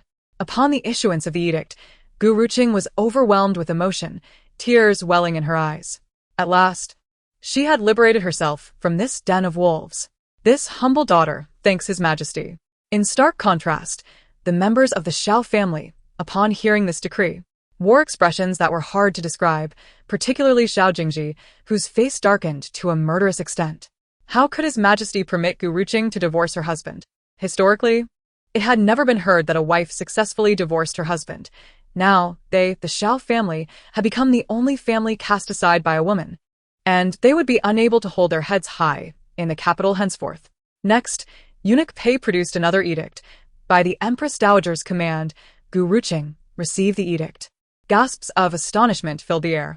Another decree for Gu Ruqing? Just as she had received the imperial edict, she was about to kneel again. Yet, this decree left her somewhat perplexed. The legitimate daughter of the Pingyang Marquis, possessing grace and virtue, humble and courteous, is favored by the Empress Dowager. Therefore, I bestow upon Gu Ruqing the title of princess, with the name Luan, granting her the fief of Luling County, and she shall enjoy a stipend. Thus it is decreed. Gu Ruqing had been granted the title of princess, along with a fief.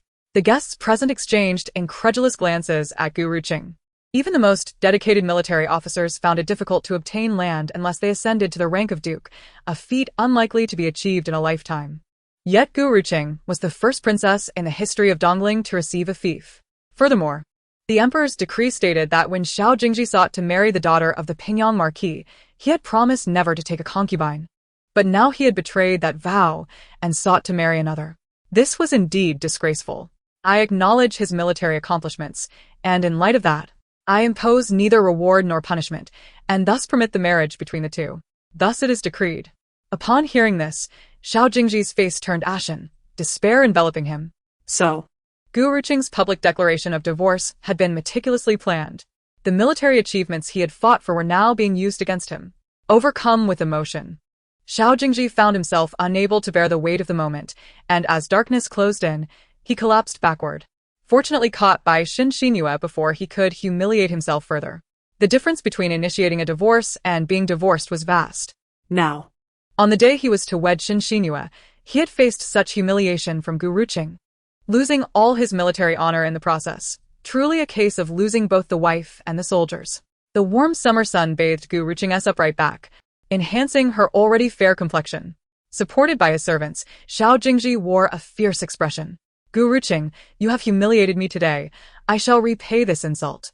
From now on, we are irreconcilable. In the past, Gu Ruqing had loved him dearly, willing to sever ties with her own family for his sake. Xiao Jingzhi found it incomprehensible how Gu Ruqing had become so heartless. However, what infuriated Xiao Jingzhi further was that Gu Ruqing did not even cast a glance in his direction, turning her back to him with a mocking smile. This sentiment is equally applicable to General Xiao. Chapter 116. From the very beginning, you intended to leave, did you not?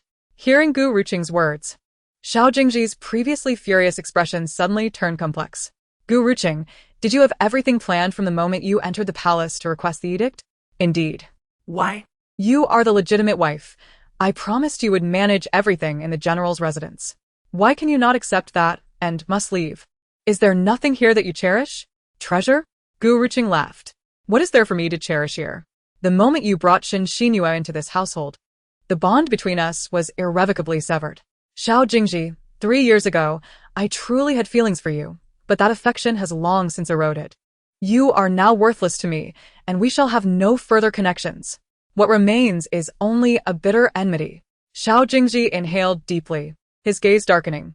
Do you believe that once you leave the general's residence, anyone will want you? Outside, you are merely a despised divorced woman. Gu Ruqing, you still have a chance to regret this. If you reconsider, I will take you before His Majesty to plead on your behalf, to revoke the decree. And you shall still be the mistress of the general's residence. Do you think His Majesty's decree can simply be retracted with a word? Before Xiao Jingzhi could finish, a cold male voice echoed from a distance. The crowd turned to see Jun Baiming standing nearby. The guests gasped and hurriedly knelt. We greet His Highness, the Prince of Darkness. Heavens, the Prince of Darkness has arrived. Xiao Jingzhi's expression soured instantly as he turned to bow to Jun Baiming. I pay my respects to His Highness. Jun Baiming walked directly to Gu Ruqing's side and paused, slowly speaking. I waited for you at the door for quite a while and, worried for your safety, came in to check. Gu Ruqing was momentarily taken aback, unsure of how to respond. Jun Baiming was concerned for her? Such words seemed entirely out of character for the Prince of Darkness. The crowd buzzed with astonishment, unable to believe the concern he showed for Gu Ruqing. Gu Ruqing managed a slight smile. Thank you for your concern, Your Highness. I am well. Meanwhile, Jun Baiming turned his gaze toward Xiao Jingzhi, a cold smile playing on his lips. I have yet to congratulate you on your marriage, General Xiao. I hope I am not too late? Xiao Jingzhi's face turned even paler. Your Highness is jesting. It is merely a marriage to a primary wife, not worthy of your attention. The princess leaving the general's residence will be unwanted. Is that what you said? Xiao Jingzhi's complexion grew even paler. Your Highness, forgive my offense. Oh, Eunuch Pei, since both the prince and Miss Gu are present, there is no need to wait for the princess to return to the Pingyang Marquis residence to announce the remaining edict. Right here in the general's residence, the prince and Miss Gu shall receive the edict. The crowd was once again taken aback. Another decree? In a single day, 3 imperial edicts related to Gu Ruqing. Such occurrences were rare in all of Dongling. Gu Ruqing felt a surge of confusion, casting a bewildered glance at Jun Baiming. He smiled slightly, leaning closer to whisper in her ear, I will explain everything to you later. That intimate gesture, in the eyes of the onlookers, could hardly be considered innocent. Chapter 117. The marriage is granted. Eunuch Pei was more than willing to proceed without having to move to another location. He promptly retrieved a gleaming imperial edict from his pocket. The legitimate daughter of Pingyang Marquis, Gu Ruqing, received the imperial decree from the king of the underworld, Jun Baiming. Before Gu Ruqing could fully comprehend the situation, she witnessed Jun Baiming kneeling before her. With no choice but to follow his lead, she too knelt, declaring, This humble daughter receives the decree. By the grace of heaven. The Emperor's edict proclaimed, the legitimate daughter of Pingyang Marquis and the king of the underworld are a match made in heaven, and thus, they are granted marriage, to take place 2 years hence. Thus decreed. The announcement sent a wave of astonishment through the crowd. Gu Ruqing had just divorced her husband, and the emperor hastened to present her with a fine match, marrying her to His Highness the King of the Underworld as his principal consort. This turn of events was not merely a slap in the face for Xiao Jingzhi, it would become the grandest topic of conversation throughout the entire capital. The former divorced woman transforming into a county princess, and now on the verge of becoming the future queen. Such unprecedented wealth and fortune fell upon Gu Ruqing, while Xiao Jingzhi reaped none of the benefits and lost his esteemed military achievements, becoming the subject of ridicule. Meanwhile, Gu Ruqing felt as though her head might split open from disbelief, standing frozen in place, her lips twitching involuntarily. The emperor's betrothal? What on earth was happening? She turned to look at Jun Baiming, who was smiling at her, exuding an air of knowing about the decree all along. Seeing Gu Ruqing in a daze, Grand Eunuch Pei discreetly reminded her, Princess, quickly accept the decree. Gu Ruqing, still in a state of confusion, mechanically complied. Holding the final edict, her hands felt scalding hot. Meanwhile, Xiao Jingzhi was in no better position. He had just claimed that no one would want Gu Ruqing after she left the general's residence, only for her to become the future queen. Although Shen Xinyue was veiled, she too was seething with anger. How could that wretched Gu Ruqing's fate be so fortunate? I shall escort the princess from the residence, Jun Baiming declared. Gu Ruqing instinctively shook her head in refusal, but before she could voice her denial, Jun Baiming leaned closer, saying, The Pingyang Marquis and several of his sons are waiting for you outside the Xiao residence. Gu Ruqing's eyes widened in disbelief as she swiftly turned to look at him, seeing the smile on his face that suggested he was not lying. The previous evening, after leaving the palace, Jun Baiming had gone directly to the Pingyang Marquis' residence to inform them of Gu Ruqing's intent to divorce, even discussing the betrothal with the Marquis in advance. Her brothers had already heard of Xiao Jingzhi's return and his plans to marry, and they were furious, ready to confront him. Had it not been for the intervention of the Marquis' wife, they would have stormed the general's residence to defend Gu Ruqing's honor. The Pingyang Marquis felt both joy and sorrow upon receiving the news. Though he cherished Gu Ruqing, he was also deeply hurt. Now that he knew she had escaped her plight, he was determined to accompany the king of the underworld to the general's residence to personally bring his daughter home. Without time to ponder further, Gu Gu Ruqing followed Jun Biming swiftly to the entrance of the general's residence, but upon seeing the figures waiting outside, she immediately halted. Standing there was a white-haired elder in ordinary attire, flanked by 3 vigorous young men, her father and brothers. Chapter 118. You had better explain clearly. The Pingyang Marquis stood with his hands clasped behind his back, his face etched with the lines of age. His expressions fluctuated between anger, anxiety, worry, and helplessness as he continually glanced toward the general's residence. Where is that girl? Why hasn't she come out yet? If he had known, he would have entered with Jun Biming to see his daughter sooner. Gu Ruqing's elder brother, Gu Ruqing, stepped forward and bowed to their father. Father, please do not worry. His Highness the King of the Underworld has already gone in. He will ensure that Qing is not wronged. The Pingyang Marquis relaxed slightly, nodding. Indeed, I was too eager to see her. 3 years had passed, and he missed his daughter dearly. Outside the general's residence, a crowd had gathered, drawn by the news that the general was to marry a concubine and of the Pingyang Marquis's daughter seeking a divorce. They wished to witness firsthand the rare beauty of this exceptional woman, once a valiant warrior. The Pingyang Marquis was now too aged to fight and had retreated into a life of ease. Today, aside from the king of the underworld, no one could rival the Marquis's past glory. Are you afraid of being scolded? Jun Biming discerned Gu Ruqing's apprehension as he stood beside her, smiling gently. Gu Ruqing remained silent, lowering her gaze. No one knew how long she had yearned to see her father, mother, and brothers. It had been over 20 years since she last laid eyes on her family. 20 years. How many such decades does one experience in a lifetime? She was frightened, but not of her father's rebuke. She feared that this was all merely a dream. If she drew near, her parents and brothers might vanish once more before her eyes. Jun Biming, aware of Gu Ruqing's turmoil, could not help but smile wryly. Where has that fearless little girl gone? Why are you so timid now? I wonder how you have endured all these years. With that, he grasped her hand firmly and strode toward the entrance. Gu Ruqing, startled, felt a jolt of shock but found her hand firmly held by Jun Biming, unable to escape. Release me. In the past, they had held hands before, when she would cling to him for a hug, showing no signs of such trepidation. Moreover, we are still betrothed. Back then, Gu Ruqing was merely a 5 or 6-year-old girl, while Jun Biming was just past 9, visiting the Pingyang Marquis's residence with his father. Gu Ruqing would often seek out the emperor for treats or tug at Jun Biming for a hug. She would even boldly declare to her father that she would marry her brother Ming when she grew up, though Gu Ruqing had little memory of those childhood days. Hearing Jun Biming recall them brought a blush to her cheeks. Yet, the thought of their betrothal darkened her expression once more. Your Highness, you had better explain this betrothal to me clearly. How could the emperor have decreed marriage for the 2 of us? Jun Biming smirkede. Are you sure you want me to explain it here? Gu Ruqing replied, Never mind. It is more important to meet my father and brothers now. As Gu Ruqing stepped out, the entire family of the Pingyang Marquis took a few anxious steps forward. Chapter 119. Reunited with father, the Pingyang Marquis, disregarding his dignity, approached and grasped Gu Ruqing's hands. How have you been? Did they mistreat you?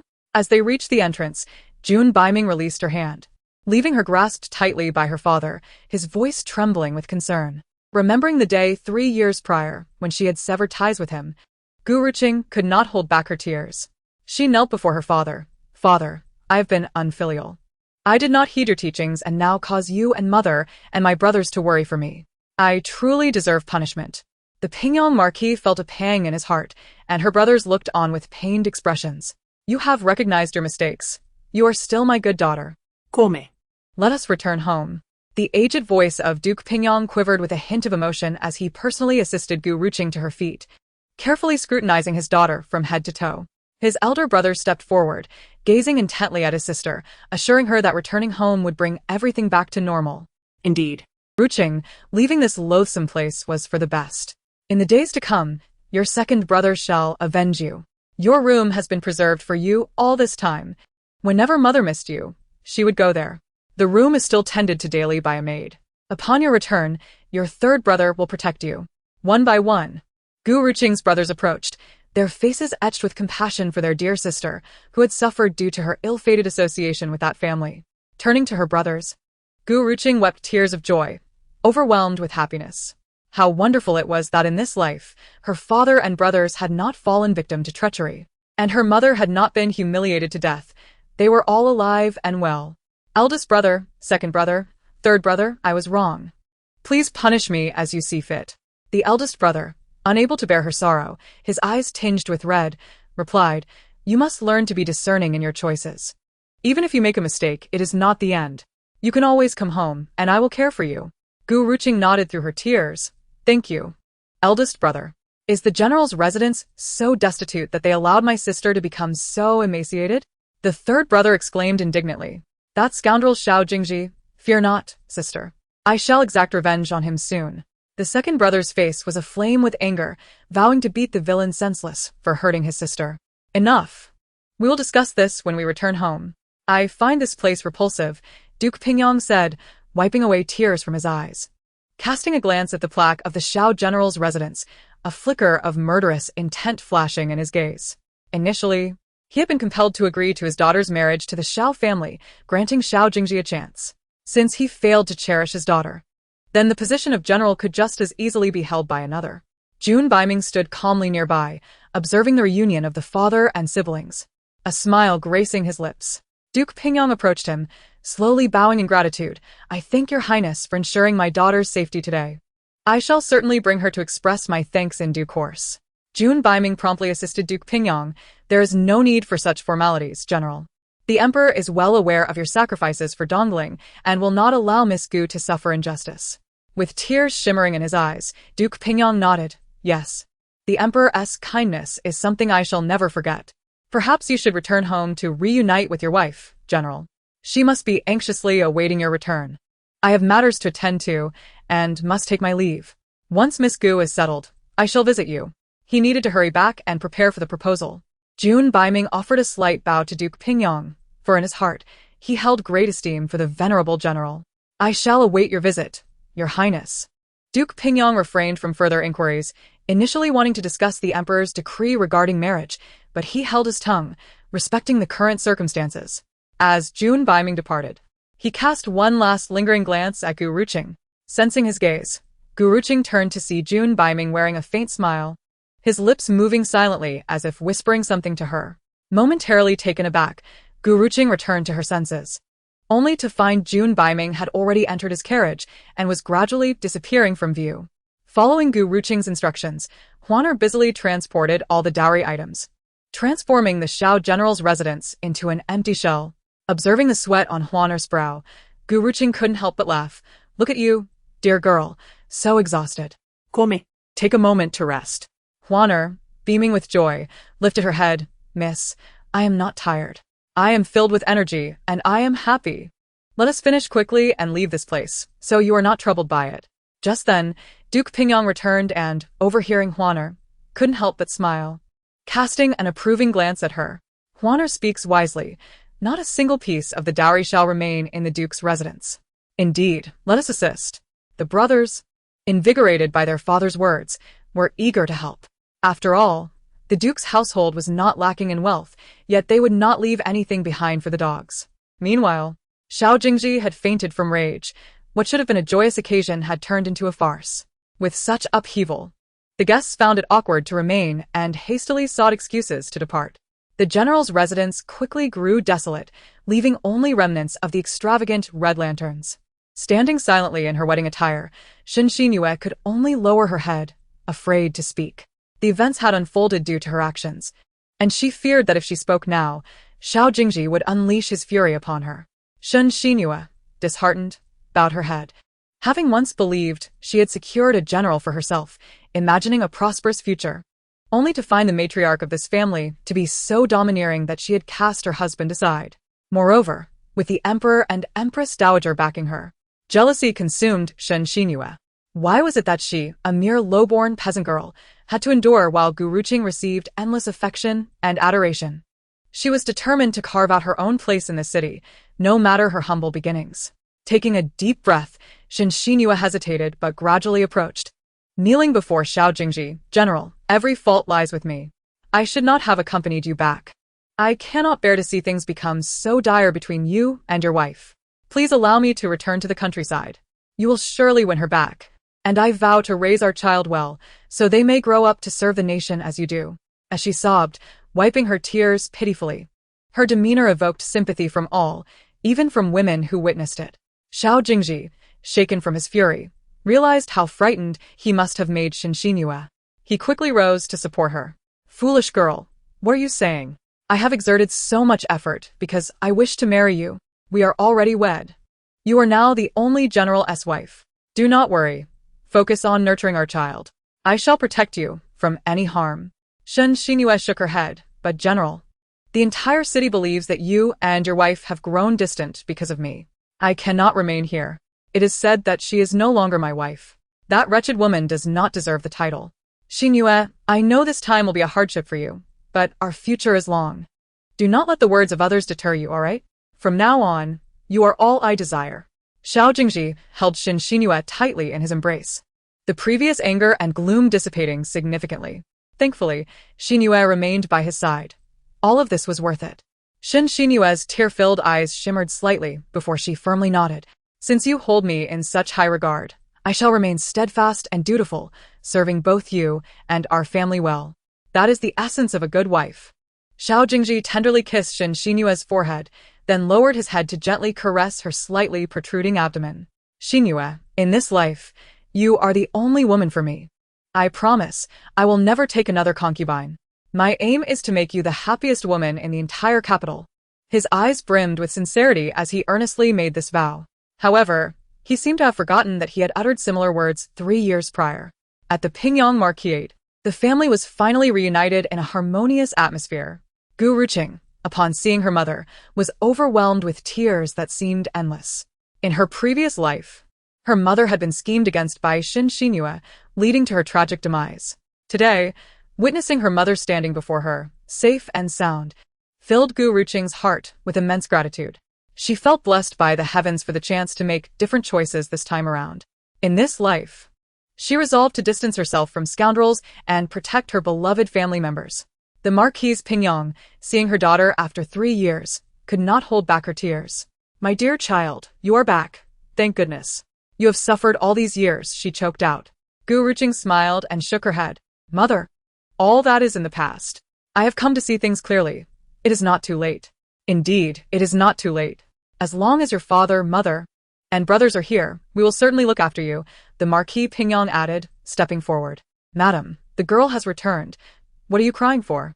Today should be a joyous occasion, he exclaimed. Yes, a joyous occasion. Come, Qinger, let me show you your room. I was caught off guard when I learned you were coming back yesterday. Tell me if anything is missing. I will have someone prepare it. At that moment, the 3 brothers stepped forward to support the Marquise. Mother, our Qinger is now a princess, with a fief and an allowance. The emperor must have bestowed many gifts upon her. You need not worry. Indeed, the gifts from the emperor are nearly overflowing in the Pingyang Marquise. Even as sons, we find ourselves feeling a tinge of envy. This remark elicited laughter from everyone. Gu Ruqing spoke up. Those things are mere trinkets. If third brother desires them, he may take them freely. I cannot. Those are gifts from the emperor to you. How can I simply give them away? The brother protested. Come now. Do not tease your sister. Qinga has just found her way back. Must you continue to jest?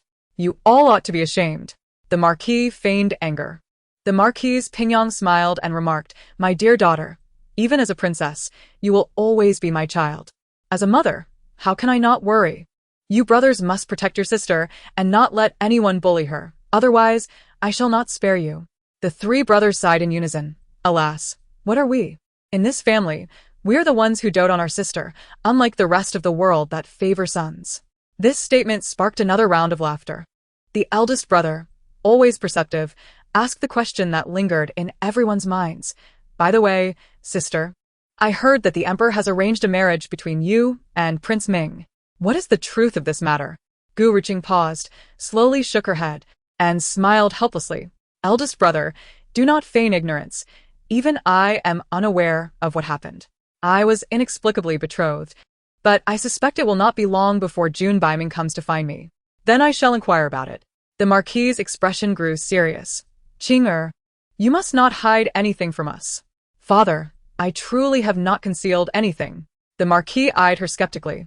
Are you certain you did not discuss this with Prince Ming? Gu Ruqing sighed in exasperation. I swear, It was not prearranged. I entered the palace solely to request a divorce from the emperor. I said nothing more. This revelation caused the entire Pingyang family to sigh. If even you do not know, it must be the emperor's decree. Gu Ruqing nodded in agreement. King Ye. What are your thoughts on this marriage? If you are unwilling, your father can go to the palace to seek an audience and request its annulment, the Marquis said gravely. Father, I have grown up. Let me handle this matter myself. She could not bear the thought of her aging father worrying over her. The Marquis furrowed his brow, sighed heavily after a moment, and said, Very well, you may decide for yourself. However, should you encounter difficulties, do not hesitate to seek my assistance. Do not suffer in silence, understood? Gu Ruqing felt warmth in her heart, her eyes glistening with tears. I understand, father. The room fell into an unusual silence. Only the sounds of the Marquis and lady in sighing could be heard. The second brother, skilled at lightening the mood, jested, I think Prince Ming is rather good. If Qing'er marries him, she will be a princess. This girl returns only to steal our thunder. Perhaps marrying her off is for the best. You are merely speaking nonsense. Your sister has just escaped hardship. Do you wish to push her into another pit of fire? Are you truly brothers?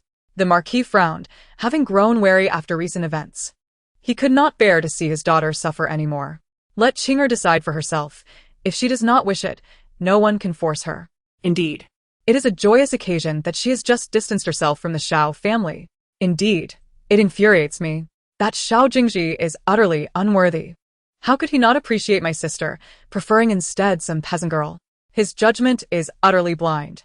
Gu Ruqing felt she was subtly included in her brother's words. The third brother interjected, I cannot stand for this. Eldest brother, second brother, when shall we take action? The eldest and second brothers replied in unison, Take action? What do you mean? Naturally, we must capture that scoundrel and teach him a lesson to avenge our sister. The two brothers nodded in agreement with the younger brother's reasoning and began plotting their plan. Gu Ruqing felt helpless, while the love of family was indeed a blessing. It often felt like a burden. Eldest brother, second brother, third brother, do not go. The eldest brother shot her a cold glance. What? Are you still thinking of that dog of a man? Gu Ruqing paused, hastily explaining, Of course not. I worry that if he finds a weakness, it could be detrimental. Humph. Even if he were to report me, I would not fear. If need be, I would resign from my post and visit his home daily to give him a beating until he remembers what he owes my sister. Eldest brother, count me in. You can go in the morning, and I will follow up in the afternoon. If he can rise from bed within 3 years, I shall concede defeat. The youngest brother joined in, then I shall go in the evening, ensuring he trembles in his dreams. As the situation escalated beyond control, Gu Ruqing felt the palpable intensity of her brother's anger and instinctively moved closer to her father's side. At this moment, Lord Pingyang spoke in a deep voice. What are you rascals doing? You've frightened your sister. Instantly, the three young men fell silent, lowering their heads in shame. Cough. Qing'er is right. You all hold significant positions in the court now. You must not act so recklessly. Gu Ruqing sighed in relief, grateful that someone was there to rein in her brothers. However, the subsequent words of Lord Pingyang sent her heart racing. If punishment is to be meted out, let it be by me. I have resigned from my official duties and hold no position in the court. It is only natural for a father to seek justice for his daughter. If the emperor holds me accountable, I shall simply resign as Lord Pingyang. Lady Pingyang interjected. Very well, my husband, I fear nothing. We shall not implicate our children in our endeavors. Hasn't he Xiao Jingzhi married that Xinshinhua? At every grand banquet, I will teach that country girl the true meaning of propriety and integrity. The three brothers exclaimed in shock. Oh dear. Our parents are formidable. Gu Ruqing thought. They've all gone mad. This family is completely insane. That evening, the condition of the old matriarch worsened. Xiao Jingzhi hurriedly donned his attire and rushed to his mother's quarters. Chapter 124. The matriarch's illness worsens. What has happened? Wasn't he mother well just a few days ago? Why has her condition deteriorated today? Xiao Jingzhi's expression was serious as he anxiously inquired of the physician before him. The doctor raised his eyes and replied, General, has the old matriarch not been taking her medicine regularly? Hearing this, Xiao Jingzhi was momentarily taken aback, a flicker of guilt crossing his face. He averted his gaze, cough. It was merely one dose missed during lunch. It shouldn't have caused much harm, should it? The doctor's brow furrowed, a glimmer of anger flashing in his eyes. General, the medicine is prescribed 3 times a day. How can you disregard it so? The medication I provided is already the most affordable, yet if the patient cannot adhere to a proper regimen, how can she expect to recover? Each prescription costs 50 taels of silver, totaling 150 taels a day. Do you truly consider this affordable? Xiao Jingzhi's temper flared. The General's residence was already low on funds, and he estimated that soon he would struggle to afford even 2 doses a day for his mother. Moreover, having incurred significant debt to marry Xinxinhua, he was at a loss as to when he would be able to repay it. Xiao Jingzhi was overwhelmed with anxiety. The doctor looked at him, disappointment etched on his face, and sighed, "General, I regret to inform you that I am unable to treat the old matriarch's ailment. I advise you to seek a more capable physician. As a healer, the greatest taboo was a lack of cooperation from the patient or their family." Now, Having prescribed 3 sets of medicine, the matriarch had only received 2. Should anything happen to her, it would tarnish the doctor's reputation. Xiao Jingzhi could not afford to lose him.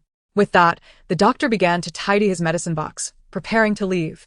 He thought to himself, given that the general's residence was devoid of funds, why rush into marrying a secondary wife? Truly, it echoed the saying that one forgets their mother after marrying a wife. Upon seeing the doctor's determination to depart, Xiao Jingzhi panicked and stepped forward to block his path. "Doctor, please do not leave just yet. I was too hasty earlier. I am genuinely concerned for my mother's health. I hope for your understanding." The doctor coldly replied, "General, you jest." Cough. "Here is my proposal. I will find a way to gather the necessary funds, and you shall do your utmost for your mother. Henceforth, regardless of your requests, the General's residence will provide support." How does that sound? This doctor was not someone he could allow to leave. Having sought numerous healers for his mother's condition, all had been at a loss. This doctor's son was among the best in the capital. Should he leave, his mother would truly be beyond saving. The doctor frowned, hesitating for a moment before nodding. "Very well, General. I hope this is the last time. The old matriarch's condition is perilous. Every dose of medicine is crucial. If you cannot ensure this, then I am powerless to assist." Yes, you need not worry. I assure you this will not happen again." "Good. Now go prepare the silver. I will administer another dose to the old matriarch."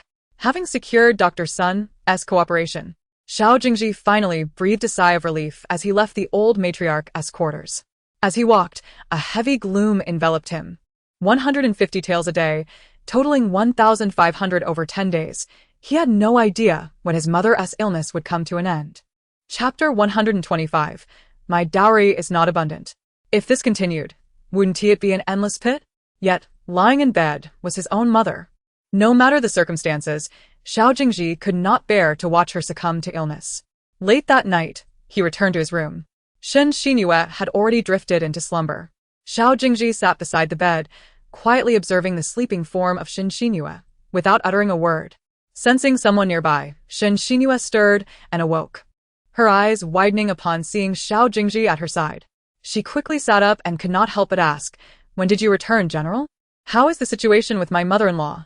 Moonlight streamed through the window, illuminating Xiao Jingzhi's somewhat pallid face.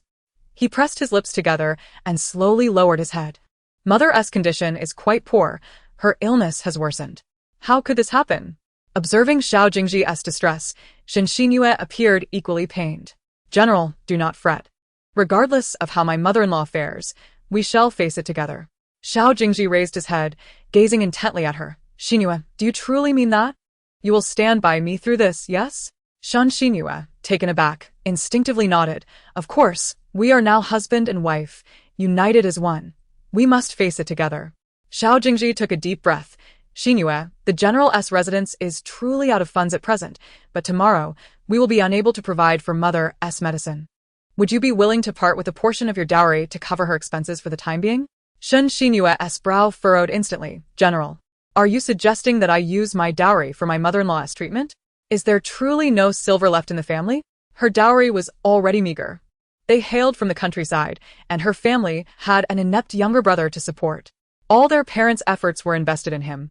Had it not been for her marriage to Xiao Jingzhi, becoming the General's wife, they would never have parted with any silver for her dowry. Observing Xinxinua's expression, Xiao Jingzhi felt inexplicably frustrated. "Xinhua, this is merely a temporary hardship. Our future will improve, and your dowry will not be in vain. I promise to repay you double once we have the means." That is not my intent. Shen Xinhua turned away, unwilling to let Xiao Jingzhi see the calculations in her eyes. General, you know my family situation. I have a brother yet to marry. The dowry provided by my parents is not substantial. How little is not substantial?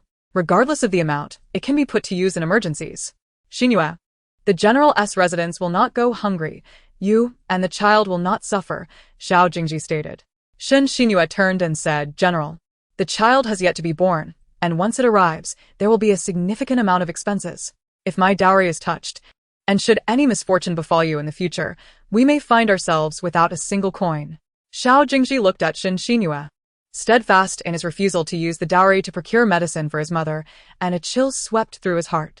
Gu Ruqing had supported the general's household for 3 years with her dowry, without uttering a word of complaint.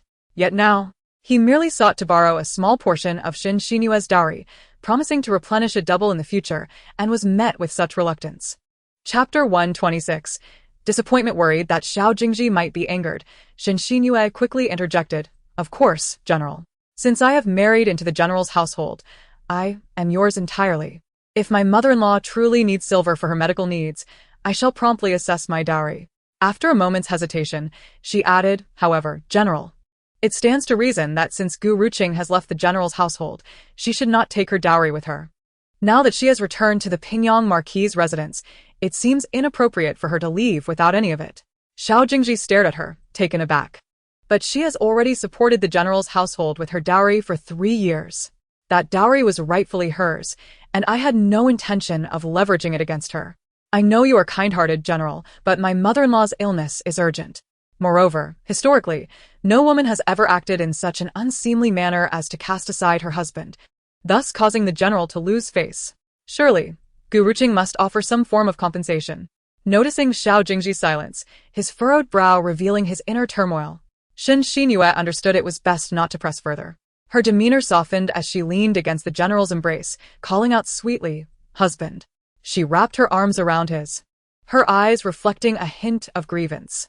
Husband, I realize I was too hasty earlier and should not have spoken thus. You are noble and honorable, and it is beneath you to demand a dowry.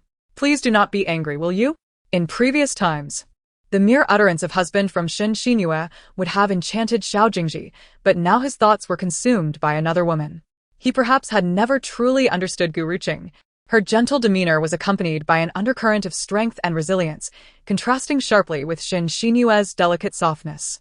Husband, she called again, her eyes filled with sorrow, which only added to Xiao Jingzhi's headache. Without a trace of hesitation, he gently distanced himself from her, guiding her to lie down on the bed. Xinhua, you have had a long day and are with child. Rest well. I shall go check on my mother. With that, he turned and left the room, ignoring Shen Xinhua's calls, not looking back. Seated on the bed, Shen Xinhua's emotions surged, her chest rising and falling with agitation, and her eyes glimmering with anger. They say a wife is less favored than a concubine, and a concubine less so than a mistress, and indeed, there is some truth in this. In the past, during their clandestine days in the capital, she and Xiao Jingzhi had been inseparable, sharing endless conversations. Yet now, having finally married him and become his legitimate wife, she felt he had lost that sense of novelty. Men are fickle. What they desire remains restless until acquired, after which the thrill fades swiftly. However, she took solace in the fact that Gu Ruqing had departed, and as Xiao Jingzhi's rightful wife, she need not share him with another. With a sigh of relief, she gently cradled her belly, whispering, Child, it seems you have chosen wisely to remain with your mother. Her gaze flickered with determination. If it was fate, she would bring the child into the world and nurture them with care. Chapter 127. Beginning to miss Gu Ruqing's kindness, Xiao Jingzhi stepped out of the room, but did not head to the matriarch's courtyard. Instead, he wandered aimlessly in the garden until he reached a pavilion, where he paused for a long time before entering and sitting down. This pavilion was where he had bid farewell to Gu Ruqing 3 years prior, on the day he departed for battle. At that time, she had been reluctant to see him go, and he had vowed to love only her for all eternity. Yet today, the decree of divorce struck him, like a bolt from the blue. He had never imagined that the understanding Gu Ruqing could also possess such a heartless side. Remembering the first moment he saw her, he had been captivated, her image consuming his thoughts. Upon learning she was the legitimate daughter of the Pingyang Marquis, he had felt unworthy of her, grappling with self-doubt. As they got to know one another, he sensed her fondness for him, which emboldened him to propose. In those early days, Gu Ruqing had asked him a singular question, the memory of which had etched itself deeply in his mind. Jingzhi, can your heart accommodate another woman? His response had been, my heart is too small. In this lifetime, it can only hold one, and that is you. Their union faced numerous obstacles, leading Xiao Jingzhi to drown his sorrows in drink, resigning himself to the belief that he could never marry a woman as exceptional as Gu Ruqing. Yet, it was Gu Ruqing who had tirelessly advocated for their love, enduring hardships and estranging herself from her family to be with him. Throughout his years of service, Xiao Jingzhi had often thought of the girl who awaited his return, his heart racing at the thought of her in a vibrant red wedding gown before him. However, 3 years apart had dulled his memories of Gu Ruqing. Eventually, he encountered Xinxinhua, who had grown up alongside him, and he found himself completely forgetting Gu Ruqing. In that moment, Xinxinhua appeared before him, clad in simple attire, weeping as she recounted her hardships. Her parents had sold her to a sickly man to save money for her brother's marriage, and less than a year into their marriage, he had passed away. The villagers branded her a misfortune, and her husband's family cast her out, leaving her with nowhere to go but to seek refuge with him. Seeing Xinxinua's vulnerable state ignited a protective instinct within Xiao Jingzhi. In time, he found himself falling for her as she shared stories of their childhood. Those memories flooded back to him, revealing a time when his family was impoverished, and he was a frail boy, often bullied by others. He vividly recalled how, after being beaten by those children, Xinxinhua would appear to tend to his wounds and bring him food. Their friendship blossomed, and she became a radiant sun, illuminating his entire childhood. Xinxinua's warmth, thoughtfulness, and approachability made him feel that she was not inferior to Gu Ruqing in any regard. Chapter 128. You are not allowed to leave me yet. He seems to have forgotten that his current position and the beautiful bride he is able to marry are all thanks to Gu Ruqing's efforts.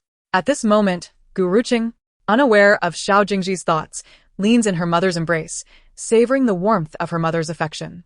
And sure, with a doting expression, gently strokes Gu Ruqing's long hair. Her eyes filled with tenderness, while her lips curl in mock disdain. You, at this age, still cuddling in your mother's arms. What will you do when I am no longer around? Mother, you mustn't speak such ominous words. You will always be here. After experiencing the events of her previous life, Gu Ruqing has developed a deep-seated fear and is particularly sensitive to any mention of death or absence from her loved ones. And sure, helpless responds, silly girl. Everyone grows old eventually. Then I won't allow you to say that. Gu Ruqing lifts her head, her eyes shimmering with unshed tears, as if on the verge of weeping for Ensure to see. Alarmed, Ensure hurriedly soothes her. All right, mother will not leave. Mother will always be here. Feeling a pang of heartache, Ensure reflects on the difficult years her daughter has endured. The once lively and cheerful girl has transformed into someone so sensitive. Gu Ruqing bows her head in silence, her eyes betraying her sorrow. Mother, I never want to leave you again. And father, elder brother, second brother, third brother, let us never be apart as a family, all right? All right, I will listen to you. Ensure replies affectionately, her eyes filled with compassion. Gu Ruqing sniffles, finally revealing a faint smile. Qing'er, since you have severed ties with the Xiao family, let it be a complete break from now on. Do not have any further connection with them, understand? Ensure urges, fearful after Gu Ruqing's previous insistence on marrying Xiao Jingzhi 3 years ago, which has made her worry about her daughter repeating past mistakes. Do not worry, mother, I understand. Gu Ruqing asserts resolutely. Ensure gazes tenderly at her daughter and says, one day, Xiao Jingzhi will regret this. Gu Ruqing subtly curves her lips downwards, lowering her gaze to conceal the cold light and determination in her eyes. Perhaps. But that is no longer of importance to me. The people of the Pingyang Marquise are bold and decisive. Upon hearing Gu Ruqing's words, Ensure finally breathes a sigh of relief and nods in satisfaction. That is my good daughter. It is getting late. You should rest early. Mother will come to see you tomorrow. Gu Ruqing rises and bows to Ensure. I bid you farewell, mother. Once Ensure departs, Gu Ruqing dismisses the maidservants in the room, standing still to survey her surroundings. Since her return, she has been residing in the same quarters she occupied before her marriage, a room that her parents had lovingly bestowed upon her, being the largest and brightest in the residence, which had evoked envy from her elder brothers. Although no one has lived there for years, the room remains impeccably clean, indicating that it is still tended to daily. Within the room, there is a study containing the medical texts she once studied. During her 3 years of marriage, Gu Ruqing has not practiced medicine, and her skills have stagnated. If it were not for treating the old matriarch of the Xiao family, she might have gradually forgotten that she was once a disciple of the White Divine Healer. Chapter 129. You are truly loyal. She enters the study, picking up a dusty medical book, holding it delicately like a treasure. Master and disciple acknowledge their mistakes. Gu Ruqing gazes towards the direction of the Western Mountains' Divine Physician Valley, quietly sighing. From now on, she is determined to abandon all emotions and devote herself to the study of medicine, hoping her master can forgive her for being a wayward disciple. Originally, Jun Baiming was supposed to come to explain the marriage contract to her that evening, yet after waiting long, she finally succumbed to exhaustion, falling asleep at her desk. Having not seen a trace of him. In the evening, Your Highness, please do not make things difficult for this servant. The young lady has declared that no one is allowed to enter her room without permission. Xiao Jingzhi kneels on the ground, looking at the aloof Jun Baiming. Mustering her courage to speak, Jun Baiming raises an eyebrow, his gaze icy. Not even I? Xiao Jingzhi stiffly responds. The young lady specifically mentioned you, Your Highness. Last time, they let the prince of the underworld in, and nearly got driven out by the young lady. They must have been very bold to dare to defy orders at this moment, allowing Jun Baiming entry. Jun Baiming pauses. Then a smirk plays on his lips. You are truly my loyal subordinates. So quick to switch sides. Xiao Jingzhi grits her teeth, drenched in sweat. Your Highness, you jest. We are now the young lady's maidservants. Very well, very well. Jun Baiming nods, exuding an aura of coldness that intimidates the two maidservants, making them too frightened to raise their heads. They find themselves caught between their former master and their current one, knowing any action they take will offend one side or the other, putting them in a difficult position. However, the two maidservants had privately discussed that if they must offend one side, it would be the prince of the underworld, as their current master is the young lady. Your Highness, please leave quickly, or else what? Do you intend to act against me? Xiao lowers her head. This servant dares not. Xiao Jingzhi adds, this servant would not dare to act against your Highness, but if you do not leave, do not blame us for being impolite. Even if they cannot win, they must do their utmost to block him, as even dying at the hands of the prince of the underworld today would not be considered betraying the young lady. Jun Baiming chuckles, his expression gradually turning frosty. You are indeed unwaveringly loyal, but I must enter today. If you wish to stop me, then show me your abilities. After all, Jun Baiming feels a sense of urgency tonight and sees this as an opportunity to test whether these maidservants possess the capability to protect Gu Ruqing. Your Highness, I must offend you. Xiao Jingzhi and Xiao Jingzhi rise almost in unison, drawing their swords to charge at Jun Baiming. In just 3 moves, the two are defeated. Jun Baiming swiftly rendering Xiao Jingzhi and Xiao Jingzhi unconscious. Looking down at the two unconscious maidservants, a flicker of satisfaction crosses his eyes. To withstand 3 moves from me is commendable. With that, he boldly leaps through the window into the room. Upon entering, he finds the room eerily quiet. His heart sinks. Could it be that she has gone to bed so early? Turning towards the bed, he notices the gauze curtains have not been drawn, and the bed is empty. His heart tightens, fearing something has happened to Gu Ruqing. He hastily begins searching, only to find her small figure in the study. Chapter 130. I will never leave. On the desk lies the medical book, its candlelight flickering and casting a soft glow on Gu Ruqing's delicate face. She appears so small, so timid and helpless, a stark contrast to the composed and alert woman he had seen earlier that day. Jun Baiming has always had an aversion to fragile women, perceiving them as weak and overly delicate. Yet, seeing Gu Ruqing in this state, he finds it impossible to harbor any disdain. A strong woman reveals her vulnerable side only in solitude, evoking a sense of compassion that is difficult to resist. One cannot help but feel a pang of sympathy. Uncertain if Gu Ruqing dreamt of a past life, it was only when Jun Baiming entered that he noticed the tear-streaked face of Gu Ruqing. She had been crying, resting her head on the table, unaware of how long she had wept, her tightly shut eyes now swollen and red. An inexplicable pain gripped Jun Baiming's heart. He had witnessed countless beauties shedding tears, yet none had ever moved him like Gu Ruqing's sorrow did. What could have transpired to cause such heartache? Was it because of Xiao Jingzhi?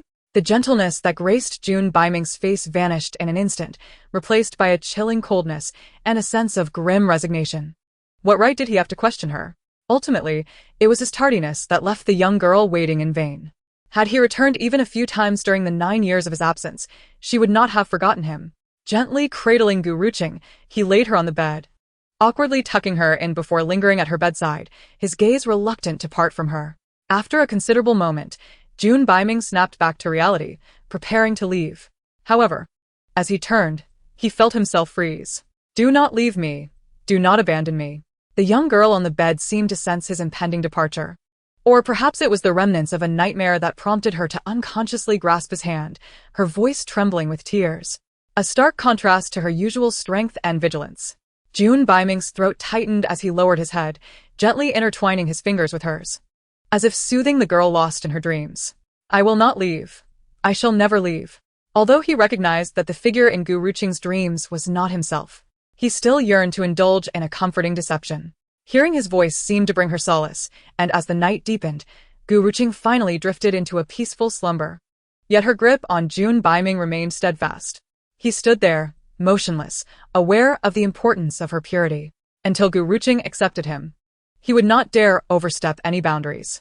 He extinguished the light, allowing her to hold on tightly while resting against the bedpost, prepared to wait until she released him before he departed. In the darkness, he could hear her rhythmic breathing, the room filled with a faint, sweet fragrance, her scent. Jun Baiming despised all forms of perfume, yet the aroma of Gu Ruqing was undeniably delightful. The moonlight spilled into the room, faintly illuminating the subtle smile gracing his lips and the mirth in his eyes. Gu Ruqing awoke at dawn, slowly opening her eyes. Chapter 131. Why do you wish to train in martial arts? Upon awakening, Gu Ruqing immediately sensed something was amiss. Had she not fallen asleep in the study while reading medical texts? Why was she now in bed? Huaner? Huaner entered the room. "Miss, you are awake." Gu Ruqing nodded, rubbing her eyes slightly. "Did anyone come into my room last night?" Huaner paused, then shook her head, worry etched on her face. "No, Mississippi. Are you concerned that someone might have snuck in while you were asleep? This would indeed be serious. If true, she would need to inform the Marquis and request additional guards to ensure the young lady's safety." Seeing Huaner so anxious, Gu Ruqing reassured her, "It's fine. Please summon Xiao Jingzhi and Xiao Jingzhi." Upon their entrance, Xiao Jingzhi and Xiao Jingzhi immediately knelt before Gu Ruqing. "We are at fault." Gu Ruqing was taken aback. "What happened?" After a moment's hesitation, Xiao Jingzhi replied, "Miss, last evening, His Highness the King of Hell came." Gu Ruqing's brows furrowed tightly. Jun Baiming had come? How could she have been completely unaware? Had he indeed arrived while she was asleep? Gu Ruqing's expression remained calm. "Did you allow him to enter?" Xiao Jingzhi and Xiao Jingzhi hurriedly shook their heads, speaking in unison, "No." Replying to Miss, since the last incident, "We have learned our lesson and would never permit His Highness to enter. However, we were no match for him and were knocked unconscious." The two maidens spoke sheepishly, realizing they had been outmatched by Jun Baiming. Heaven knew how they felt when they recalled the events of the previous night upon awakening. Sensing Gu Ruqing's doubt, Xiao Jingzhi quickly swore, "Miss, I vow before heaven, if I deliberately let His Highness in, may I be struck by lightning and meet a terrible end." "I swear as well." "All right, I believe you." The Jingwei team outside did not notice His Highness entering, yet you did. That is commendable. Although you did not confront him, you have passed my test and may serve by my side from now on. Despite Jun Baiming's entry, the fact that Xiao Jingzhi and Xiao Jingzhi had the awareness to try and stop him spoke volumes about their growth. Upon hearing this, the two maidens rejoiced, exchanging smiles before bowing deeply. "Thank you, Mississippi." After Gu Ruqing had risen and had breakfast in her room, the Marquis of Pingyang summoned her. "Father." The Marquis turned, a glimmer of light flashing in his eyes as he gazed at his daughter. Indeed, Gu Ruqing's return had rejuvenated him, making him appear several years younger, filled with vitality. "I heard from the Jingwei team that you wish to train in martial arts?" The Marquis approached her, stating directly, "In Dongling, martial prowess is esteemed over literary pursuits. Our family has a long lineage of warriors, known for their loyalty and bravery, having served 3 generations of emperors. 2 of your brothers are martial artists, while your eldest brother is a scholar." The Marquis observed Gu Ruqing, who had been listening quietly. "You are the only daughter in the household, cherished by your parents. You have always been frail and skilled in medicine. Tell me, why do you wish to train in martial arts?" Chapter 132. Jun Baiming pays a visit. Gu Ruqing's eyes were as tranquil as still waters. In response to father, I do not possess the grand ambitions of my brothers. I simply wish to acquire the ability to protect myself and, moreover, to safeguard you, mother, and my brothers. Her aspirations were modest. She sought not glory or national defense, but merely the means to protect her family. Upon hearing Gu Ruqing's words, the Marquis felt warmth envelop his heart. He gazed out the window. Silly child, we do not need your protection. The Gu family, though not of royal lineage, is capable of self-preservation. We can provide for you comfortably for the rest of your life. From now on, do what you wish. If you do not wish to marry, then do not marry. Your parents will support you always. The Marquis's words revealed how much burden Gu Ruqing had placed upon herself. After 3 years apart, he could see the changes in her at their first reunion. Gu Ruqing gently curved her lips, addressing her father. Father, this is precisely what I wish to pursue. I desire to protect my family and to refine my medical skills. In the future, I do not seek grand achievements. I only hope for our family's peace and security. She continued with unwavering determination. Do you understand how arduous the path of martial arts is? I am aware, yet I am unafraid. The Marquis of Pingyang was taken aback, nodding slowly after a moment. Indeed, you are my daughter. A fleeting glance at Gu Ruqing brought a sudden welling of tears to his eyes. Since you are resolute in your desire to learn martial arts, I shall find you the finest instructor. Commit to your studies wholeheartedly, and do not squander your efforts. Yes, I understand. Just as Gu Ruqing finished speaking, the steward of the Marquis respectfully entered. Marquis, Miss, His Highness the King of Hell has arrived. Gu Ruqing was momentarily startled, and instinctively looked towards the door. The Marquis observed her reaction without a hint of emotion, calmly replying, I see. Please escort the prince to the main hall. I will join him shortly. The steward bowed and exited. Turning to his daughter, the Marquis inquired, My dear, what are your thoughts on His Highness the King of Hell? Gu Ruqing replied, Father, I have not seen His Highness for quite some time, and we share no bond. He has indeed assisted me greatly in recent days, but I have only just emerged from my trials and lack the inclination for such matters. The Marquis sighed deeply and nodded, I understand. His Highness's visit today is likely not solely for a courtesy call. I shall go meet him. Yes, I shall take my leave then. Gu Ruqing performed a slight bow and turned to exit. The Marquis composed himself before proceeding to the front hall. As His Highness the King of Hell graced them with his presence, the Marquis lamented, I have not provided adequate hospitality. At that moment, Jun Baiming stood with his hands clasped behind his back, admiring the inscriptions on the wall. Upon hearing the Marquis's voice, he turned slightly and bowed with respect. Old General, you flatter me. It is I who have intruded, and I hope you do not take offense. You are too courteous, the Marquis replied with a smile, inviting Jun Baiming to take a seat. Would you prefer tea or a drink with me? Jun Baiming respectfully responded, Strong liquor is detrimental to one's health. You ought to indulge less, General. Ha, Your Highness knows well that I have a penchant for such libations. A day without drinking leaves me restless, the Marquis chuckled. Jun Baiming offered a faint smile, Then I shall graciously accept your invitation. Chapter 133. The Marquis overindulged, seeing Jun Baiming acquiesce. The Marquis laughed heartily, instructing the steward to bring forth the wine. After a few cups, the Marquis's cheeks bloomed with a rosy hue. Jun Baiming nodded. Indeed, excellent wine. Is it not? This is a cherished vintage I have preserved for many years, seldom indulged in. Since you are here, let us savor it to the last drop. The Marquis, invigorated, continued pouring until Jun Baiming's face began to show signs of inebriation. With a slightly dazed expression, Jun Baiming remarked, Old General, your capacity for alcohol is remarkable. I concede defeat. Haha, Your Highness, being young yet possessing such fortitude is commendable. General, to be candid, if I drink any further, I fear I may embarrass myself. Jun Baiming said with a wry smile. Do not fret over such trivialities. I have watched you grow since childhood. To speak candidly, you are akin to my own child. Do you still worry about appearing foolish before me? As Gu Ruqing learned of Jun Baiming's arrival, she returned to her room, feeling somewhat unsettled. After half an hour, she could no longer contain herself and summoned the steward. Are Father and His Highness still in discussion? The steward, looking somewhat conflicted, replied, Yes, Mississippi.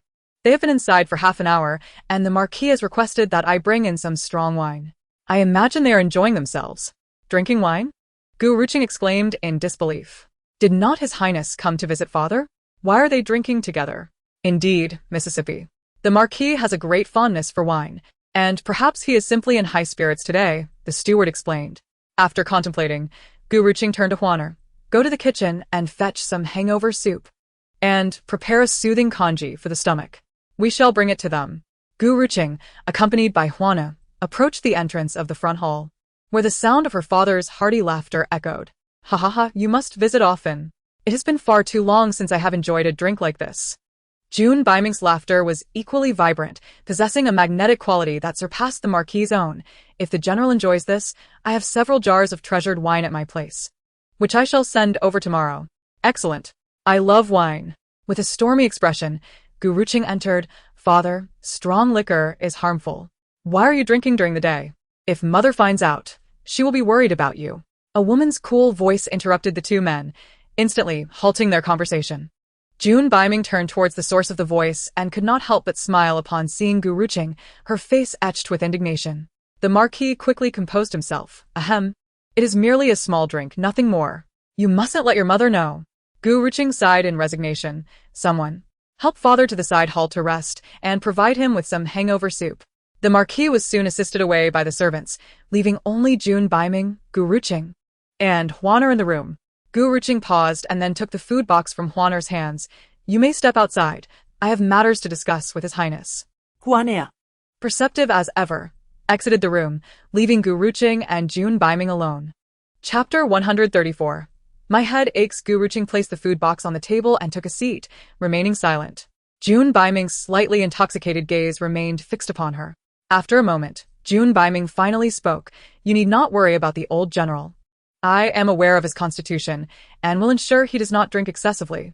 Most of this wine has been consumed by me. Indeed, during their time together, the Marquis had consumed 1 cup, while June Baiming had downed 3. Hearing his words, Gu Ruqing slowly turned her head. Excessive drinking is harmful. Your Highness should not indulge so much. Are you concerned for my well-being? Gu Ruqing's expression faltered slightly. As a physician, it is only natural to offer a kind reminder in such circumstances. Oh, so it is merely a kind reminder. June Baiming responded, disappointment evident in his tone. He had hoped Gu Ruqing was genuinely concerned for his health. Your Highness, if you are inebriated, you should drink some hangover soup. Once you have recovered, I shall return to see you. Her intention was to clarify the nature of their engagement and understand the situation fully. However, June Baiming appeared quite intoxicated, and she feared that, even if she inquired, she would not receive any substantial answers. Gu Ruqing rose to her feet, preparing to summon someone to assist June Baiming to a guest room for rest. The Marquis's estate had numerous guest rooms, and a spacious, bright room would suffice. Miss Gu, please do not leave. My head is pounding. Upon finishing his words, June Baiming slowly closed his eyes. When he reopened them, his gaze became hazy, and even his brows furrowed tightly, portraying an unmistakable agony. Gu Ruqing, on the verge of departure, halted abruptly, turning around to gaze at June Baiming with a look of astonishment. Wasn't your Highness, well, just a moment ago? How could you be in pain?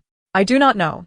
Perhaps I consumed too much alcohol earlier, and the effects are setting in, June Baiming replied, his head lowered, his voice far from the clarity of before, as he began to sway drowsily. Fortunately, Gu Ruqing, with quick reflexes, rushed forward to support him in time. June Baiming instinctively wrapped his arms around her waist, but refrained from placing undue weight on her, instead gripping his own wrist. A flicker of alarm surged through Gu Ruqing, prompting her to instinctively attempt to break free, yet June Baiming's strength proved insurmountable. Let go, she commanded coldly, her brow knitted tightly as she glared at him. My head aches terribly, June Baiming lamented, his tone pitiful. After a pause, Gu Ruqing sighed resignedly, her heart softening in the face of his plight. Very well. At least you are still somewhat aware despite your inebriation. With a slight lift of her hand, she hesitated but ultimately placed it on June Baiming's back, gently stroking him to ease his discomfort. However, unbeknownst to her, June Baiming, with his head bowed, wore a sly smile at the corner of his mouth. Ah! The same tender-hearted girl from before, so easily deceived.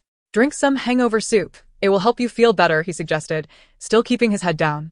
He shook his head, his tone a mix of petulance and grievance. I cannot. My stomach is unsettled, and I feel nauseous. Gu Ruqing paused. Hey, don't throw up just yet. Let go of me. I will fetch a bucket. Chapter 135. I will comply with whatever Ruqing says. I am fine. I do not feel like vomiting at the moment, but if I drink the hangover soup, I might. Observing the startled expression on the young lady's face, June Baiming quickly reassured her. Relieved, Gu Ruqing replied. Then I shall summon someone to help you rest. No, I want Ruqing to assist me. Furrowing her brow, Gu Ruqing responded, I cannot carry you. June Baiming looked up, his eyes glimmering with a teasing light. Ruqing's martial skills have not been for naught. Gu Ruqing rolled her eyes in exasperation, thinking to herself that this was not a sustainable arrangement. Reluctantly, she nodded in agreement. Fine, I will help you to rest, but you must cooperate with me. I will comply with whatever Ruqing says. At that moment, June Baiming resembled a well-behaved child, lifting his head, his eyes brimming with innocence. Gu Ruqing, taken aback by the look in his eyes, felt an unfamiliar flutter in her heart, a sensation she had never experienced before, leaving her somewhat flustered. She quickly averted her gaze. Your Highness, please let go of me and sit up straight. I will help you rise. Obediently, June Baiming nodded and released his grip, resting his hands on his knees and sitting up straight, allowing Gu Ruqing to guide him. Gu Ruqing breathed a sigh of relief, but dared not gaze into June Baiming's eyes any longer. She lowered her head, draping one of his arms over her shoulder. Your Highness, I will count to 3. When I say 3, you stand up. If you feel unsteady, lean on me, understood? June Baiming nodded. All right. With Gu Ruqing's support, June Baiming staggered towards the door. Although she had trained in martial arts for a few days, her foundation was still weak, and with June Baiming, a grown man, leaning heavily on her, every step she took was a monumental effort. Upon reaching the doorway, beads of sweat began to form on Gu Ruqing's forehead. She paused, tilting her head to glance at him, her brows knitting tightly. This fellow is truly heavy. Though such thoughts flickered in her mind, her face betrayed nothing as she continued to exert herself in aiding June Baiming. The distance from the hall to the guest room was not far, yet Gu Ruqing struggled immensely. June Baiming kept his head down, one arm draped over her shoulder, swaying unsteadily. Stealing a glance at Gu Ruqing, he noticed the sweat trickling down her face, dripping from her chin. Ruqing is truly kind, he murmured softly. Gu Ruqing was taken aback, turning to find June Baiming gazing at her with a dreamy expression, tinged with an odd sentiment. Was it merely her imagination? She felt as if his words carried a hint of bitterness. Are you awake? How do you feel? Do you have the strength to walk on your own? Gu Ruqing inquired, struggling to support him. After all, she was but a young girl. How much strength could she muster to assist a grown man over such a distance? June Baiming's gaze flickered, keenly catching the glimmer of expectation in her eyes. Yet he shook his head and pressed his other hand to his head. I cannot. My head is still a bit dizzy, and I am unable to walk unaided. Gu Ruqing sighed. Well, given how much you drank, it is remarkable that you are even awake. Chapter 136. It has all come to pass. What more could she expect from him? Do not move around too much. If you feel dizzy, lean on me. We will soon reach the guest room. Just hold on a little longer. Did Xiao Jingzhi ever get drunk? June Baiming suddenly posed this question. Gu Ruqing hesitated, seemingly not comprehending his words. What did your Highness say? June Baiming slightly lowered his gaze. In the past, when Xiao Jingzhi was intoxicated, did you also assist him in returning to rest? Now understanding him clearly, Gu Ruqing's eyes widened in surprise. No. Her tone was unusually cold. Nothing at all? Was it he who never got drunk, or you who never assisted him? Neither. He does not deserve my kindness. On their wedding day, Xiao Jingzhi had gotten excessively drunk with friends, returning the next afternoon in a daze. Upon waking, he worried that Gu Ruqing would be upset and explained it was due to his joy in celebrating with friends, inadvertently forgetting the time to return. Thus, he missed their wedding night. The third day thereafter, he led an army into battle, only returning 3 years later, immediately seeking to take a concubine, as if he had never experienced drunkenness. In truth, in a previous life, Xiao Jingzhi had indeed been drunk, but that was due to the tragic demise of Xinxinue, which had deeply affected him. Gu Ruqing had thought he mourned for Xinxinue, his childhood sweetheart, and even went to come for him. Reflecting now, Gu Ruqing found her past naivety laughable. She likely assumed that when Xiao Jingzhi had stared at her while intoxicated, he wished he could have killed her then. June Baiming sensed the coldness radiating from Gu Ruqing and, inexplicably, his mood brightened considerably. It is all in the past, Miss Gu. You ought to look forward. Gu Ruqing nodded. Indeed. As they continued on their path, Gu Ruqing felt a noticeable lightness compared to before. Perhaps it was because Jun Baiming had sobered up. He was able to take a couple of steps on his own without requiring Gu Ruqing's full support. Elated yet cautious, Gu Ruqing guided him step by step forward. Although Jun Baiming could walk independently, he still did not relinquish his hold on her, his arm resting gently on her shoulder, albeit with slightly less pressure. After much effort, she finally assisted him into the guest room, helping him onto the bed and covering him with a nearby blanket, allowing her to straighten her back. Phew. Supporting a drunken man was truly a laborious task. It was likely a feat that an ordinary woman could not manage. Observing that Jun Baiming had already fallen into a deep slumber, Gu Ruqing lingered for a moment. It must be said, Jun Baiming remained as handsome as he was 9 years ago, scarcely changed, still embodying her aesthetic ideals. Had he been in the capital 3 years prior, it was entirely possible she would not have married Xiao Jingzhi. Alas, the whims of fate are unpredictable. Once missed, it remained a missed opportunity. Having been wounded by love before, Gu Ruqing was akin to a startled bird, no longer daring to engage in the trivialities of romance. She shook her head lightly, her eyes regaining their usual clarity and composure. Resolutely, she turned and left the room. At the very moment Gu Ruqing departed, Jun Baiming opened his eyes, slightly turning his head to glance at her retreating figure. Chapter 137. The intention to intoxicate the King of Darkness. At this moment, there was no trace of inebriation in Jun Baiming's gaze. As the afternoon approached, Pingyang Marquis slowly awakened from his slumber. "Father, you're awake." Gu Ruqing's voice rang out, causing Pingyang Marquis to jolt awake, only to realize his daughter was seated at the table, sipping tea. Suddenly recalling the events from earlier, he felt a wave of embarrassment wash over him, and his demeanor shifted to one of unease. "Ahem, my dear Qinger, allow me to explain. I had intended to intoxicate the King of Darkness, to inquire about the marriage pact, but yet, instead, you ended up inebriated yourself, did you not?" Gu Ruqing interjected with a hint of exasperation. "Haha, my capacity for alcohol is indeed remarkable. Nearly an entire jug found its way into his stomach, leaving him more sober than I." Gu Ruqing sighed. "Father, do you even recall how old you are?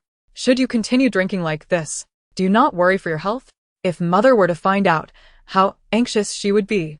My dear daughter, I do not drink often. It is merely an occasional indulgence," Pingyang Marquis protested. "Occasional, you say?" "Yes, perhaps once a day," he replied. "Once a day?" Gu Ruqing raised an eyebrow in disbelief. "Ahem. All right, once a day, but truly, I do not overindulge. You know your mother regulates my drinking. She only pours me as much as I should consume, never allowing me to indulge excessively. Today, my intention was to intoxicate the King of Darkness, so I may have had a bit more than usual, just a touch." Before his beloved daughter, Pingyang Marquis displayed a level of trepidation akin to that which he felt towards his wife. Gu Ruqing shook her head in resignation. "You, of all people, should know better at your age. No more drinking every day. If you persist, I shall inform mother to help you quit." "Oh, my beloved daughter. You know I only enjoy a little wine now and then, but never to excess. Please, do not tell your mother, or my cherished collection will be wasted." "Father, do you desire wine, or the chance to spend more years with mother and us?" Her retort silenced him. Seated on the bed, he lamented. Had he known that day would be his last opportunity for a drink, he would have indulged more, thereby sparing that young man from taking advantage of the situation. Gu Ruqing sighed once more. "Very well, henceforth, you may have a cup of wine every 5 days. Will that suffice?" She understood well the depth of her father's fondness for wine. Abruptly forcing him to quit would likely yield little effect, perhaps even backfire. Pingyang Marquis' eyes brightened immediately, and he held up 3 fingers. 2 cups every 3 days. How about that? Gu Ruqing feigned anger, her expression darkening. "Then I shall inform mother about your drunken escapades. Let us see if she will acquiesce to your request." "Alles, fine. 5 days for 1 cup it is. But please, do not tell your mother." Seeing her father relent, Gu Ruqing finally agreed to his terms, temporarily concealing his inebriation. She then took his pulse, finding no significant issues, allowing her to exhale in relief. Chapter 138. Why is it that when Gu Ruqing is present, money is always ample? As for Jun Baiming, Gu Ruqing did not visit him again. Upon leaving Pingyang Marquis' quarters, she returned directly to her own residence. The timing of Jun Baiming's departure was of no concern to her. For a full half-month, Gu Ruqing closed her doors to visitors, aside from family. She saw no one else. Given her status as a princess, many sought her audience. But they were all turned away by ensure under the pretense of her daughter's ill health. As time passed, those people ceased their futile attempts and quickly stopped visiting. Gu Ruqing relished this newfound peace. During this half-month, her days were filled with tea sessions with her brothers, embroidery and conversations with her mother, and supervising Pingyang Marquis' efforts to abstain from alcohol. The household worried that she might be heartbroken over Xiao Jingzhi's affairs, prompting them to queue up daily to check on her, resulting in a fulfilling daily routine for Gu Ruqing, leaving little time even to peruse medical texts. She was aware of her family's concerns, yet she chose to remain silent. In truth, she was not heartbroken at all, but rather felt liberated from a den of wolves. Meanwhile, Xiao Jingzhi's existence in the general's manor was far from fulfilling, marred by relentless woes. For the past half-month, he faced hostility from several young masters of the Pingyang Marquis' household during morning court sessions, even drawing the attention of the young master of Zhanbei. Upon returning home, he was obliged to visit the elderly Lady Xiao 3 times daily, while Xin Xinyue required care for her pregnancy, placing an enormous burden squarely on his shoulders. With a month's salary yet to arrive, after deducting the expenses for Lady Xiao's medications and Xin Xinyue's prenatal care, he found himself with barely enough left to cover the monthly stipends for the servants. Grumbling and dissatisfaction spread among the staff. Had it not been for the binding contracts they held with the general's manor, many would have already sought to leave. Life had become less affluent than when Lady Gu Ruqing had been present. At least during her time, the monthly stipends were dispensed punctually, with occasional bonuses. Now, it was a struggle just to ensure the stipends were paid. Eventually, Xiao Jingzhi approached Xin Xinyue, requesting that she withdraw a portion of her dowry to assist with household expenses. Having already provided half of her dowry, she was understandably displeased at the request for more, her resentment only adding to Xiao Jingzhi's frustrations. In the past, when Gu Ruqing was present, their family would never have faced financial woes.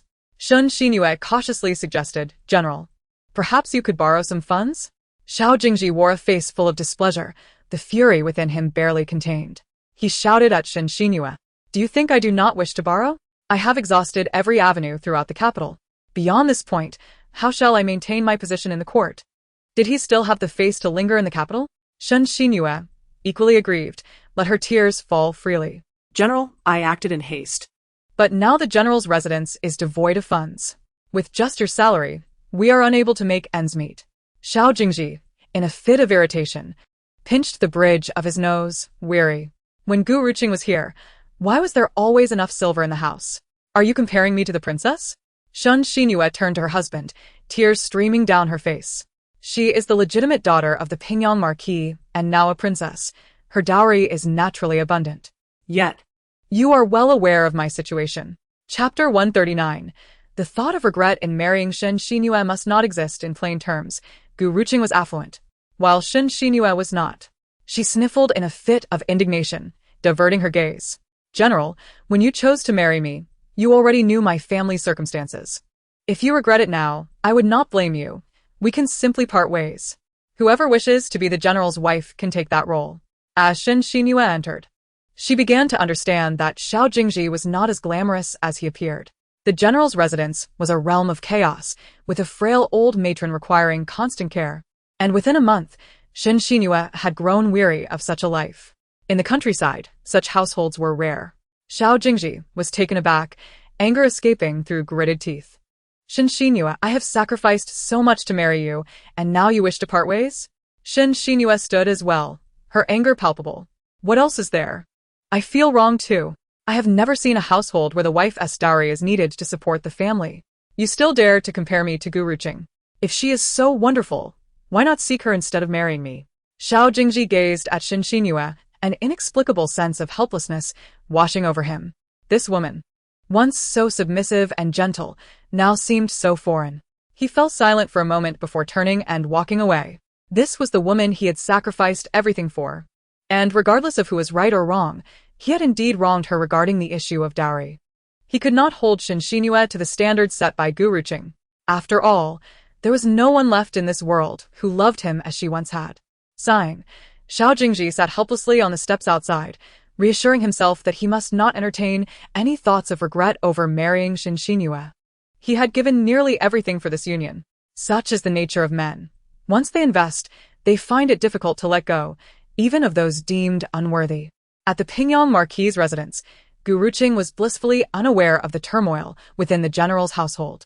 After an evening of martial practice, she took a warm bath and prepared to peruse medical texts before bed. For the past fortnight, the Pingyang Marquis had yet to find a suitable martial arts instructor for her. Thus, she continued her training with the Jingwei team. Gu Ruqing remained oblivious to the matters concerning the general's residence, as the Yin family had expressly forbidden any discussions about it among the servants. Seated in her study, leisurely reading, she was interrupted by a commotion at the door. "Your Highness, you cannot enter." Gu Ruqing paused, remembering that she had not seen Jun Baiming since the last time he and the Pingyang Marquis had shared drinks. To her surprise, he had come today. She set aside her medical texts, approached the door, and opened it to find Xiao Zhu and Qiu Zhu preparing to confront Jun Baiming. Stop, Gu Ruqing called out, and the two maids halted. Jun Baiming stood there, hands clasped behind his back, a slight smile gracing his lips. "The young lady is still awake, I see." Gu Ruqing inquired, "Your Highness, at this late hour, what brings you here?" Jun Baiming smiled, lifting his hands to reveal 2 jars. Chapter 140. With nothing to do, I came to invite Ruqing for a drink. I found myself with idle time and thought to invite Ruqing for a couple of drinks. Gu Ruqing frowned. "I do not enjoy alcohol. That is merely because Ruqing has yet to discover the pleasures of drinking. Due to pressing matters, Jun Baiming had been unable to visit the Pingyang Marquis' residence recently, yet he remained particularly attentive to its affairs. He worried that Gu Ruqing, isolated in her training and studies, might be overwhelmed by her concerns. Gu Ruqing stood frozen for a moment before coldly responding, "If your Highness has no other business, please take your leave." With that, she turned to re-enter her room without a backward glance. "Does Ruqing not wish to discuss our engagement?" At this, Gu Ruqing halted, turning to face him. "What does your Highness wish to say?" "If Ruqing would accompany me for a drink, I would share my thoughts." "Very well," Gu Ruqing replied. "Your Highness speaks with utmost sincerity. I trust you will not deceive me." Jun Baiming achtet sein Eyebrow. "Naturally. Please come in," Gu Ruqing said, gesturing for him to enter. However, Jun Baiming glanced around and showed no intention of stepping inside. With such a pleasant mood, why not change our surroundings? To where? Gu Ruqing asked, puzzled. "You'll find out once we go." With that, Jun Baiming swiftly leapt before Gu Ruqing, one hand clutching the jars and the other wrapping around her waist. Gu Ruqing gasped, "Let me go. Do you truly believe that if I let go, you could keep up with me?" Despite her training, it seemed she had yet to learn the art of agility. "Release our young lady." Xiao Zhu and Qiu Zhu rushed forward, ready to confront Jun Baiming. Step back, Gu Ruqing commanded, then turned to Jun Baiming. "Rest assured, Your Highness, you are a gentleman and would never harm me. Remain outside, and no one is to enter." Xiao Zhu and Qiu Zhu complied. Yes. Jun Baiming smiled. "I did not expect them to be more loyal to you here than at the prince's residence." Gu Ruqing shot him a cool glance. "Do you intend to take them back? Those whom I gifted to you. How could I simply reclaim? Then let us depart." Gu Ruqing had effectively entrusted herself to Jun Baiming. Although apprehensive, her understanding of him reassured her. While he often spoke lightly, his actions were grounded in reason. Very well, but Ruqing must hold on tight. As soon as the words left his lips, Jun Baiming scooped Gu Ruqing up and took off in a swift leap, leaving Xiao Zhu and Qiu Zhu staring at each other in bewilderment. "What do we do now?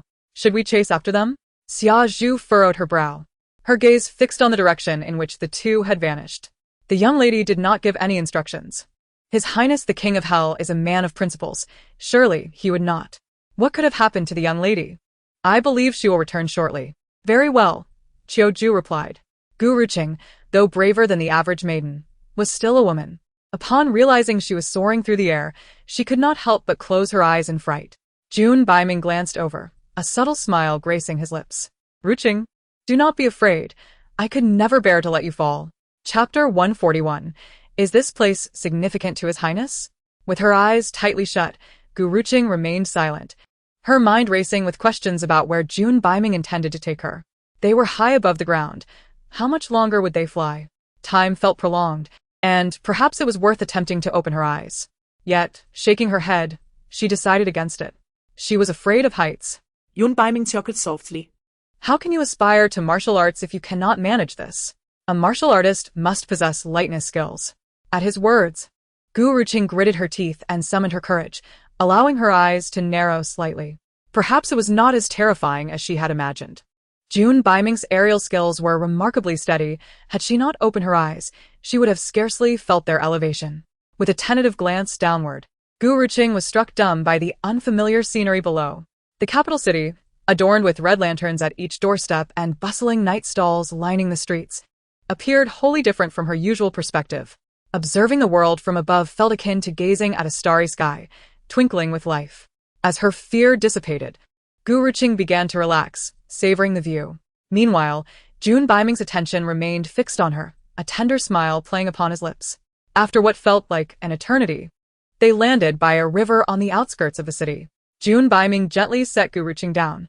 Initially, her legs felt weak, and as he released her, she nearly stumbled, only to be caught by him. Embarrassment washed over her as she scolded herself for appearing inept before June Baiming. Forcing herself to grip his wrist tightly, she wished to sink into the ground. Noticing her struggle, June Baiming smiled gently. It's entirely normal for one unaccustomed to flying to feel this way. I experienced the same during my first flight. Gu Ruqing looked up, her curiosity piqued. Is that true? Indeed, he affirmed, the slightest flicker of his gaze betraying a deeper sentiment. Gu Ruqing felt a twinge of suspicion. I can't shake the feeling that you might be deceiving me. Moment. As her discomfort waned and her legs regained strength, she finally released his wrist. Thank you, Your Highness. June Baiming simply smiled, turning his attention to the flowing river before them. Do you recall this place? Gu Ruqing hesitated, a flicker of recognition sparking within her. It seems somewhat familiar, yet I cannot place it. After a moment of silence, she inquired, is this place significant to you, Your Highness? Yes, it holds great importance, he replied resolutely. 9 years prior, he had bid farewell to a young girl here, who had wept and pleaded for him not to leave. At that time, he was a spirited youth, torn between his affection for Gu Ruqing and his duty as a prince amidst the looming crisis of Dongling. He had ultimately chosen the battlefield over her pleas. Now, 9 years later, the ungrateful girl seemed to have forgotten him entirely. Gu Ruqing nodded, her eyes brightening. I think I remember. I came here years ago. Suddenly, she recalled visiting the outskirts with her master to gather herbs and encountering a perilous situation nearby. Chapter 142. Do you remember? What do you remember? June Baiming asked. Gu Ruqing glanced at him. I believe I came here 6 years ago with my master to gather herbs, but we became separated. I ended up in a cave not far from here. She pointed towards a specific spot on the mountain. I had intended to wait for my master there, but I found a bloodied masked man inside. At the time, she had been merely a 12 or 13-year-old girl, unaccustomed to such encounters, and her face had turned pale with fear. Yet, upon reflecting, she realized she was a medical student. How could she fear a patient? She steeled herself and searched through her gathered herbs, finding a few hemostatic and expectorant plants to grind into a paste, which she applied to the masked man's wounds. He soon regained consciousness, but his aura was menacing, causing Gu Ruqing to tremble. Perhaps sensing that she posed no threat, he subdued his hostility. Initially terrified, she gradually approached him, her voice steadying as she said, "Cough, I saved your life. Without me, you would have bled to death. There's no need to be so suspicious. In this desolate mountain, the temperature is frigid. If we do not huddle together for warmth, we risk freezing to death." The masked man remained silent, but shifted to allow her space and draped his outer robe over her shoulders for warmth. Realizing she could not let him suffer, she insisted he take the robe back, saying, "You should wear it. You're still weak and cannot afford to be careless." He shook his head, silent, yet pushed the garment back toward her. With no other choice, she accepted his kindness, feeling the chill dissipate as she fell into a drowsy slumber. Upon waking the next morning, she found only the robe he had left behind, with no sign of the masked man. June Baiming listened attentively to her tale. His gaze lowered, a flicker of complex emotion passing through his eyes. By your account, the masked man should indeed express his gratitude. Gu Ruqing sighed. That was so many years ago, I almost forgot. However, my master always said that saving a life is worth more than building a pagoda. I suppose my encounter with him was fate. Suddenly, Gu Ruqing sensed something amiss. Wait, I never specified the masked person's gender. How did you know he was male? June Baiming blinked, momentarily taken aback. You just revealed that he was a man. Did I? Gu Ruqing furrowed her brow, unsure. June Biming turned his gaze towards the riverbank. Why dwell on such matters, Ruqing? Regardless of gender, that individual would undoubtedly be grateful for your life-saving deed. Perhaps he is nearby, repaying your kindness even now. Ruqing dismissed the notion, shaking her head. As for gratitude, I never expected it. I only hope he is alive and well. Chapter 143. What does Ruqing think? June Biming asked, what makes you think that way? Are you not concerned he might be a villain? A demon who wreaks havoc? Ruqing began. I can see that he is not a bad person. Perhaps he is being pursued by enemies. In any case, that night, he did not harm me and even gave me his only coat to keep warm, which is enough to prove that he is not malicious and possesses a certain level of care. At the very least, that masked man did not harm me. So I have no right to judge whether he is a villain. She sighed. Let's not dwell on this matter anymore. Your Highness, let us discuss the nature of our engagement instead. Turning to June Biming, she inquired with curiosity. June Biming raised an eyebrow. What does Ruqing believe is the reason behind this? Ruqing paused, her brow furrowing. I cannot think of one. For some time now, she had been pondering why His Majesty issued the decree to marry her, especially since June Biming had not rejected it. Her thoughts were a tangled mess. The answer, in truth, was quite simple. I like you. Does that suffice?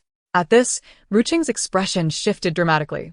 She turned abruptly to face June Biming, who was smiling at her, causing her heart to race inexplicably. She quickly averted her gaze, turning her face aside. Your Highness is jesting. I am merely a divorced woman despised by all in the capital. It would be best if you refrained from such jokes. June Biming responded. Why does Ruqing think this is a jest? Ruqing retorted, if your Highness is unwilling to disclose the truth, then please return me home at once. Her voice was cold, her countenance frigid, attempting to mask her inner turmoil. June Biming looked at her, a fleeting hint of disappointment flickering in his eyes before dissipating. With a nonchalant demeanor, he replied, very well, I was merely joking.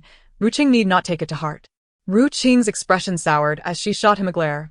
Your Highness, if you do not reveal the truth, I shall enter the palace tomorrow to request His Majesty to annul this engagement. Fine, I shall speak. June Biming relented after a moment. In truth, I am genuinely fond of you. Ruqing frowned. Your Highness is a valiant hero of Dongling, while I am merely a divorced woman unworthy of your status. Whether you are worthy is determined by what I say, June Biming insisted, convinced that Ruqing was the finest woman in the capital. Your Highness, do not jest with me. After this incident, I have resolved to renounce all feelings and never tread upon the world of love again. Tomorrow, I shall enter the palace to request the annulment of our engagement. His Majesty will not agree, he countered. Ruqing's anger flared. If His Majesty does not consent, then I shall cut my hair and ascend the mountain to become a nun. June Biming laughed. Very well. If Ruqing truly wishes to become a nun, then I shall accompany you. You. Ruqing was so exasperated by June Biming's shamelessness that she was rendered speechless, her cheeks flushing crimson. Are you truly angry? He teased, observing her turn her back on him, refusing to engage further. Is this how you express your anger? Would you like me to let you hit me so you can vent your frustration? June Biming suggested playfully. Ruqing shot him a glare. Your Highness, how could I dare to offend your esteemed self? June Biming smirked, clearing his throat. It appears that Ruqing is indeed unwilling to strike me. Who says I am unwilling? Ruqing retorted, her face aflame with embarrassment. Chapter 144. As long as you like it. June Biming stood there with a smile, eventually speaking. It seems Ruqing truly cannot bear to strike me. Ruqing remained silent, her gaze cast downwards. All right, I shall no longer tease you. This decree was indeed requested by me from His Majesty. I simply wished to prevent the daughter of the Marquis of Pingyang from suffering public scorn due to her divorce. Ruqing was taken aback, slowly turning her head to look at June Biming in disbelief. Are you speaking the truth? Of course. If you are displeased, you need not dwell on it. In 2 years, if you feel nothing for me, you can enter the palace and request an annulment. Request an annulment?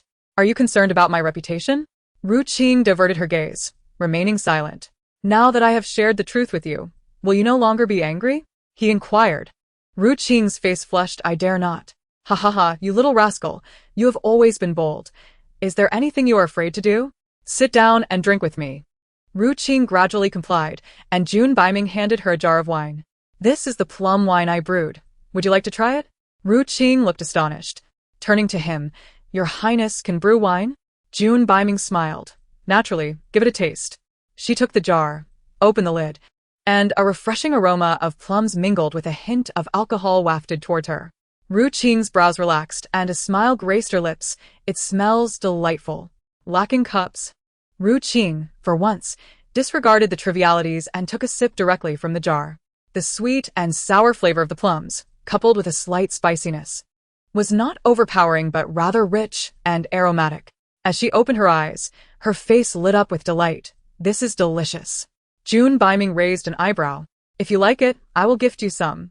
Ruqing chuckled softly before replying, I never liked to drink before. And I never understood why my father enjoyed it so much. And now, do you like it? He asked.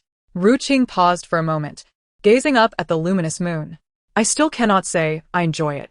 However, this plum wine you brewed is indeed very fragrant. June Biming's eyes sparkled slightly.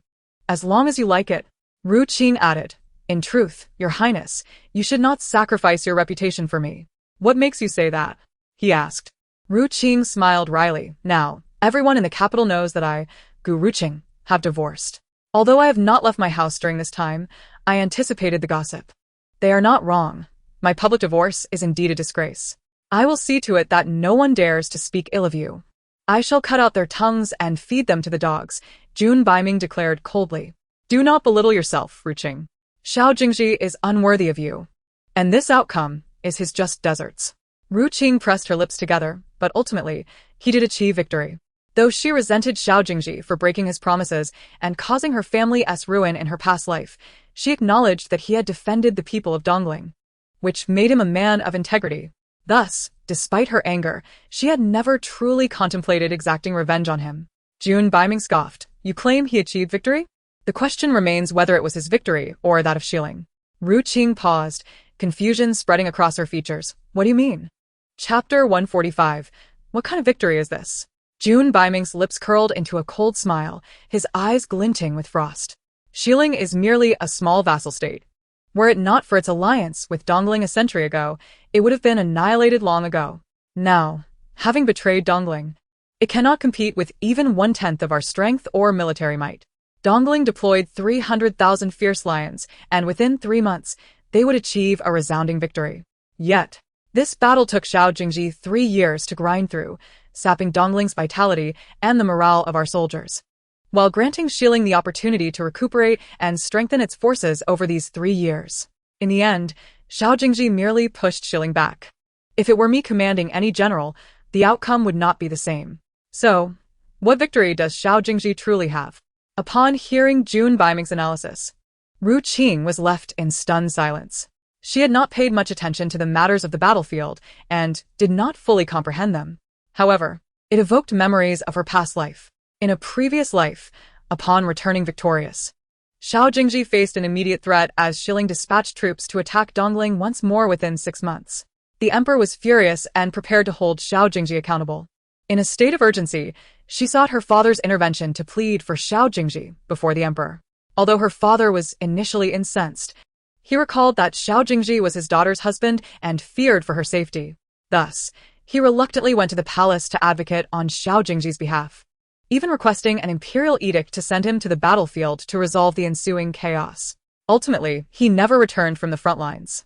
Her 2 older brothers were also ensnared by Xiao Jingzhi's machinations, bearing the ignominy of treason and facing execution. The elder brother, a scholar by nature, could not bear the plight of their family and secretly sought evidence, but Xiao Jingzhi discovered his intentions and ensnared him in a trap, leading to his demise through poisoned wine. Hence, in her past life, her family was shattered, all due to her pleas on Xiao Jingzhi's behalf. It became evident that he was no hero. She had been utterly deceived.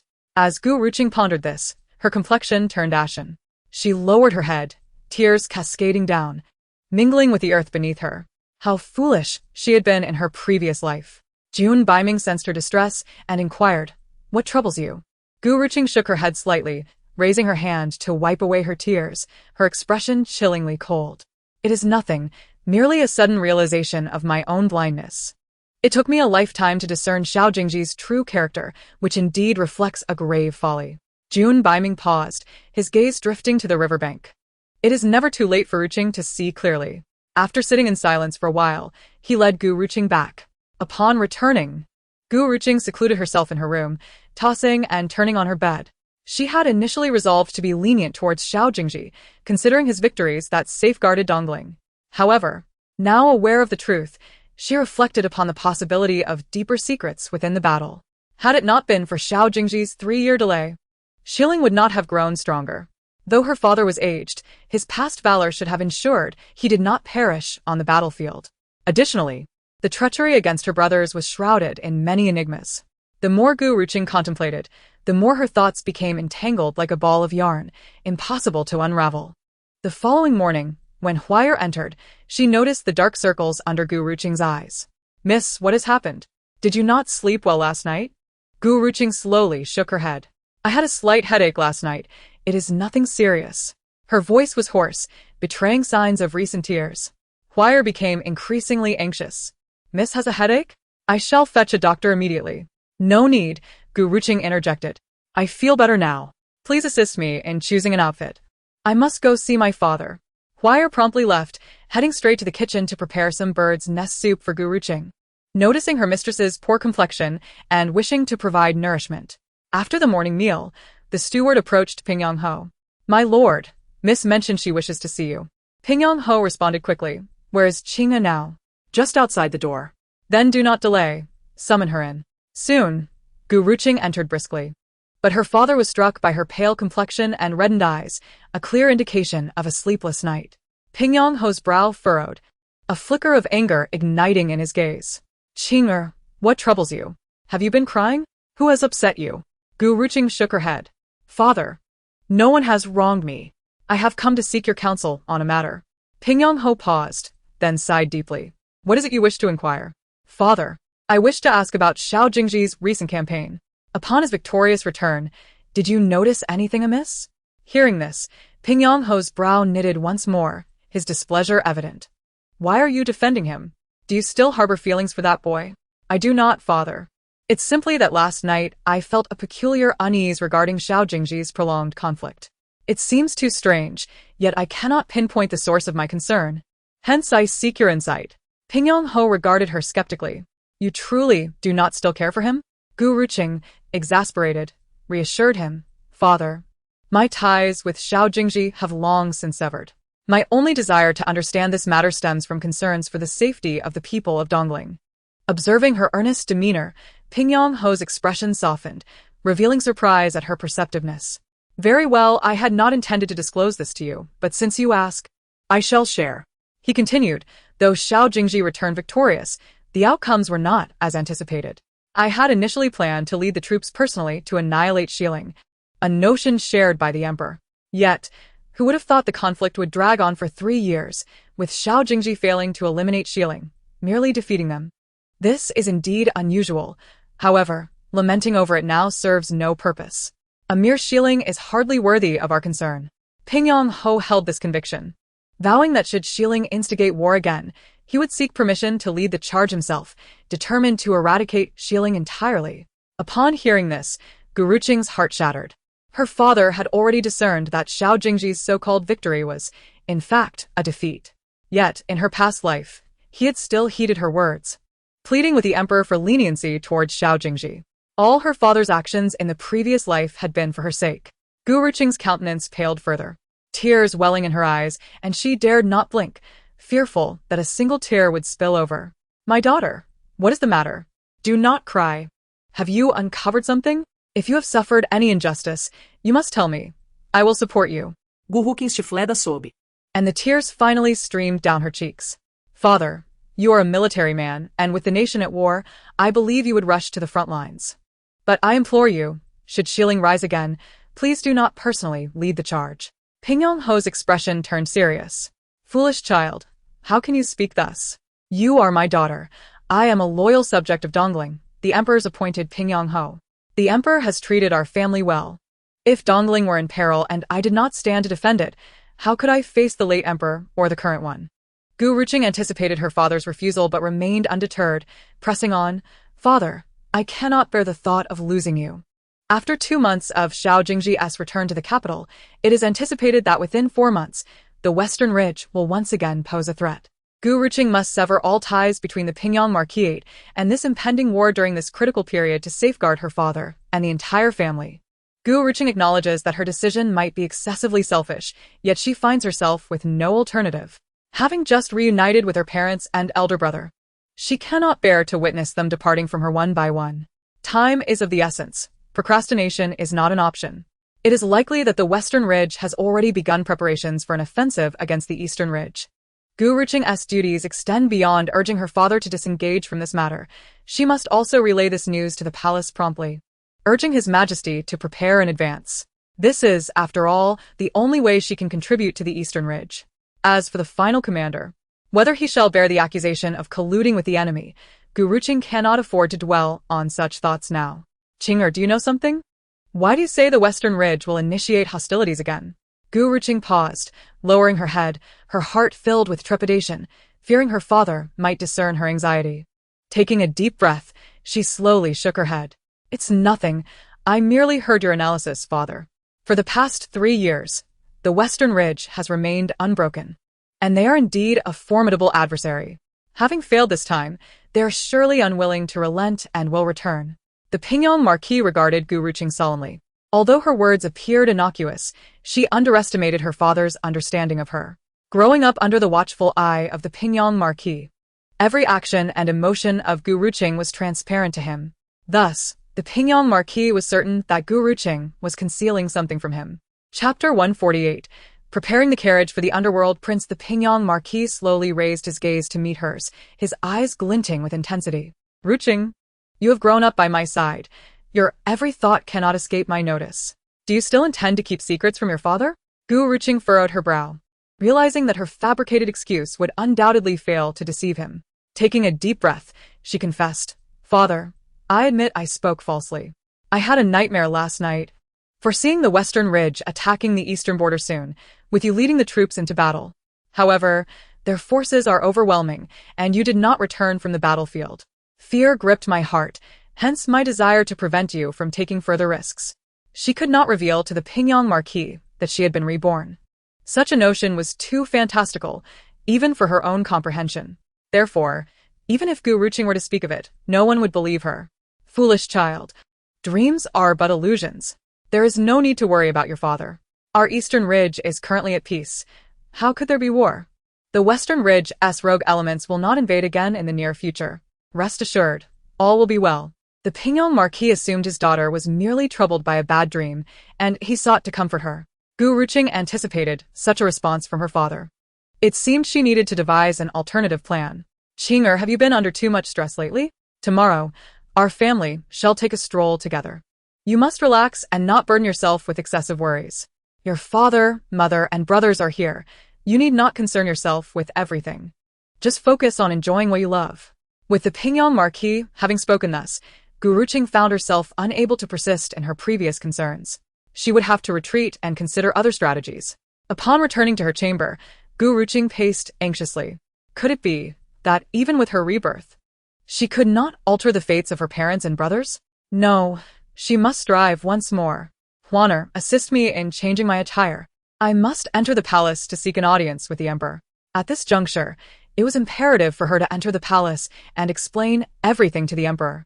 After 2 hours, Gu Ruqing stood before the palace gates. The emperor was in the study handling memorials when eunuch Pei entered to report, Your Majesty, the Princess Lun requests an audience and is currently waiting outside the palace. Upon hearing eunuch Pei's words, the emperor lifted his head. Is it Ruqing? She must be here to pay her respects to the Empress Dowager.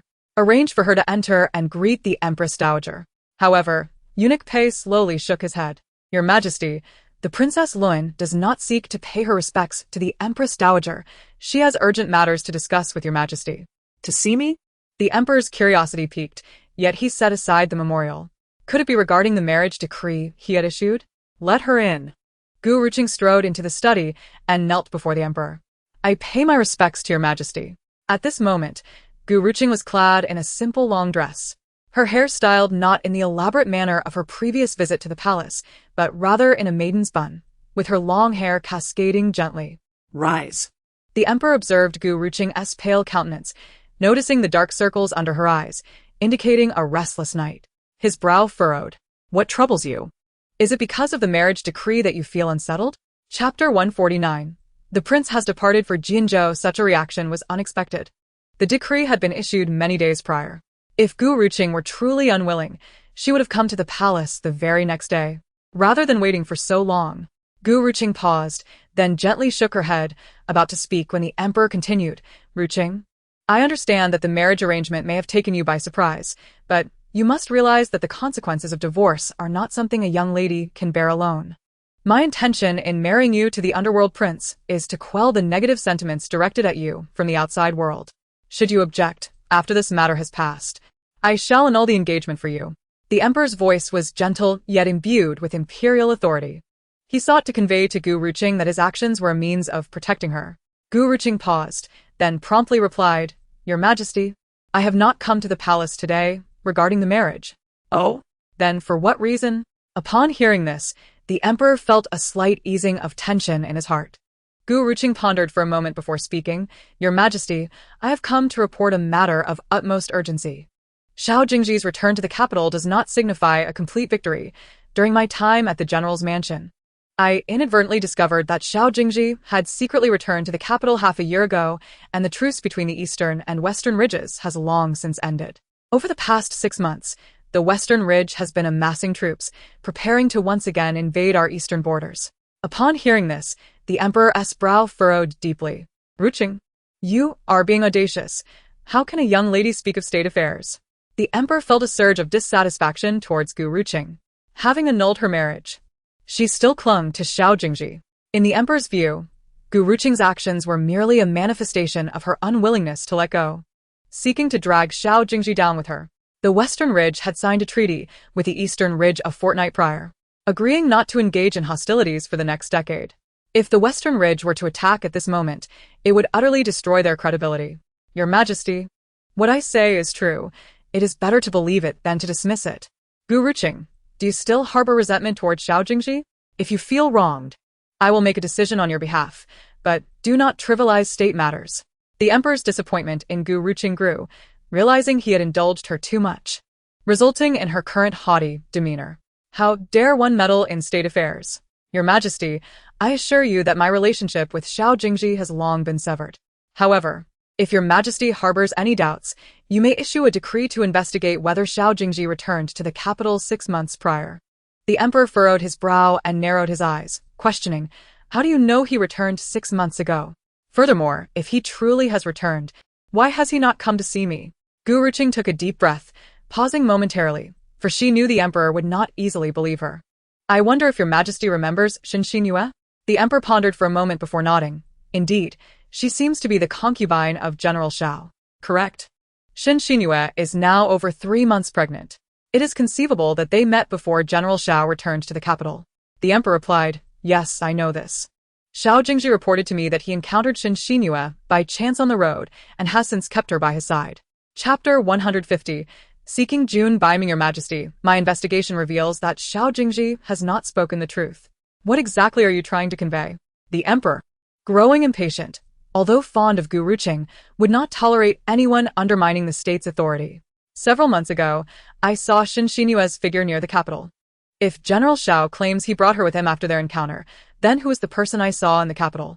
Upon hearing this, the emperor slowly raised his head, his gaze stern.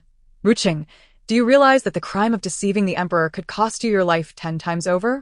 There must be limits to your recklessness. I have shown you kindness out of pity, remembering your father's assistance to me, yet this does not justify your impudence.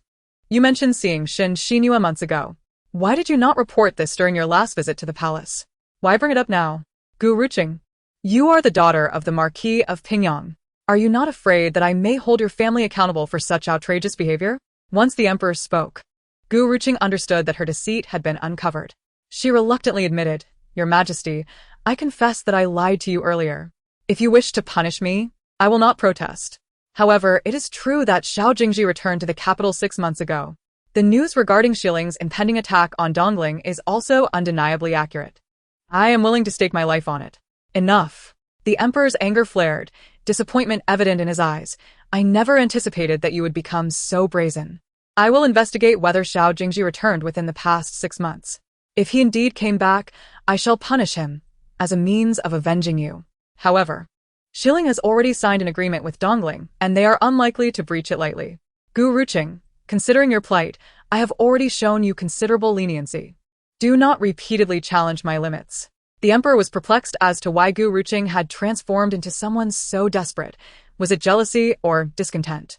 Why did she seek to ruin Xiao Jingzhi? One must understand that if Shilling were to break the treaty, Xiao Jingzhi's previous report of victory against them would constitute treason, carrying the potential for devastating consequences for his entire clan.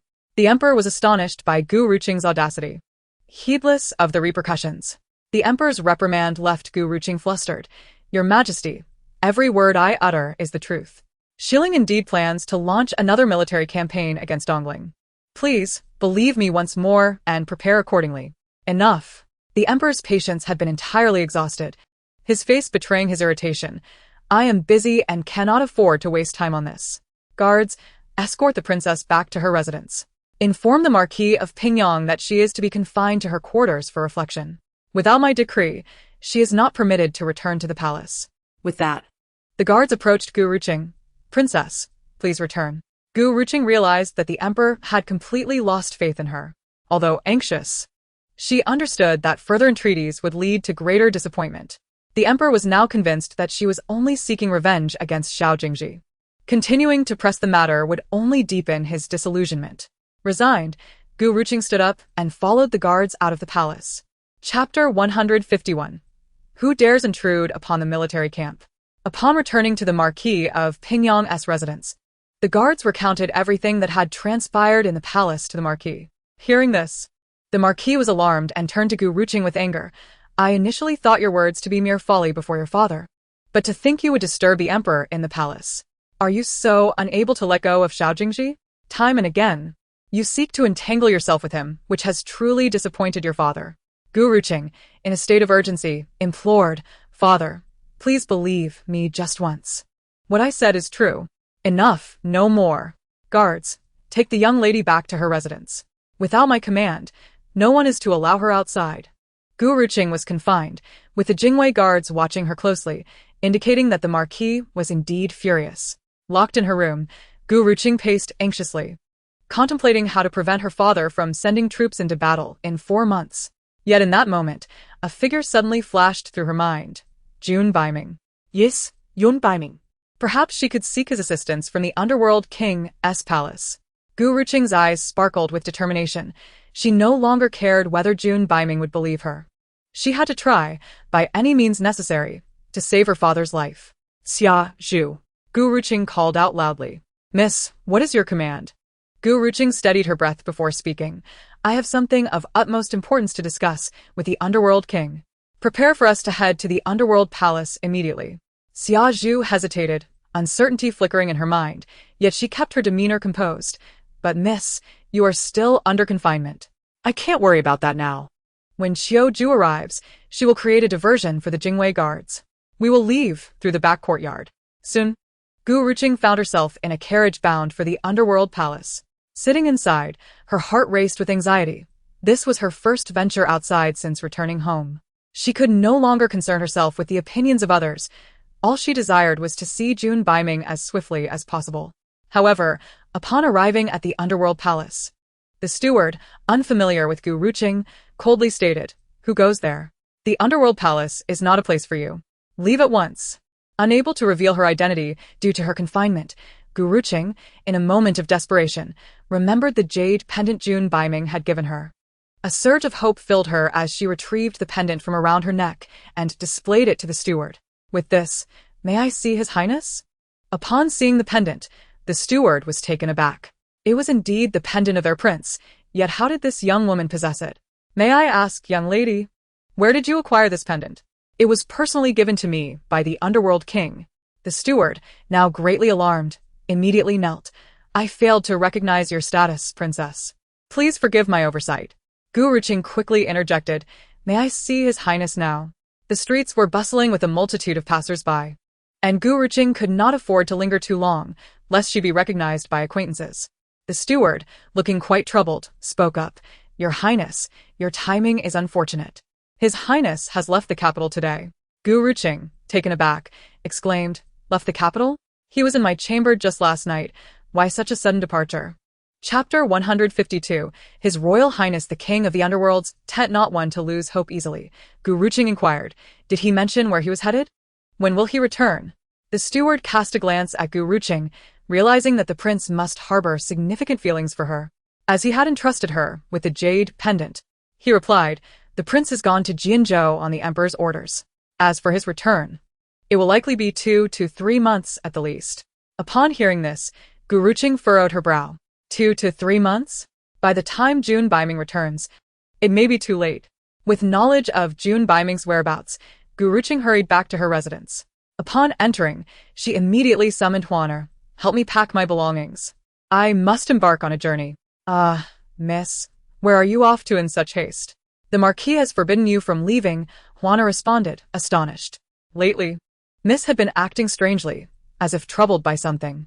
Now, with this sudden announcement of a long journey, Huaner felt even more perplexed. Do not inform father, mother. Or my brother. Huaner, you are the cleverest. Remain in the courtyard. If father or mother come to see me, tell them I am ill and not fit to be seen.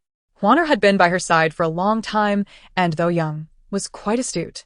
Gu Ruqing understood that she could not keep this departure a secret for long, but she would conceal it for as long as possible. She needed to see Jun Baiming at all costs. Though Huaner felt anxious, she recognized the serious expression on Gu Ruqing's face and understood that her mistress had something significant to do. She quickly agreed, Miss, pursue your intentions. I shall keep your absence a secret at home. But you must take Xiao and Xiao with you. I cannot rest easy otherwise. Gu Ruqing nodded. This time, I will only take Xiao. Xiao, you stay behind to protect Huaner and the people of the Pingyang Marquis' residence. Understood, Miss, Xiao replied. When do you plan to set off? I shall prepare immediately. Xiao also looked to Gu Ruqing and spoke up. With unwavering determination, Gu Ruqing gazed out the window. Tonight we leave. Time is of the essence. We shall ride. Xiao, find 2 horses at the back of the Marquis' residence. Gu Ruqing was skilled in horseback riding, having traveled with her mentor in her youth without the luxury of carriages. Thus, she had learned to ride well. Given the urgency of the situation, there was little time left for Dongling to prepare. She needed to catch up with Jun Baiming and inform him of the impending attack from Xiling. Together, they must devise a plan to be ready as soon as possible. In the evening, Ensure, concerned for Gu Ruqing, visited her chamber. However, Ensure lingered for quite some time, showing no signs of leaving. Gu Ruqing, anxious, could only stay and converse with her mother. Qinger, your father is quite upset. Your actions are reckless. If you wish to seek revenge on Xiao Jingzhi, we should devise a plan together, not make a scene before the emperor, Ensure admonished. Gu Ruqing lowered her gaze, biting her lips slightly. Mother, you are right. I should not have entered the palace. Ensure, filled with maternal concern, sighed helplessly. Very well. For now, you shall remain in your chamber to rest. I will speak to your father. Once he has calmed down, I shall ask him to release you. Chapter 153. Ruqing has come to find him. Thank you, mother. Please take care, and I shall rest well. Come visit me again soon. After half an hour, Ensure finally departed from Gu Ruqing's courtyard. At this moment, Xiao had made arrangements, and 2 fine horses were prepared at the back of the Marquis' residence. Worried that Gu Ruqing would go hungry on her journey, Huaner had quietly prepared a considerable amount of snacks. Miss, you must return swiftly. I fear I cannot hold on much longer. Gu Ruqing nodded with a smile, gently patting Huaner on the head. Do not worry. I will return quickly.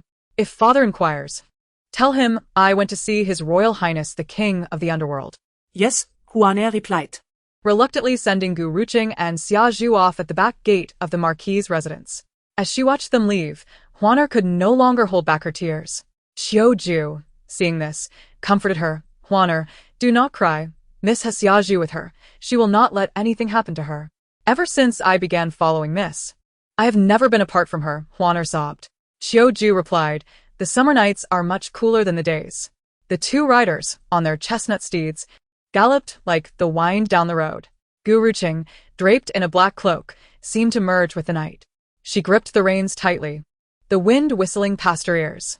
After nearly 3 hours of riding, her inner thighs felt as though they had been sliced by daggers.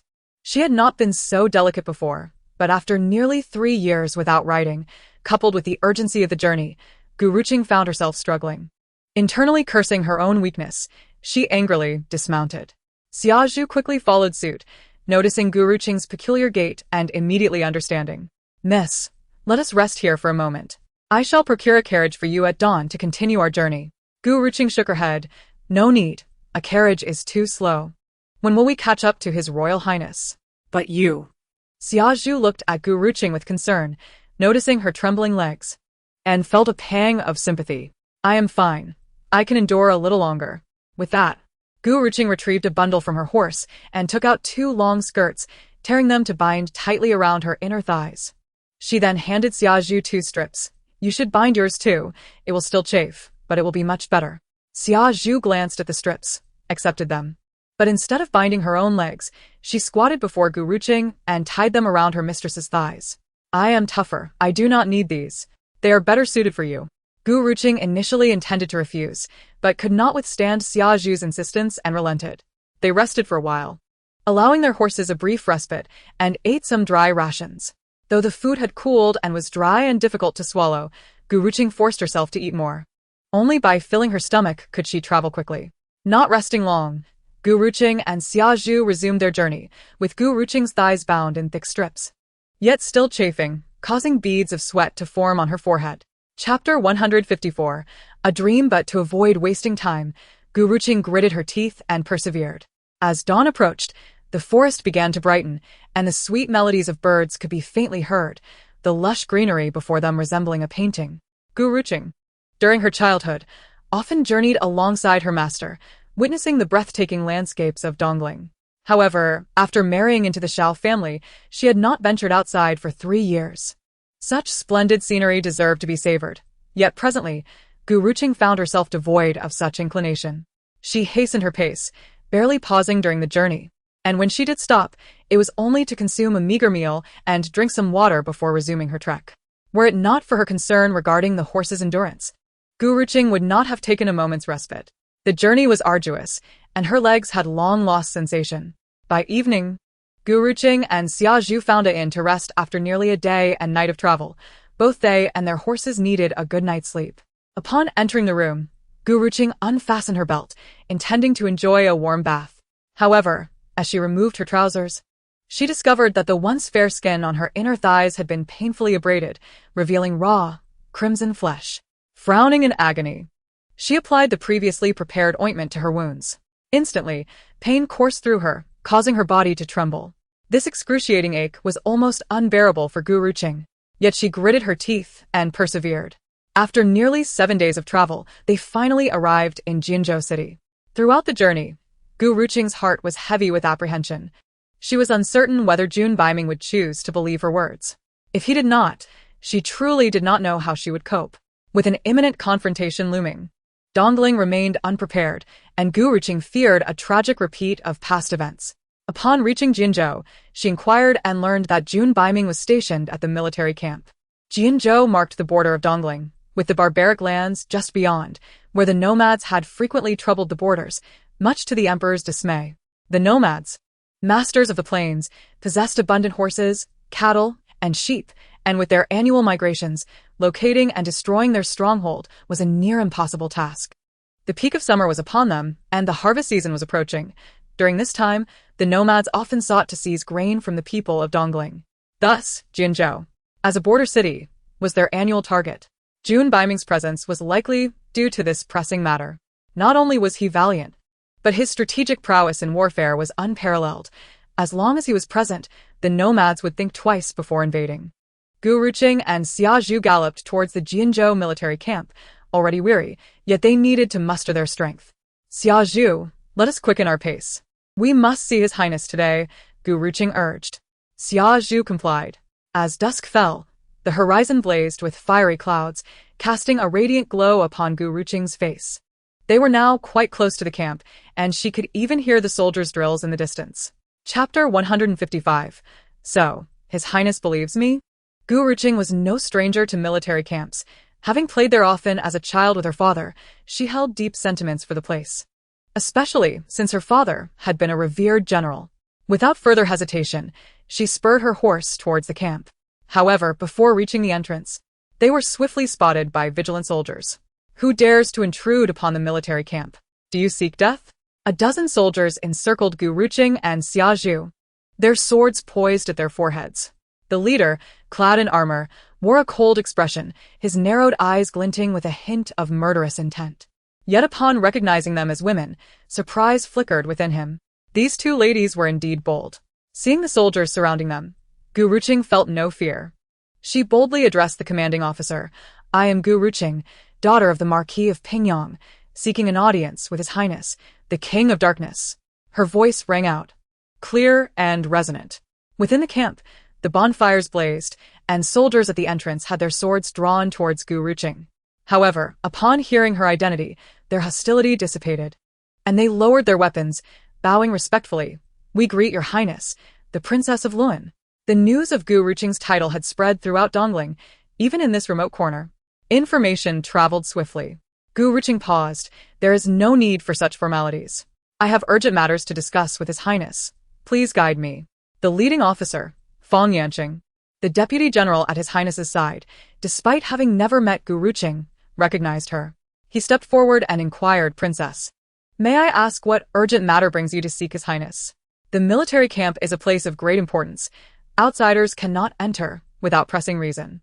Gu Ruqing looked up at Fong Yanqing, momentarily at a loss for words. She could not reveal to him that she sought Jun Baiming due to her awareness of the impending threat from Xiling.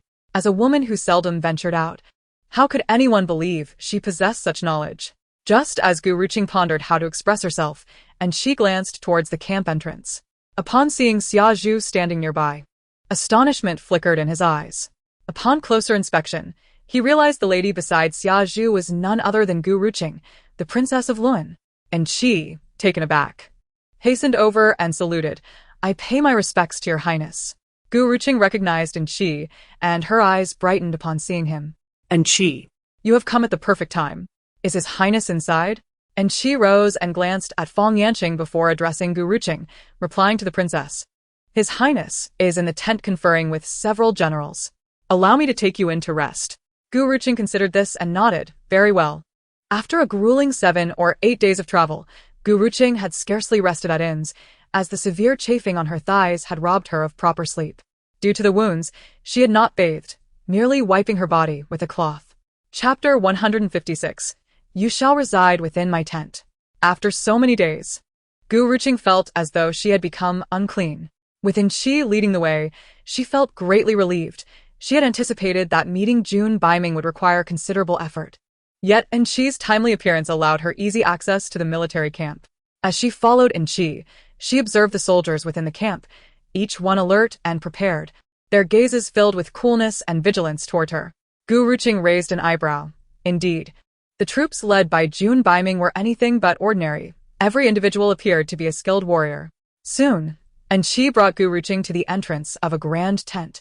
Turning to her with utmost respect, "Your Highness, this is His Highness's tent."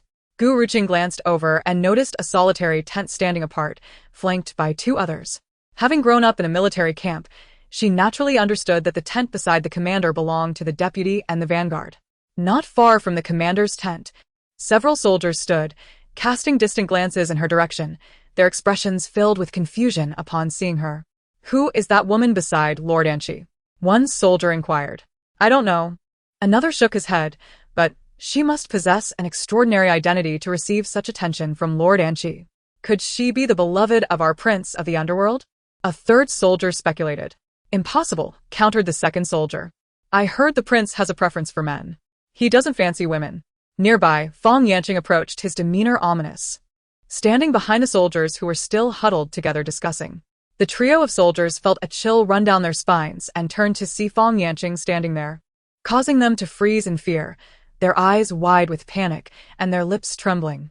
Fong Yanqing's expression was icy. "Who gave you the audacity to gossip about His Highness and the Princess of Luan? Do you wish to court death?" In that moment, the soldiers realized that the woman they had seen was indeed the renowned Princess of Luan from the capital. "We are at fault," they exclaimed, dropping to their knees, drenched in cold sweat. Fong Yanqing cast a cold glance at them. "Each of you shall receive 30 lashes as punishment." Unbeknownst to Gu Ruqing, events were unfolding in the shadows. She had already entered Jun Baiming's tent. The air inside was stifling compared to outside, with a central table displaying maps and military texts, alongside a sand table for simulating battle scenarios. In the southwest corner was a wooden bed with thin bedding, immaculate and neatly arranged, suggesting the owner of this tent had a penchant for cleanliness. Gu Ruqing placed her bundle on the table and settled into a chair, refraining from further movement. It wasn't until Jun Baiming concluded his discussions with several generals and heard from Manchi that Gu Ruqing had arrived in Jinzhou that he hastened back to his military camp. When Jun Baiming arrived, half an hour had already passed. He lifted the tent flap and saw Gu Ruqing slumped in her chair, one hand supporting her head on the table, appearing drowsy. A flicker of surprise crossed his eyes, followed by a furrowed brow. Why was Gu Ruqing here in Jinzhou instead of remaining in the capital? Chapter 157. Your miss is not so delicate. Could something have transpired? Observing Gu Ruqing's evident fatigue, he realized she must have traveled without rest, hastily seeking him out, stirring feelings of concern within him. He slowly approached and retrieved a fresh, thin blanket from a cabinet, draping it over her. Jun Baiming initially intended to carry Gu Ruqing to the bed for her to rest properly, but he hesitated, fearing that his sudden actions might rouse her. Thus, he refrained. However, even in her troubled slumber, Gu Ruqing sensed another's presence and immediately awoke. As she slowly opened her eyes, she beheld the man before her, as refined as jade. Since returning to the capital, Jun Baiming had donned civilian attire, rarely seen in armor. This was the first time Gu Ruqing had witnessed him clad in battle gear. She was struck by the commanding aura he exuded, especially his eagle-like eyes, which seemed to conceal tumultuous depths beneath a veneer of calm, ultimately coalescing into a sharp glint. Having seen the daughter of the Xiao family in armor before, she had once thought Xiao Jingzhi's appearance in battle gear was commendable. Yet now, she felt Xiao Jingzhi paled in comparison to Jun Baiming. Jun Baiming, too, gazed at Gu Ruqing, and the coldness in his expression dissipated, replaced by a hint of warmth. Ruqing, you traveled 1,000 miles to find me.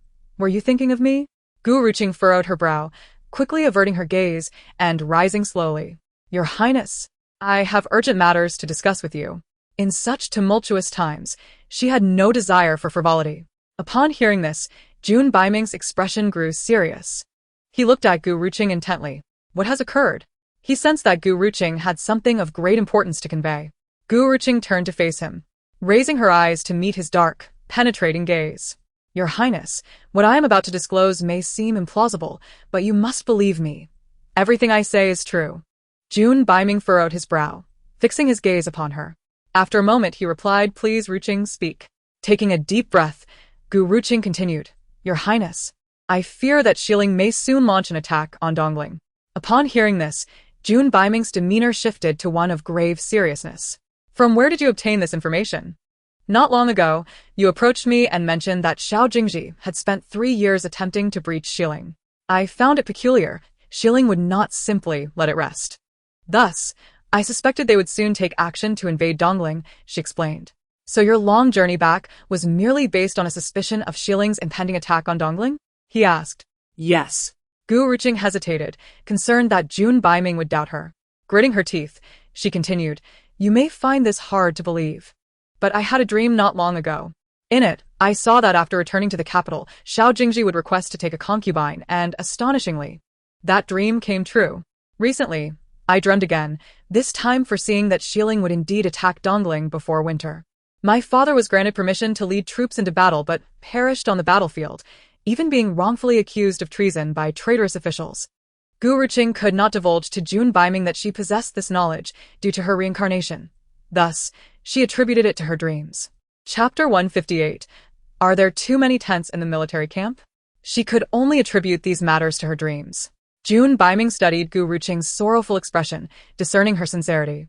Why did you not directly warn Duke Pingyang, or inform the emperor? Gu Ruqing sighed. To be honest, I have already informed my father, but he dismissed my concerns. I also went to the palace, but His Majesty did not believe me. If that were not the case, I would not have rushed to find you. Ruqing, do not be anxious, Jun Baiming said to her, his gaze now devoid of any teasing. Instead, it was filled with seriousness and composure. His dark, inscrutable eyes flickered slightly. The old general is unwaveringly loyal to His Majesty and dedicated to the nation. He would not heed your warnings lightly. As for His Majesty, without concrete evidence, Your words would hold little weight. I understand my father's temperament, but I have no other options.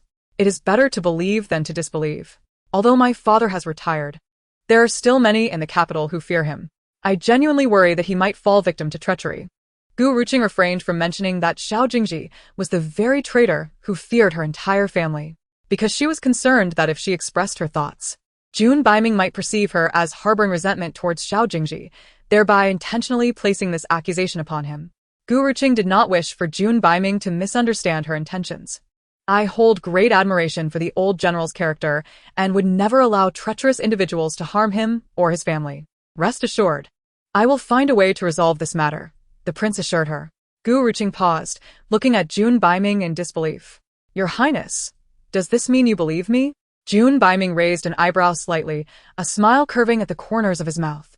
The fact that you rushed from the capital to Jinzhou in such a state of urgency convinces me that you are not jesting. Upon hearing his words, the heavy burden in Gu Ruqing's heart finally lifted. She gazed at Jun Baiming with gratitude, tears welling in her eyes. Thank you.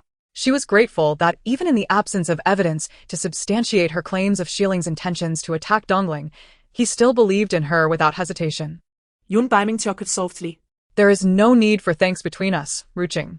I am pleased that when trouble arose, I was the first person you thought to seek help from. Did this imply that Gu Ruqing had begun to rely on him?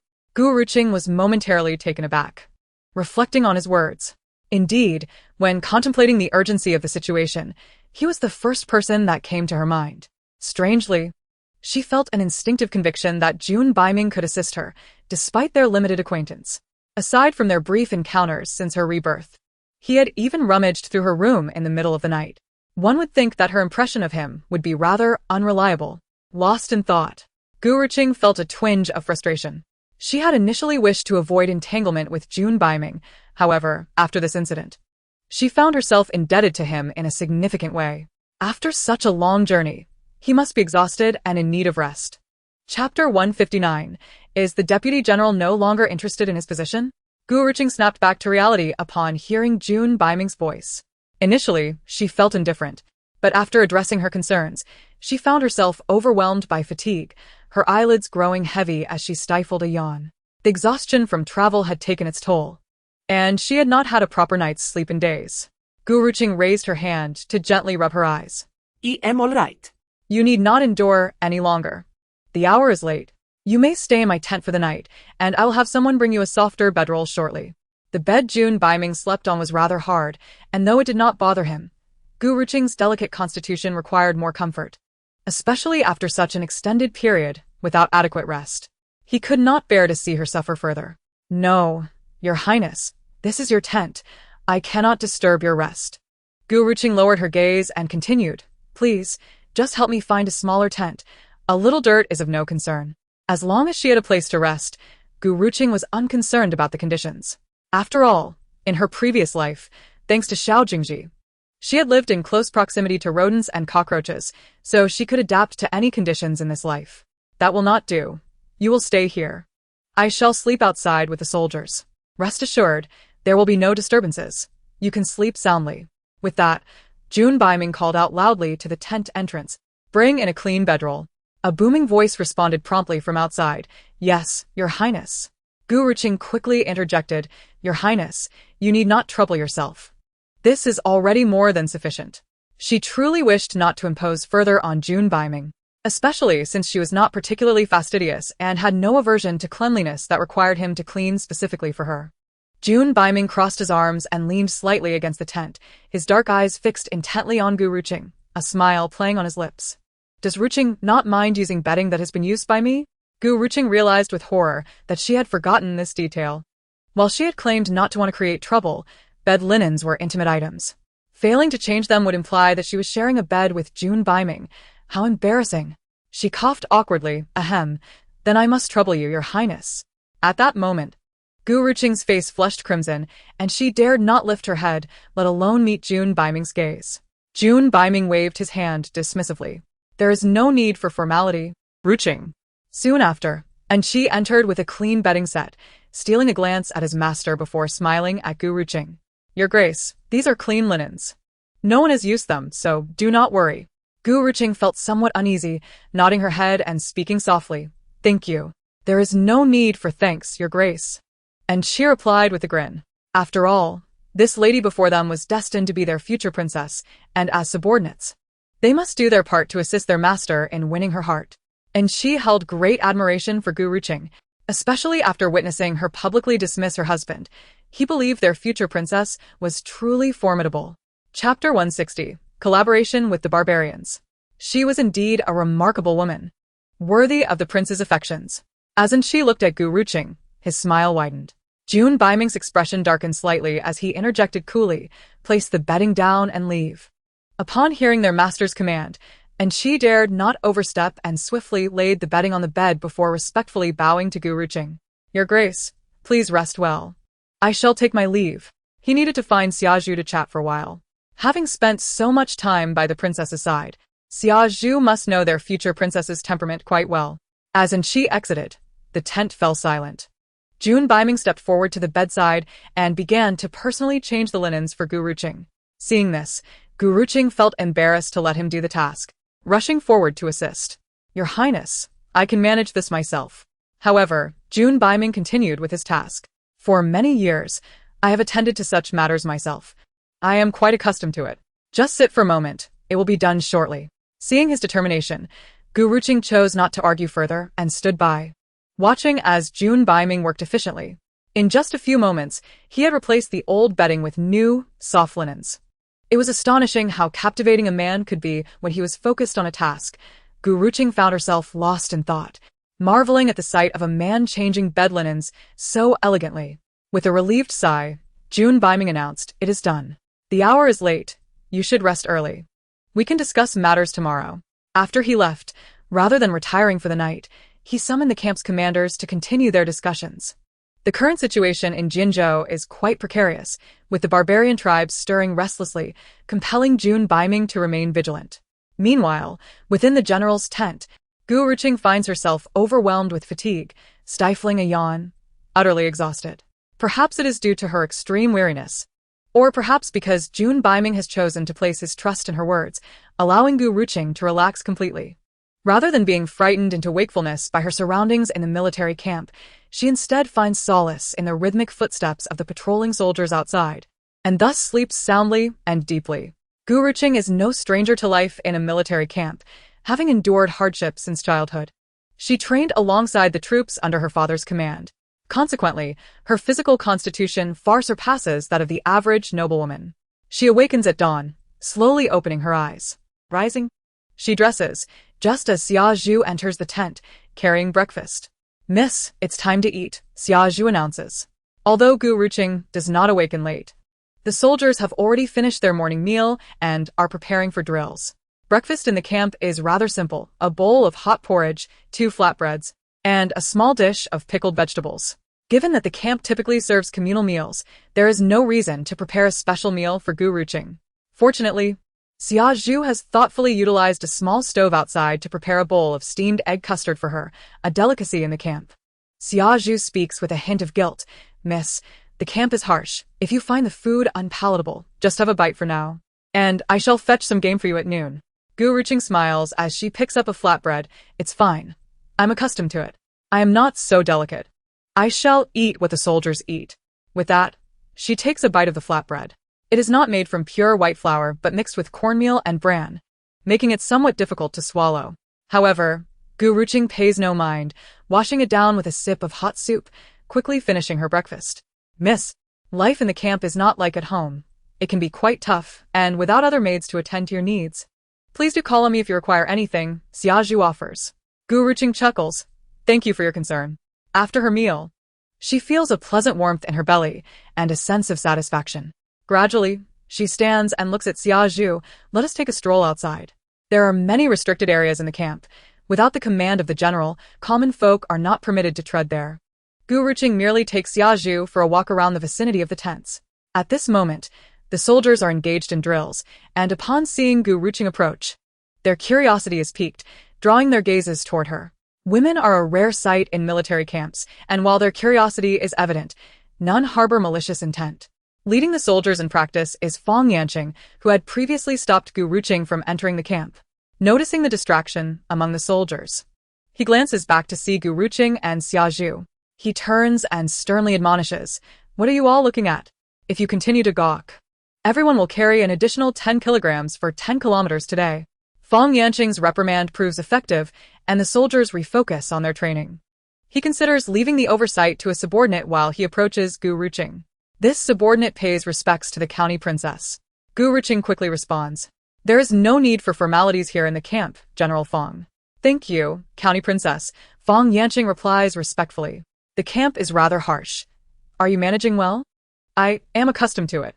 Listening to the soldiers train brings me a sense of reassurance," Gu Ruqing states. Fang Yanqing feels a bit embarrassed and scratches his head. "I apologize for any offense I may have caused yesterday. I hope you can forgive me." Having spent years in the military, he strictly adheres to the rules, forgetting for a moment that she is the princess appointed by the empress herself and the future consort to their prince. Gu Ruqing smiles gently, "General Fang, your adherence to military discipline is commendable. It is I who have behaved improperly. If anyone should seek forgiveness, it is I." Fang Yanqing is taken aback, observing Gu Ruqing's approachable demeanor, devoid of any airs, which endears her to him further. "You seek the prince, do you not?" He has been in discussions with the generals all night, and they have yet to conclude. Upon hearing this, Gu Ruqing is taken aback. "The whole night? Does this mean that Jun Baiming has not slept at all?" A pang of guilt fills her heart as she wonders if her occupying his tent has deprived him of rest. Thinking of this, she turns to Fang Yanqing, "General Fang, are there any surplus tents available in the camp?" Fang Yanqing considers for a moment before nodding. "There are indeed, but they are quite rudimentary, hastily assembled, and not particularly clean." "That is fine. As long as there is a place to stay, I can manage," Gu Ruqing replies. Fang Yanqing looks troubled. "County princess, those tents have been occupied by soldiers and may not be to your liking." Gu Ruqing shakes her head. "It is of no concern. I am not so delicate. Now that I am in a military camp, you may treat me as one of the soldiers." She smiles wryly. Having been raised as the daughter of the Marquis of Pingyang, she has never known what it means to be fragile. Seeing her determination, Fang Yanqing reluctantly agrees, leading her to a small tent. Before departing, Gu Ruqing returns to Jun Baiming's tent to collect her belongings before following him. The small tent is not far from the commander's quarters, merely separated by a few subordinate officers' tents. As Fang Yanqing indicated, it is not only old and shabby but also rather dim inside, furnished with 2 small wooden beds, the bedding in a state of disrepair, hardly comparable to the commander's accommodations. Fang Yanqing, feeling somewhat awkward, states, "This is the tent, county princess. It is meant for 2, but it is quite simple. If you do not mind, I can stay in my tent, and you may have this one." Gu Ruqing shakes her head with a smile. "No need. This is perfectly fine. Xiao Jingzhi and I can look after each other, so there is no need to trouble yourself." Gu Ruqing does not wish to inconvenience the soldiers, who toil daily to defend the eastern ridge. Hence, she has always held a deep respect for the military and its personnel. "What are you doing here?" Suddenly, a voice calls from the entrance of the tent. Everyone turns to see Jun Baiming, clad in armor, his gaze fixed on Gu Ruqing, filled with curiosity, as if questioning her presence here. Gu Ruqing hastily replies, "Last night, it was too late, and I occupied your highness's tent, which left you without a place to rest. I felt guilty, so I asked General Fang to help me find an empty tent." Jun Baiming furrows his brow, glancing at the conditions inside the tent. "Nonsense. How can you stay here? Come with me to my tent." This tent serves as the quarters for the soldiers beneath, naturally not comparable to the commander's grand encampment. Jun Baiming cannot bear to make Gu Ruqing feel slighted. "It's perfectly fine here. There's no need to move," Gu Ruqing asserted, shaking her head in refusal. She did not wish for Jun Baiming to have nowhere to go during her stay in the military camp. After all, Jun Baiming is the commander, and he requires ample rest to muster the energy necessary to confront the enemy. Jun Baiming narrowed his eyes slightly and turned his gaze towards Deputy Fang Yanqing. "Deputy Fang, it seems you have no desire to remain in your position. Why not hasten to return the princess's belongings?" Fang Yanqing, filled with trepidation, broke into a cold sweat. "Yes, Your Highness. Your Highness, there's no need for such trouble. This matter is settled. Ruqing, come with me." Chapter 163. The alliance between Xiling and the barbarians may have been formed without allowing Gu Ruqing to refuse. Jun Baiming grasped her hand and strode out of the tent. Gu Ruqing was taken aback and hurriedly attempted to break free. However, the disparity in their strengths was too great, and she ultimately could not resist Jun Baiming. He led Gu Ruqing to his own tent before finally releasing her hand. You may stay here for now. Gu Ruqing frowned. If I stay here, what will you do? Do not concern yourself with me. There are numerous tents in the camp. Surely, there's a place for me to rest? Jun Baiming raised an eyebrow nonchalantly. If you find this arrangement unsuitable, I shall send someone to escort you back to the capital tomorrow. Upon hearing this, Gu Ruqing's heart fluttered, and she quickly interjected. Your Highness, I cannot return just yet. Why not? Gu Ruqing bit her lip. I spoke with His Majesty about this matter upon entering the palace, and in his anger, he ordered me to remain in confinement at home for reflection. I came here secretly. What foolishness! Jun Baiming frowned. You dare defy the Emperor's decree? Are you aware of the consequences of such insubordination? Gu Ruqing knew the risks, but felt she had no other choice. Jun Baiming sighed in resignation. Very well. You may stay here for now. I will send word back to the capital so that Duke Pingyang may rest easier. With the barbarians stirring unrest, it seems a conflict between Dongling and the barbarians is imminent. I shall endeavor to quell the chaos here as swiftly as possible, and once I return to the capital, we will devise a strategy to confront Xiling. Listening to Jun Baiming's words, Gu Ruqing suddenly recalled that in her past life, Xiling seized the opportunity to attack Dongling during the barbarian turmoil. The renowned war king, Jun Baiming, had gained that reputation for good reason. Xiling's forces dared to act only when he was absent from the capital. If a battle were to ensue with the barbarians, it would likely prevent His Highness from returning to the capital for 4 months. Jun Baiming turned his gaze to Gu Ruqing. Why is that? After pondering for a moment, Gu Ruqing replied, I suspect the barbarians are already forming an alliance with Xiling amidst this turmoil. Seeing Jun Baiming remain silent, she continued, the people of Xiling fear you.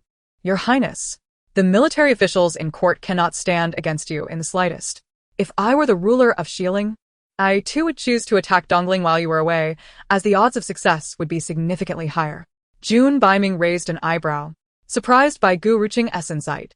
He had not expected her to possess such understanding. Your Highness, Gu Ruqing continued, I am merely speculating without evidence. But we cannot overlook this issue. You speak with sound reasoning. What do you propose we do if Xiling and the barbarians are truly allied? Jun Baiming inquired further. Gu Ruqing considered for a moment before responding, I believe we should temporarily halt our conflict with the barbarians. Upon hearing this, Jun Baiming's brow furrowed slightly. He studied Gu Ruqing for a long while before finally speaking. But do not understand, the barbarians are now coveting Dongling's grain. If we neglect this, Jinzhou would surely be the first to suffer. Gu Ruqing nodded in acknowledgement. I understand. Your Highness. My suggestion for a truce does not mean we should allow the barbarians to run rampant. At her words, a glimmer of light flickered in Jun Baiming's eyes. Then, do you have another plan? Chapter 164. To overcome, one must first cut off their roots, Your Highness. May I inquire what the barbarians lack the most?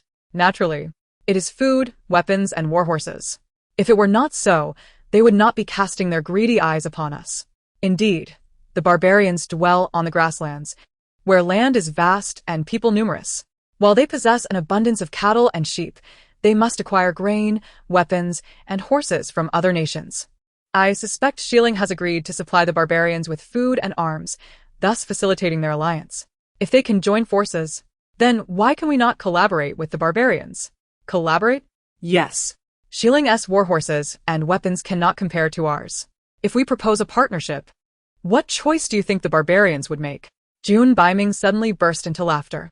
I understand now. You mean to use our grain and arms to undermine their alliance with Xiling?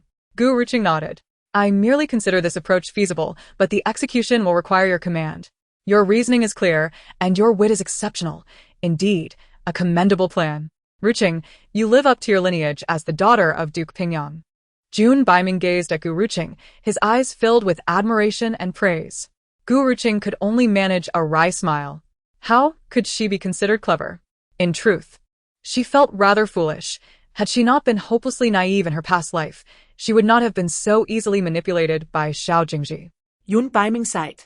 While collaboration may be feasible, the barbarians remain a lingering threat. A temporary truce is, for now, the best outcome. Hearing this, Gu Ruqing contemplated briefly before softly speaking. Your Highness, there are indeed ways to utterly vanquish the barbarians. Oh. Do you have a good plan, Ruqing? Yun Baiming inquired, intrigued. He was eager to hear Gu Ruqing's analysis of the current situation. Though a woman, Gu Ruqing possessed a remarkably clear mind, consistently able to devise unexpectedly astute strategies. She was as clever as she had been in her youth. Had she not married Xiao Jingzhi, she undoubtedly would have achieved great things by now. Or so Jun Baiming believed. Gu Ruqing continued, to completely eradicate the barbarians, we must first sever their roots. Your Highness, does the court still possess a stock of obsolete weapons? Jun Baiming pondered for a moment and then nodded. Indeed. Are you suggesting we exchange these outdated weapons for the barbarians' cattle and warhorses? Gu Ruqing affirmed, precisely. The barbarians, being a people of the grasslands, possess outdated weaponry. In contrast, even our discarded arms would be considered superior to them. They would not only accept them, but would gladly engage in trade with us. Even if we manage to establish a partnership using discarded weapons, how do we then proceed to sever their roots? Yun Baiming asked. Gu Ruqing smiled faintly, a glimmer of cunning in her eyes. That brings us to the matter of the barbarians' cattle and sheep. Gu Ruqing continued. The barbarians dwell on the grasslands, abundant with herds of cattle and sheep, yet that abundance is merely a reflection of quantity. The grains exchanged for these livestock are not renewable. Once consumed, they are gone. We could potentially acquire their cattle and sheep, and subsequently, in Chapter 165, defeat the barbarians. This matter cannot be rushed. Gu Ruqing's strategies and analyses left Jun Baiming in admiration. Only by severing their roots can we gradually dismantle the strength of the barbarians. For years, the two nations, Dongling and the barbarians, have been at an impasse. Every autumn harvest season, they engage in countless skirmishes, causing turmoil for the border populace for decades. Moreover, the barbarians, though equipped with inferior weaponry, utilize the vastness of the grasslands to their advantage. They can retreat deep into the plains, leaving Dongling powerless. Additionally, Dongling soldiers struggle to adapt to the grassland environment, often suffering from dizziness and nausea, leaving them vulnerable to a counterattack from the barbarians, which could lead to a complete defeat. Thus, Dongling has been on the defensive for many years. If Gu Ruqing's method proves viable, it could resolve a significant internal threat for Dongling. Ruqing, how long do you think it would take to completely eradicate this barbarian menace? Yun Baiming inquired. Gu Ruqing pondered for a moment. Your Highness, this matter cannot be hastened. The barbarians' production of cattle and sheep is substantial. To entirely sever the connection, it would require a considerable amount of time, at least 3 to 5 years, possibly even 10 to 20. Upon hearing this, Jun Baiming fell into contemplation. 20 years? Does it truly require such a lengthy period? Your Highness, there are ways to expedite the process, but even then, it would take at least 3 years, Gu Ruqing replied. Jun Baiming raised an eyebrow. Do elaborate. I wonder if Your Highness has noticed that we, the people of Dongling, are also attempting to raise pigs, cattle, and sheep.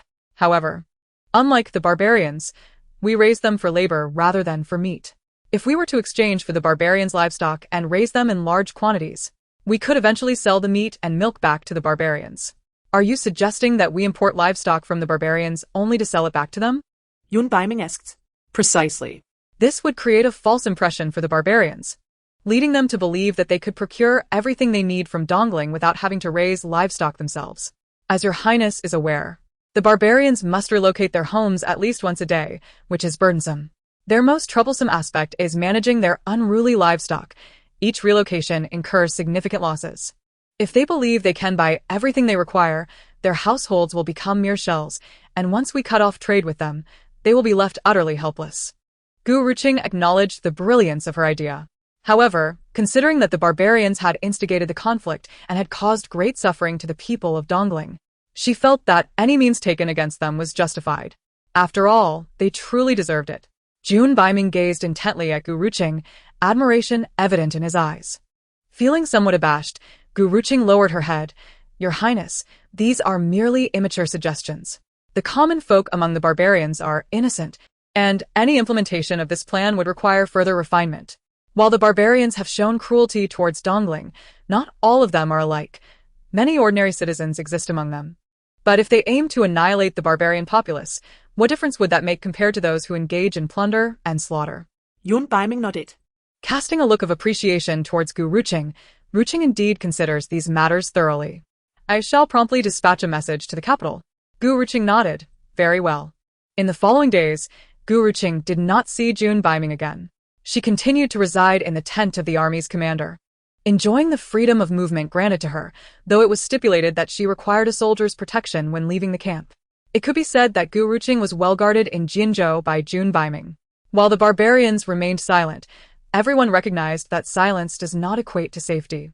The soldiers continued to vigilantly guard the various city gates of Jinzhou, expelling any suspicious individuals and even imprisoning them. Gu Ruqing was quite satisfied with Jun Baiming's orders. Under the current circumstances, everyone must remain vigilant to avoid giving the barbarians an opportunity to exploit. The barbarians are notoriously cunning, often employing tactics of infiltration and external collaboration to seize grain and valuables once inside the city, resulting in the deaths of Jinzhou's citizens and the plight of its young women. The people of Jinzhou have long harbored deep-seated hatred for the barbarians, viewing them as irreconcilable foes. Consequently, when Jun Baiming announced the news of potential collaboration with the barbarians, the citizens rose in vehement opposition, gathering at the army's gates to berate the soldiers as cowardly traitors. As a result, Jun Baiming garnered a notorious reputation. Gu Ruqing was taken aback, realizing that her suggestion had inadvertently brought so much trouble to Jun Baiming, filling her with guilt. However, Jun Baiming himself appeared unfazed. It matters not, after all. In the eyes of the world, I have never been perceived as a good person. Their opinions do not concern me. Gu Ruqing looked at him with remorse. But this suggestion was mine. Your Highness should not bear the blame for it. Do you care about how others perceive me? Jun Baiming asked earnestly, his gaze probing. What? Are you concerned about the opinions of others regarding me? They say I am tyrannical, cruel, and merciless. Would you fear me upon hearing such words? Of course not. Gu Ruqing responded without hesitation. Those who speak ill of you simply do not understand you. You are far from the wretched being they describe. Jun Baiming entered the military at the age of 12, became a general at 15, and achieved countless victories by 16. Now, at 29, surrounding nations tremble at his name. This fear has been earned through his sacrifices. In his prime, he devoted himself entirely to the protection of Dongling citizens. Many of the slanders against him stem from the malicious tactics of enemy states aimed at tarnishing his reputation. The common people remain blissfully unaware of this. But there will always be those who believe in Jun Baiming, just as Gu Ruqing does. Upon hearing her words, Jun Baiming relaxed and smiled. As long as you do not mind, the opinions of others are of no concern to me. As long as Gu Ruqing does not fear or despise me, I am at ease. Gu Ruqing paused for a moment, then spoke with a hint of despondency. What does it matter whether I believe you or not? What truly matters are the common people. Their words can be formidable. Your Highness, you should understand this better than I do. Jun Baiming raised an eyebrow, his tone indifferent. Does Ruqing care about what others say regarding your dismissal of your husband?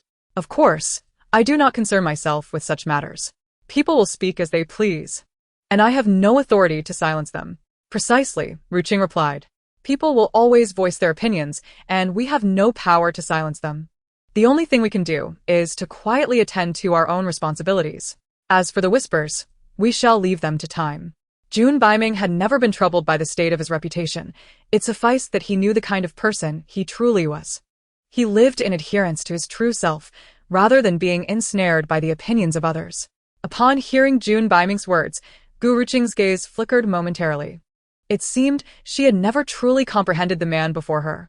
Since he had left the capital at the age of 12 to join the military, 17 years had passed. Gu Ruqing found herself feeling a profound unfamiliarity towards the boy who once trailed behind her. Their first encounter upon her rebirth left her with a rather unfavorable impression of him, one that could even be described as poor. After all, which dignified prince would stealthily scale a maiden's window in the dead of night? However, as time passed, Gu Ruqing's heart began to harbor a different sentiment towards Jun Baiming. Even in her most anxious moments, his name would flit through her mind. Gu Ruqing gazed intently at Jun Baiming, momentarily lost in thought. He appeared to notice the intensity of her gaze and met her eyes, raising an eyebrow. What occupies your thoughts, Ruqing? She snapped back to reality, realizing her previous demeanor. Quickly averted her gaze and shook her head. It's nothing. We should first consider how to establish contact with the barbarian chieftain. Jun Baiming also withdrew his gaze. There is no rush. The barbarians are likely more anxious than we are. Why is that? Gu Ruqing instinctively inquired, but immediately realized her slip. Given that Jun Baiming was now personally present in Jinzhou, the barbarians must have already obtained this news. In the past, they had acted recklessly in Jinzhou only because the god of war, Jun Baiming, was absent. Now that the fearsome prince of the underworld was directly overseeing Jinzhou, they would hardly dare to act rashly. Although Gu Ruqing had been well protected since childhood, she had heard many tales of the battlefield from her father and brothers. While she had never participated in any military engagements, she was quite familiar with the concept of warfare. Then we shall await the barbarians to come to us. Indeed. That appears to be the only course of action. The news had already been disseminated, and it was likely that the barbarian chieftain was already aware of it. Their only option now was to wait.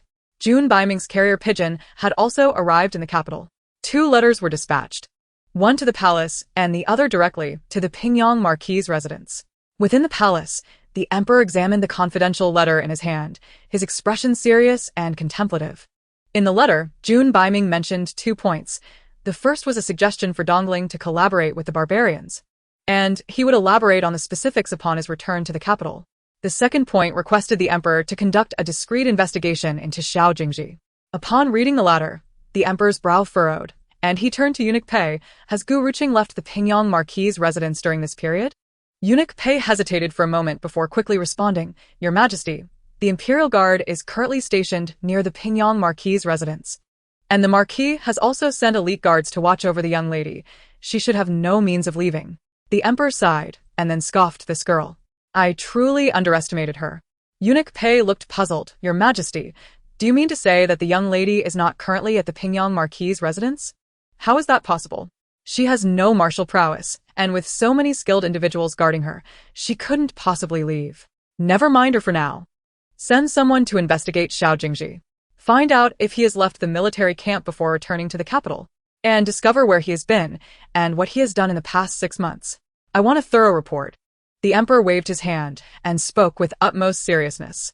Eunuch Pei quickly bowed in compliance. Yes, I shall see to it immediately. He then hurriedly exited the study. The emperor gazed at the letter for a while, a faint smile gracing his lips. This girl knows how to seek help. What astonished the emperor even more was that Gu Ruqing had managed to persuade Jun Baiming. It was truly remarkable. Within the Pingyang Marquis' residence, the Marquis scrutinized the letter in his hand, his expression darkening with each passing moment, ultimately transforming into a visage of fury. He slammed the letter down onto the table and bellowed, This audacious girl, how dare she act so recklessly? Gu Ruqing's 3 brothers looked on in confusion.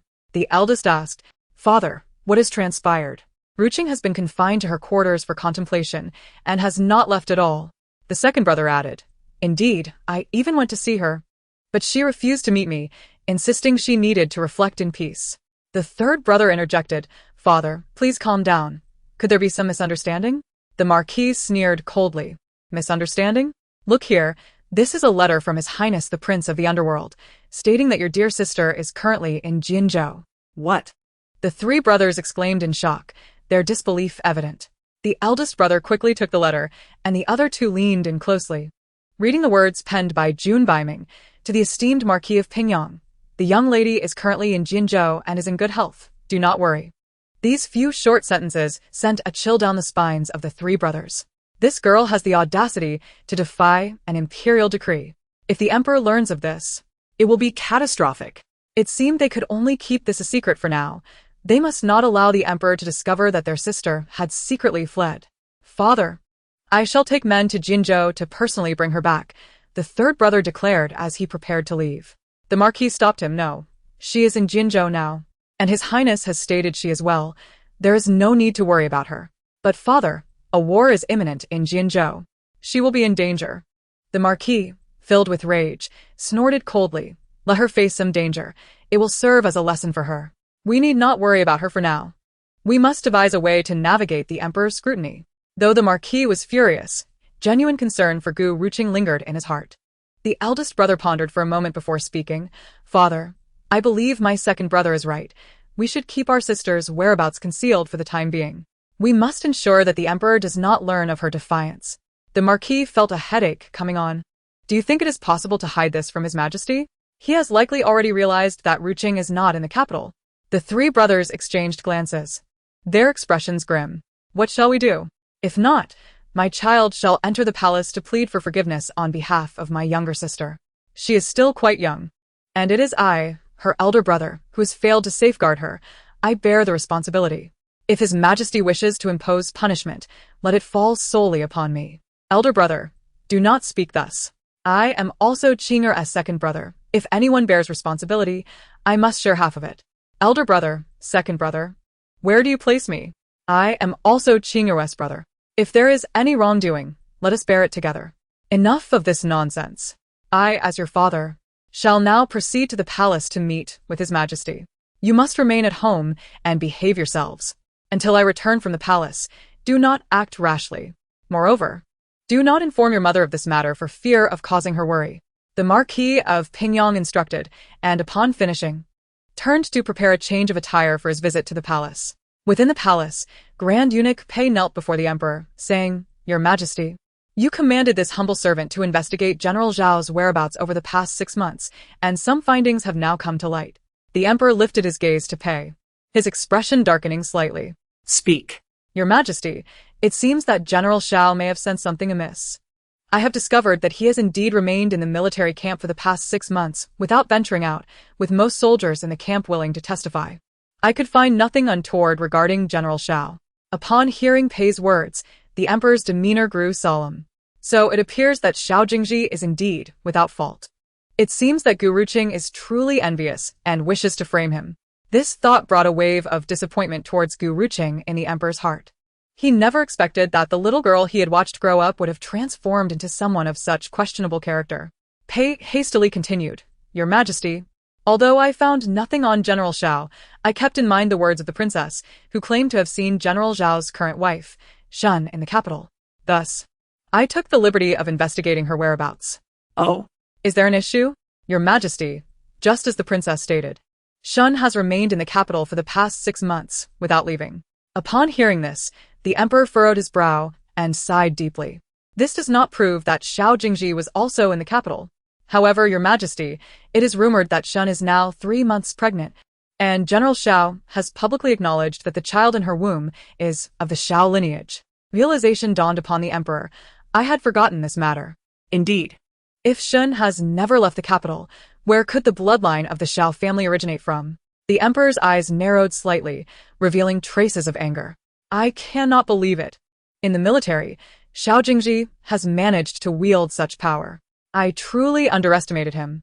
Had it not been for Ruqing mentioning this matter, the emperor would never have considered that Xiao Jingzhi would dare to deceive the throne.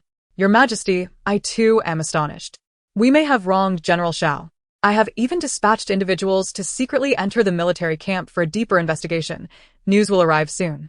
The emperor nodded. Well done. If Xiao Jingzhi truly dares to deceive the throne, I shall not let him off lightly. Just as the emperor finished speaking, a eunuch's voice was heard from outside. Your Majesty, the Marquis of Pingyang requests an audience. The emperor paused, his expression returning to normal. Quickly, let him in. The Marquis of Pingyang knelt within the imperial study, stating, Your Majesty, I bear guilt for failing to discipline my daughter, allowing her to leave the capital during her confinement. I humbly ask for your punishment. Seeing the Marquis kneeling before him, the emperor hurriedly rose and approached to assist him up. Marquis, please rise. As the Marquis was helped to his feet, he looked ashamed. Your Majesty, my daughter is headstrong. I neglected my duty, and today's incident is entirely my fault. If you must punish someone, let it be me alone. The emperor smiled wryly. You are a hero of the nation, having saved my life. How could I punish you? I am already aware of Ruqing's departure from the capital. Her temperament is indeed rather stubborn. However, Marquis, I do not blame Ruqing. She may have even accomplished something worthwhile. The Marquis looked bewildered. I am confused. What do you mean by accomplish something? The emperor sighed and turned to Pei. Go fetch a chair for the Marquis. I am terrified. I can stand. Marquis, please sit. I have matters to discuss with you. Reluctantly, the Marquis took a seat, his mind racing with thoughts of the emperor's mention of an accomplishment. The emperor settled back onto the dragon throne and regarded the Marquis. What are your thoughts on Xiao Jingzhi? The Marquis' expression darkened. Your Majesty, I have been away from court for many years and am unfamiliar with many of the younger officials.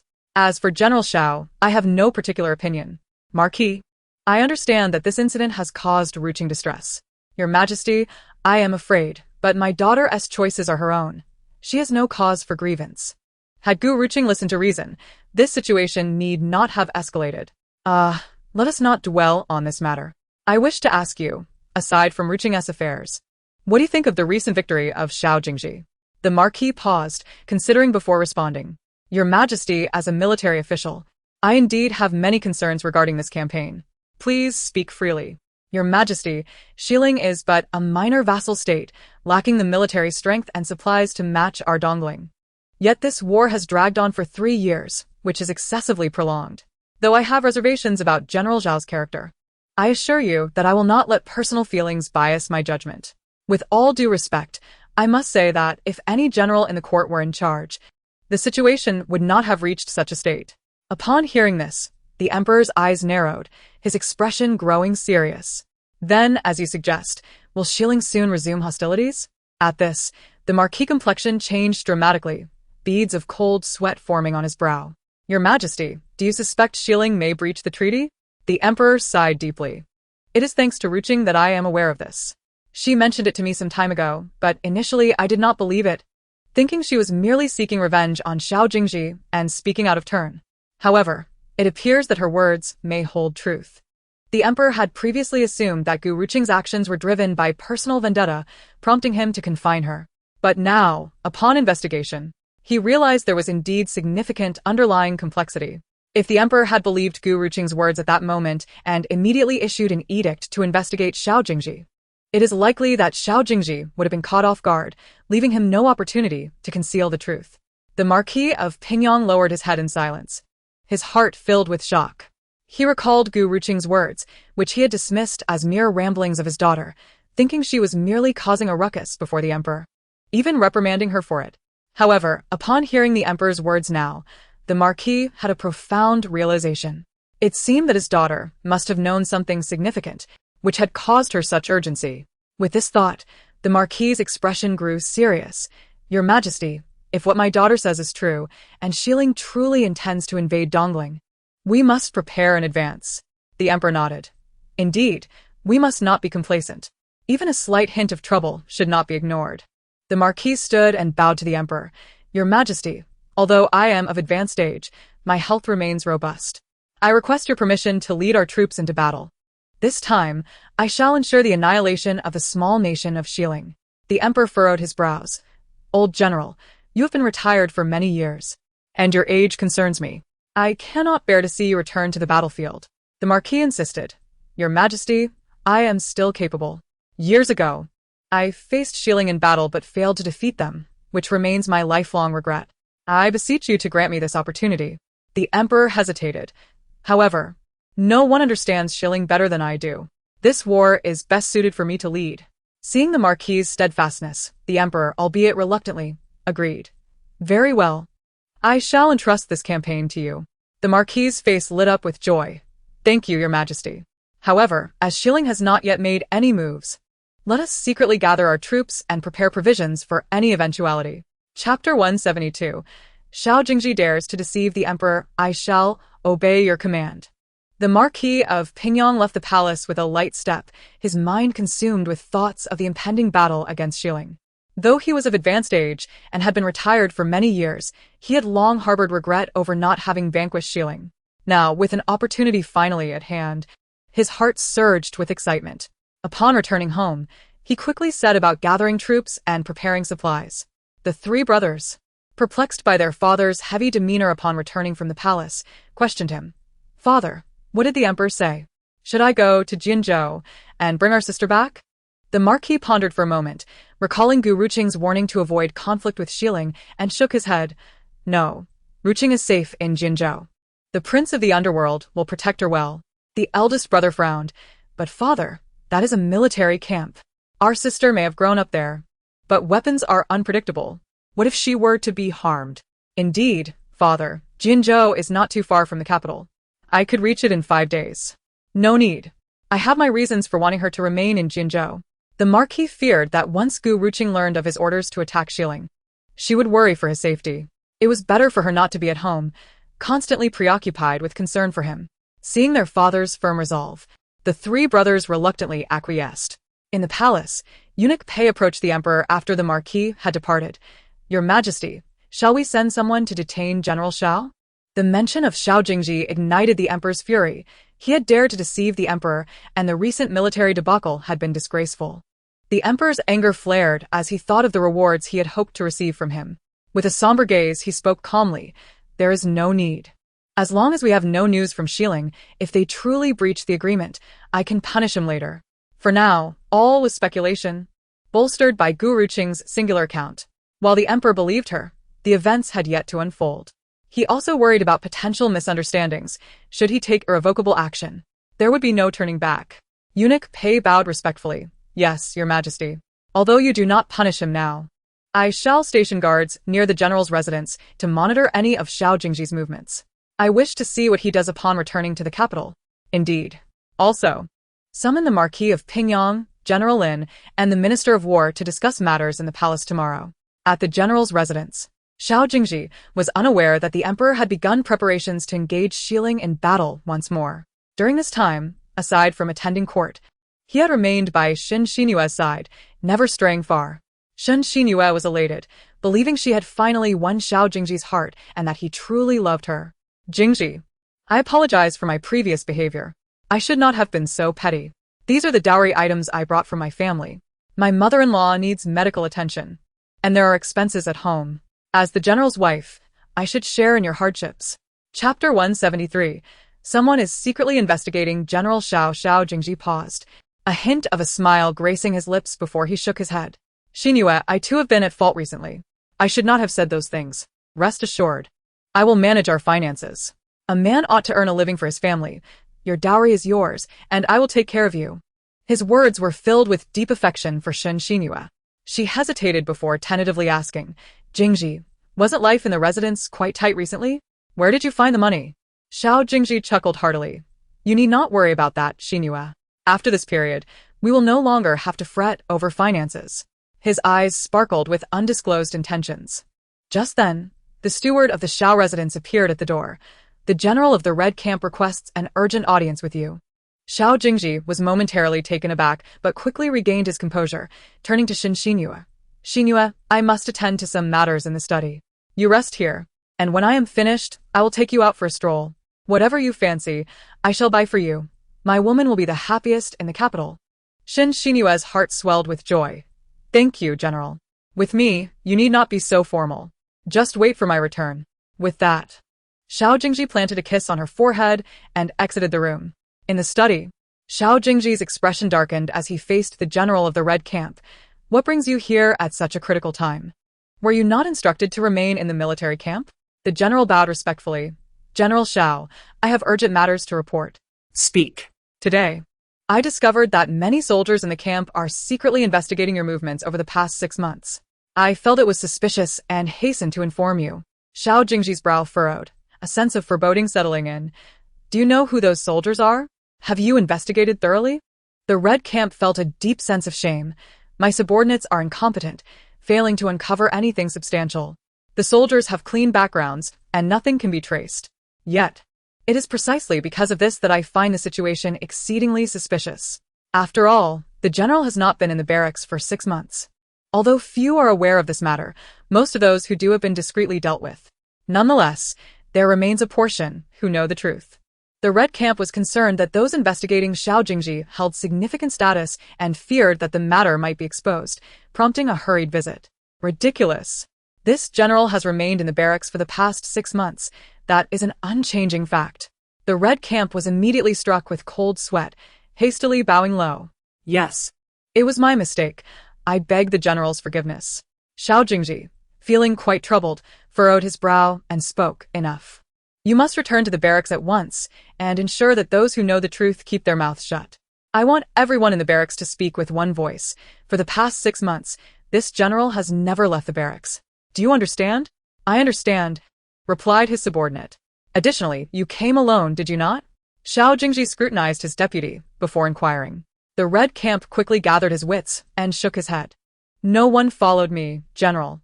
I took special care to circle around a few times to ensure there were no tails." Xiao Jingzhi then sighed with relief. Good. You may leave now. Do not come here lightly in the future. I will send for you when necessary. Remember, our matters must not be mentioned to anyone.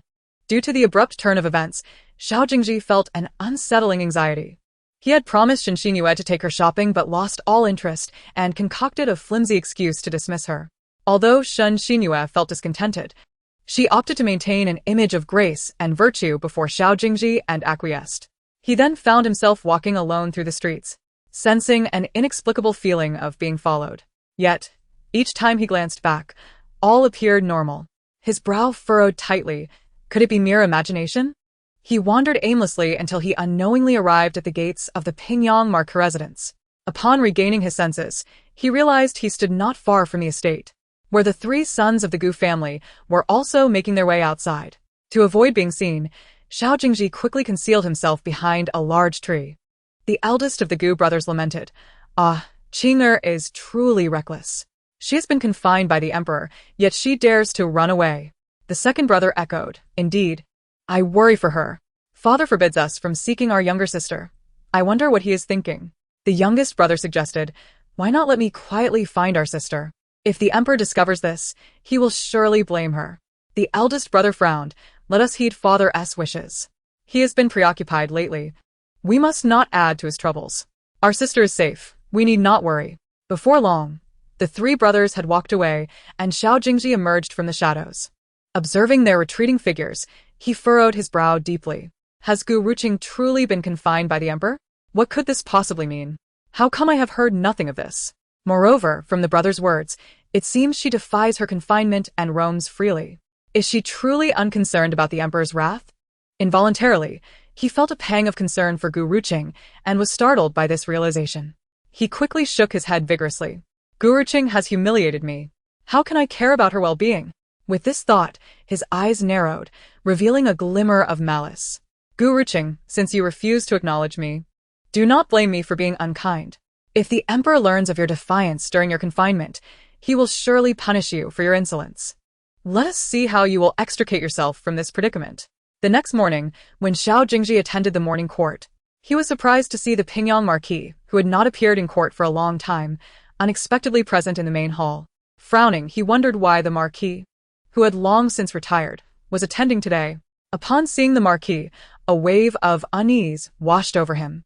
Could it be that the emperor has learned of my actions? Were the investigations into my whereabouts sanctioned by the emperor? Or has he discovered my connection with Xiling? No, that cannot be. It is impossible. Xiao Jingzhi reassured himself that his actions had been shrouded in secrecy, known to very few. How could they possibly be exposed? Nevertheless, despite his inner thoughts, he steeled himself and approached the Pingyang Marquis, bowing respectfully. I pay my respects to my father-in-law.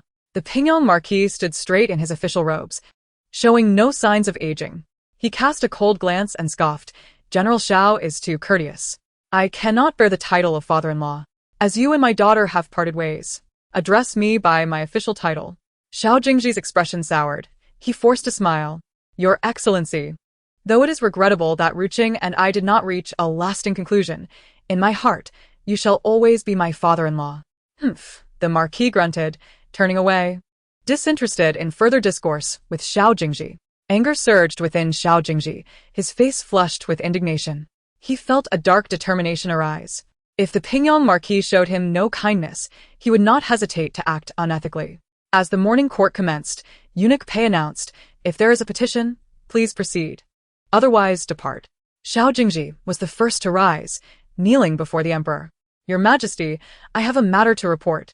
The emperor raised an eyebrow, his voice calm yet indifferent. Oh, what matter does Minister Xiao wish to address? Unbeknownst to Xiao Jingzhi, the emperor's gaze was icy, tinged with disdain. Your Majesty, I have heard that Princess Anping has committed an offense and has been confined within the Pingyang Marquis residence, forbidden to leave. However, I have discovered that she is not currently there. She has defied the emperor's decree, and such a transgression deserves punishment. I implore your Majesty to investigate. Upon hearing this, murmurs arose among the attendees, and the Pingyang Marquis's brow furrowed deeply, while the elder brother of the Gu family displayed open fury. This Xiao Jingzhi is truly ungrateful. He has already divorced my sister and still seeks to drag her down.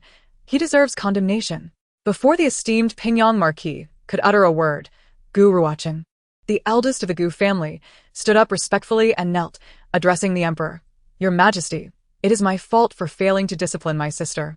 She has disobeyed your sacred decree and left the manor without permission. I acknowledge my wrongdoing and humbly request your punishment. The Pingyang Marquis frowned and turned to glance at his eldest son, questioning his presence at such a moment. Xiao Jingzhi, with an air of smugness, raised his chin and interjected, Elder brother Gu, while it may be permissible for you to instruct your sister, she is no longer a child.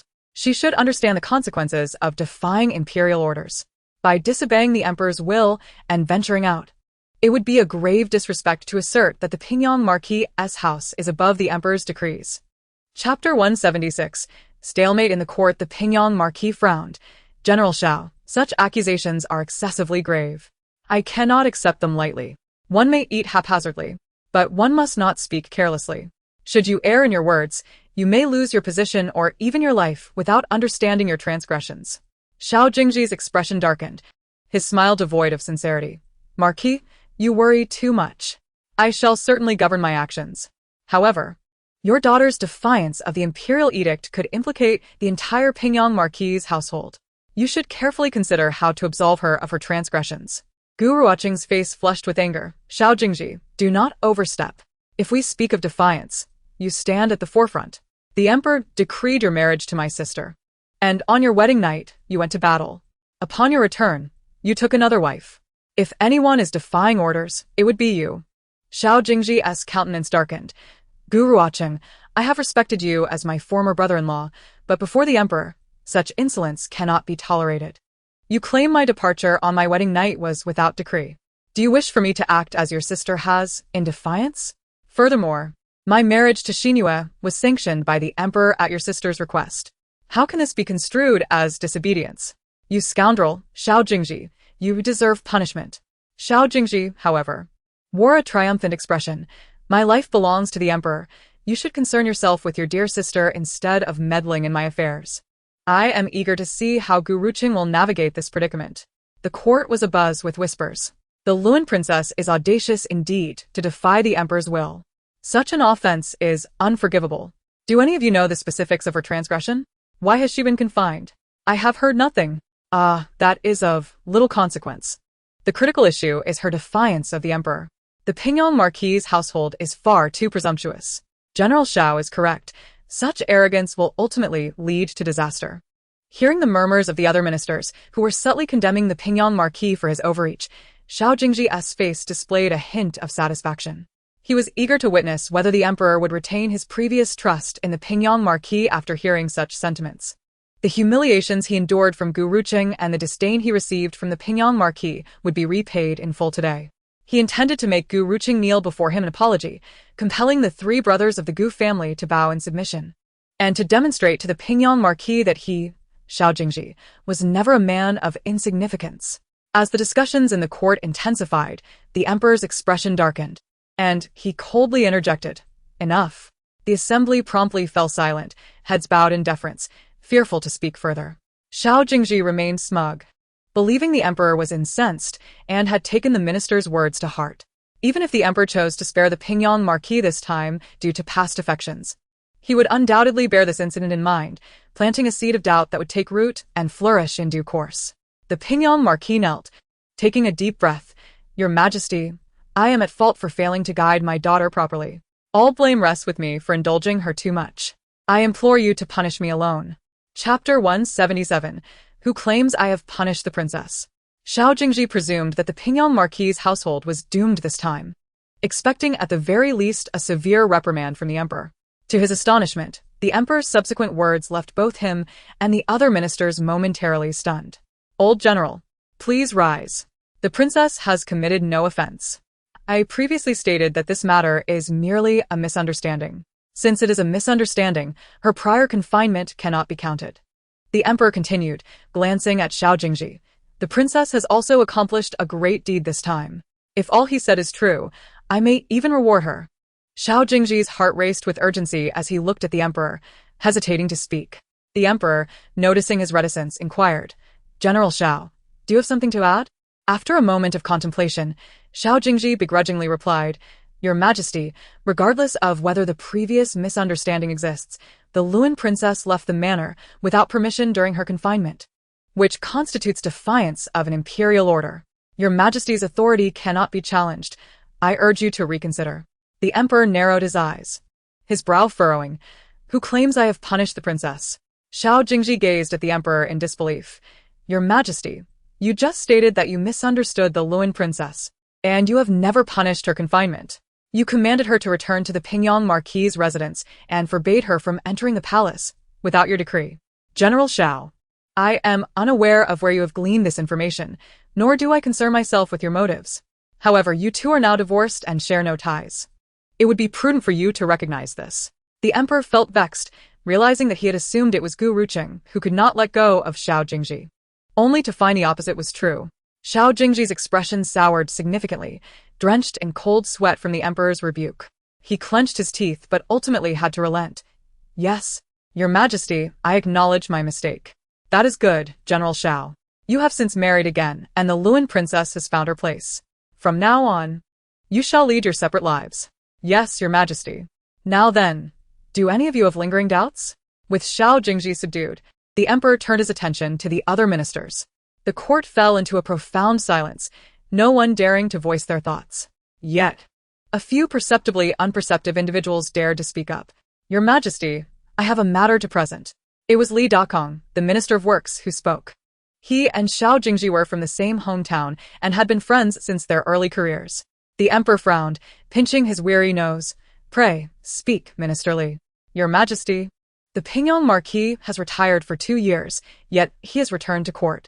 I believe, given his advanced age and lifetime of service to Dongling, he should now enjoy his twilight years at home. Upon hearing this, many ministers expressed their agreement. Indeed, it is unprecedented for the Pingyang Marquis to return to court after such a long retirement. The emperor sighed. Surveying the assembly, the Pingyang Marquis is the general I hold in the highest esteem.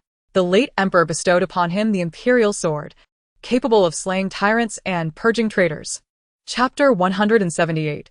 Like a silkworm in its cocoon, this is the honor bestowed by the late emperor upon the old general, and it reflects my trust in him. The Marquis of Pingyang, now of advanced age, has been spared the arduous daily court sessions unless significant matters arise. Not as some suggest a retreat, but rather as a mark of respect. The old general still holds the title of Marquis. In the past, he dedicated his life to Dongling, and his 3 sons now serve dutifully, contributing their efforts for the state. The merit of the Marquis of Pingyang is undeniable. Is there any dissent among you, my loyal subjects? The emperor's words undoubtedly elevated the status of the Marquis of Pingyang, implying that he has been unwaveringly loyal to the court throughout his life, and yet, these incapable individuals dare to harbor suspicion against him. If the emperor himself has not spoken against it, why do you bark like dogs? Upon these words, all present knelt in acknowledgement. We understand. At this point, it was clear to them all. The Marquis of Pingyang is favored by His Majesty, and their attempts to sow discord with mere words are futile. Anyone who dares to align themselves with Xiao Jingzhi against the Marquis is courting disaster. General Xiao, do you have anything to say? Xiao Jingzhi, pale as a ghost, clasped his hands respectfully and replied, I dare not. The emperor raised an eyebrow, concealing his anger and disappointment towards Xiao Jingzhi, and addressed the ministers. The Marquis of Pingyang, General Lin, and the Minister of War shall remain, while the rest may depart. After the court session, Xiao Jingzhi walked with a dark expression. Not far off, Gu Ruqing, the eldest of the Gu family, glared at him with evident fury. Xiao Jingzhi. Xiao Jingzhi halted his steps and turned to see it was Gu Ruqing calling him. His brow furrowed, but he forced a smile for the sake of appearances. Deputy Minister Gu, what guidance do you have? Gu Ruqing strode forward. Eyes narrowed. I do not know where you heard the news about Ruqing, but if it happens again, do not blame me for being impolite. What do you intend to do, Deputy Minister? Gu Ruqing sneered. Do you truly believe that now you are general, you are above reproach? Were it not for the Marquis of Pingyang, you would still be a mere vice-general. Remember, it is easy to rise but hard to maintain one's position. We have ample time ahead. I suggest you tread carefully. Ability determines how swiftly one can advance, but character dictates how far one can go. Xiao Jingzhi, lacking both capability and integrity, has squandered his last vestige of fortune. Without the support of the Marquis of Pingyang, he is akin to weaving his own cocoon. Xiao Jingzhi furrowed his brow, but dared not speak.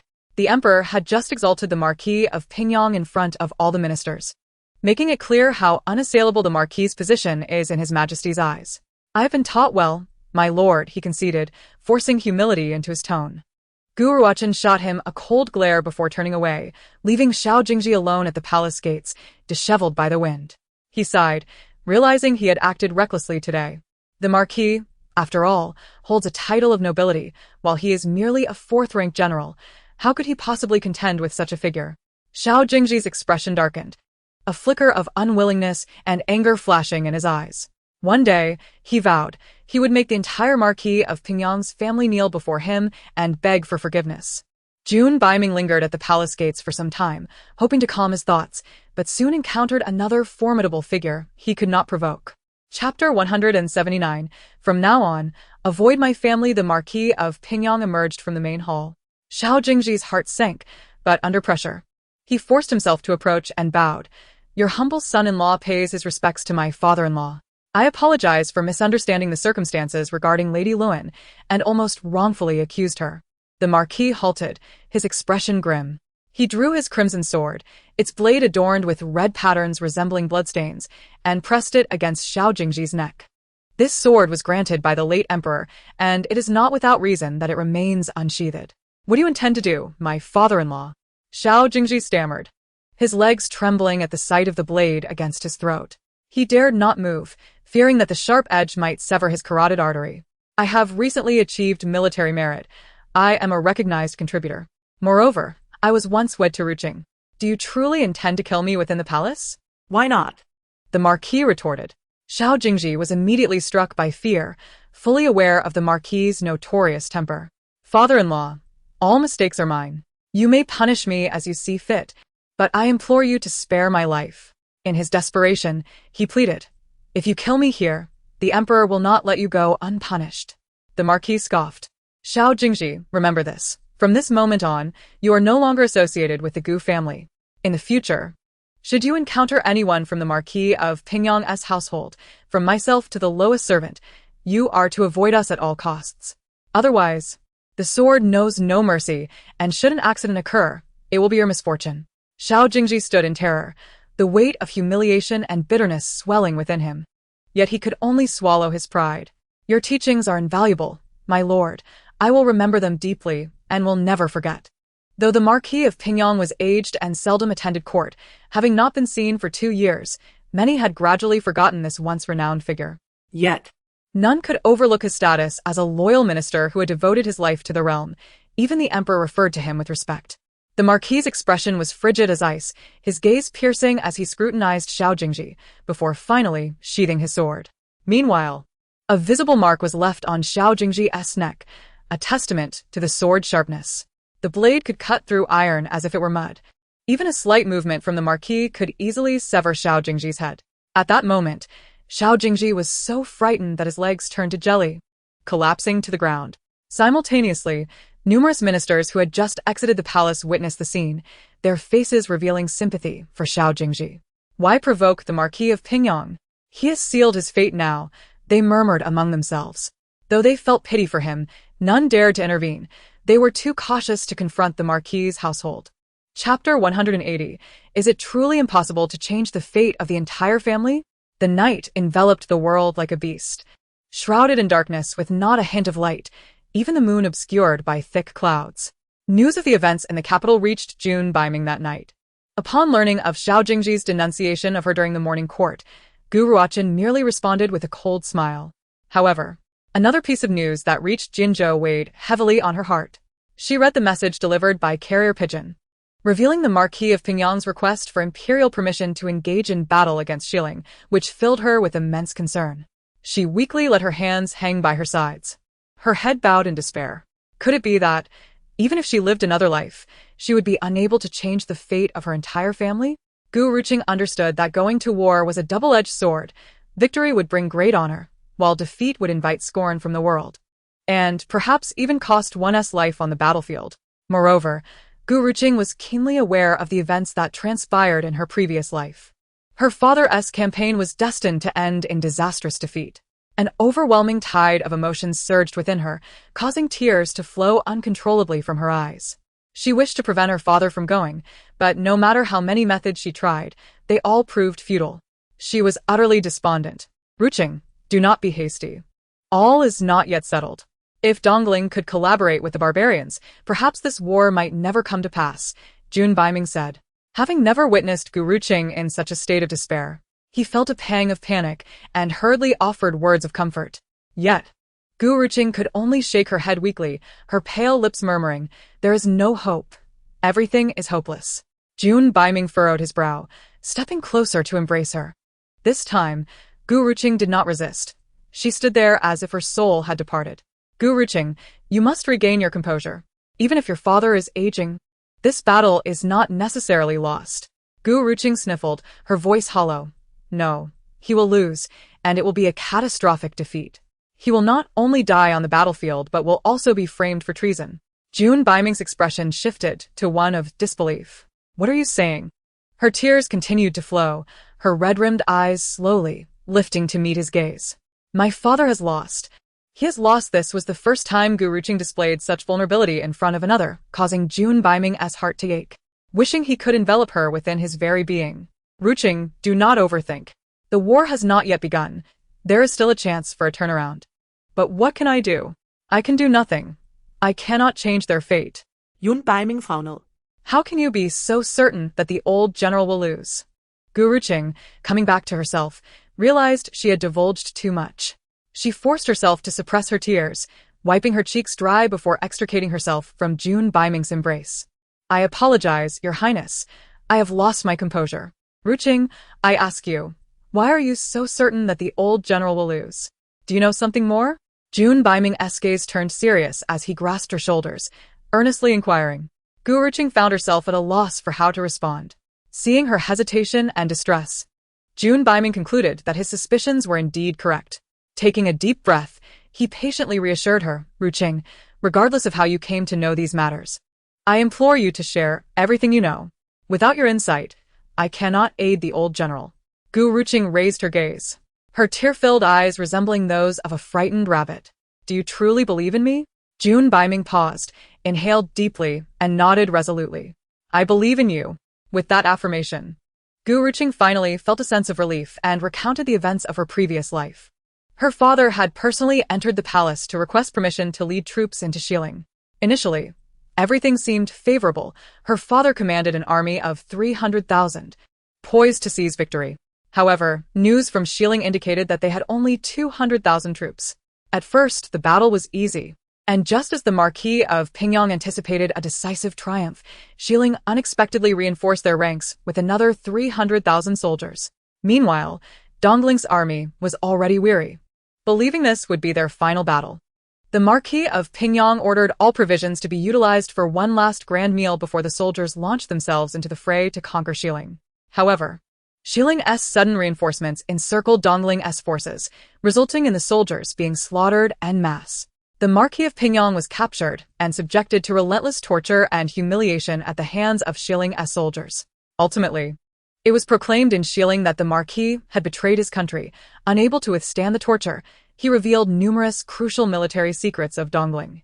Seizing the opportunity, Xiling captured several cities from Dongling, inflicting heavy losses. Once the news reached Dongling, the emperor was enraged, issuing orders to confiscate the Marquis of Pingyang's estate.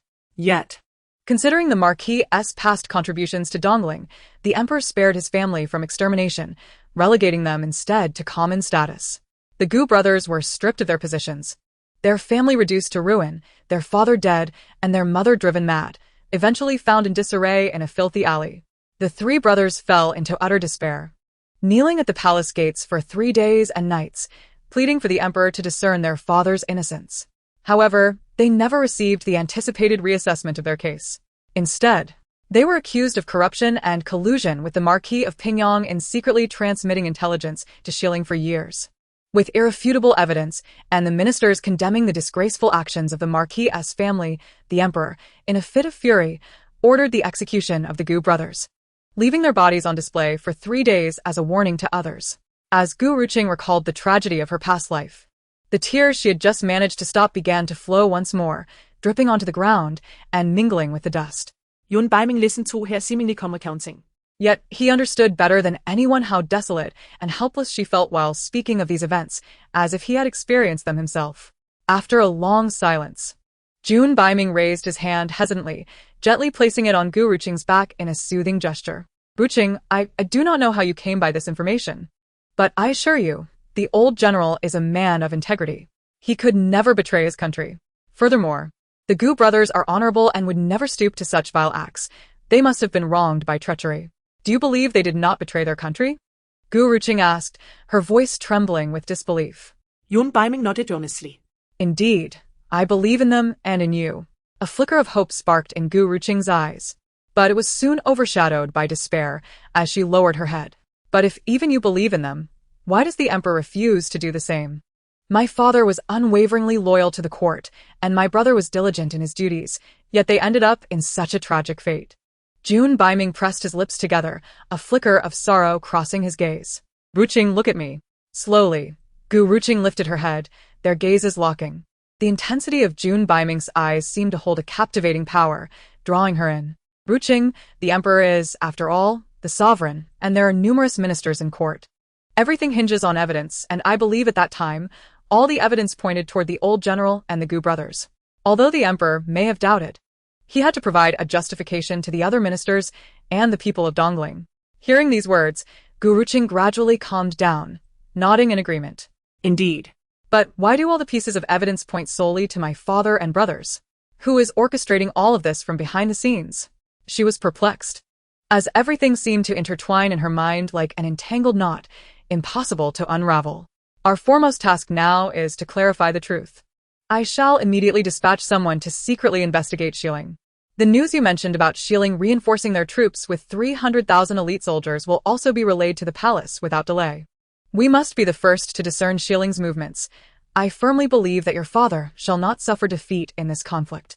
As long as the Marquis of Pingyang achieves resounding victory, he will be able to sever ties with Xiling even if they manage to procure military secrets from Dongling afterward. As for subsequent matters, we must devise a separate plan. In that moment, Jun Baiming was taken aback by the magnitude of information he had just learned. Curiosity gnawed at him regarding how Gu Ruqing had come to know such things, yet he also understood that whether true or false, they needed to prepare in advance for any eventuality. The news swiftly reached the palace, and Jun Baiming's communication was marked as urgent. By the time the emperor laid eyes on the envelope, it was already the following day. He observed as report after report arrived from Jun Baiming, his heart swelling with astonishment. It was not merely the quantity of reports, but rather the fact that the intelligence regarding Xiling dispatching 200,000 troops matched precisely with Jun Baiming's information. Initially skeptical, the emperor was now compelled to believe, for Jun Baiming was far removed in Jinzhou, occupied with the barbarian threat along the border, rendering him unlikely to possess news from Xiling. Seated upon the dragon throne, the emperor furiously tore apart the reports. The enemy force had unexpectedly doubled from 200,000 to 400,000, a staggering disparity. If the Marquis of Pingyang set forth with only 200,000 soldiers, the emperor could scarcely fathom the catastrophic losses Dongling would incur in this battle. Had it not been for this intelligence, it was likely that the Marquis would have marched into a perilous situation without return. Although the emperor felt a surge of anger, he quickly regained his composure and summoned the Marquis to the palace for a discussion. Upon learning of Xiling's troop deployment of 400,000, the Marquis of Pingyang was equally astounded. Your Majesty, from where did this news originate? With such a small population, Xiling could scarcely muster 40,000 soldiers. Surely, there must be a mistake? The Marquis found it difficult to believe that the diminutive realm of Xiling could field such a formidable force. The Emperor sighed deeply. I wish it were false, yet Xiling has spent the past 3 years amassing strength. Xiao Jingzhi's campaigns have gradually revitalized Xiling, and now we are uncertain of their true might. Should they genuinely send forth 400,000 troops, we must prepare for battle. The Marquis furrowed his brow. Your Majesty, regardless of the veracity of this information, Dongling is currently incapable of mobilizing such a force. The conflict with Xiao Jingzhi has already drained our resources, and we are in dire need of provisions. It appeared that the outcome of this impending battle remained shrouded in uncertainty. I am well aware, the Emperor replied, Hence my invitation to the old general to analyze our current predicament together. Presently, the issue of provisions is manageable, as Dongling's autumn harvest is forthcoming. But the challenge lies in troop strength. The emperor sighed again, fatigue evident in his voice. He referred to the marquis in a manner that indicated his esteemed position in the emperor's eyes, a fact that did not go unnoticed by the marquis, who felt both moved and grateful. Your Majesty, if we hastily conscript soldiers now, we risk alarming the enemy. Should the news of our mobilization reach Xiling, they will undoubtedly take precautions, prompting them to act. The emperor nodded in agreement. I share your concerns, yet without troops, how can we hope to win this battle? Regret nagged at him. Had he heeded Gu Ruqing's warnings, they would have had ample time to prepare. He had foolishly assumed that Gu Ruqing's motives were rooted in personal vendetta against Xiao Jingzhi. The marquis contemplated. Fortunately, we received the news first, affording us precious time to prepare. If we wish to avoid alarming the enemy, I propose that you allow me to dispatch 20,000 elite soldiers to confront them. Once I set out, you may then issue a conscription order to bolster my forces. Even if Xiling becomes aware, it will be of little consequence. Upon hearing the marquis's suggestion, the emperor's spirits lifted. The old general speaks wisely, yet I wonder how long 20,000 troops can hold against Xiling until reinforcements arrive. The marquis's gaze was resolute, his determination unwavering. Your Majesty, I shall exert every effort to engage Xiling in battle. Even if the information proves true, I will steadfastly defend Dongling with my 20,000 soldiers. The emperor inhaled deeply. Old general, you know well that my greatest fear is your demise. You must promise me that you will return alive. If you do, I shall celebrate your triumph. The marquis's eyes glimmered with emotion, and after a moment, he nodded with a smile. Very well, I await your celebratory feast, Your Majesty. It is a promise. The emperor contemplated. The news of Xiling's mobilization is likely to arrive within days. I will instruct the Ministry of War to gather 20,000 troops, and I shall also allocate my 5,000 Red Feather Camp soldiers under your command to accompany you into battle. The marquis immediately voiced his objections, Your Majesty. The Red Feather Camp are your personal guards. They cannot be dispatched so lightly. Yet the emperor waved his hand dismissively. I am safe within the capital. There is little danger. Only by entrusting them to you can I rest easy. The marquis sought to argue further, but the emperor's resolve was unwavering. This decision is final. Return home to prepare. The impending conflict must remain a secret, known only to the Minister of War and General Lin. Once we receive word from Xiling, we shall then reveal the conscription. Yes, I shall obey your command, the marquis affirmed. The emperor gazed at him once more, regardless of the outcome. I implore you to safeguard your own safety. A smile creased the marquis's weathered face. Your Majesty, I shall not fail in my duty. After the marquis departed, the emperor summoned the Minister of War and General Lin to the palace to discuss the collection of provisions and troop mobilization. The conflict between Xiling and Dongling had persisted for years. The stakes were now at a critical juncture, and the emperor could no longer afford to be complacent. Upon returning home, the Marquis of Pingyang gathered his 3 sons in his study. Xian, Yang, you two will set out for Jinzhou at dawn tomorrow. Find Xing and ensure her safety. There is no need to rush back. Return with her alongside Jun Wang. He then turned to his eldest son, Chen, as the eldest. You have always been the most responsible. Henceforth, I entrust this family to you. Do not bring disappointment to your father. The Marquis of Pingyang spoke with a solemn and serious demeanor, causing the 3 brothers to feel as though they were hearing a last testament, their hearts inevitably filled with concern. The eldest son of the Gu family inquired, Father, what on earth is the matter? Why have you suddenly begun speaking in such a manner? The second son added, Indeed, Father, just a few days ago, you forbade us from seeking out Qing'er. The youngest brother chimed in, Qing'er is currently in Jinzhou, with His Highness the King of Hell present. She should be safe. Father, has something happened at home? Please tell us, and we shall face it together. The third brother's words struck a chord, prompting the Marquis to feel comforted by the maturity of his sons. He slowly took a seat and said, What could possibly trouble your father? I merely feel that I am aging, and I find myself somewhat inadequate in managing this family. Hence I thought to hand over responsibilities to your elder brother. As for Qing'er, I have been contemplating. After all, she is on the battlefield, where swords are blind, and His Highness may overlook certain dangers. I would feel more at ease if you too went to protect her. The second son, somewhat skeptical, asked, Father, is that truly the case? The Marquis feigned anger, saying, You rascal!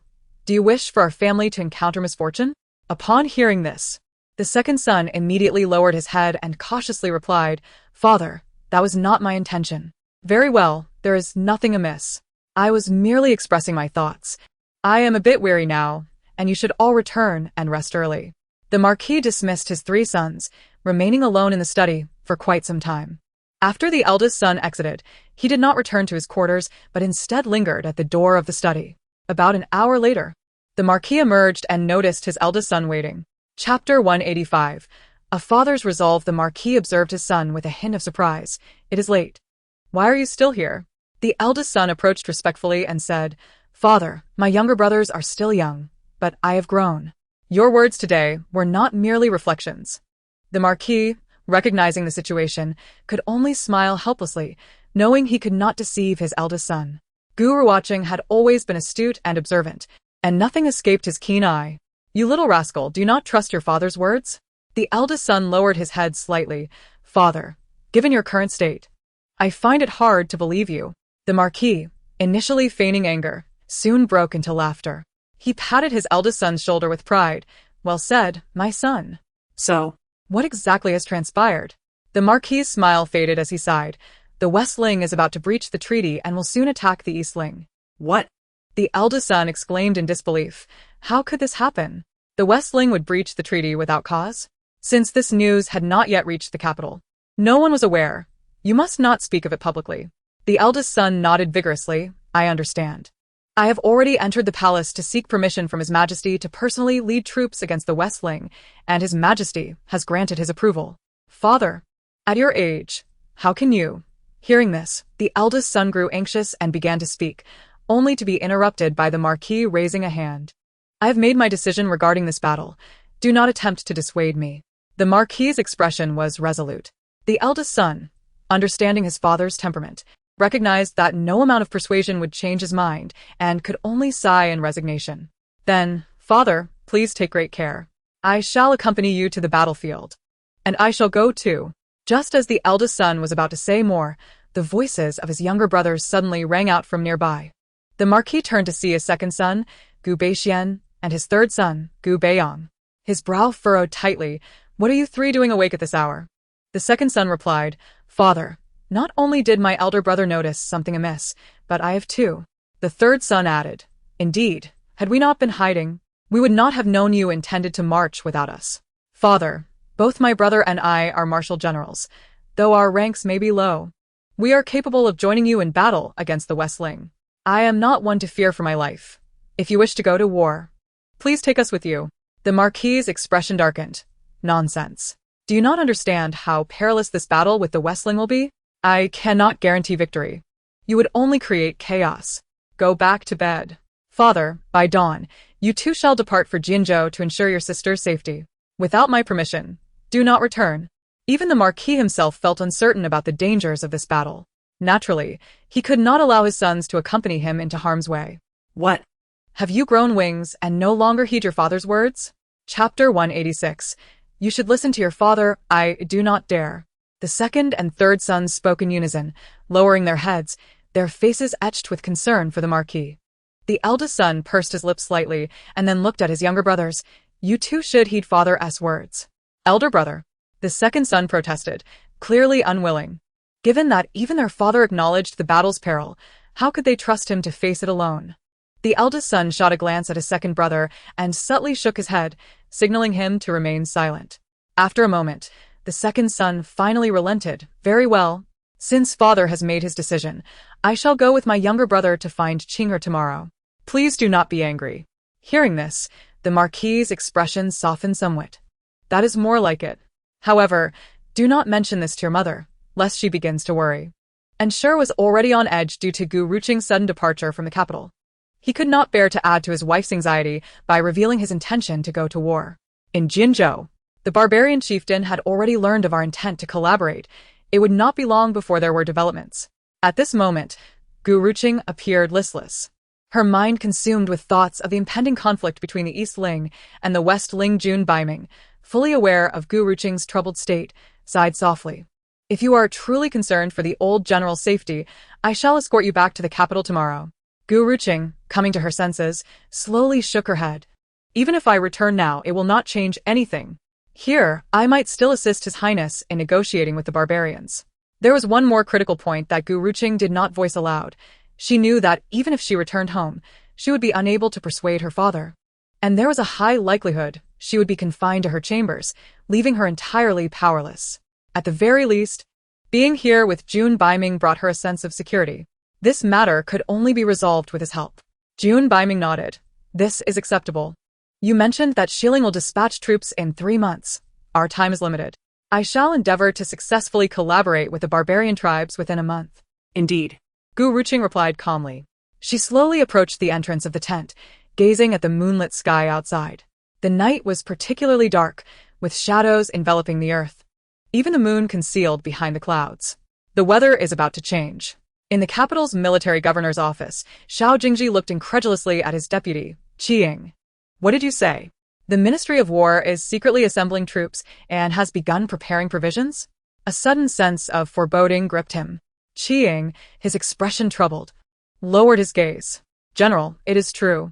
This afternoon, the Minister of War personally entered the barracks to summon the troops. I kept my ears open and overheard bits and pieces. Xiao Jingzhi furrowed his brow tightly. Did you hear who they plan to attack?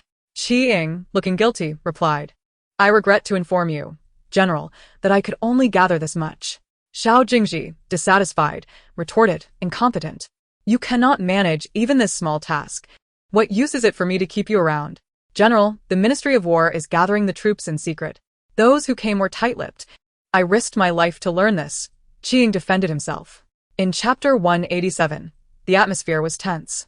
Qiying felt equally uncomfortable, despite Xiao Jingzhi being his superior. He had always shielded him in times of crisis. It was easy for Xiao Jingzhi to speak, but the Minister of War was a formidable figure. For a mere deputy like him to overhear such military secrets was no small feat. Xiao Jingzhi, still unsatisfied, said, Enough of this idle chatter. It would be better to investigate the matter further. Also, send someone to find out Gu Ruqing's current whereabouts. He sensed that the recent events were intricately connected to her. At the entrance, Shen Xinyue, eavesdropping, felt a surge of anger upon hearing Gu Ruqing's name. She pushed the door open decisively, her face flushed with rage. Startling the 2 men within, Xiao Jingzhi turned around, relieved to see it was Shen Xinyue, but his relief quickly turned to concern. Xinyue, it is quite late. Why haven't you returned to your room to rest? What brings you here? Shen Xinyue glared at him, taking a deep breath. Jingzhi, are you still thinking about Gu Ruqing? I know my status is inferior to hers, and I lack her wealth. Everyone in the household looks down on me. Yet I am carrying your child. If you truly care for her, why did you agree to her divorce? Why endure the pressure to marry me? Faced with Shen Xinyue's accusations, Xiao Jingzhi felt a headache coming on, his frown deepening. What is the point of bringing her up? Shen Xinyue scoffed. Is it permissible for you to secretly investigate her whereabouts while I cannot even mention her? Do not forget, you are no longer connected to her. After her divorce, do you wish to maintain ties? If that is the case, I shall gladly relinquish my place to her and leave with our child. Xiao Jingzhi was instantly incensed. Enough. Can you cease this unreasonable outburst? My investigation into Gu Ruqing is due to suspicion, not because of lingering feelings. You cannot even comprehend our situation and are here making baseless accusations. In this regard, you fall short of her. Tears welled in Shen Xinyue's eyes as she cried out in despair. Fine. I am not as good as her. Never have been. You have known me long enough. Do not marry me. Nearby, Qiying watched in shock. Was this truly the fierce woman their general would choose over the current princess? Xiao Jingzhi, fearing disgrace, inhaled deeply. Suppressing his anger, he turned to Qiying. You may leave now and ensure your tasks are executed properly. Furthermore, do not come around for a while to avoid revealing your whereabouts. Yes, General, Qiying replied, eager to depart. With such a formidable wife, he silently lamented for Xiao Jingzhi. Once Qiying left, only Xiao Jingzhi and Shen Xinyue remained in the study. Xiao Jingzhi wore a cold expression, feeling utterly weary. Aware of Shen Xinyue's sensitive condition, he could only offer a reluctant attempt at reassurance.